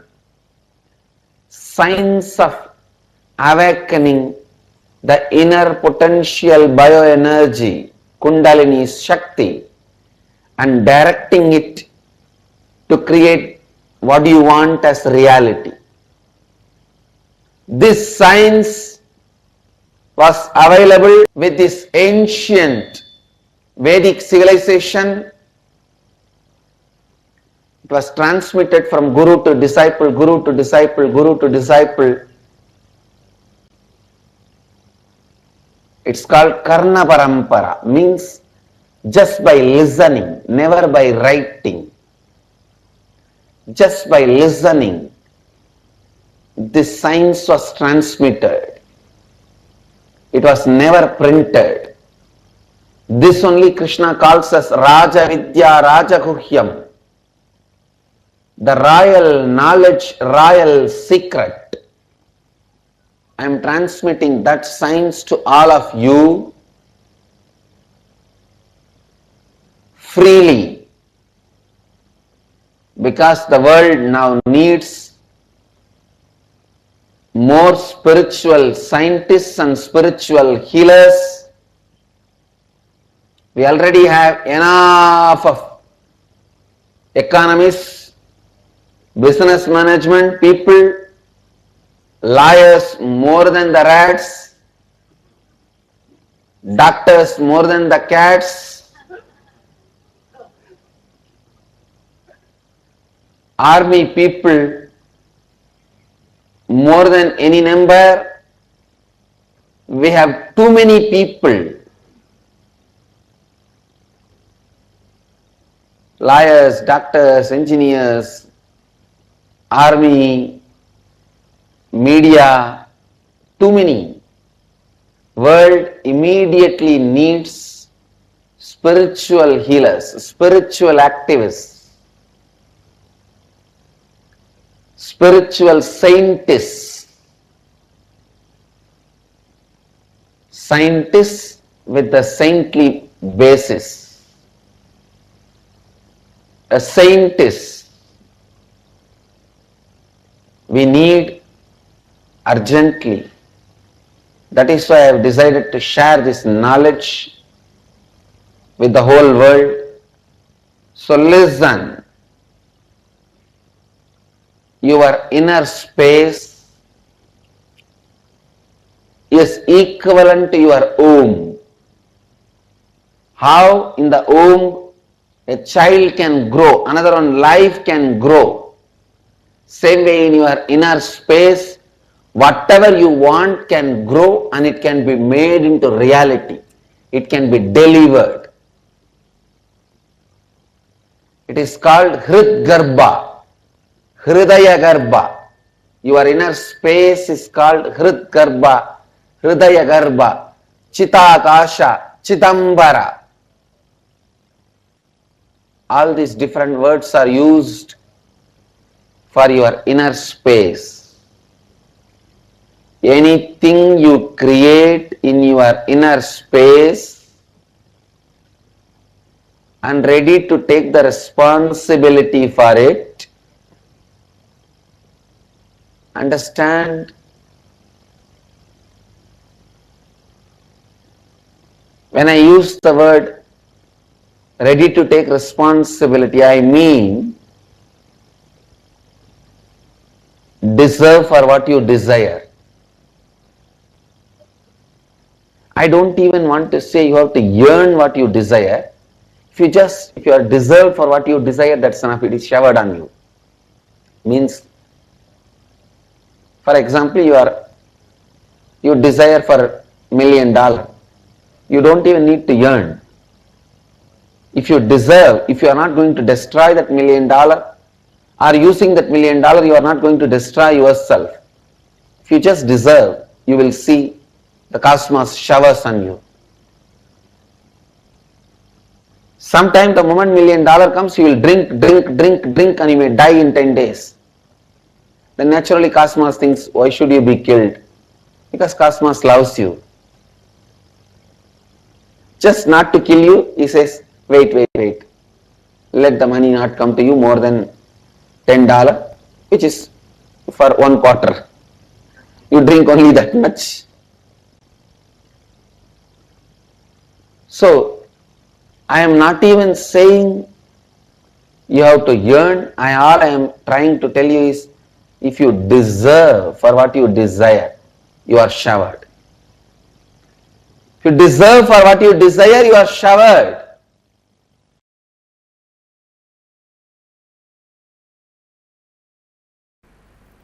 Be very clear. People should be able to celebrate your presence. If people around you celebrate your presence, you are a sannyasi. Otherwise,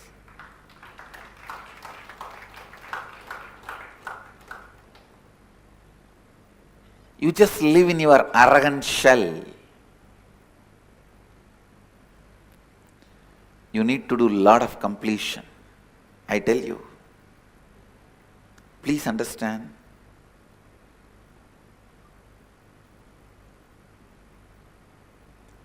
These are some of the law of life. May look paradoxical,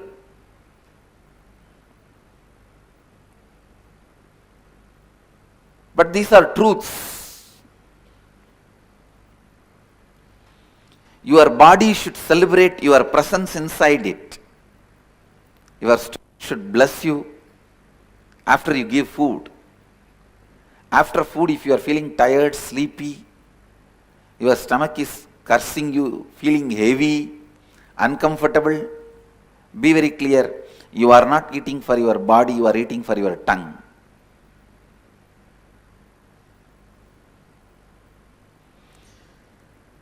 Few inch muscle can destroy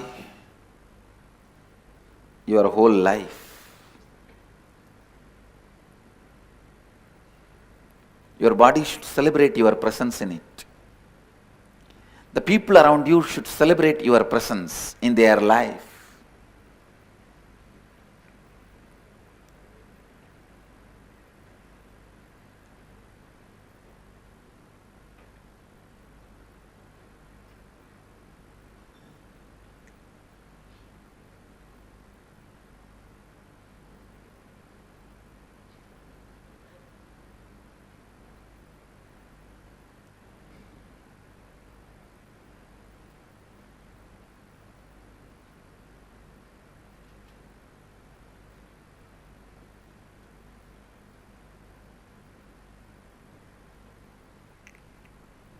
Somehow this not being in tune with life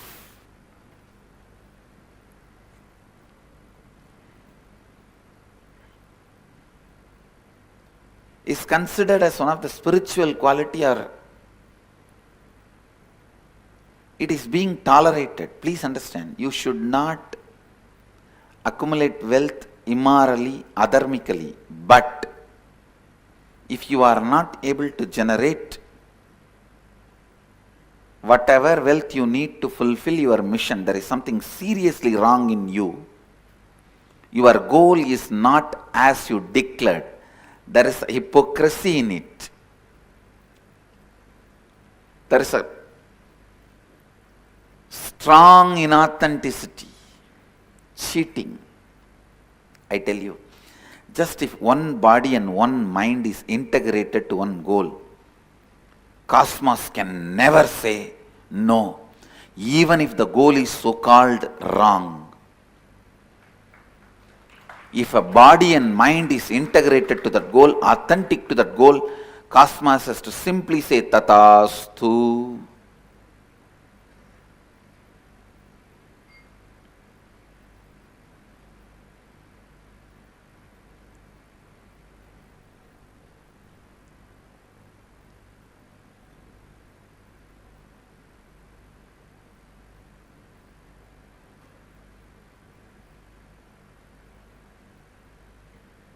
From Tiruvannamalai Mahant, I received a mail. I am not able to run too many staff, no income, I will drop 2 staff. I just told him, drop this pattern of how much I can do and look around.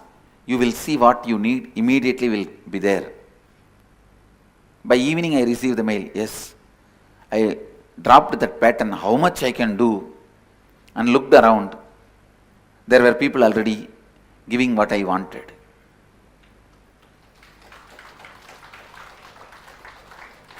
Understand the practical, what you call as practical problems are nothing but your arrogance, abusal behavior to life, constantly imagining by retaining your arrogance and cunningness, incompletions, you can be successful. Understand, law of life does not work that way. It is only with completion, establishing yourself in the space of completion, anything great can express through you. Immediately we start thinking, no, there are millionaires, billionaires, are they all in completion or what? When they can all accumulate what they want, why not me? First thing, how do you know they are not in completion? Maybe they built the completion in the past births. That is why they are able to handle that huge responsibilities in this birth. They built enough inner space in the space of completion. Or if they don't have completion, wealth may be around them, but they may not be living it. The zeros growing in bank is not wealth. The heroism you feel inside you is wealth. The possibility you feel inside you is wealth. Even if there is billions and billions in the bank trillions in the bank, and if you are not carrying possibility in your being, I don't call it as a wealth. If you are carrying possibility and just making what you want to happen go on, I'll call that as wealth.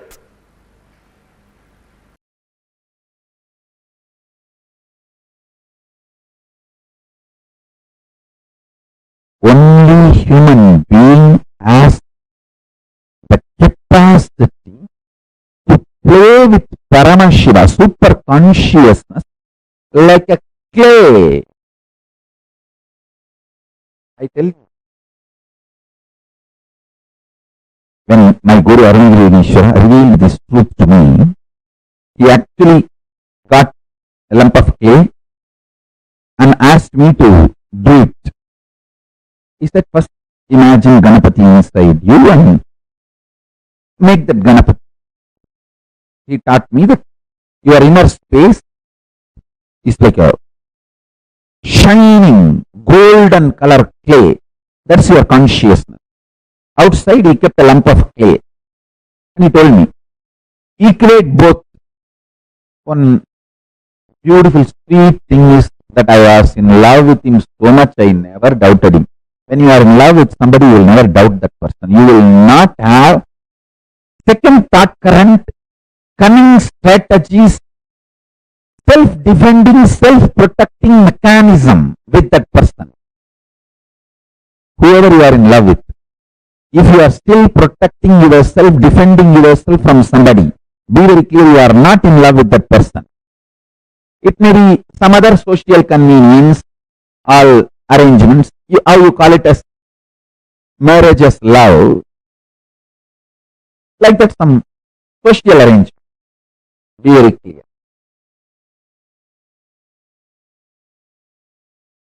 And you are sitting in the same position which I am sitting now. With left hand he was holding small, like a needle, cleaning his teeth. Very casually. That's why he will talk to me.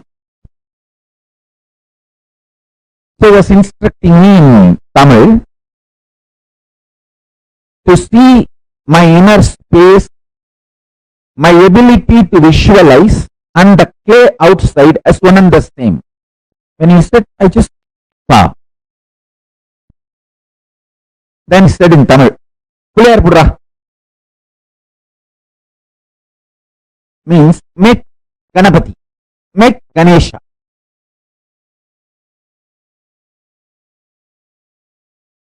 So I started doing Ganapati. I could see very clearly inside my inner space I am visualizing, and that is what is being reproduced by my hand externally on the clay.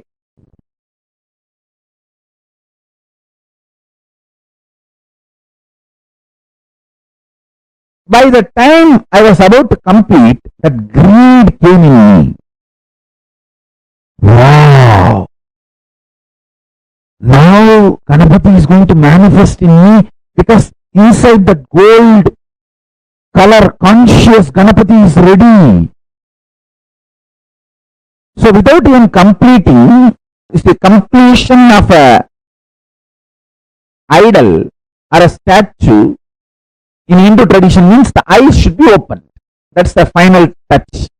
The eyeball that will be opened, that is a completion. Without completing it, due to this greed, I took my hands off from the clay and started seeing inside. Wow, Ganapati is sitting. And I saw slowly it started melting down.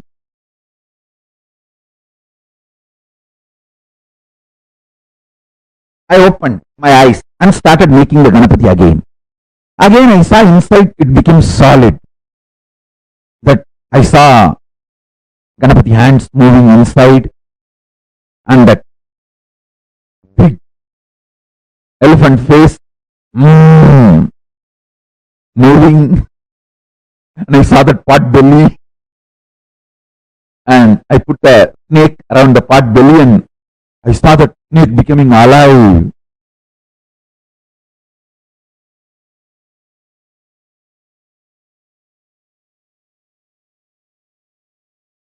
Then I decided to hold the visualization inside in my inner space and keep the eyes closed and continue to do.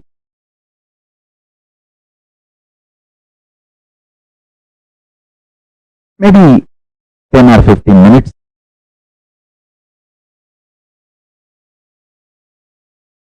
I felt I have completed the Ganapati outside. I'm just repeating it as it happened without making any mistake.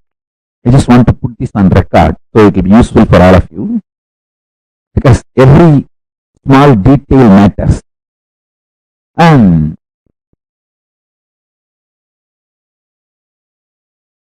finally I opened my eyes and put the eyes for Ganapati, opened his eyes.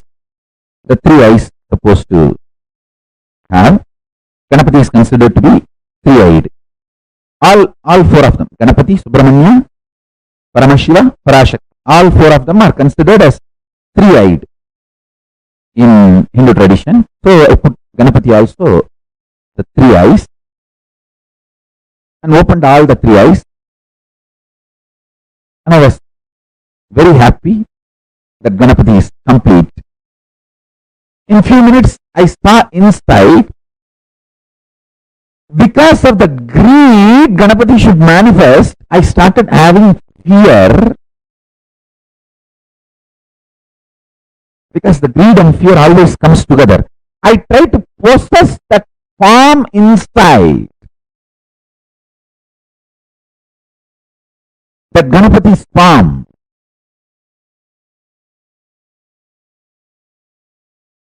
I saw when I tried to possess, it was just melting down, melting down, melting down. The Ganapati I made outside out of clay is not melting down. He is just nicely sitting. Means the Ganapati you made him sit, he is sitting there nicely. But the Ganapati I made inside is melting down, not stable.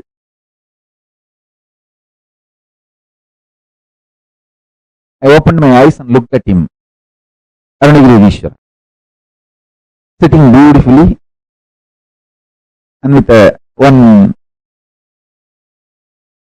corner of his eyes, enjoying the whole thing I am going through and cleaning his teeth. You will always get a small neem stick. Ask me to get the neem stick, and that neem stick you will pick up one small piece, and then with that neem stick you will be going on cleaning. All of you should develop the habit of cleaning your teeth. Your tooth cleaning, that stick should be neem stick. Once in a while you should also bite that and take the juice inside. It will be very healthy form of keeping your not only teeth clean, the hygiene of the whole mouth will be very high. If you taste neem, if you start tasting neem, the dental hygiene, then the tongue, teeth, lips, the whole mouth, hygiene of the mouth will be very high standard, very high quality.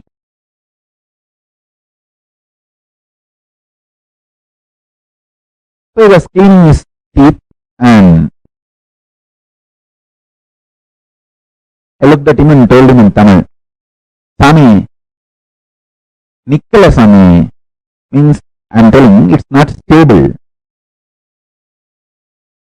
He responded in Tamil, Senju paru Sami. He said, do it and see. Then I responded back in Tamil, Senju paatha Sami. I did it. I tried.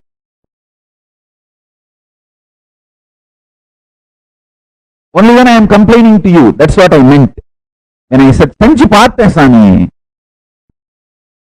then he replied, சொன்னதை மட்டும் செய்ய சாமி, கண்டதையெல்லாம் ஏன் செய்யற? He told me, do only what I said. Why are you doing whatever you see or the other things? Then I asked him, no, I did only what you told. சொன்னதுதான் செஞ்சேன் சாமி, வேற என்ன பண்ண? He turned his head and said, நான் சொன்ன எப்படி சொல்லி? He asked in Tamil, did I tell you to get frightened, to have the fear whether the Ganapati will be stable or not? Did I tell you to have the fear? I was shocked. I know he knows what goes on inside me. He said, I told you only to meet Ganapati. I did not tell you to get the fear, or I did not tell you you should keep it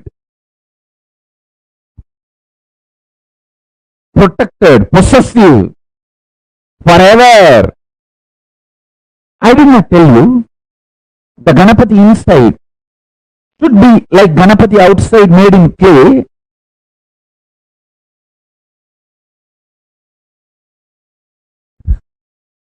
I just realized I did which he did not tell.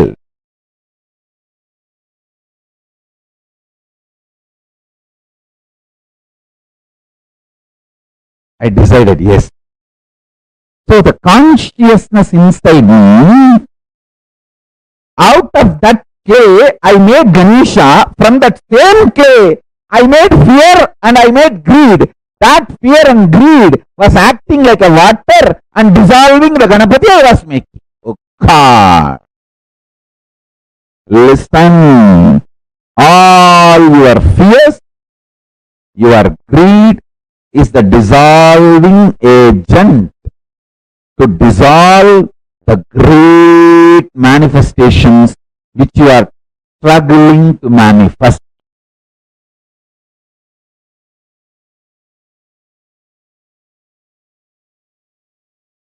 I looked at him. He smiled and told in Tamil, செஞ்சிட்டே இரு சாமி, சரியா போகும். It means do it again and again, it will become all right. That is the keyword. Do it again and again till you stop doing what is not told to you. I am not told produce fear, greed, try to hold on. No. Till you stop doing what is not told to you, go on doing what is told to you. That is what I call it as Paramashanta Swarupa. I could see clearly.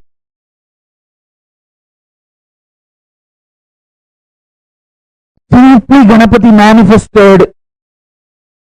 Now I don't have the Ganapati I made externally in clay, but I have Ganapati I manifested inside as me, inside me. The Mahaganapati is even now sitting. The Paramashiva Ganapati is sitting even now.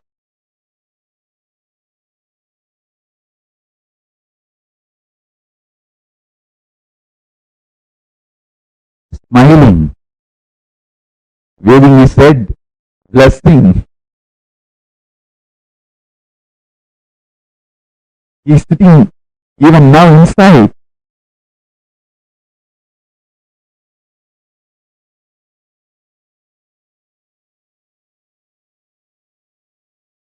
Get okay, try this today. If you are feeling bored or tired, just rest. Try again tomorrow. Just casually try to play with this powerful cognition today I gave. For few days you will realize that biggest click will happen inside you. your unnecessary stupid fear and greed, and you giving life to it is the reason for why you are not manifesting what you are supposed to consciously manifest.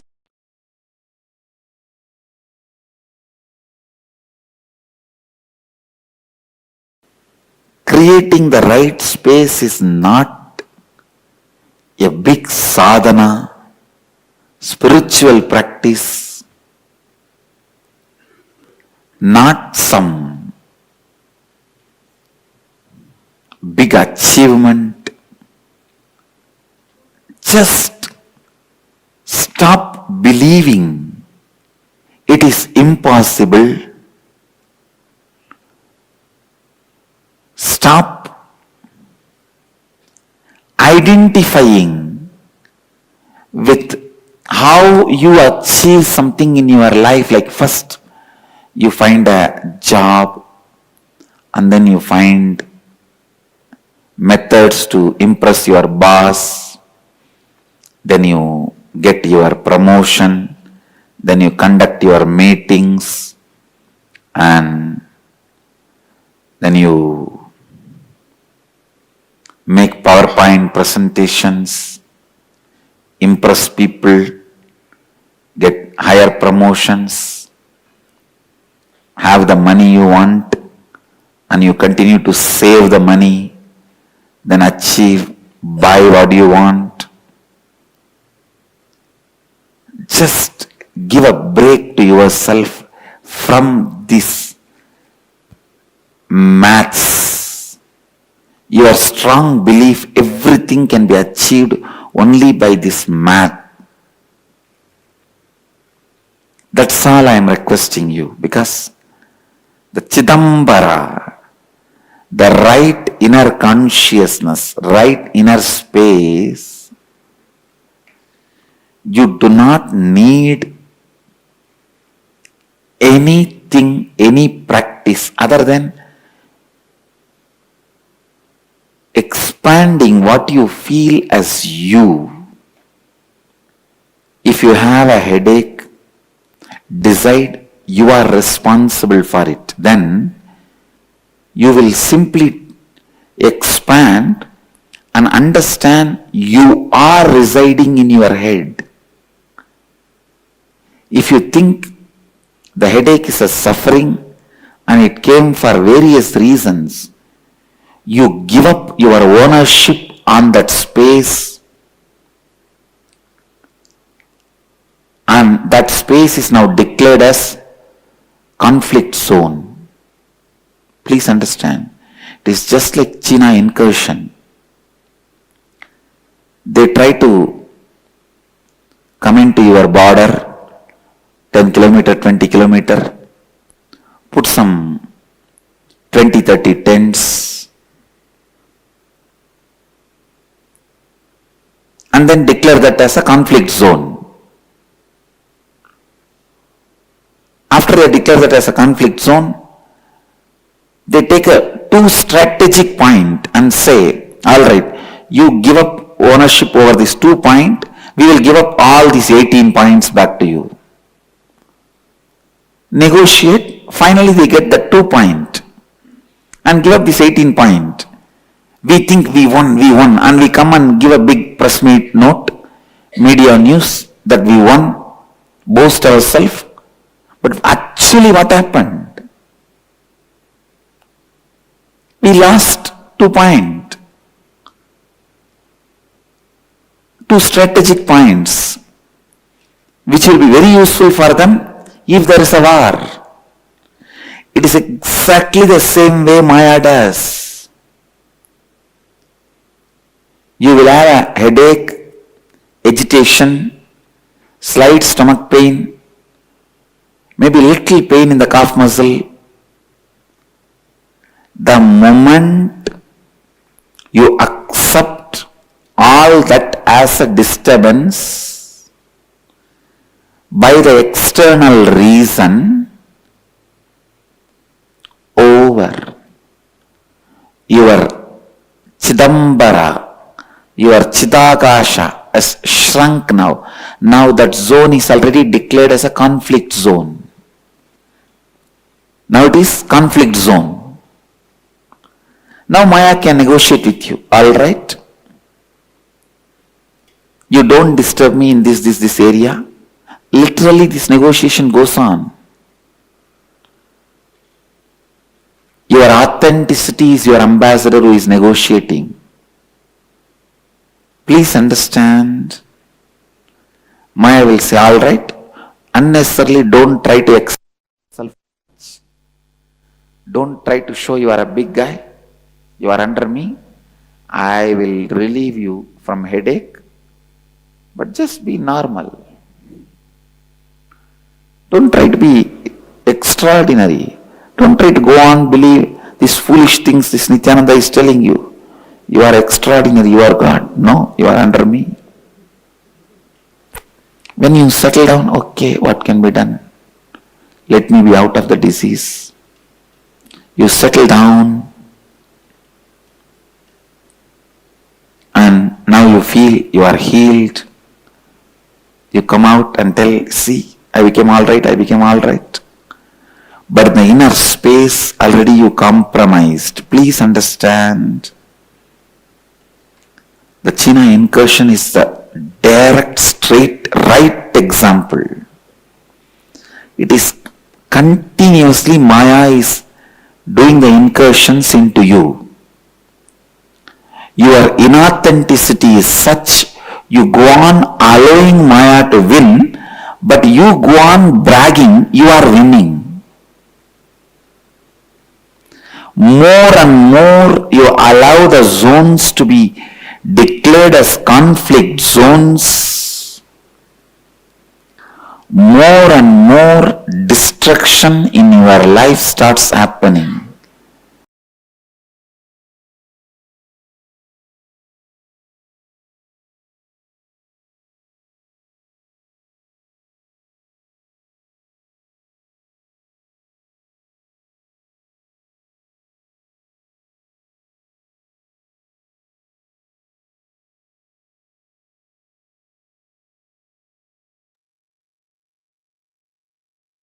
The space where you experience the ability to consciously generate the reality in front of you, that space is what is the Chidambara, the inner space through which you generate the reality in front of you with your conscious will. Now, every one of you that are sitting here, the moment you experience a conscious decision in your inner space, in your Chidambara, the reality in front of you simply starts manifesting. Today, during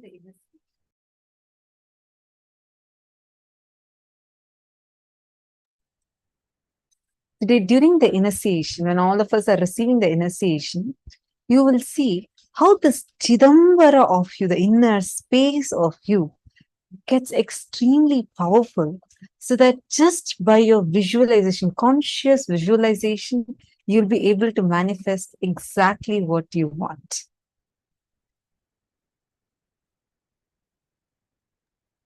Now, every one of you that are here, today, Swamiji is going to be blessing all of us with this powerful initiation of Shiva Dīkṣā, and to be able to manifest this Kalpataru, where anything you consciously will in your Chidambara, you create that as a reality.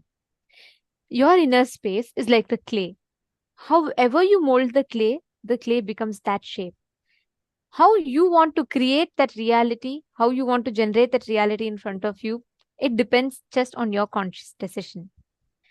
Darshan, initiation is that moment where you are experiencing that space of oneness, where Swamiji transmits the energy, experience, knowledge just in the form of either a mantra Dīkṣā, a sparsha Dīkṣā, or nayana Dīkṣā, which means just by a word, mantra Dīkṣā, just by a touch, sparsha Dīkṣā, or just by a look, nayana Dīkṣā. In each of these ways, an avatar transmits his energy, his experience into us. When Swamiji initiates us, let's say for example, today we have the Shravana Dīkṣā. When Swamiji initiates us into Shravana Dīkṣā, means Swamiji is literally transmitting that ability to settle in that space of listening, intense listening, just by that initiation. So very, very shortly, in less than half an hour from now, we're all going to be having the live darshan. So we request all the participants to settle down. Time has come for all of us to receive the darshan. I know we all have been waiting for this moment since morning, preparing for it.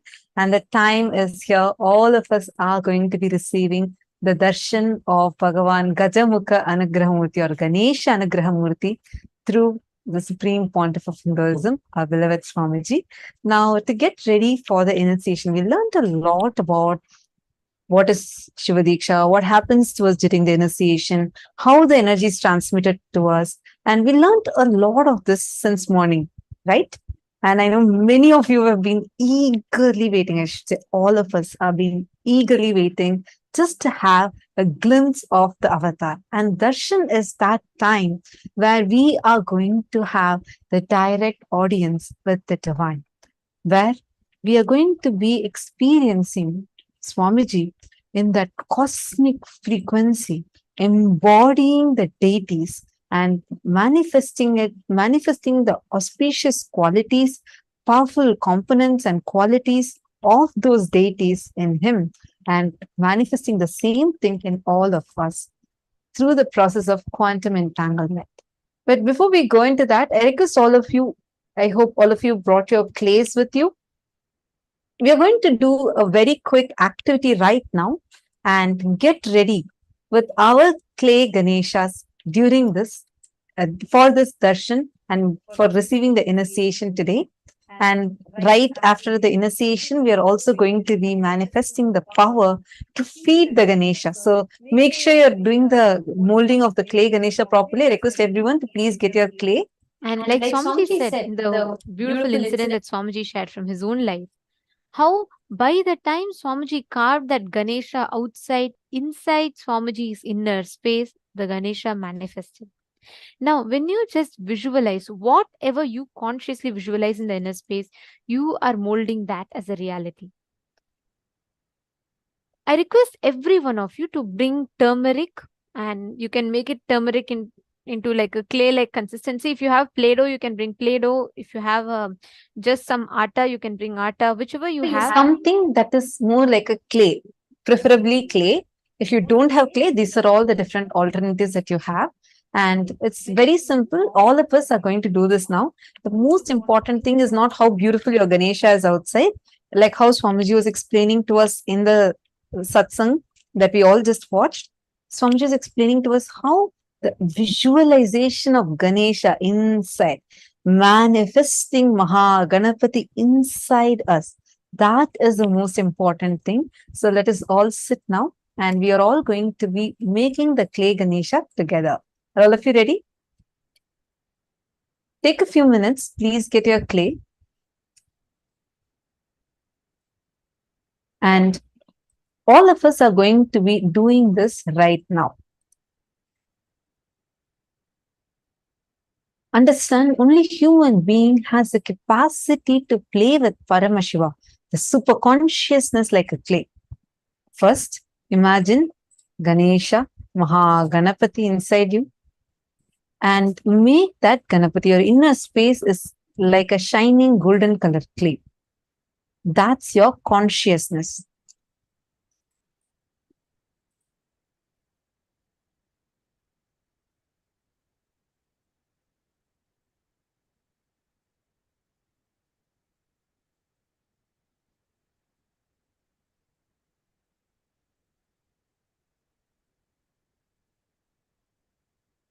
See, understand, first step, visualize that Maha Ganapati inside of you.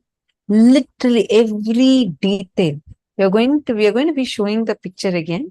Visualize every detail starting from his crown to his ears, his trunk, his eyes, every bit of it you're going to be visualizing. And as you're visualizing and making the clay Ganesha inside of you with your consciousness that is shining gold, that consciousness, using that as the clay, you're going to be molding the Ganesha inside of you. And with the same visualization, you're going to be molding the Ganesha outside. Are all of us clear? Let's take the next 10 minutes and all of you are going to be making the Ganesha. And right after that, you're going to be taking a picture of it and posting it on Facebook. So please start now. Take a few minutes and start the process. I request every one of you to sincerely do this because you're going to be getting this Ganesha energized and you're going to be initiated into being able to feel this Ganesha. So take a few minutes.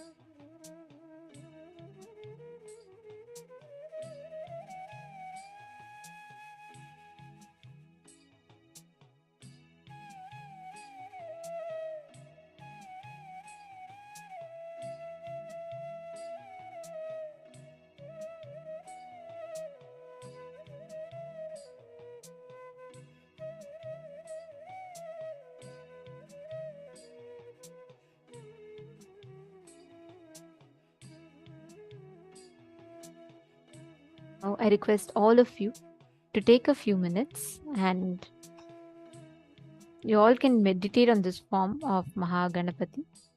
Now, what you're going to be doing is you're going to be making the turmeric in the Play-Doh like consistency, basically like a clay like consistency, and start carving. Like Swamiji explained the process so beautifully.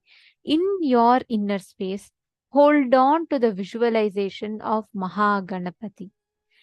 Today we are all receiving the darshan of Gajamukha Anugraha Murti, the form of Paramashiva through whom Ganesha himself originated. Because Paramashiva in this form, he gives the head to Mahaganapati and blesses him, declares his purpose as the embodiment of completion. So meditate on the form of Mahaganapati and start molding it. Visualize him in your inner space. Start molding the Ganapati in the clay, visualizing him in your inner space. Now, during the darshan, Swamiji will be energizing all of us, every one of our Ganapati. And you will be able to literally see Mahaganapati will come alive to receive the prasada, to receive the Naivedyam from you and give you the prasadam. So please understand, every one of you that are sitting here, during darshan, literally Swamiji is going to be lifting us to that highest experience. Darshan is the moment where we come face to face with the avatar. Every avatar, enlightened being, and the superconscious beings radiate darshan every moment of them. Every moment that they breathe, they walk, they sit, they are continuously radiating that space. Whenever you catch a glimpse of them, whenever you see them, you have darshan. Darshan literally means to have a glimpse of, like to see, to experience something. But this experience is not just limited to the sense of seeing. When we see Swamiji today, all of you will notice all your senses, all your five senses, and everything will completely enjoy the experience of divinity. You will be able to taste it, you will be able to feel it, you will be able to experience it. Now, every one of you that are here right now, today during the darshan, there is no past, there is no present, there is no future for darshan. The darshan happens every moment in its continuity. And whenever you catch a glimpse of, you taste it, you experience it. And one more thing, understand, today morning, so many of you shared which countries each of you are from. We saw people are literally from every single continent. We have people sitting here. And all of you are in different corners of the world, coming from different backgrounds and various walks of life. Everybody are here and sitting in this program to experience the breakthrough. Irrespective of where you are, you may be sitting in Fiji, Australia, Canada, USA, Singapore, Malaysia, India, anywhere. Understand, irrespective of where you are sitting, you would be experiencing something called as quantum entanglement, which is beyond space, beyond time, and you would start experiencing the high frequency, like all the participants who have experienced darshan before. You all can share here in the chat. Please post it in the chat. Every time you come and sit for darshan, how was it for you? The moment the screen opens, the curtains open, and there you have Swamiji sitting beautifully, radiating, and with that powerfulness, just sitting and radiating in such a beautiful form. I see hearts and emojis flying everywhere. Understand, I request all of you to also share what immediately happens to inner space. How many of you have seen, like instantly, you might have been in some tension, some problems you might have been going through, but the moment you come and sit in the darshan, all of a sudden, all those problems just disappear. And it's as if like how when a bulb is connected, like connected to electricity, you put the switch on, it comes on like that. The moment the darshan starts, how many of you immediately see like an instant bliss just starts happening, oozing out of you? I get so happy. I feel very joyful and blissful. Exactly. Yes, many times. I just love it. Ananda, bliss. Inner space feels silence. I see many participants posting these messages. See, all of you understand now that experience that you're experiencing in that way is happening because you get quantum entangled with Swamiji. Swamiji entangles with you, irrespective of where you are, whatever situation you are in, irrespective of all of that, you get directly connected to Swamiji's consciousness. He starts transmitting his own energy, his own powers, all of his powerfulness to us. That is what is happening during the initiation. Like earlier, we were giving you an example of how a lit lamp lights another lamp, or the fire jumps from the lit lamp to another lamp. Same thing. That's exactly what happens during this time. The lit lamp, Swamiji, transmits his very own inner space to us, his very powers to us every time. For example, today when we receive the Shiva Dīkṣā, Swamiji is going to transmit his very conscious inner space to us. That upgrading of the inner blueprint that we all carry, that we all learned about today, that upgradation is going to be happening. Like all of you might be busy upgrading your OS. Probably you just updated your Mac, you updated your Windows, you updated your iPhone. It's time you update your inner being. And that is why the avatar is here, going to be manifesting the darshan powerfully and transmitting his very inner space to all of us. And During this process, very powerful thing, something called as mirroring of neurons happen. Mirroring of neurons means where just by you seeing what happens in Swamiji's brain, how the brain grooves respond, how the neurons are firing in Swamiji's brain, suddenly will start happening inside of us. That is why instantly, like many of you posted, how you feel, instantly you feel happy is because the moment the darshan starts, this mirror neuron effect starts happening in you.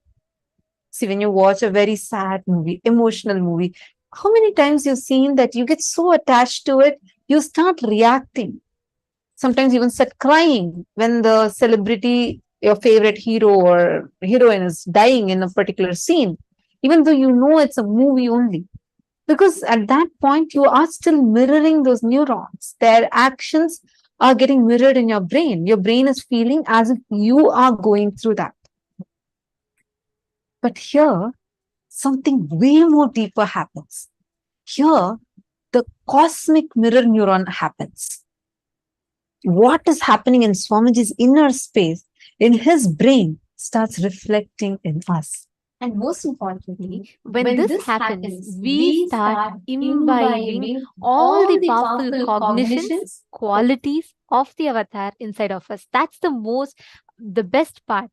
Now imagine every moment that you sit in front of Swamiji, your whole being is literally just drinking Swamiji, meaning like you're just consuming all the qualities, the powerful cognitions, all the different the divine qualities of Swamiji, be it the powerfulness, his inner space, his compassion, every attribute of the avatar is imbibed through each of your, whether you see it or whether you experience it, whatever your inner space experiences, in all forms that information is collected and your brain, literally your whole inner space, I should say, literally receives it and replicates it. That is why darshan, just by sitting and merely enjoying that sight, you will experience the most powerful alchemy in your inner space. And today that all of us are receiving the Shiva Dīkṣā, we all learnt about the Mantra Dīkṣā, we all learnt about the Jnanavati Dīkṣā and the Kriyavati Dīkṣā. Just to summarize it again, Mantra Dīkṣā is where the avatar transmits the experience through the form of mantras, words, or through the sacred syllables, which is the mantras. The Jnanavati Dīkṣā can only be done by an avatar's enlightened inner space. Only an avatar can give the jnana, the enlightenment from his inner space, which is in abundance, to the disciple out of his extreme compassion. That is called Jnanavati Dīkṣā. Today, all of us will be receiving the Jnanavati Dīkṣā during the darshan. The next is the Kriyavati Dīkṣā. The Kriyavati Dīkṣā, we all explained, we all saw about the Sadashiva Mandala, we all saw the different colors and we wrote the name charts and all, right? The Kriyavati Dīkṣā is where you offer the flower on the mandala and you, based on that, your name, whichever mandala that you drop your flower in, that name becomes your Dīkṣā name, which is what we will be doing now, the Kriyavati Dīkṣā. So as we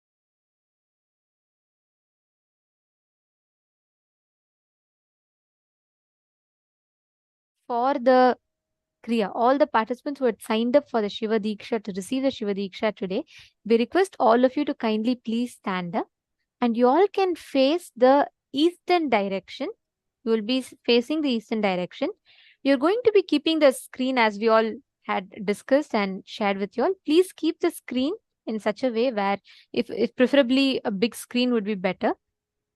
We will now be showing you all the mandala, the Sadashiva mandala, and we request all of you to just connect to Swamiji and drop the flower.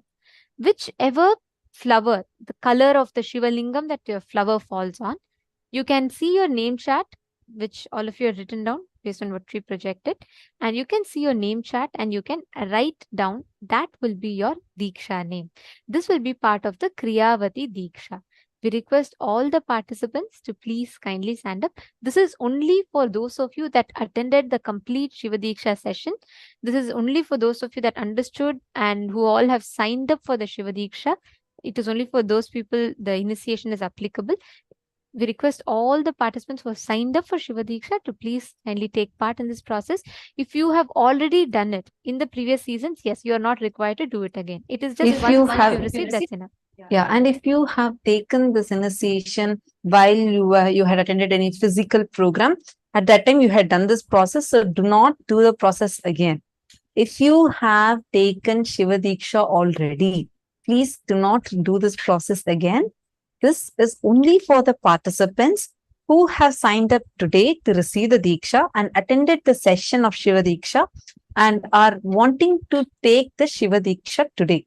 So now we are going to be projecting the image.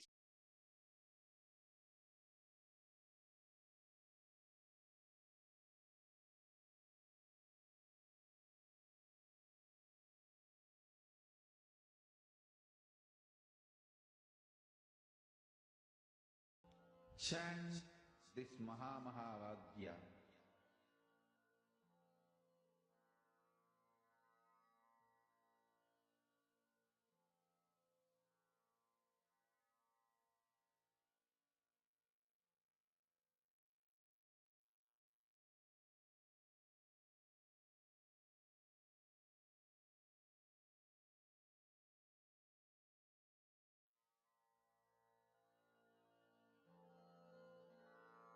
Mahavagya, spiritual lullaby for Samadhi, and Suprabhatam, wake up call, wake up song for Paramashiva, for Paramashiva to manifest.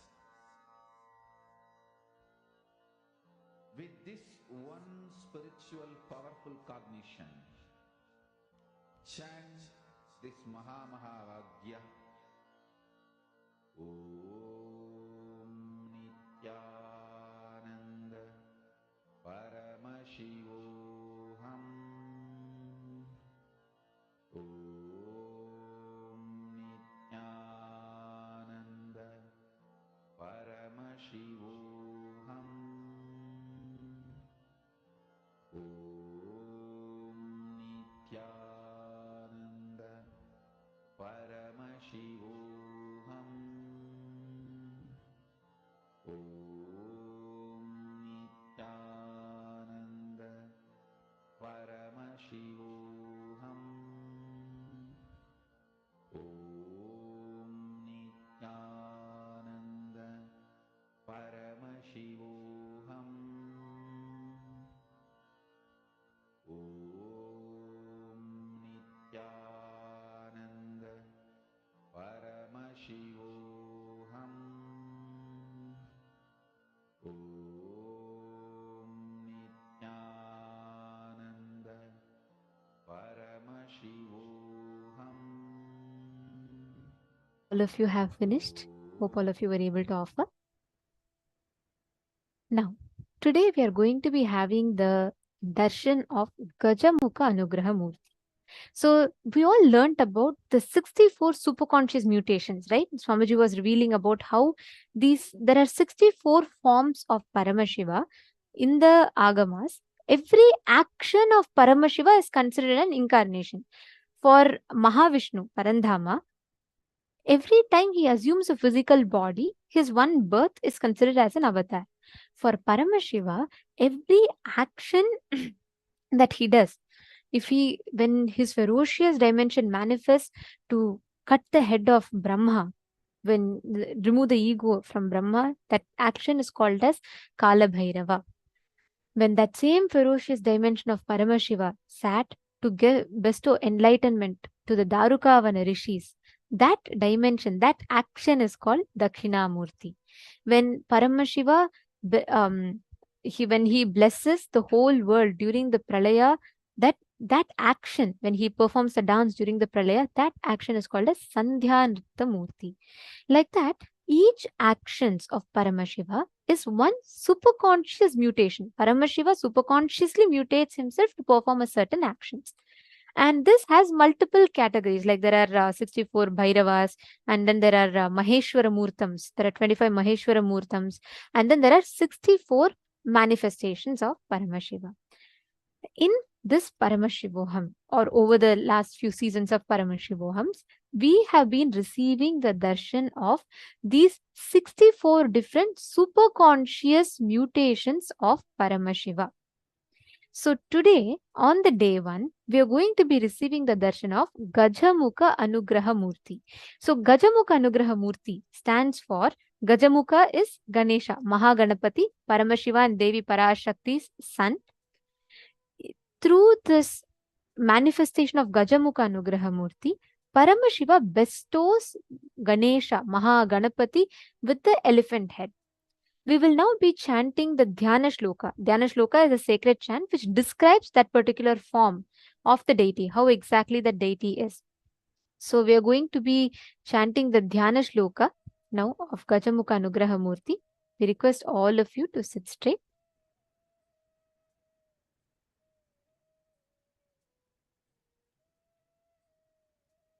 Chaturbhujam Trinetram cha Jatamakutasamyutam Abhayam Shirasinyasya Varadam Vamahastake Krishna Parashu Samyuktam Vignesho Dakshine Sthitaha Shayanam Dakshinam Padam Dadhuvamam Tulambitam Sarvabharana Samyuktam Shyamavarnam Sushobhitam Devasya Vama Parshvetu Devi Prahasitananam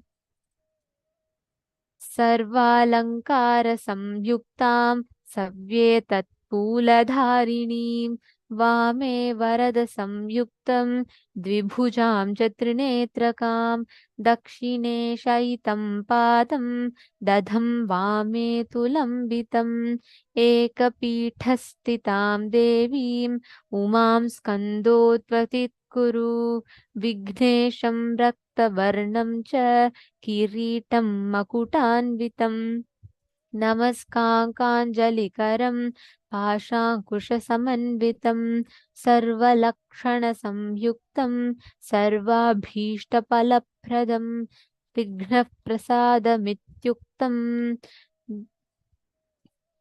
Devo Mahadevo Devi Chashyama Vignesho Raktavarnasyat. This sacred chant describes the form of Gajamukha Anugraha Murti. And today, all of us are going to be receiving the darshan of Bhagavan Gajamukha Anugraha Murti or Ganesha Anugraha Murti today. And we also have a very, very exciting announcement for all of you.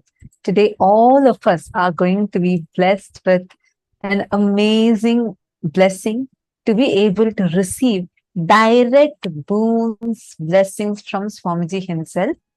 All of you can post your prayers, the boons that you want to ask Swamiji across 6 different platforms: Facebook, YouTube, Twitter, Instagram, WhatsApp, and on the Zooms. And for each one of your prayers, directly Swamiji himself will bless you. You will actually get a transcribed response. During the darshan, Swamiji goes through every single screen and he blesses every single participant, answering your prayers, the boons that you've asked for, and giving the blessings. So it's very, very important also for all of you to be on the camera. Please make sure that you are always